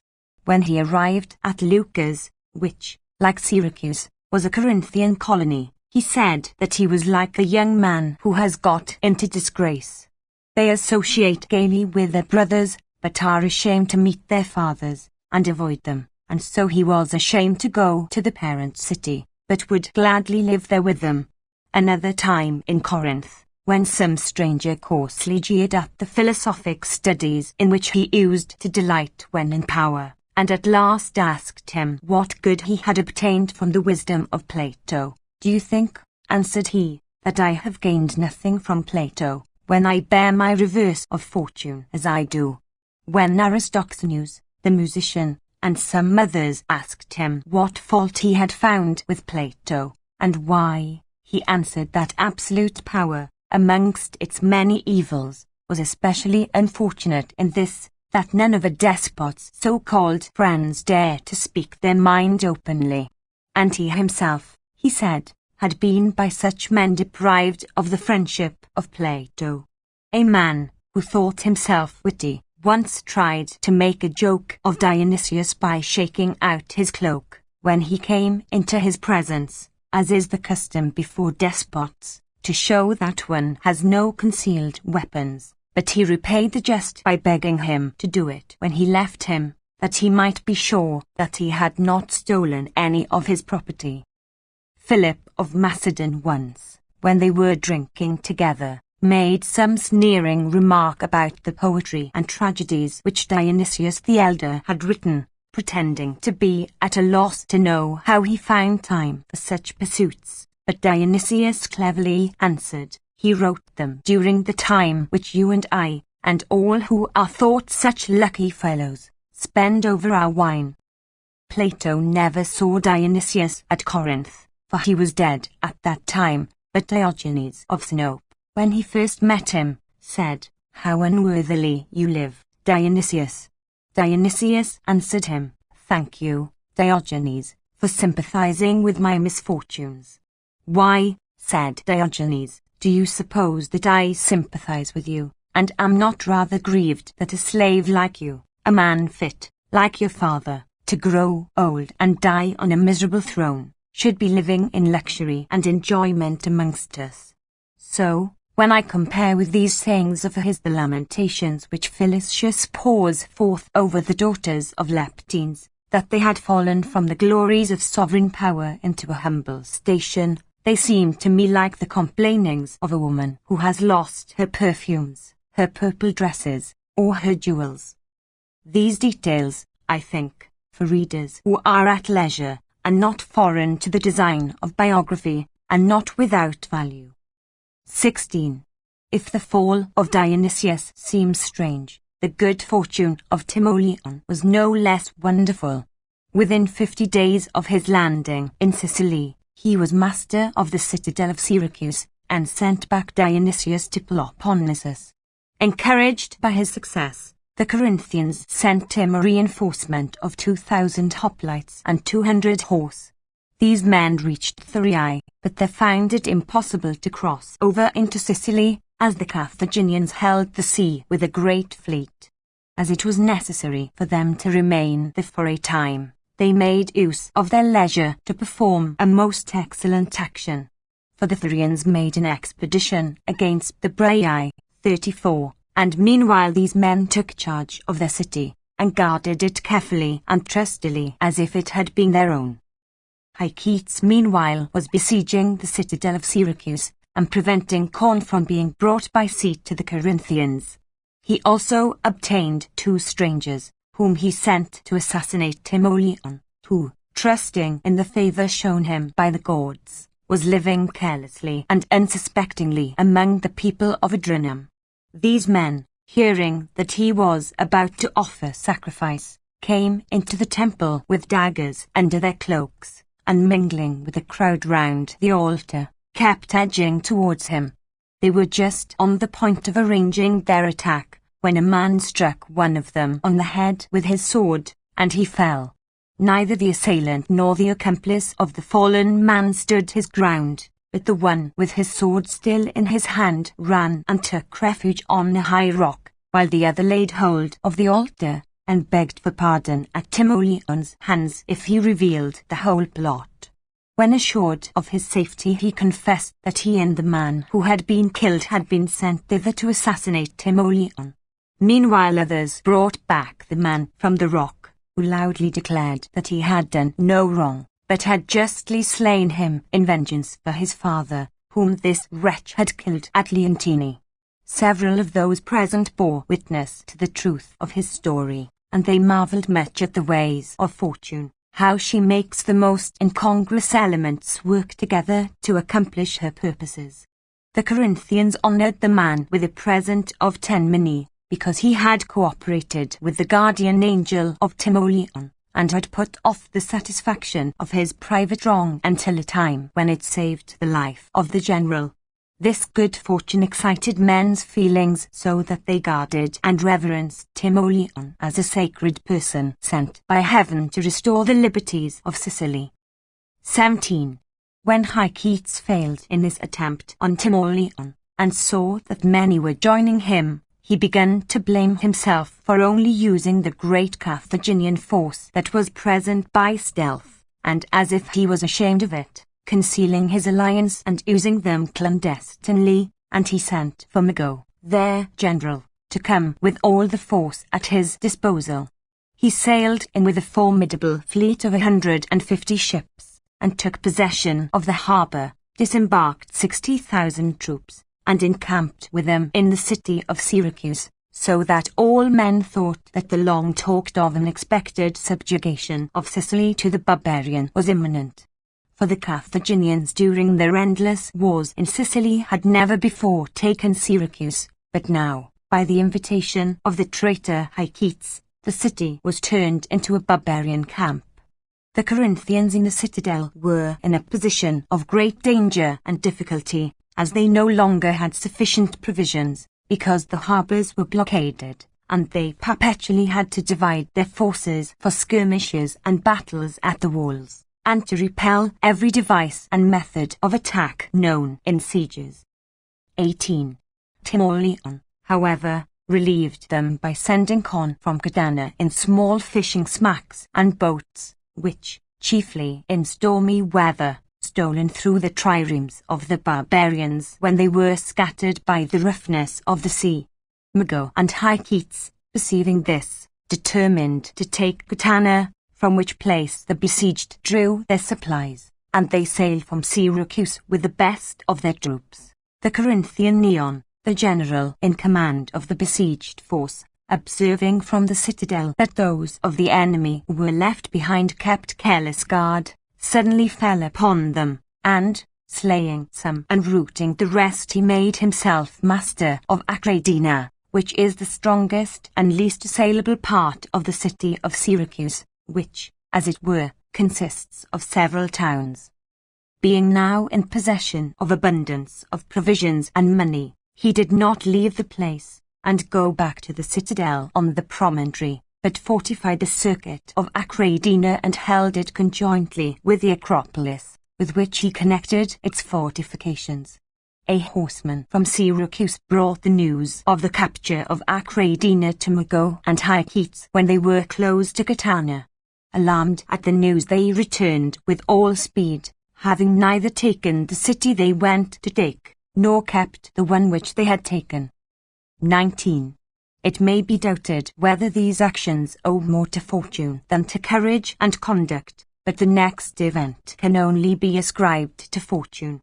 The Corinthian troops at Thurii were in fear of the Carthaginian triremes under Hanno, which were watching them, and as the sea had for many days been excessively rough, in consequence of a gale, determined to march on foot through the Brai. Partly by persuasion and partly by force they made their way to Rhegium, while the sea was still very stormy. The Carthaginian admiral, who no longer expected the Corinthians, and thought that he was waiting there to no purpose, persuaded himself that he had invented a masterpiece of deceit. He ordered his sailors to crown themselves with garlands, decked out his triremes with Greek shields and wreaths of palm, and set out for Syracuse. As he passed the citadel they cheered loudly, and with uproarious merriment called out to the garrison that they had come back after a complete victory over the Corinthians, hoping by this means to dispirit the besieged. But while he was playing these silly tricks the Corinthians had reached Rhegium, and as no one disputed their passage, and the cessation of the gale had made the straits singularly smooth and calm, they embarked in the passage boats and what fishing smacks were to be found, and crossed over into Sicily, so easily and in such calm weather that they were able to make their horses swim alongside of the vessels and tow them by their halters. 20.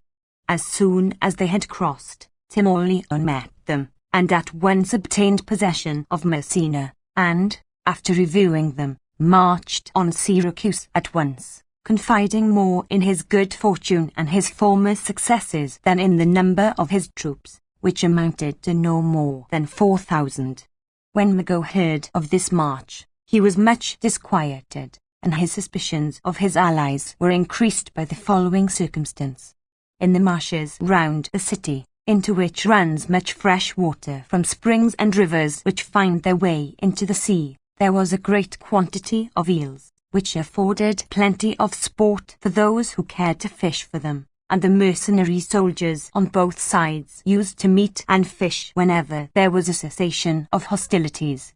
As they were all Greeks, and had no private grounds for hatred, they would cheerfully risk their lives in battle against each other, but during times of truce they conversed freely. So then, while engaged in fishing, they talked to one another, and admired the beauty of the sea, and the fine situation of the city. Then one of the Corinthian garrison said, "Can it be that you, Greeks as you are, should be endeavouring to betray to the barbarians so great and beautiful a city as this, and that you should be trying to establish these base and cruel Carthaginians nearer to our country? Rather ought you to wish that there were more Sicilies to act as bullocks of Greece. Do you suppose that these men have gathered together their host from the pillars of Heracles and the Atlantic coast, and risked their lives at sea, merely to support the dynasty of Hykes? He, if he had the spirit of a real prince, never would have turned out his brethren, and invited the enemy into his native land, but would have made terms with Timoleon and the Corinthians, and been honoured accordingly." These words were noised abroad in the camp by the mercenaries, and gave Mago the pretext which he had long been waiting for, to abandon their cause on the plea of suspecting their fidelity. Wherefore, although Hykes begged him to remain, and pointed out how far superior he was to the enemy, yet he, thinking that Timoleon's army surpassed his in courage and good fortune as much as his did in numbers, weighed anchor at once and sailed to Africa, letting Sicily slip through his fingers, to his great disgrace, for no assignable reason. 21. On the next day appeared Timoleon with his troops in battle array. As soon as they learned their departure, and saw the harbour, they proceeded to mock at the cowardice of Mago, and they sent a cry around the city offering a reward to anyone who would tell them to what place the Carthaginian force had run away. Nevertheless, Hykes still showed a bold front, and did not relax his hold on the city, and, as the part which was in his possession was strong and hard of access, Timoleon divided his army, and himself led the assault on the most difficult side of the position, by the river Anapus, ordering another body, under Asias the Corinthian, to attack from Acradina. The third corps, consisting of the newly arrived reinforcement under Dienicus and Demuritus, were to attack Epipoli. The assault took place simultaneously on all sides. The speedy rout of Hycetes and capture of the city may be justly ascribed to the skill of the general, but the fact that not one of the Corinthians was killed or wounded is due to Timoleon's good fortune, which seemed to vie with his courage and try to make those who read of his exploits wonder at their good luck more than their merit. In a few days not only was all Sicily and Italy ringing with his fame, but throughout Greece his great successes were known, and the city of Corinth, which scarcely thought that the expedition had reached Sicily, heard at the same time that the troops were safe and victorious. So prosperously did affairs turn out, and with such speed did fortune publish the glory of his deeds. 22. Timoleon, having thus gained possession of the fortified citadel on the promontory, did not fall into the same snare as Dion, and was not moved to spare the place for the sake of its beautiful and costly architecture. Dion's jealousy of the people led him to distrust them, and proved his ruin, but Timoleon took a very different course. He made proclamation that any Syracusan who chose might come with a crowbar and take part in the destruction of the despot's castle. When they had all assembled, in order to mark that day and that proclamation as the real beginning of liberty, they not only destroyed and subverted the castle, but also the houses and tombs of the despots. Timoleon at once had the place levelled, and built upon it courts of justice, delighting the citizens by substituting a republic for a tyranny.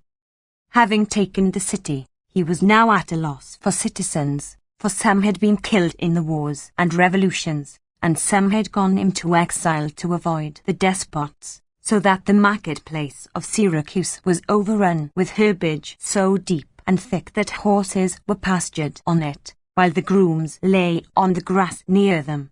The other cities, except a very few, had become the haunts of deer and wild boars, and persons at leisure used to hunt them with dogs in the suburbs and round the walls. None of those who had taken refuge in the various forts and castles would return to the city, as they all felt a dread and hatred of public assemblies and politics, which had produced the greater part of the tyrants under whom they had suffered. In this difficulty it occurred to Timoleon and the Syracusans to apply to the Corinthians, and ask them to send out fresh colonists from Greece. Otherwise, they said, the land must lie uncultivated, and, above all, they were looking forward to a great war with Africa, as they heard that on Mago's return the Carthaginians were so enraged at his failure, that, though he committed suicide to avoid a worse fate, they had crucified his dead body, and were collecting a great force, meaning next summer to invade Sicily. 23.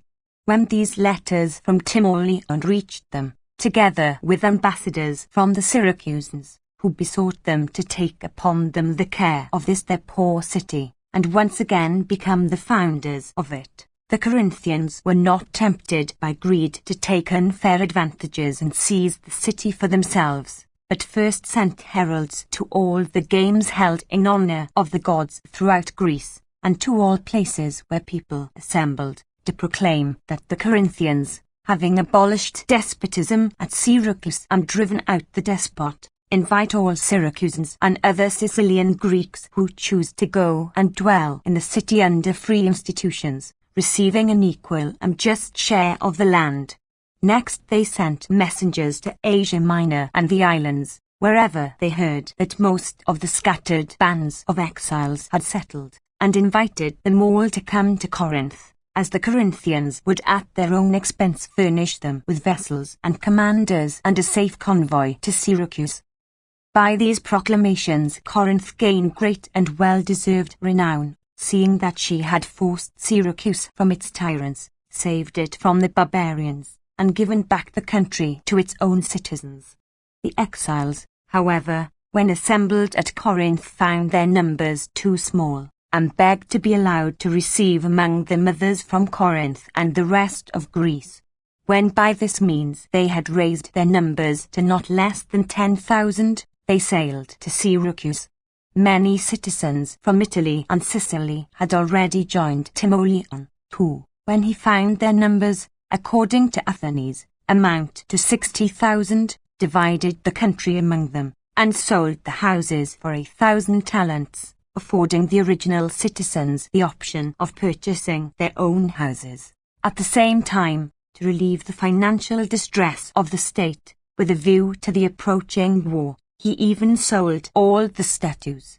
A vote of the assembly was taken about each one, and he was condemned, like a criminal, on his trial. On this occasion they say that the Syracusans, though they condemned all the rest, decided on keeping that of the ancient Prince Gillo, because they admired and respected him for his victory over the Carthaginians at Himera. 24.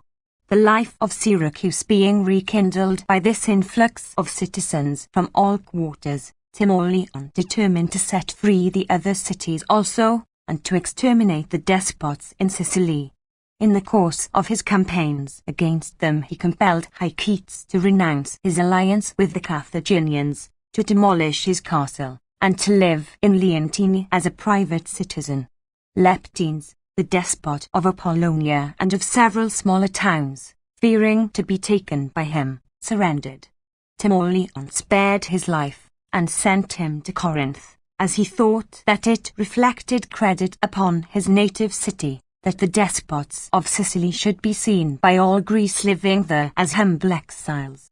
As for the soldiers whom he had in his pay, he determined not to keep them idle, but to support them by the plunder of an enemy's country.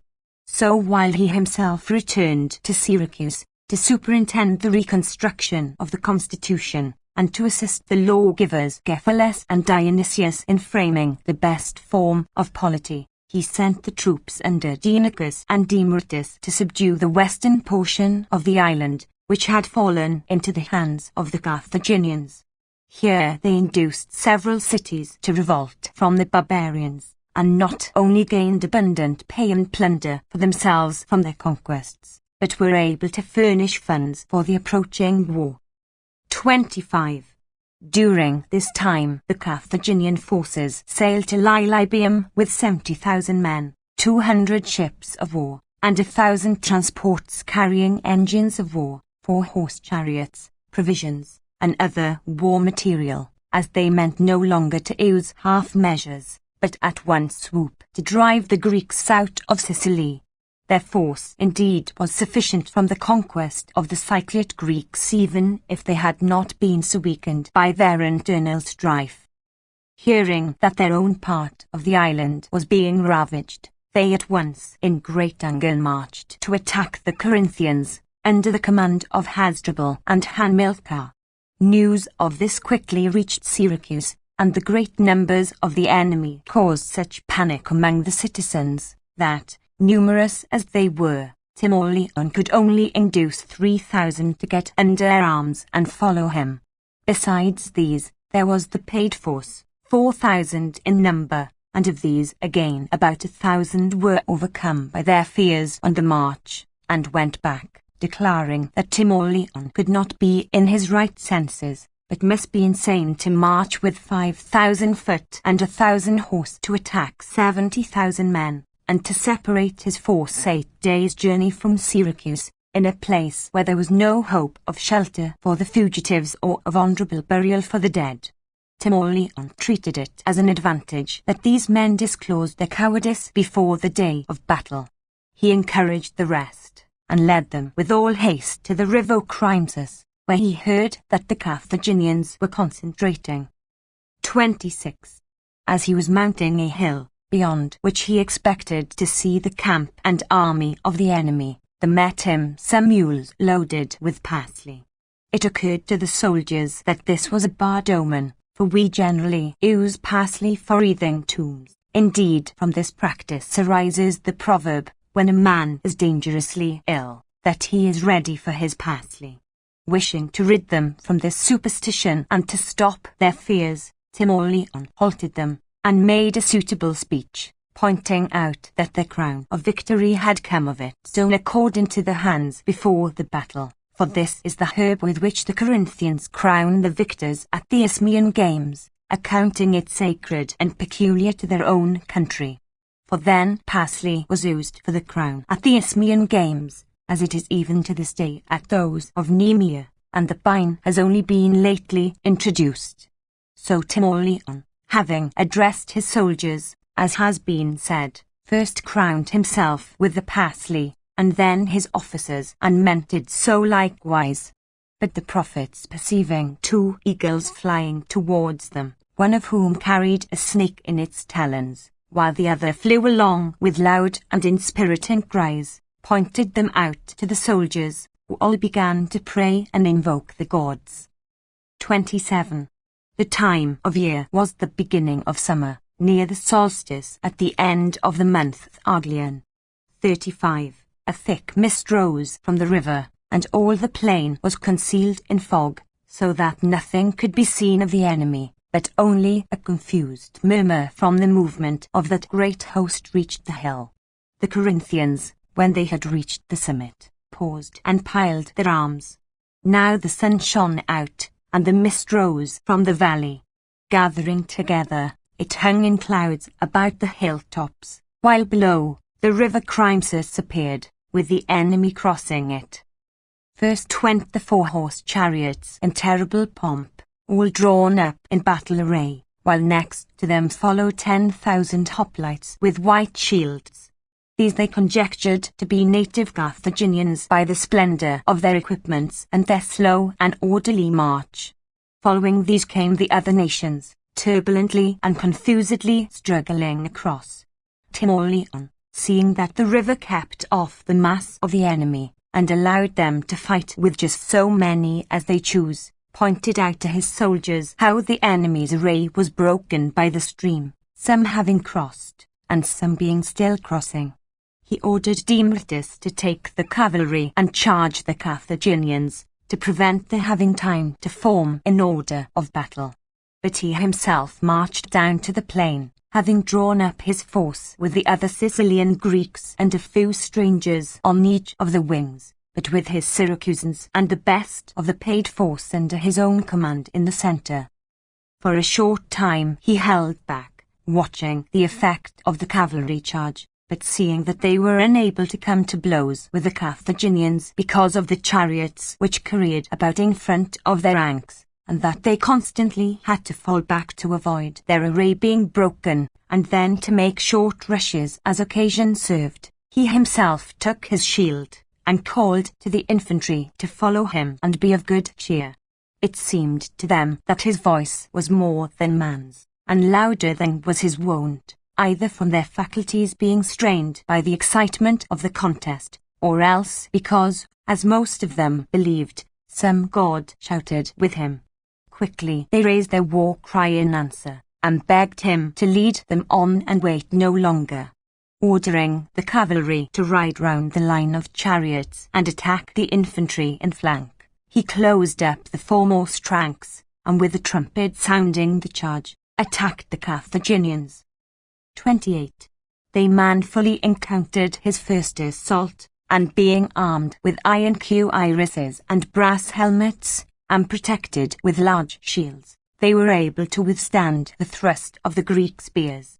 But when the struggle came to be decided with swords, where skill as well as strength was employed, there suddenly broke upon them from the mountains a terrible storm of thunder with vivid flashes of lightning.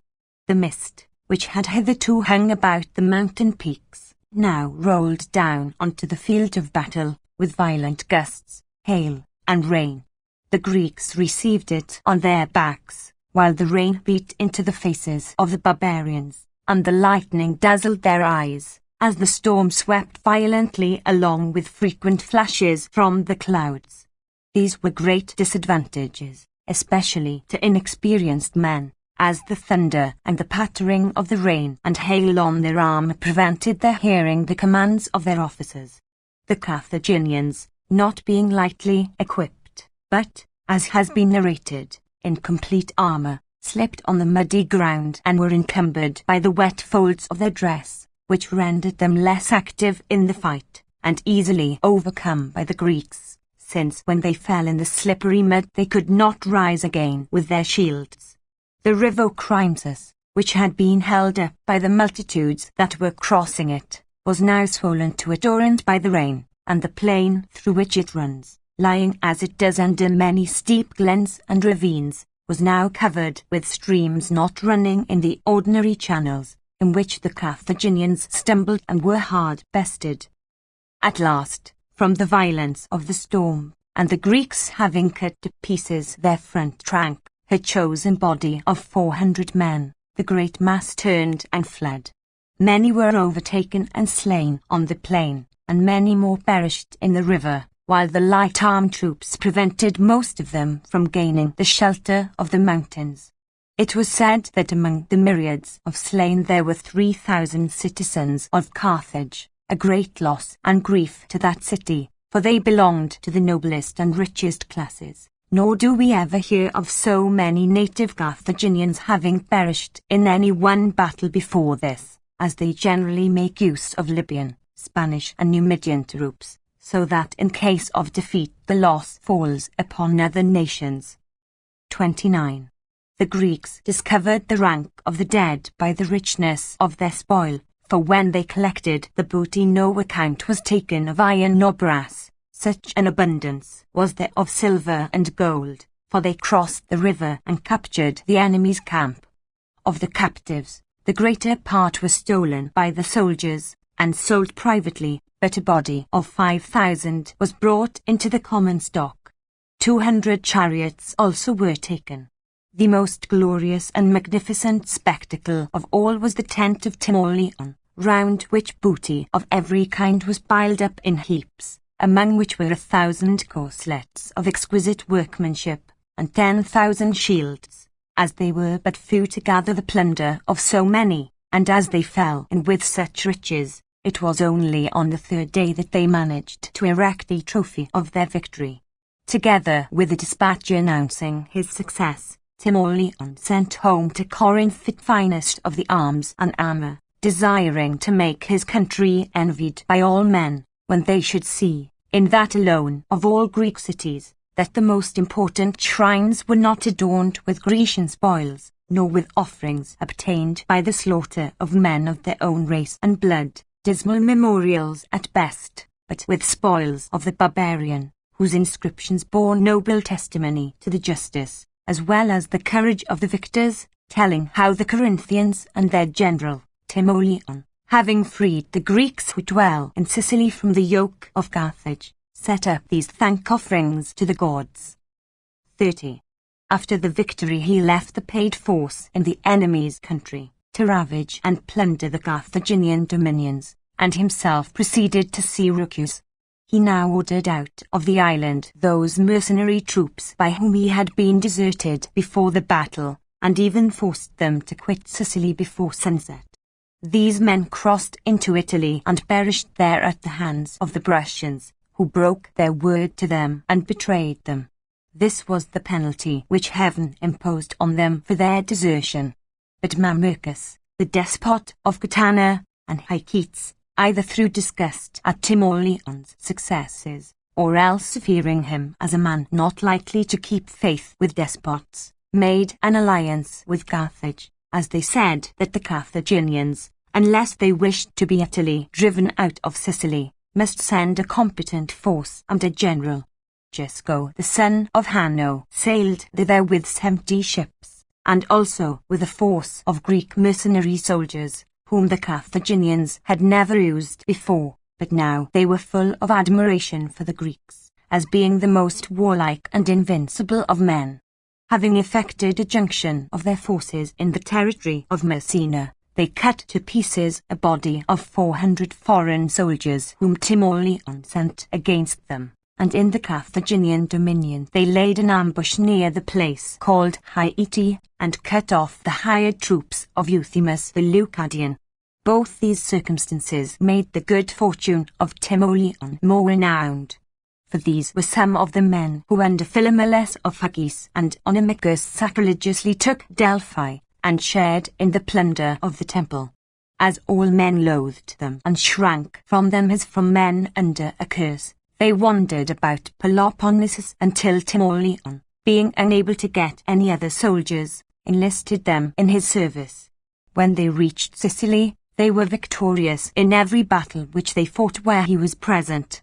After the most important struggles of the war were over, they were sent to reinforce others, and so perished and came to naught, and not all at once, but piecemeal, as if their avenging fate had given way to Timoleon's good fortune for a season, lest the good should suffer from the punishment of the wicked.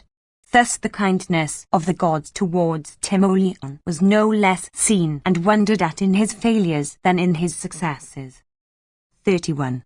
The people of Syracuse were much nettled by the insulting jests passed upon them by the despots. Mamercus, who plumed himself on his poems and tragedies, gave himself great airs after conquering the mercenaries, and when he hung up their shields as offerings to the gods, he inscribed this insolent elegiac couplet upon them.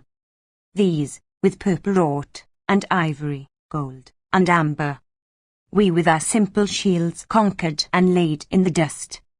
After these events, while Timoleon was on a campaign in the direction of Coloria, Hycetes invaded the Syracusan territory, did much damage and insult, and retired loaded with spoil, past the very walls of Coloria, despising Timoleon, who had but a small force with him.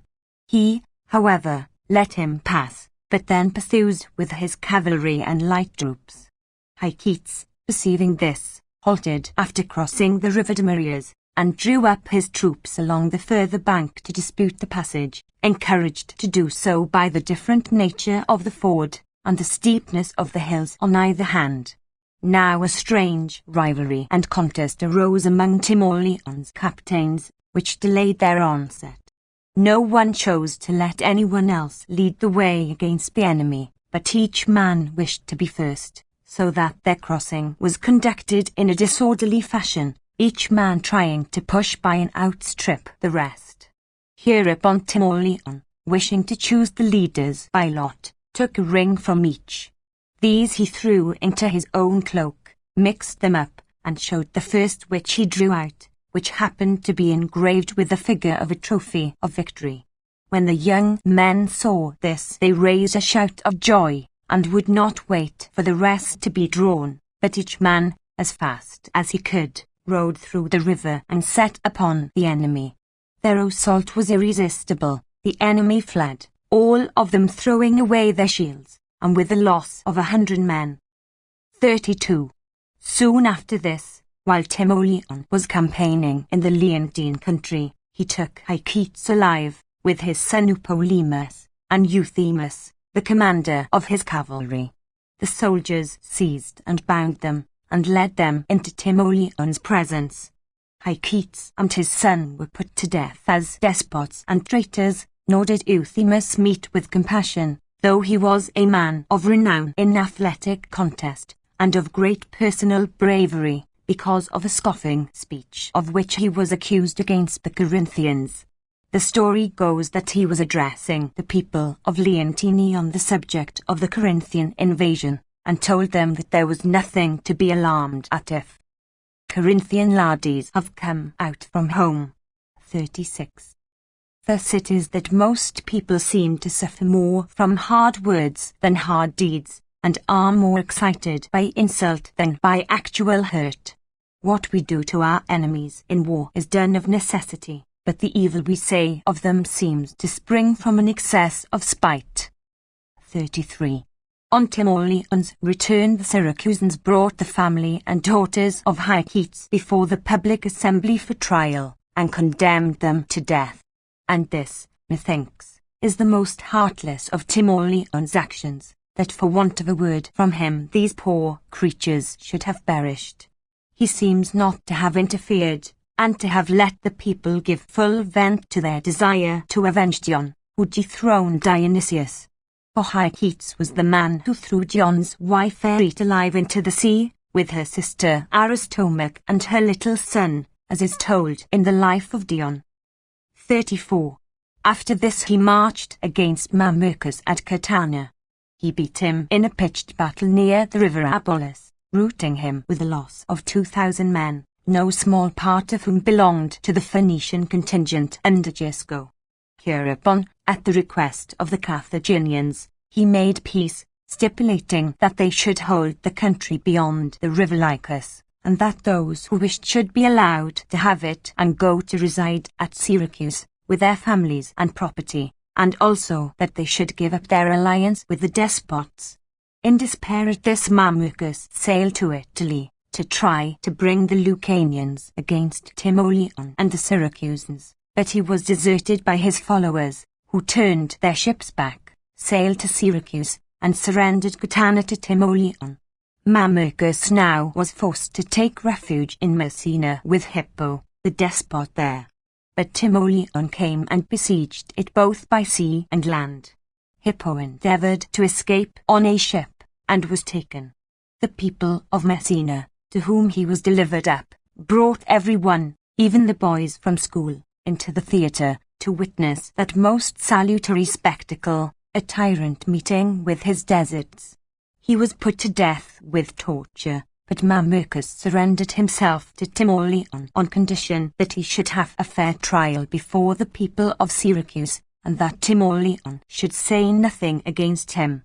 When he was brought to Syracuse, he was brought before the people, and tried to deliver a long premeditated speech to them, but meeting with interruptions and seeing that the assembly was inexorable, he flung away his cloak and rushed across the theatre, striking his head against a stone step with the intention of killing himself. However, he failed, and paid the penalty of his crimes by suffering the death of a pirate. 35. In this fashion the despotisms were put down by Timoleon, and the wars finished. The whole island, which had become a mere wilderness through the constant wars, and was grown hateful to the very natives, under his administration became so civilized and desirable a country that colonists sailed to it from those very places to which its own citizens had formerly betaken themselves to escape from it. For Acrogas and Gela, large cities, which after the war with Athens had been destroyed by the Carthaginians, were now repeopled, the former colonists led by Megellus and Pherestus, from Ely on the south coast of Italy, and the latter by a party led by Gorgas, who sailed from Kos and collected together the former citizens. When these cities were being recognized, Timoleon not only afforded them peace and safety, but also gave them great assistance, and showed so great an interest in them as to be loved and respected by them as their real founder. The other cities also, all of them, looked upon him with the same feelings, so that no peace could be made by them, no laws established, no country divided among settlers, no constitutional changes made that seemed satisfactory, unless he had a hand in them, and arranged them just as an architect, when a building is finished, gives some graceful touches which adorn the whole. 36. There were many Greeks, in his lifetime, who became great, and did great things, such as Timotheus, and Agesilaus, and Pelopidas, and Timoleon's great model, Epaminondas. But these men's actions produced a glory which was involved in much strain and toil, and some of their deeds have incurred censure, and even been repented of, whereas those of Timoleon, if we accept the terrible affair of his brother, have nothing in them to which we cannot apply, like Timaeus, that verse of Sophocles. Ye gods, what Venus or what grace divine took part in this. For as in the poetry of Antimachus, and the paintings of Dionysius, the Colophonians, we find a certain vigour and power, yet think them forced in expression, and produced with much labour, while the paintings of Nicomachus and the verses of Homer, besides their other graces and merits, have the charm of seeming to have been composed easily and without effort, so also the campaigns of Timoleon, when compared with the laborious and hardly contested ones of Epaminondas or Agesilaus, seem to have, besides their glory, a wonderful ease, which property is not so much to be attributed to good luck as to prosperous valor. He, however, ascribed all his successes to fortune, for in writing to his friends at home, and in his public speeches to the Syracusans, he frequently expressed his thankfulness to this goddess, who, having determined to save Sicily, had chosen to ascribe to him the credit of doing it. In his house he built a chapel to Artemisia, the goddess under whose auspices blessings and glory came as it were of themselves. To her he offered sacrifices, and consecrated his house to her.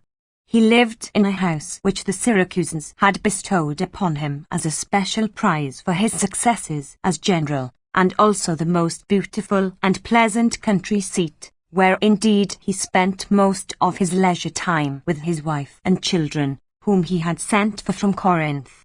For he never returned to Corinth, nor mixed himself up in the troubles of Greece, nor did he expose himself to the hatred of political faction, which is the rock upon which great generals commonly split, in their insatiate thirst for honor and power, but he remained in Sicily, enjoying the blessings of which he was the author, the greatest of which was to see so many cities, and so many tens of thousands, all made happy and prosperous by his means.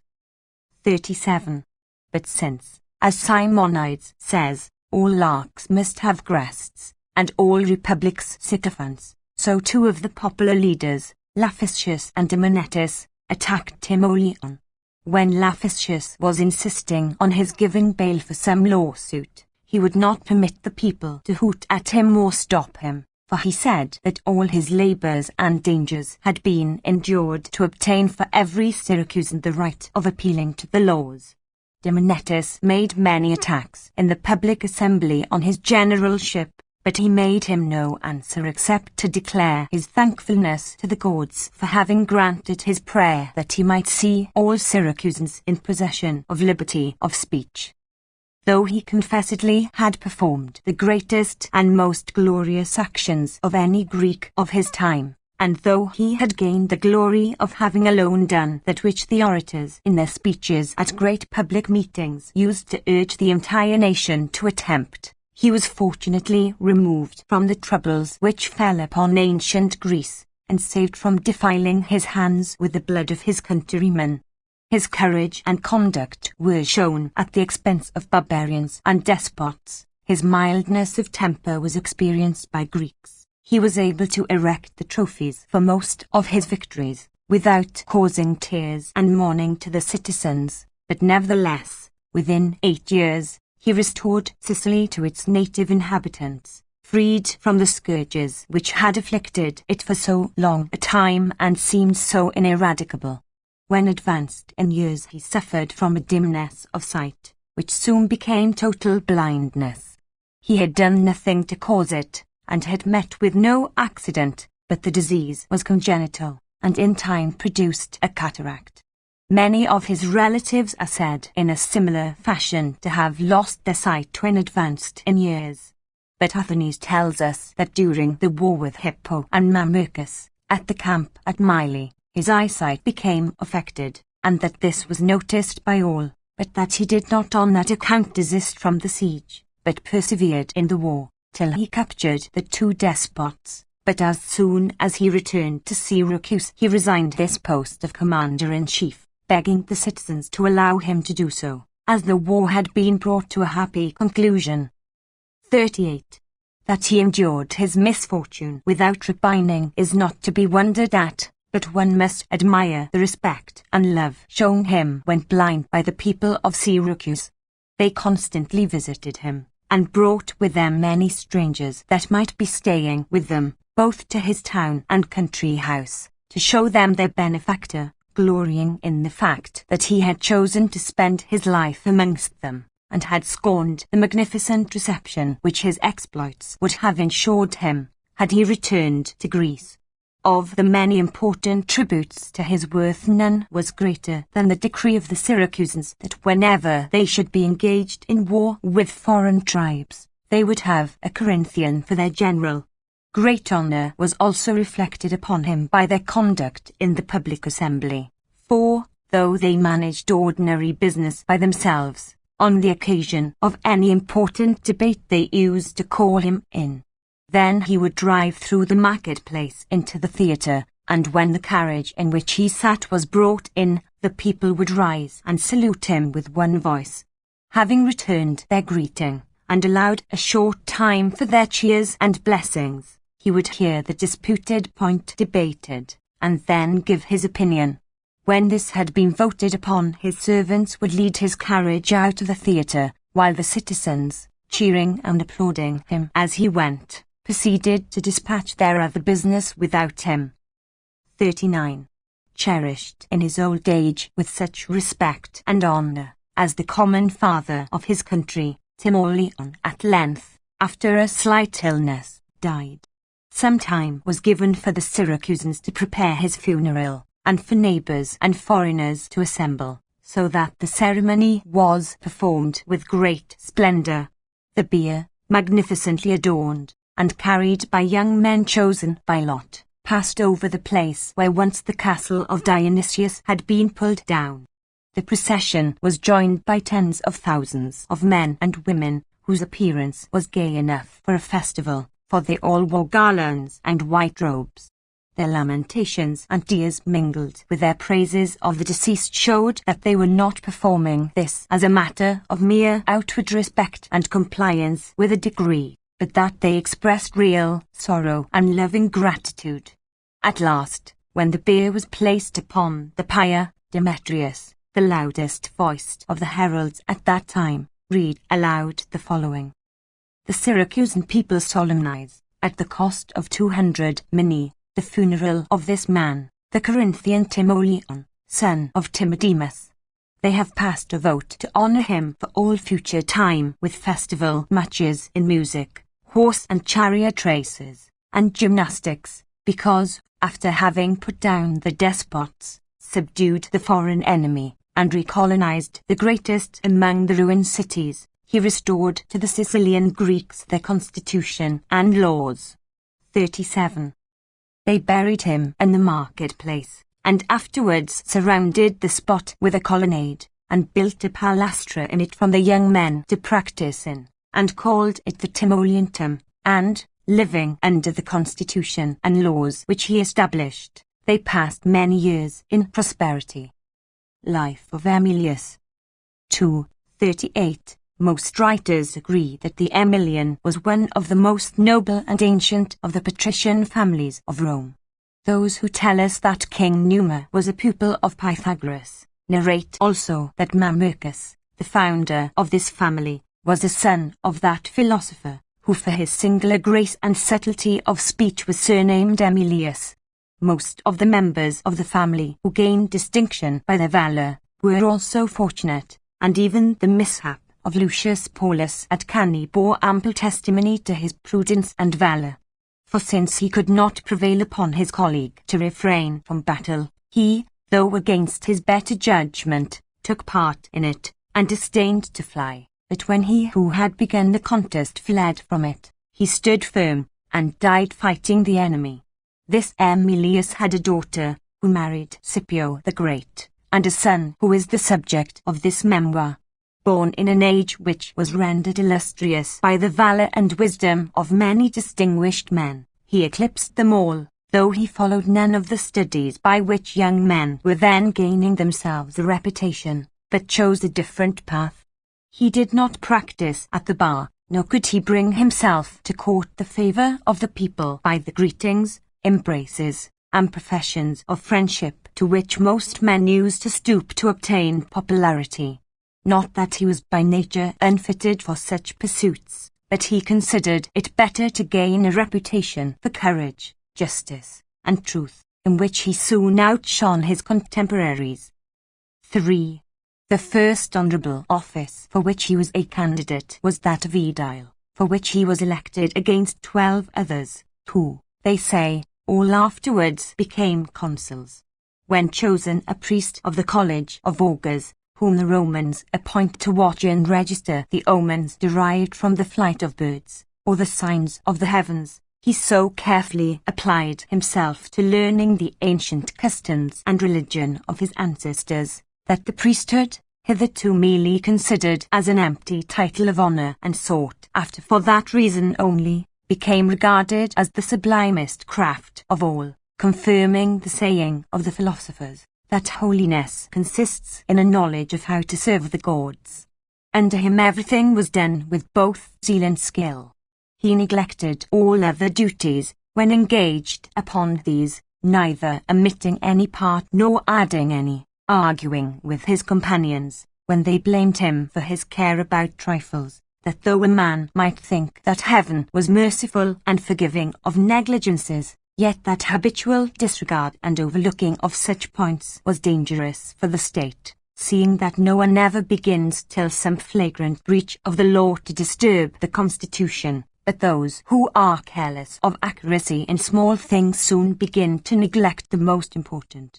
He was no less severe in exacting and maintaining military discipline than with religious observances, never forgetting the general in the demagogue, nor, as many then did, endeavouring to make his first command lead to a second by indulgence and affability to his troops, but, like a priest expounding mysteries, he carefully taught them everything requisite for a campaign, and, by his severity to the careless and disobedient, restored the former glory to his country, for he seemed to think victory over the enemy was merely a subordinate incident in the great work of disciplining his fellow citizens.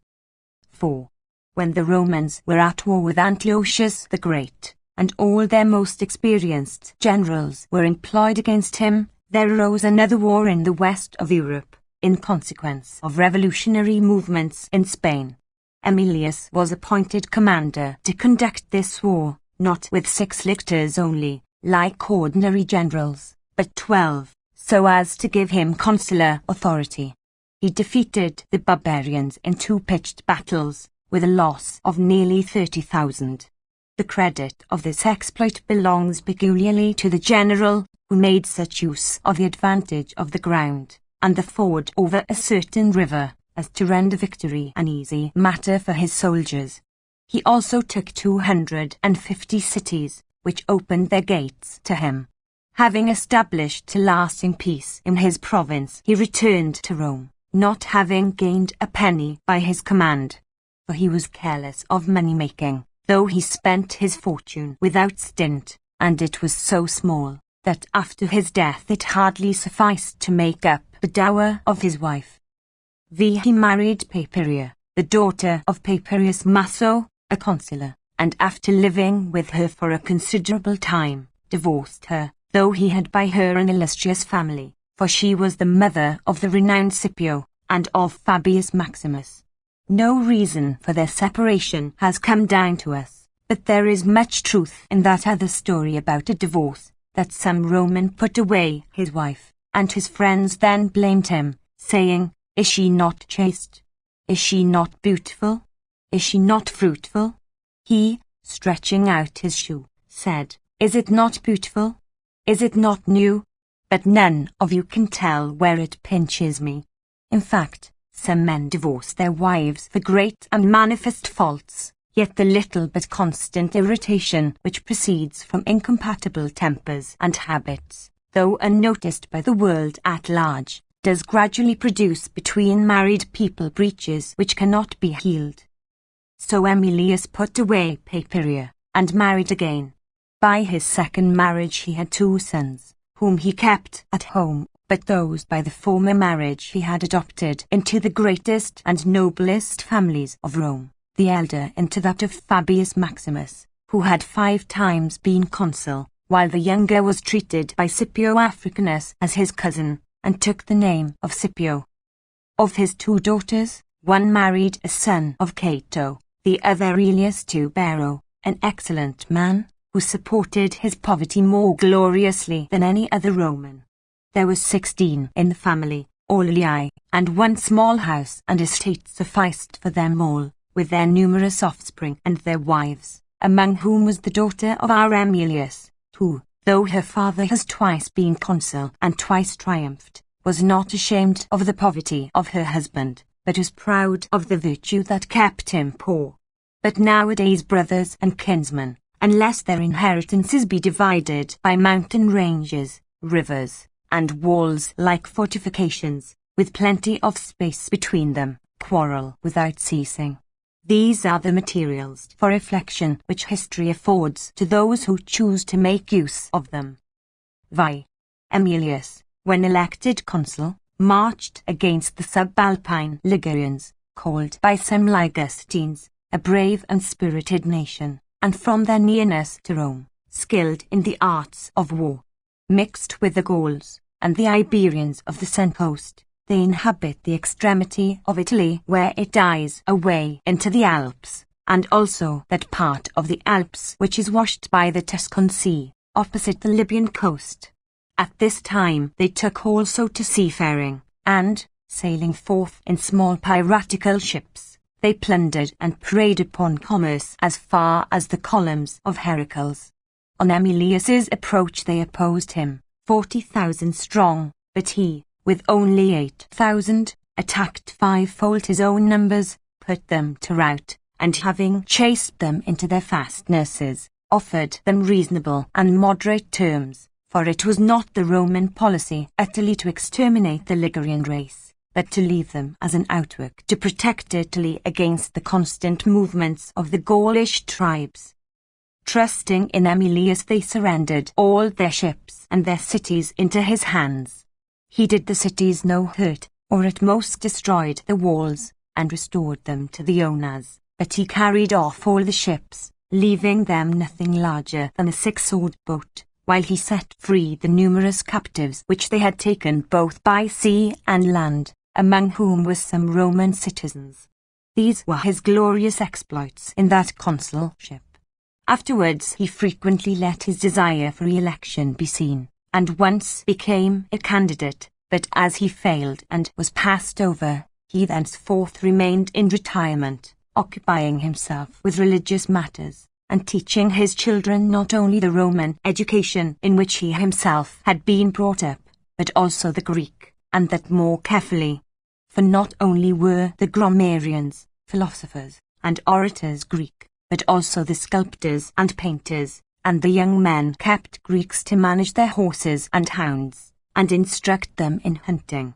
Aemilius, unless hindered by public business, always was present at the exercises and studies of his sons, and was the kindest father in Rome.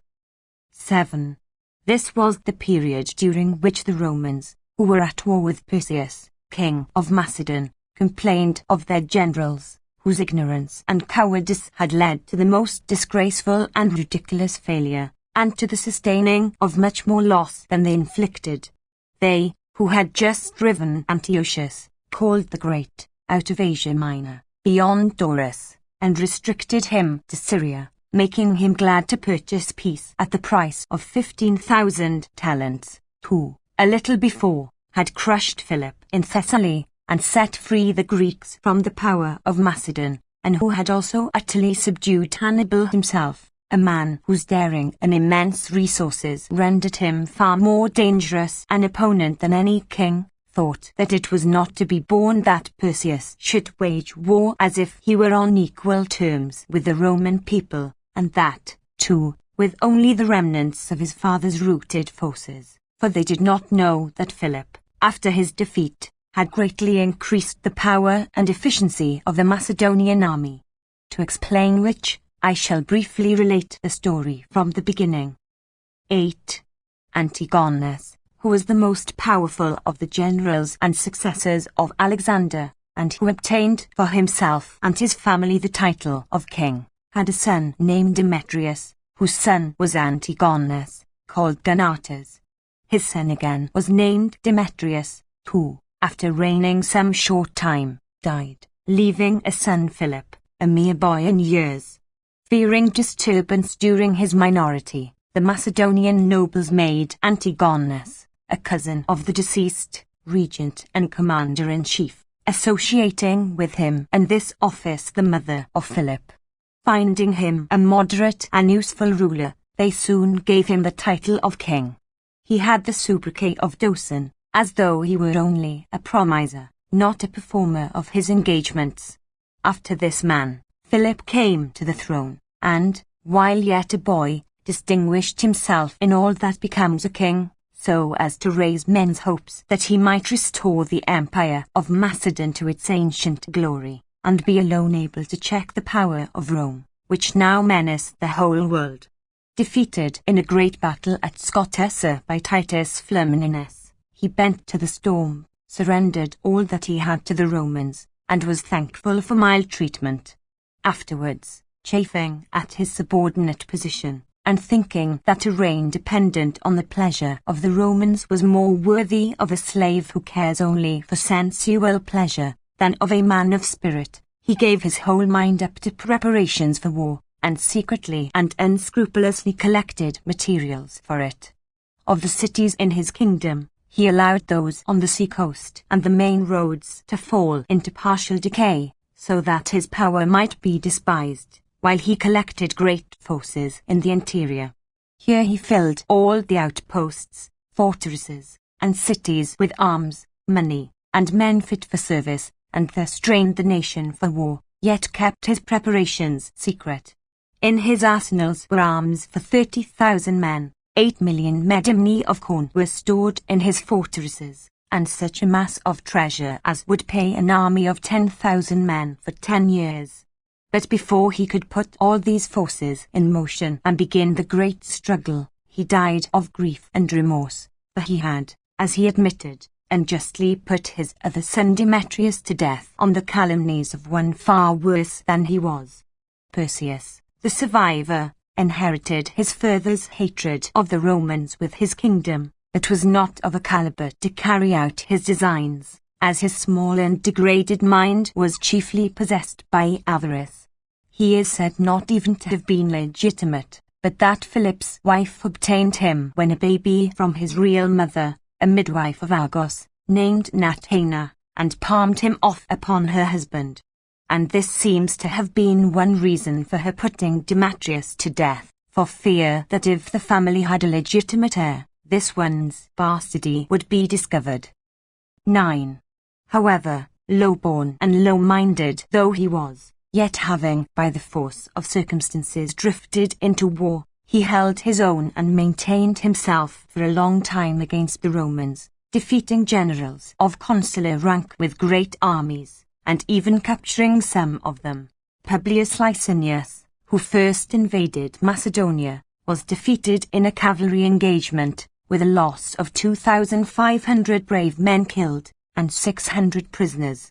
Perseus next by a sudden attack made himself master of the Roman naval station at Aulis, took 20 storeships, sunk the rest, which were loaded with grain, and took also 4 quinqueremes. 39. He fought also a second battle, in which he drove back the consular general Hostius, who was trying to invade Macedonia near Elymi, and when he tried to steal in through Thessaly, he again offered battle, which the Roman declined. As an accessory to the war he now made a campaign against the Dardans, as if affecting to despise the Romans and to be at leisure. Here he cut to pieces 10,000 of the barbarians, and carried off much plunder. He also had secret negotiations with the Gauls who dwell near the Ister, called Bastani, a nation of warlike horsemen, and by means of Genthius their king he endeavoured to induce the Illyrians to take part in the war. There was even a report that the barbarians had been induced by his bribes to march through the southern part of Gaul beside the Adriatic, and so invade Italy. The Romans, when they learned all this, determined that they would disregard political influence in their choice of a general, and choose some man of sense and capable of undertaking great operations. Such a one was Paulus Aemilius, a man of advanced age, being about 60 years old, but still in full vigour of body, and surrounded by kinsmen, grown-up sons, and friends, who all urged him to listen to the appeal of his country and be consul. He at first treated the people with little respect, and shunned their eager professions of zeal, on the plea that he did not wish for the command, but as they waited on him daily, and called for him to come into the forum and shouted his name. He was at length prevailed upon. When a candidate, he seemed to enter the field not with a view to getting office, but to giving victory and strength in battle to his fellow citizens. With such zeal and confidence did they unanimously elect him consul for the second time, not permitting lots to be cast for provinces by the two consuls, as is usual, but at once decreeing to him the management of the Macedonian war. It is said that when he was named general against Perseus, he was escorted home in triumph by the people en masse, and found his daughter Tertia, who was quite a little child, in tears. He embraced her, and asked her why she was crying, and she, throwing her arms round him and kissing him, said, "Do you not know, father, that our Perseus is dead?" Meaning a little dog which she had brought up, which was so named. Emilius said, "May this bring good luck, my daughter, I accept the omen." This story Cicero the orator tells in his book on divination. 11. It being the custom that the consuls elect should return thanks, and make a gracious speech to the people from the rostrum, Emilius called together the people and said that he had sought for his former consulship because he wanted office, but for this one because they wanted a general, wherefore he felt no gratitude towards them, but would lay down his consulship if they thought that they would succeed better in the war under someone else. But if they felt confidence in him, he asked them not to interfere with his acts as general, nor to gossip about him, but to furnish quietly what was wanted for the war, for if they tried to command their commander they would afford even a more sorry spectacle than they had already done. By these words he made the citizens stand greatly in awe of him, and gave them great expectations of what he would effect, while all rejoiced that they had passed over those who used to flat to them, and had chosen a general of independence and spirit. So much did the Roman people respect bravery and honor, because it led to conquests, and to making them masters of the world. 12. I consider it to have been by divine favour that Emilius Paulus on starting for his campaign met with such a fortunate and calm voyage, and so speedily and safely arrived at the camp, but as to the war itself, and his conduct of it, accomplished as it was partly by swift daring, partly by wise dispositions, by the valour of friends, confidence in the midst of dangers, and reliance on sound plans, I cannot tell of any glorious and distinguished exploit, which, as in the case of other generals, owed its success to his good fortune, unless, indeed, any one should count as good fortune for Emilius the avarice of Perseus, which destroyed the great and well-founded hopes of the Macedonians in the war, and brought them to ruin by the meanness of their chief. At his request there came a force of Bastani, 1,000 horse and 10,000 light troops who fought with them, all mercenary soldiers, men who knew nothing of tilling the soil, or of sailing the sea, who did not live from the produce of their flocks, but who studied one art and business solely, ever to fight and overcome their antagonists. So, when in the camp at Maidyke, these men mixed with the king's troops, tall in their person, admirable in their drill, boastful and haughty in their defiance of the foe, they gave confidence to the Macedonians, and made them think that the Romans never could withstand their attack, but would be terrified at their appearance and march, outlandish and ferocious as it was.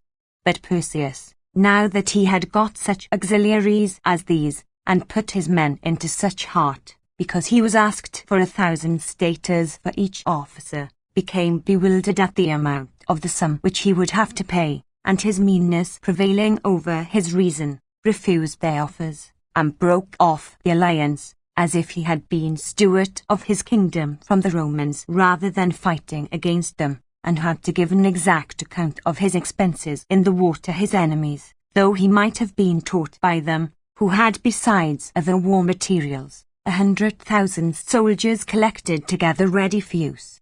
Yet he, when engaged in war with such a power as this, where such great forces were kept on foot to contend with him, kept doling out and sparing his money as if it were not his own.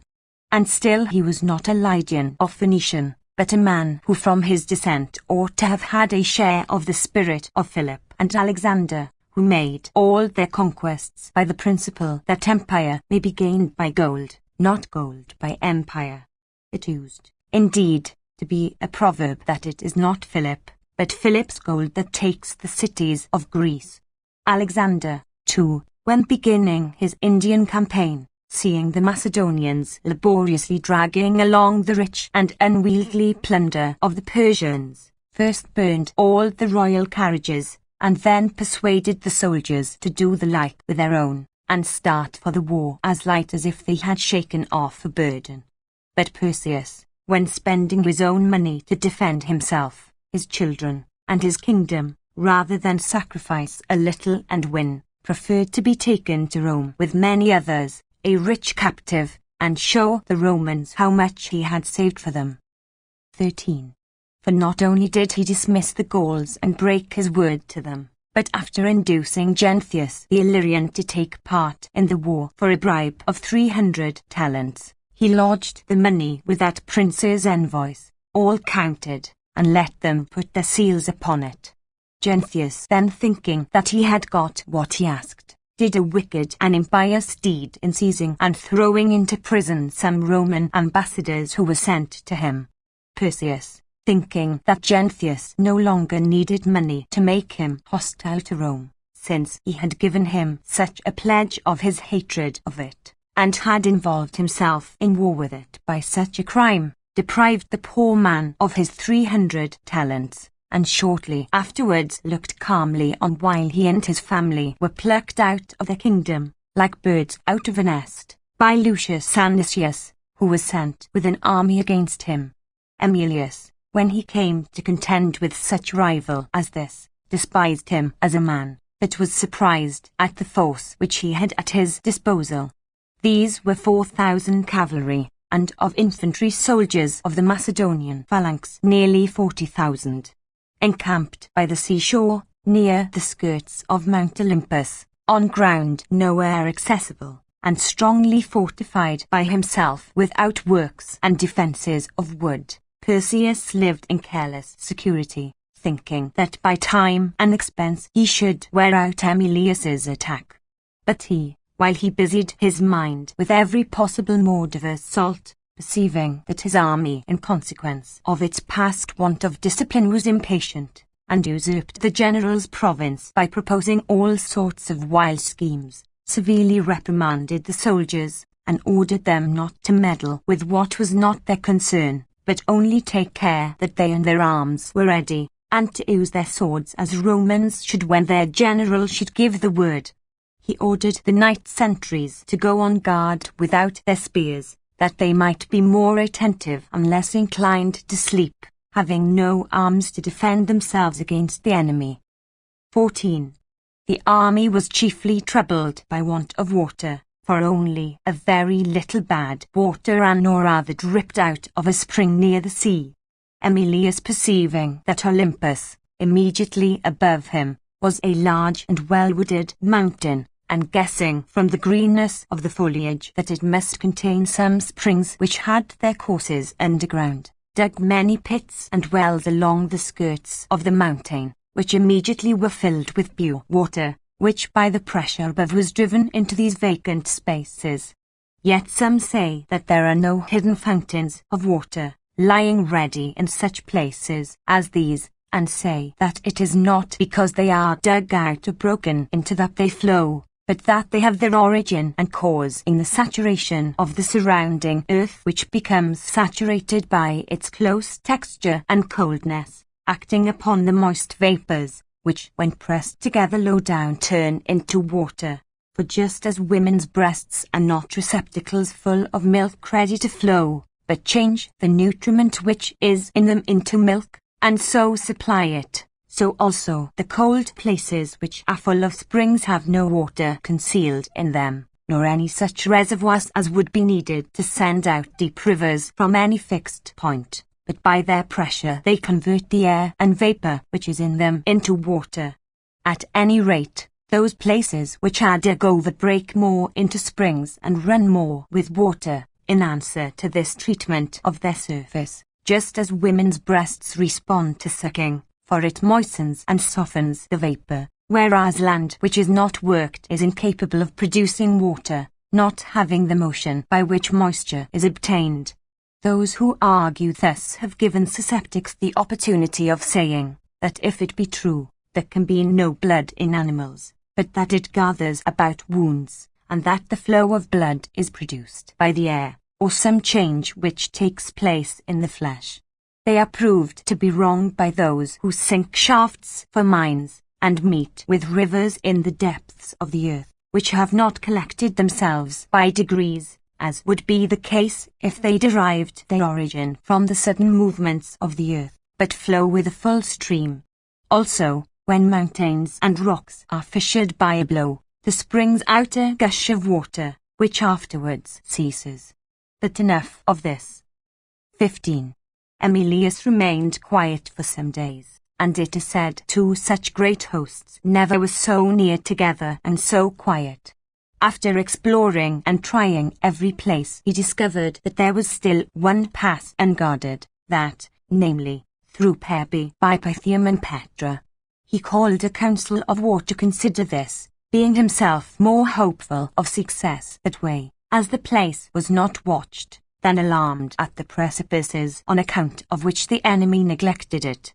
First of those present, Scipio, surnamed Nausicaa, son-in-law to Scipio Africanus, afterwards a leading man in the Senate, volunteered to lead the party which was to make this circuitous attack.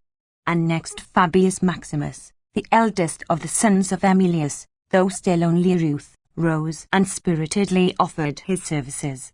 Emilius, delighted, placed under their command not so many troops as Polybius says in his history, but so many as Nausicaa himself tells us that he had, in a letter which he wrote to one of the princes of that region about this affair. He had 3,000 Italians, besides his main body, and 5,000 who composed the left wing. Besides these, Nausicaa took 120 horse, and 200 of Harpalus's light troops, Thracians and Cretans mixed. He began his march along the road towards the sea, and encamped near the temple of Heracles, as though he intended to sail round to the other side of the enemy's camp, and so surround him. But when the soldiers had supped, and it was dark, he explained his real plan to his officers, marched all night away from the sea, and halted his men for rest near the temple of Apollo. At this place Olympus is more than 10 furlongs high, and this is proved by the epigram which the measurer wrote as follows. The height of Olympus crest at the temple of Pythian Apollo consists of, measured by the plumb line, 10 stades, and besides 100 feet all but 4. It was Xenagras, the son of Eumelus, who discovered its height. King Apollo, hail to thee, be thou propitious to us. And yet geometricians say that neither the height of any mountain nor the depth of any sea is above 10 stades, furlongs. However, Xenophanes did not take its altitude conjecturally, but by a proper method with instruments. 16. Here then Nausicaa halted. Perseus in the morning saw Emilius's army quiet in its place, and would have had no idea of what was going on had not a Cretan deserter come and told him of the flank march of the Romans. Then he became alarmed, but still did not disturb his camp, but, placing 10,000 foreign mercenaries and 2,000 Macedonians under the command of Milo, ordered him to march swiftly and occupy the passes. Now Polybius says that the Romans fell upon these men when they were in their beds, but Nausicaa tells us that a sharp and dangerous conflict took place upon the heights. He himself was assailed by a Thracian, but struck him through the breast with his spear. However, the enemy were forced back. Milo most shamefully fled in his shirt, without his arms, and Scipio was able to follow, and at the same time lead his forces onto level ground. Perseus, terrified and despairing when he saw them, at once broke up his camp and retreated. but still he was obliged either to give battle before Pydna, or else to disperse his army among the various cities of the kingdom, and so to await the Romans, who, being once entered into his country, could not be driven out without much slaughter and bloodshed. It was urged by his friends that he had a great numerical superiority, and that the troops would fight desperately in defense of their wives and families, especially if their king took the command and shared their danger. He pitched his camp and prepared for battle, viewed the ground, and arranged the commands, intending to set upon the Romans as soon as they appeared. Now the position both possessed a flat plain for the manoeuvres of the phalanx, which requires level ground, and also hills rising one above another offered refuges and means for outflanking the enemy to his light troops. Also 2 rivers, the Aisen and Lucas, which ran across as it, though not very deep at that season, late autumn, were expected to give some trouble to the Romans. 17. Aemilius, on effecting a junction with Nausicaa, marched in battle array against the enemy. When, however, he saw their position and their numbers, he halted in surprise, considering within himself what he should do. His young officers, eager for battle, rode up to him and begged him not to delay. Conspicuous among these was Nausicaa, excited by his successful flank march round Olympus. Aemilius smiled at them and answered, "I would do so if I were of your age, but many victories have shown me the mistakes of the vanquished, and prevent my attacking a body of men drawn up in a chosen position with troops on the march and undeployed."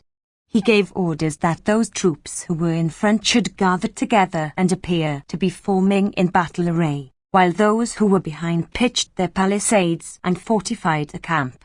Then, by wheeling off men by degrees from the front line, he gradually broke up his line of battle, and quietly drew all his forces within the ramparts of his camp. When night fell, and after supper the army had betaken itself to sleep and rest, suddenly the moon, which was full and high in the heavens, became obscured, changed colour, and became totally eclipsed.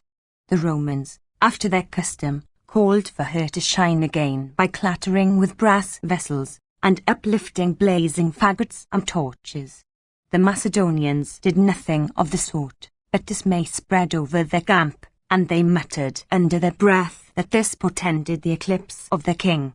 Now Aemilius was not unacquainted with the phenomena of eclipses, which result from the moon being at fixed periods brought into the shadow of the earth and darkened, until it passes the obscured tract and is again enlightened by the sun. Yet being very devout and learned in divination, he offered to her a sacrifice of 11 calves. At daybreak he sacrificed 20 oxen to Heracles without obtaining a favourable response, but with the 21st favourable signs appeared and portents of victory for them, provided they did not attack. He then vowed a hecatomb and sacred games in honour of the god, and ordered his officers to arrange the men in line of battle. But he waited till the sun declined and drew towards the west, that his troops might not fight with the morning sun in their eyes. He passed away the day sitting in his tent, which was pitched looking towards the flat country and the camp of the enemy. 18. Some writers tell us that about evening, by a device of Aemilius, the battle was begun by the enemy, the Romans having driven a horse without a bridle out of their camp and then tried to catch it, from which pursuit the battle began. But others say that Roman soldiers who were carrying fodder for the cattle were set upon by the Thracians under Alexander, and that to repel them a vigorous sortie was made with 700 Ligurians, that many on both sides came up to help their comrades, and so the battle began. Aemilius, like a pilot, seeing by the motion and disturbance of his camp that a storm was at hand, came out of his tent, and going along the lines of the infantry spoke encouraging words to them, while Nausicaa, riding up to the skirmishers, saw the whole army of the enemy just on the point of attacking. First marched the Thracians, whose aspect they saw was most terrible, as they were tall men, dressed in dark tunics, with large oblong shields and greaves of glittering white, brandishing aloft long heavy swords over their right shoulders. Next to the Thracians were the mercenaries, variously armed, and mixed with Paeonians. After these came a third corps, of Macedonians, picked men of proved courage, and in the flower of their age, glittering with gilded arms and new purple dresses.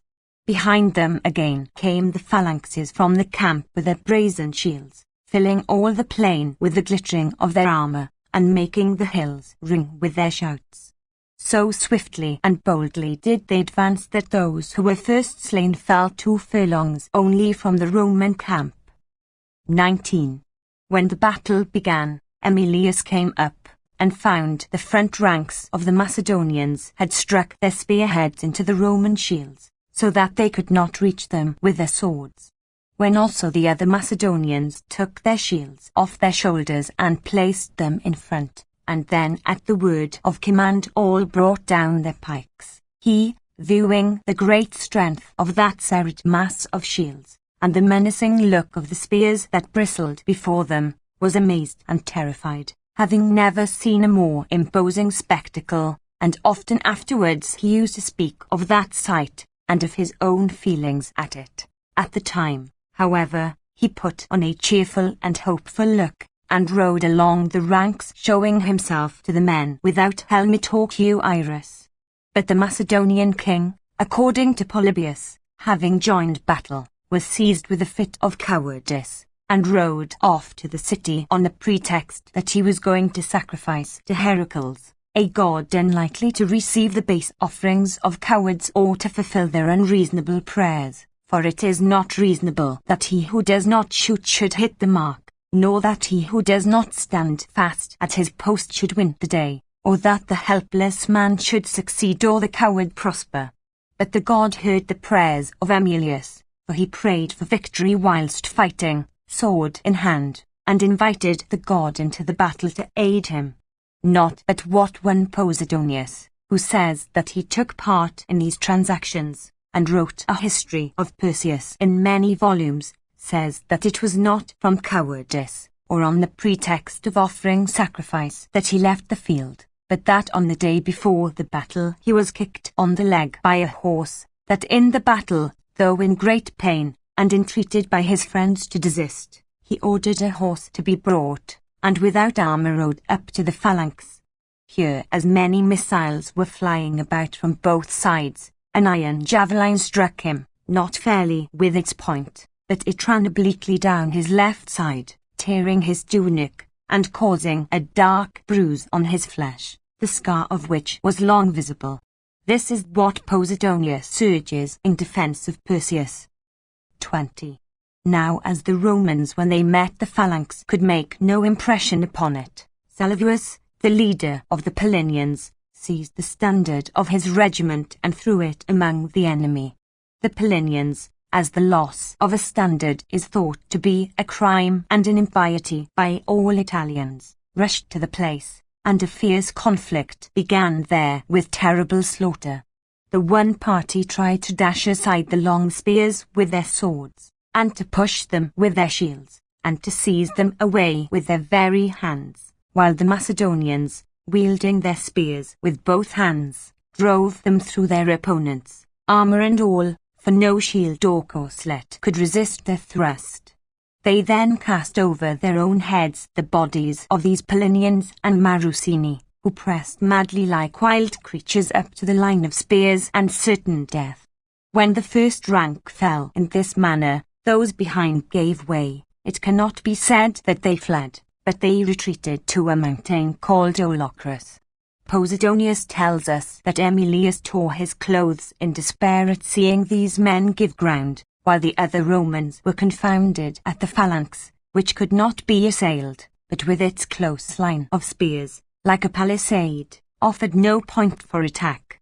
But when he saw that, from the inequalities of the ground, and the length of their line, the Macedonian phalanx did not preserve its alignment, and was breaking into gaps and breaches, as is natural should happen in a great army, according to the different attacks of the combatants, who made it bulge inwards in one place, and outward in another. Then he came swiftly up, and dividing his men into companies, ordered them to force their way into the spaces and intervals of the enemy's line, and to make their attack, not in any one place altogether, but in several, as they were broken up into several bodies. As soon as Emilius had given these instructions to the officers, who communicated them to the men, they charged into the spaces, and at once some attacked the now helpless Macedonians in flank, while others got into the rear and cut them off. The phalanx dissolved immediately, and with it was lost all the power and mutual assistance which it gave. Fighting in single combats or small groups, the Macedonians struck in vain with their little daggers at the strong shields reaching to their feet carried by the Romans. Their light targets could ill ward off the blows of the Roman sword, which cut right through all their defensive armor. After a useless resistance they turned and fled. 21. But the fight was a sharp one.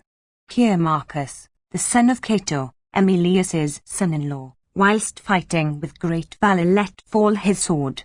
Educated as he had been in the strictest principles of honour, and owing it to such a father to give extraordinary proofs of courage, he thought that life would be intolerable for him if he allowed an enemy to carry off such a trophy from him, and ran about calling upon every friend or acquaintance whom he saw to help him to recover it. Many brave men thus assembled, and with one accord left the rest of the army and followed him. After a sharp conflict and much slaughter, they succeeded in driving the enemy from the ground, and having thus chased it, they betook themselves to searching for the sword. When at last, after much trouble, it was found among the heaps of arms and corpses, they were overjoyed, and with a shout assailed those of the enemy who still resisted. At length the 3,000 picked men were all slain fighting in their ranks. A great slaughter took place among the others as they fled, so that the plain and the skirts of the hills were covered with corpses, and the stream of the river Lucus ran red with blood even on the day after the battle. For, indeed, it is said that more than 25,000 men perished. Of the Romans there fell 100, according to Posidonius, but Nausicaa says only 80. 22. This battle, fraught with such important issues, was decided in a remarkably short time. Beginning to fight at the 9th hour, the Romans were victorious before the 10th.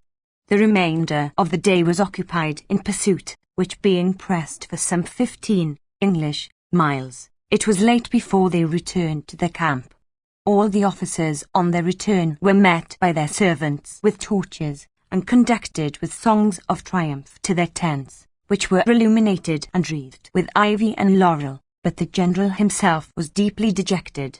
The youngest of the 2 sons who were serving under him, his own favourite, the noblest of all his children in character, was nowhere to be found, and it was feared that, being high-spirited and generous, though but a boy in years, he must have become mixed up with the enemy, and so perished. The whole army learned the cause of his sorrow and perplexity, and quitting their suppers, ran about with torches, some to the tent of Emilius, and some outside the camp to look for him among the corpses. The whole camp was filled with sorrow, and all the plain with noise, covered as it was with men shouting for Scipio, for he had won all hearts from the very beginning, having beyond all his kinsfolk the power of commanding the affections of men. Very late at night, after he had been all but given up for lost, he came in with 2 or 3 comrades, covered with the blood of the enemies he had slain, having, like a well-bred hound, been thoughtlessly carried along by the joy of the chase. This was that Scipio who afterwards took by storm Carthage and Numantia, and became by far the most famous and powerful of all the Romans of his time. So Fortune, deferring to another season the expression of her jealousy at his success, now permitted Emilius to take an unalloyed pleasure in his victory. 23. Perseus fled from Pydna to Bella, his cavalry having, as one would expect, all got safe out of the action. But when the infantry met them, they abused them as cowards and traitors, and began to push them from their horses and deal them blows. And so Perseus, terrified at the disturbance, forsook the main road, and to avoid detection took off his purple robe and laid it before him, and carried his crown in his hand, and, that he might talk to his friends as he walked, he got off his horse, and led him. But one of them made excuse that he must tie his shoes, another that he must water his horse, another that he must get himself a drink, and so they gradually fell off from him and left him, not fearing the rage of the enemy so much as his cruelty. For, exasperated by his defeat, he tried to fasten the blame of it upon others instead of himself. When he came to Bela, his treasurers Actus and Dulus met him and blamed him for what had happened, and in an outspoken and unseasonable way gave him advice, at which he was so much enraged that he stabbed them both dead with his dagger. After this no one stayed with him except Evander a Cretan, Archdemus an Aetolian, and Neon a Boeotian. Of the common soldiers the Cretans followed him, not from any love they bore him, but being as eager for his riches as bees are for honey. For he carried great store of wealth with him, and out of it distributed among the Cretans cups and bowls and other gold and silver plate to the amount of 50 talents. But when he reached first Amphipolis, and then Galepsus, and had got a little the better of his fears, his old malady of meanness attacked him, and he would complain to his friends that he had flung some of the drinking cups of Alexander the Great to the Cretans by mistake, and entreated with tears those who had them to give back and take the value in money. Those who understood his character were not taken in by this attempt to play the Cretan with men of Crete, but some believed him and lost their cups for nothing. For he never paid the money, but having swindled his friends out of 30 talents, which soon fell into the hands of the enemy, he sailed with the money to Samothrace, and took sanctuary in the temple of the Dioscuri as a suppliant. 24.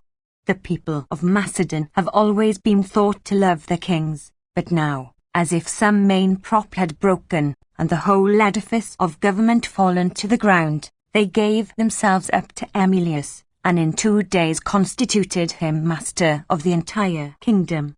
This seems to confirm the opinion of those who say that these successes were owing to especial good fortune, and the incident of the sacrifice also was clearly sent from heaven. For when Emilius was offering sacrifice at Amphipolis, when the sacred rites had been performed, lightning came down upon the altar, and burned up the offering.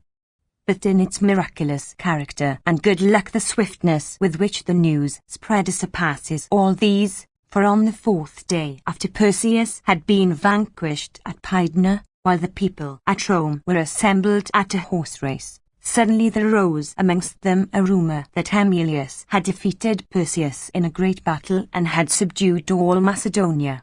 This report soon spread among the populace, who expressed their joy by applause and shouts throughout the city all that day. Afterwards, as the report could be traced to no trustworthy source, but was merely repeated among them vaguely, it was disbelieved and came to nothing, but in a few days they learned the real story, and wondered at the rumour which had preceded it, combining truth with falsehood. 25.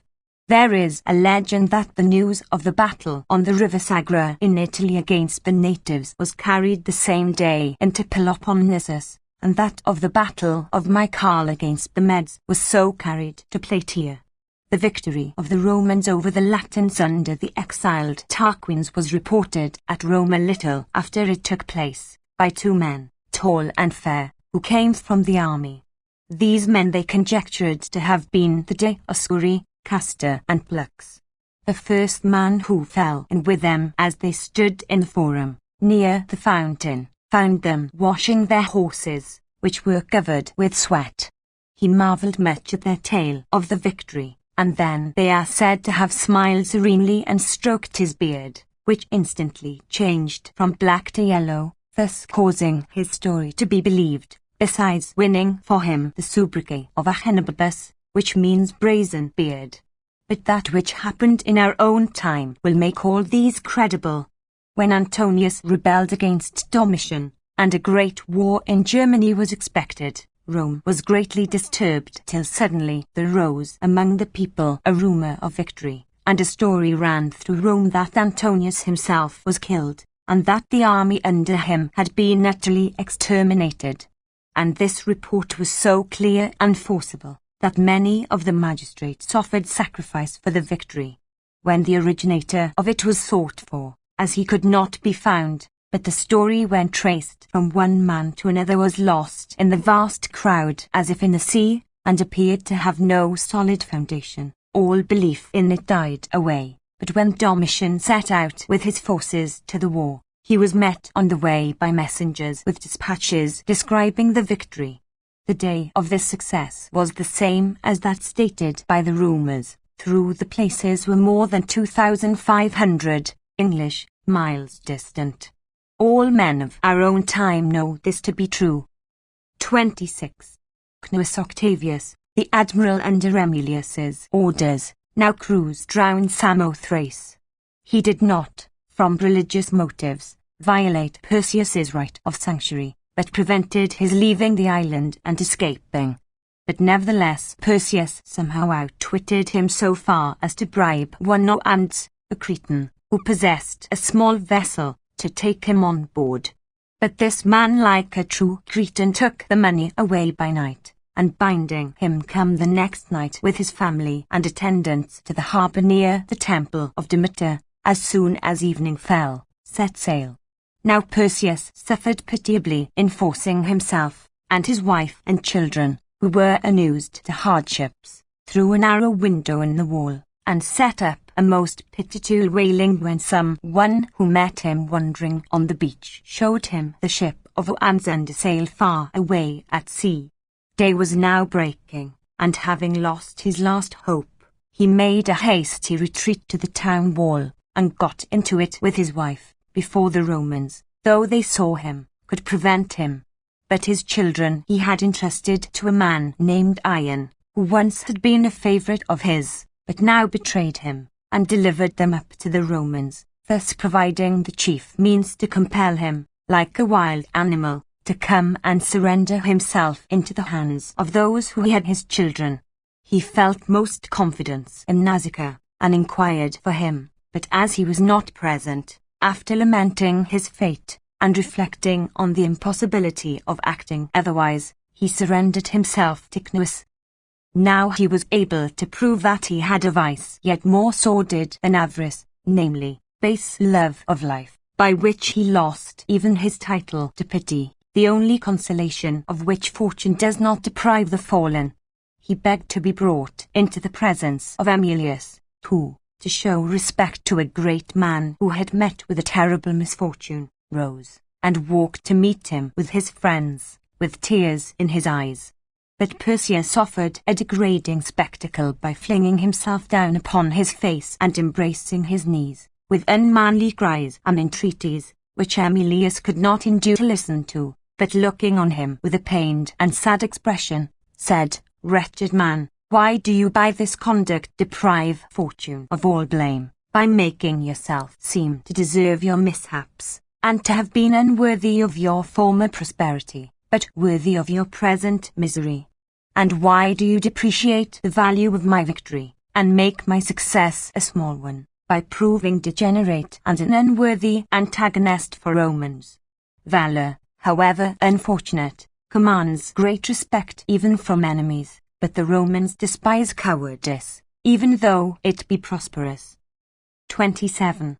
However, he raised him from the ground, and, having given him his hand, he entrusted him to Tubero, and then taking into his own tent his sons-in-law, and most of the younger officers, he sat silent, wrapped in thought for some time, to their astonishment. Then he said, "Ought a man to be confident that he deserves his good fortune, and think much of himself when he has overcome a nation, or city, or empire, Or does fortune give this as an example to the victor also of the uncertainty of human affairs, which never continue in one stay? For what time can there be for us mortals to feel confident, when our victories over others especially compel us to dread fortune, and while we are exulting, the reflection that the fatal day comes now to one, now to another, in regular succession, dashes our joy? Can we, who in less than an hour have trampled under our feet the successor of Alexander the Great, who was so powerful and mighty, and who see these kings who but lately were guarded by their tens of thousands of foot and thousands of horse, now receiving their daily bread from the hands of their foes, can we suppose that our present prosperity is likely to endure for all time? You, young men, be sure that you lay aside your haughty looks and vainglory in your victory, and await with humility what the future may bring forth, ever considering what form of retribution heaven may have in store for us to set off against our present good fortune. They say that Emilius spoke long in this strain, and sent away his young officers with their pride and boastfulness well curbed and restrained by his words, as though with a bridle. 28. After these events he sent the army into cantonments to rest, and he himself set out to visit Greece, making a progress which was both glorious and beneficent, for in the cities to which he came he restored the popular constitutions, and bestowed on them presents from the king's treasury, of corn and oil. For so much, they say, was found stored up, that all those who received it and asked for it were satisfied before the mass could be exhausted. At Delphi, seeing a large square column of white marble, on which a golden statue of Perseus was to have been placed, he ordered his own to be placed there, as the vanquished taught to give place to the victors. At Olympia, as the story goes, he uttered that well-known saying, that Phidias had carved the very Zeus of Homer. When 10 commissioners arrived from Rome, he restored to the Macedonians their country to dwell in, and their cities free and independent, imposing upon them a tribute of 100 talents, only half what they used to pay to their kings. He exhibited gymnastic spectacles of every kind, and gave splendid sacrifices and feasts in honor of the gods, having boundless resources for the purpose in the king's treasury, and in ordering and arranging each man's place at table, and saluting him according to his merit and degree. He showed such a delicate perception of propriety that the Greeks were astonished that he should carry his administrative talent even into his amusements, and be so businesslike in trifles. But he was always delighted that, though many splendid things were prepared, he himself was the chief object of interest to his guests, and when they expressed their surprise at his taking such pains, he would answer that the same mind can array an army for battle in the most terrific fashion, or a feast in the most acceptable one. All men praised to the skies his generous magnanimity, because, when a great mass of gold and silver was collected from the king's treasury, he would not so much as look at it, but handed it over to the quaestors to be put into the public treasury. Of all the spoil, he only allowed his sons, who were fond of reading, to take the king's books, and when distributing prizes for distinguished bravery in action, he gave Aelius Tubero, his son-in-law, a silver cup of 5 pounds weight. This Tubero is he whom we said lived with 15 other kinsfolk on a small farm, which supported them all, and that, they say, was the first piece of plate that ever was seen in the Aeolian household, brought by honourable valour, for before that neither they nor their wives used either gold or silver plate. 29. When he had settled all things properly, he took leave of the Greeks, and reminding the Macedonians to keep by orderly and unanimous conduct the liberty which the Romans had bestowed upon them, he started for Epirus, as the Senate had passed to decree that the soldiers who had been present in the battle against Perseus should be gratified with the spoil of the cities of Epirus, desiring therefore to fall upon them all at once and unexpectedly. He sent for 10 of the chief men from each city, and ordered them to bring together, on a fixed day, all the gold and silver which they had in their houses and temples. With each party he sent, as if for this purpose, a guard of soldiers and a captain, who was to pretend that he came to seek for and receive the money. But when day broke, they all at the same time fell to sacking and plundering the cities, so that, in 1 hour, 150,000 people were reduced to slavery, and 70 cities plundered. Yet from such ruin and destruction as this, there resulted no more than 11 drachmae for each soldier, while all mankind shuddered at this termination of the war, that a whole nation should be cut to pieces to produce such a pitiful present. 30. Aemilius, having performed this work, greatly against his real nature, which was kind and gentle, proceeded to Oricum, and thence crossed to Italy with his army. He himself sailed up the river Tiber in the king's own ship of 16 banks of oars, adorned with the arms of the vanquished, and crowns of victory and crimson flags, so that all the people of Rome came out in a body as if to a foretaste of the spectacle of his triumphal entry, and walked beside his ship as she was gently rowed up the river. But the soldiery, casting longing glances at the king's treasure, like men who had not met with their deserts, were angry and dissatisfied with Aemilius. For this reason really, through the charge they openly put forward was that he was a harsh and tyrannical ruler, so they showed no eagerness for the triumph. Servius Galba, 40, an enemy of Aemilius, who had once commanded a legion under him, hearing this, plucked up spirit to propose openly that he should not be allowed a triumph. He disseminated among the soldiers many calumnies against their general, and so still more exasperately their present temper. Next he asked the tribunes of the plebs for another day, as that day would not suffice for his speech, only 4 hours remaining of it. However, the tribunes bade him speak, and he, beginning a long and abusive speech, consumed all the time. At nightfall the tribunes dismissed the assembly. But the soldiers, now grown bolder, assembled round Galba, and, forming themselves into an organized body, again at daybreak occupied the capital, for it was thither that the tribunes had summoned the people. 31. The voting began as soon as it was day, and the first tribe voted against the triumph. Soon the rumour of this spread to the rest of the people and to the Senate. Though the masses were grieved at the shameful treatment of Aemilius, they exhausted themselves in useless clamour, but the leading men of the Senate, crying out one to another that what was going on was scandalous, encouraged each other to resist the licentious violence of the soldiers, who, if not restrained, were ready to use any kind of lawless violence to prevent Paulus Aemilius enjoying the reward of his victory. These men pushed the mob aside, and mounting to the Capitol in a body, bade the tribunes stop the voting until they had said what they wished to the people.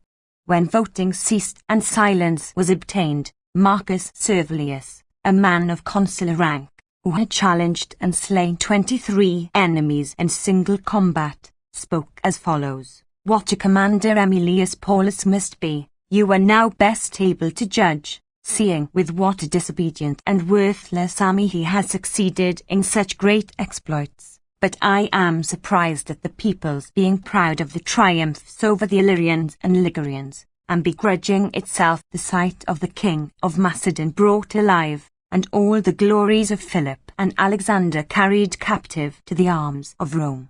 Is it not a strange thing that on the unfounded rumour of this victory being circulated, you sacrificed to the gods, praying that you soon might behold this spectacle, yet now that the army has returned after a real victory, you refuse the gods the honour and yourself the pleasure of it, as if you feared to see the extent of your successes, or wished to spare the feelings of your captive enemy, though it would show a nobler feeling than pity for him, not to deprive your general of his triumph for a mean grudge. Your baseness has reached such a pitch that a man without a scar, with his body delicately nurtured in the shade, dares to speak about generalship and triumphs before us who have learned by so many wounds to judge of a general's vice and virtues? As he spoke, he opened his clothes and showed his breast with an incredible number of scars upon it. Then turning to Galba, who had made some remarks not very decent to laugh, said he, "At these are the marks, but I glory in them before my countrymen, for I got them by riding, night and day, in their service. But come, bring them to vote. I will go amongst them and follow them all to the poll, that I may know those who are cowardly and ungrateful, and like rather to be ruled by a demagogue than by a true general." 32. These words are said to have caused such remorse and repentance among the soldiers, that all the tribes voted Aemilius his triumph. It is said to have been celebrated thus. The people, dressed in white robes, looked on from platforms erected in the horse course, which they call the circus, and round the forum, and in all other places which gave them a view of the procession. Every temple was open, and full of flowers and incense, and many officials with staves drove off people who formed disorderly mobs, and kept the way clear. The procession was divided into 3 days. The first scarcely sufficed for the display of the captured statues, sculptures, and paintings, which were carried on 250 carriages.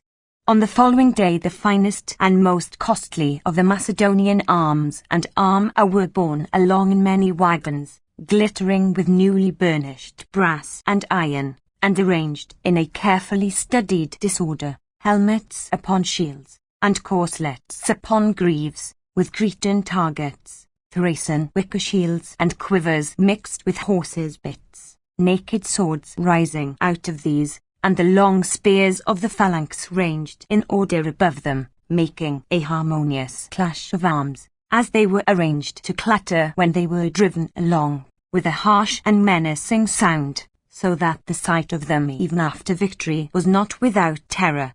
After the wagons which bore the arms walked 3,000 men, carrying the silver coin in 750 earthen vessels, each carrying 3 talents, and borne by 4 men. Others carried the silver drinking horns, and goblets and chalices, each of them disposed so that it could be well seen, and all remarkable for their size and the boldness of their carving. 33. On the 3rd day, at earliest dawn, marched the trumpeters, not playing the music of the march, but sounding the notes which animate the Romans for a charge. After them were led along 120 fat oxen with gilded horns, adorned with crowns and wreaths. They were led by youths clad in finely fringed waistcloths in which to do the sacrifice, while boys carried the wine for the libations in gold and silver vessels. After these came men carrying the gold coin, divided into vessels of 3 talents each like the silver. The number of these vessels was 80 all but 3. Then came those who carried the consecrated bowl which Aemilius had made of 10 talents of gold adorned with jewels, and men carrying the plate of Antigonus and Seleucus, and cups of Thericles ware, 41, and all Perseus's own service of gold plate. Next came the chariot of Perseus with his armour, and his crown set upon the top of his armour, and then after a little interval came the captive children of the king, and with them a tearful band of nurses and teachers, who held out their hands in supplication to the spectators, and taught the children to beg them for mercy. There were 2 boys and 1 girl, all too young to comprehend the extent of their misfortune. This carelessness made their fallen state all the more pitiable, so that Perseus himself walked almost unnoticed, for the Romans in their pity had eyes only for the children, and many shed tears, while all felt that the sight was more painful than pleasing, till the children were gone by. 34. Behind the children and their attendants walked Perseus himself, dressed in a dark-coloured cloak with country boots, seeming to be dazed and stupefied by the greatness of his fall. A band of his friends and associates followed him with grief-laden countenances, and, by their constantly looking at Perseus, and weeping, gave the spectators the idea that they bewailed his fate without taking any thought about their own. However, Perseus had sent to Emilius asking to be excused the walking in procession, but he, as it seems in mockery of his cowardice and love of life, answered, that was formerly in his own hands, and is now if he pleases. Meaning that death was preferable to dishonor, but the dastard had not spirit enough for that, but buoyed up by some hope, became a part of his own spoils. After these were born golden crowns, 400 in number, which the cities of Greece had sent to Emilius with deputations, in recognition of his success. Next he came himself, sitting in a splendid chariot, a man worth looking upon even without his present grandeur, dressed in a purple robe sprinkled with gold, and holding a branch of laurel in his right hand. All the army was crowned with laurel and followed the car of the general in military array, at one time singing and laughing over old country songs, then raising in chorus the paean of victory and recital of their deeds, to the glory of Emilius, who was gazed upon and envied by all, disliked by no good man. Yet it seems that some deity is charged with tempering these great and excessive pieces of good fortune, and skimming as it were the cream of human life, so that none may be absolutely without his ills in this life, but as Homer says, they may seem to fare best whose fortune partakes equally of good and evil. 35. For he had 4 sons, 2, as has been already related, adopted into other families, Scipio and Fabius, and 2 others who were still children, by his second wife, who lived in his own house. Of these, one died 5 days before Emilius's triumph, at the age of 14, and the other, 12 years old, died 3 days after it, so that there was no Roman that did not grieve for him, and all trembled at the cruelty of fortune, which had burst into a house filled with joy and gladness, and mingled tears and funeral dirges with the triumphal paeans and songs of victory. 36. Yet Emilius, rightly thinking that courage is as valuable in supporting misfortunes as it is against the Macedonian phalanx, so arranged matters as to show that for him the evil was overshadowed by the good, and that his private sorrows were eclipsed by the successes of the state, lest he should detract from the importance and glory of the victory. He buried the first child, and immediately afterwards triumphed, as we have said, and when the second died after the triumph, he assembled the people and addressed them, not so much in the words of one who needs consolation, as of one who would console his countrymen, who were grieved at his misfortunes. He said that he never had feared what man could do to him, but always had feared fortune, the most fickle and variable of all deities, and in the late war she had been so constantly present with him, like a favouring gale, that he expected now to meet with some reverse by way of retribution. In one day, said he, I crossed the Ionian Sea from Brundisium to Corcyra. On the 5th day I sacrificed at Delphi. In 5 more I entered upon my command in Macedonia, performed the usual lustration of the army, and, at once beginning active operations, in 15 days more I brought the war to a most glorious end. I did not trust in my good fortune as lasting, because everything favoured me, and there was no danger to be feared from the enemy, but it was during my voyage that I especially feared that the change of fortune would befall me, after I had conquered so great a host, and was bearing with me such spoils and even kings as my captives. However, I reached you safe, and saw the city full of gladness and admiration and thanksgiving, but still I had my suspicions about fortune, knowing that she never bestows any great kindness unalloyed and without exacting retribution for it. And no sooner had I dismissed this foreboding about some misfortune being about to happen to the state, than I met with this calamity in my own household, having during these holy days had to bury my noble sons, one after the other, who, had they lived, would alone have borne my name. Now therefore I fear no further great mischance, and am of good cheer, for a sufficient retribution has been exacted from me for my successes, and the triumpher has been made as notable an example of the uncertainty of human life as the victim, except that Perseus, though conquered, still has his children, while Emilius, his conqueror, has lost his. 37. Such was the noble discourse which they say Emilius from his simple and true heart pronounced before the people.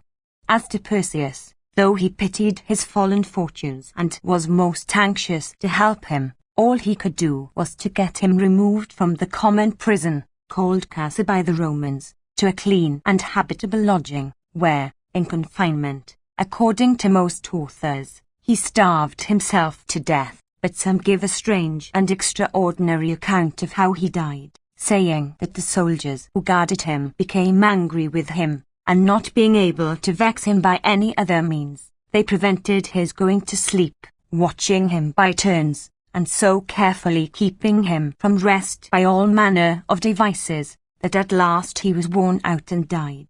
2 of his children died also, but the third, Alexander, they say became accomplished in reapers' work and other arts.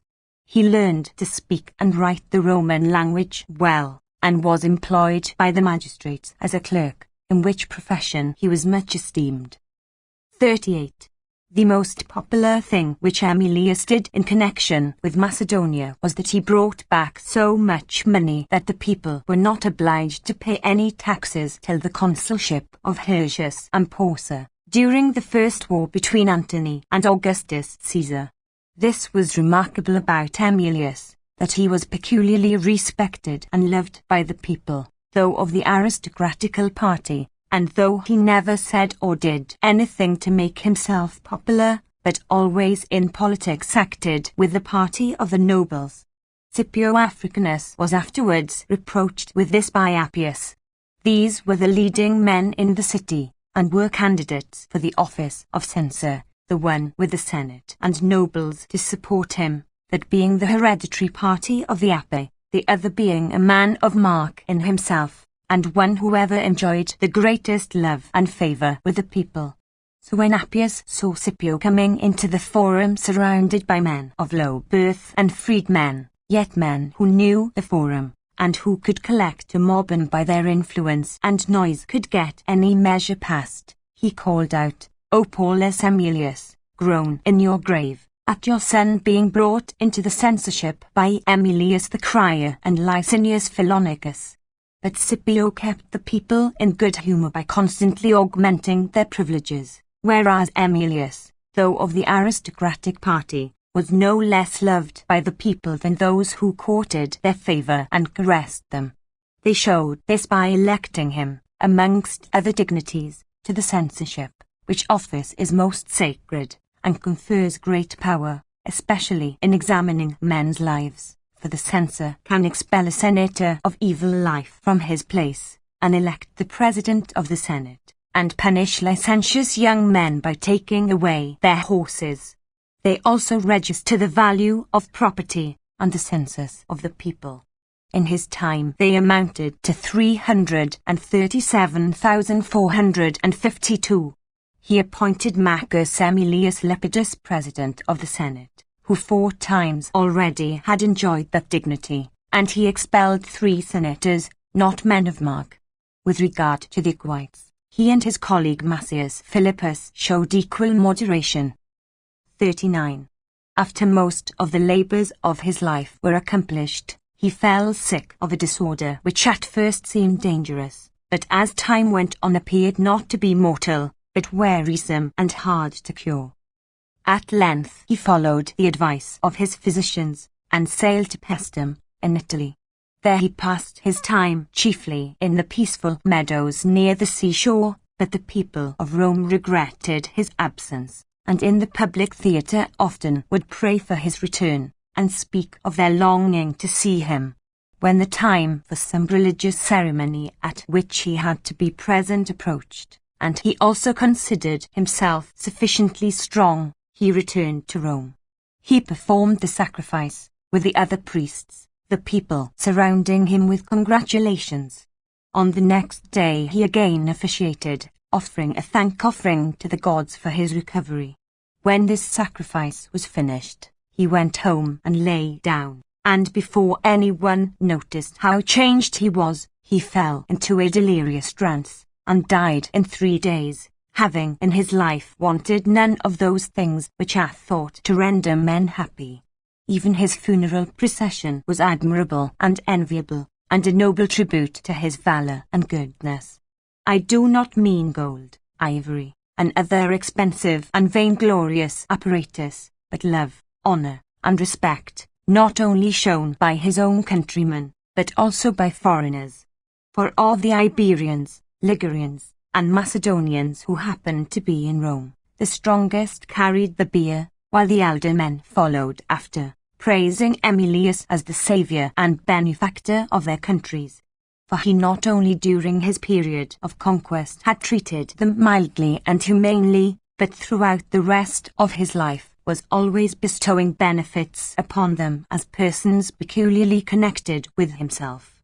His estate, they say, scarcely amounted to 370,000 sesterces, 42, which he left to be shared between his 2 sons, but Scipio, the younger, consented to give up his share to his brother, as he was a member of a rich family, that of Africanus. Such is said to have been the life and character of Aemilius Paulus. Comparison of Paulus Aemilius and Timoleon. Either characters of these men being such as is shown in their histories, it is evident that in comparing them we shall find few differences and points of variance. Even their wars were in both cases waged against notable antagonists, the one with the Macedonians, the other with the Carthaginians, while their conquests were glorious, as the one took Macedonia, and crushed the dynasty of Antigonus in the person of its 7th king, while the other drove all the despots from Sicily and set the island free. Unless indeed anyone should insinuate that Aemilius attacked Perseus when he was in great strength and had conquered the Romans before, whereas Timoleon fell upon Dionysius when he was quite worn out and helpless, though again it might be urged on behalf of Timoleon that he overcame many despots and the great power of Carthage, with an army hastily collected from all sources, not, like Camillus, commanding men who were inured to war and knew how to obey, but making use of disorderly mercenary soldiers who only fought when it pleased them to do so. Unequal success, gained with such unequal means, reflects the greater credit on the general. 2. Both were just and incorruptible in their conduct, but Aemilius seems to have had the advantage of the customs and state of feeling among his countrymen, by which he was trained to integrity, while Timoleon, without any such encouragement, acted virtuously, from his own nature. This is proved by the fact that the Romans of that period were all submissive to authority, and carried out the traditions of the state, respecting the laws and the opinions of their countrymen, whereas, except Dion, no Greek leader or general of that time had anything to do with Sicilian affairs who did not take bribes, though many suspected that Dion was meditating making himself king, and that he had dreams of an empire like that of Sparta. Timaeus tells us that the Syracusans sent away Gylippus in disgrace for his insatiable covetousness, and the bribes which they discovered that he received when in command. And many writers had dwelt upon the wicked and treacherous acts which Phorax the Spartan and Callippus the Athenian committed, when they were endeavouring to make themselves masters of Sicily. Yet, what were they, and what resources had they, that they conceived such great designs, the one being only a follower of Dionysius when he was banished from Syracuse, the other a captain of mercenaries under Dion. But Timoleon, who was sent to the Syracusans as generalissimo at their own request and prayer, did not seek for command, but had a right to it. Yet when he received his power as general and ruler from them of their own free will, he voluntarily decided to hold it only till he should have expelled from Sicily all those who were reigning despotically. In Aemilius again we must admire this, that he subdued so great an empire and yet did not enrich himself by 1 drachma, and never even saw or touched the king's treasures, although he distributed much of them in presents to others. And still, I do not say that Timoleon is to be blamed for having received a fine house and estate, for there is no disgrace in receiving it by such means, though not to take it is better, and shows almost superhuman virtue, which cares not to take what is lawfully within its reach. Yet, as the strongest bodies are those which can equally well support the extremes of heat and cold, so the noblest minds are those which prosperity does not render insolent and overbearing, nor ill fortune depress, and here Emilius appears more nearly to approach absolute perfection, as, when in great misfortune and grief for his children, he showed the same dignity and firmness as after the greatest success. Whereas Timoleon, though he acted towards his brother as became a noble nature, yet could not support himself against his sorrow by reason, but was so crushed by remorse and grief that for 20 years he could not appear or speak in the public assembly.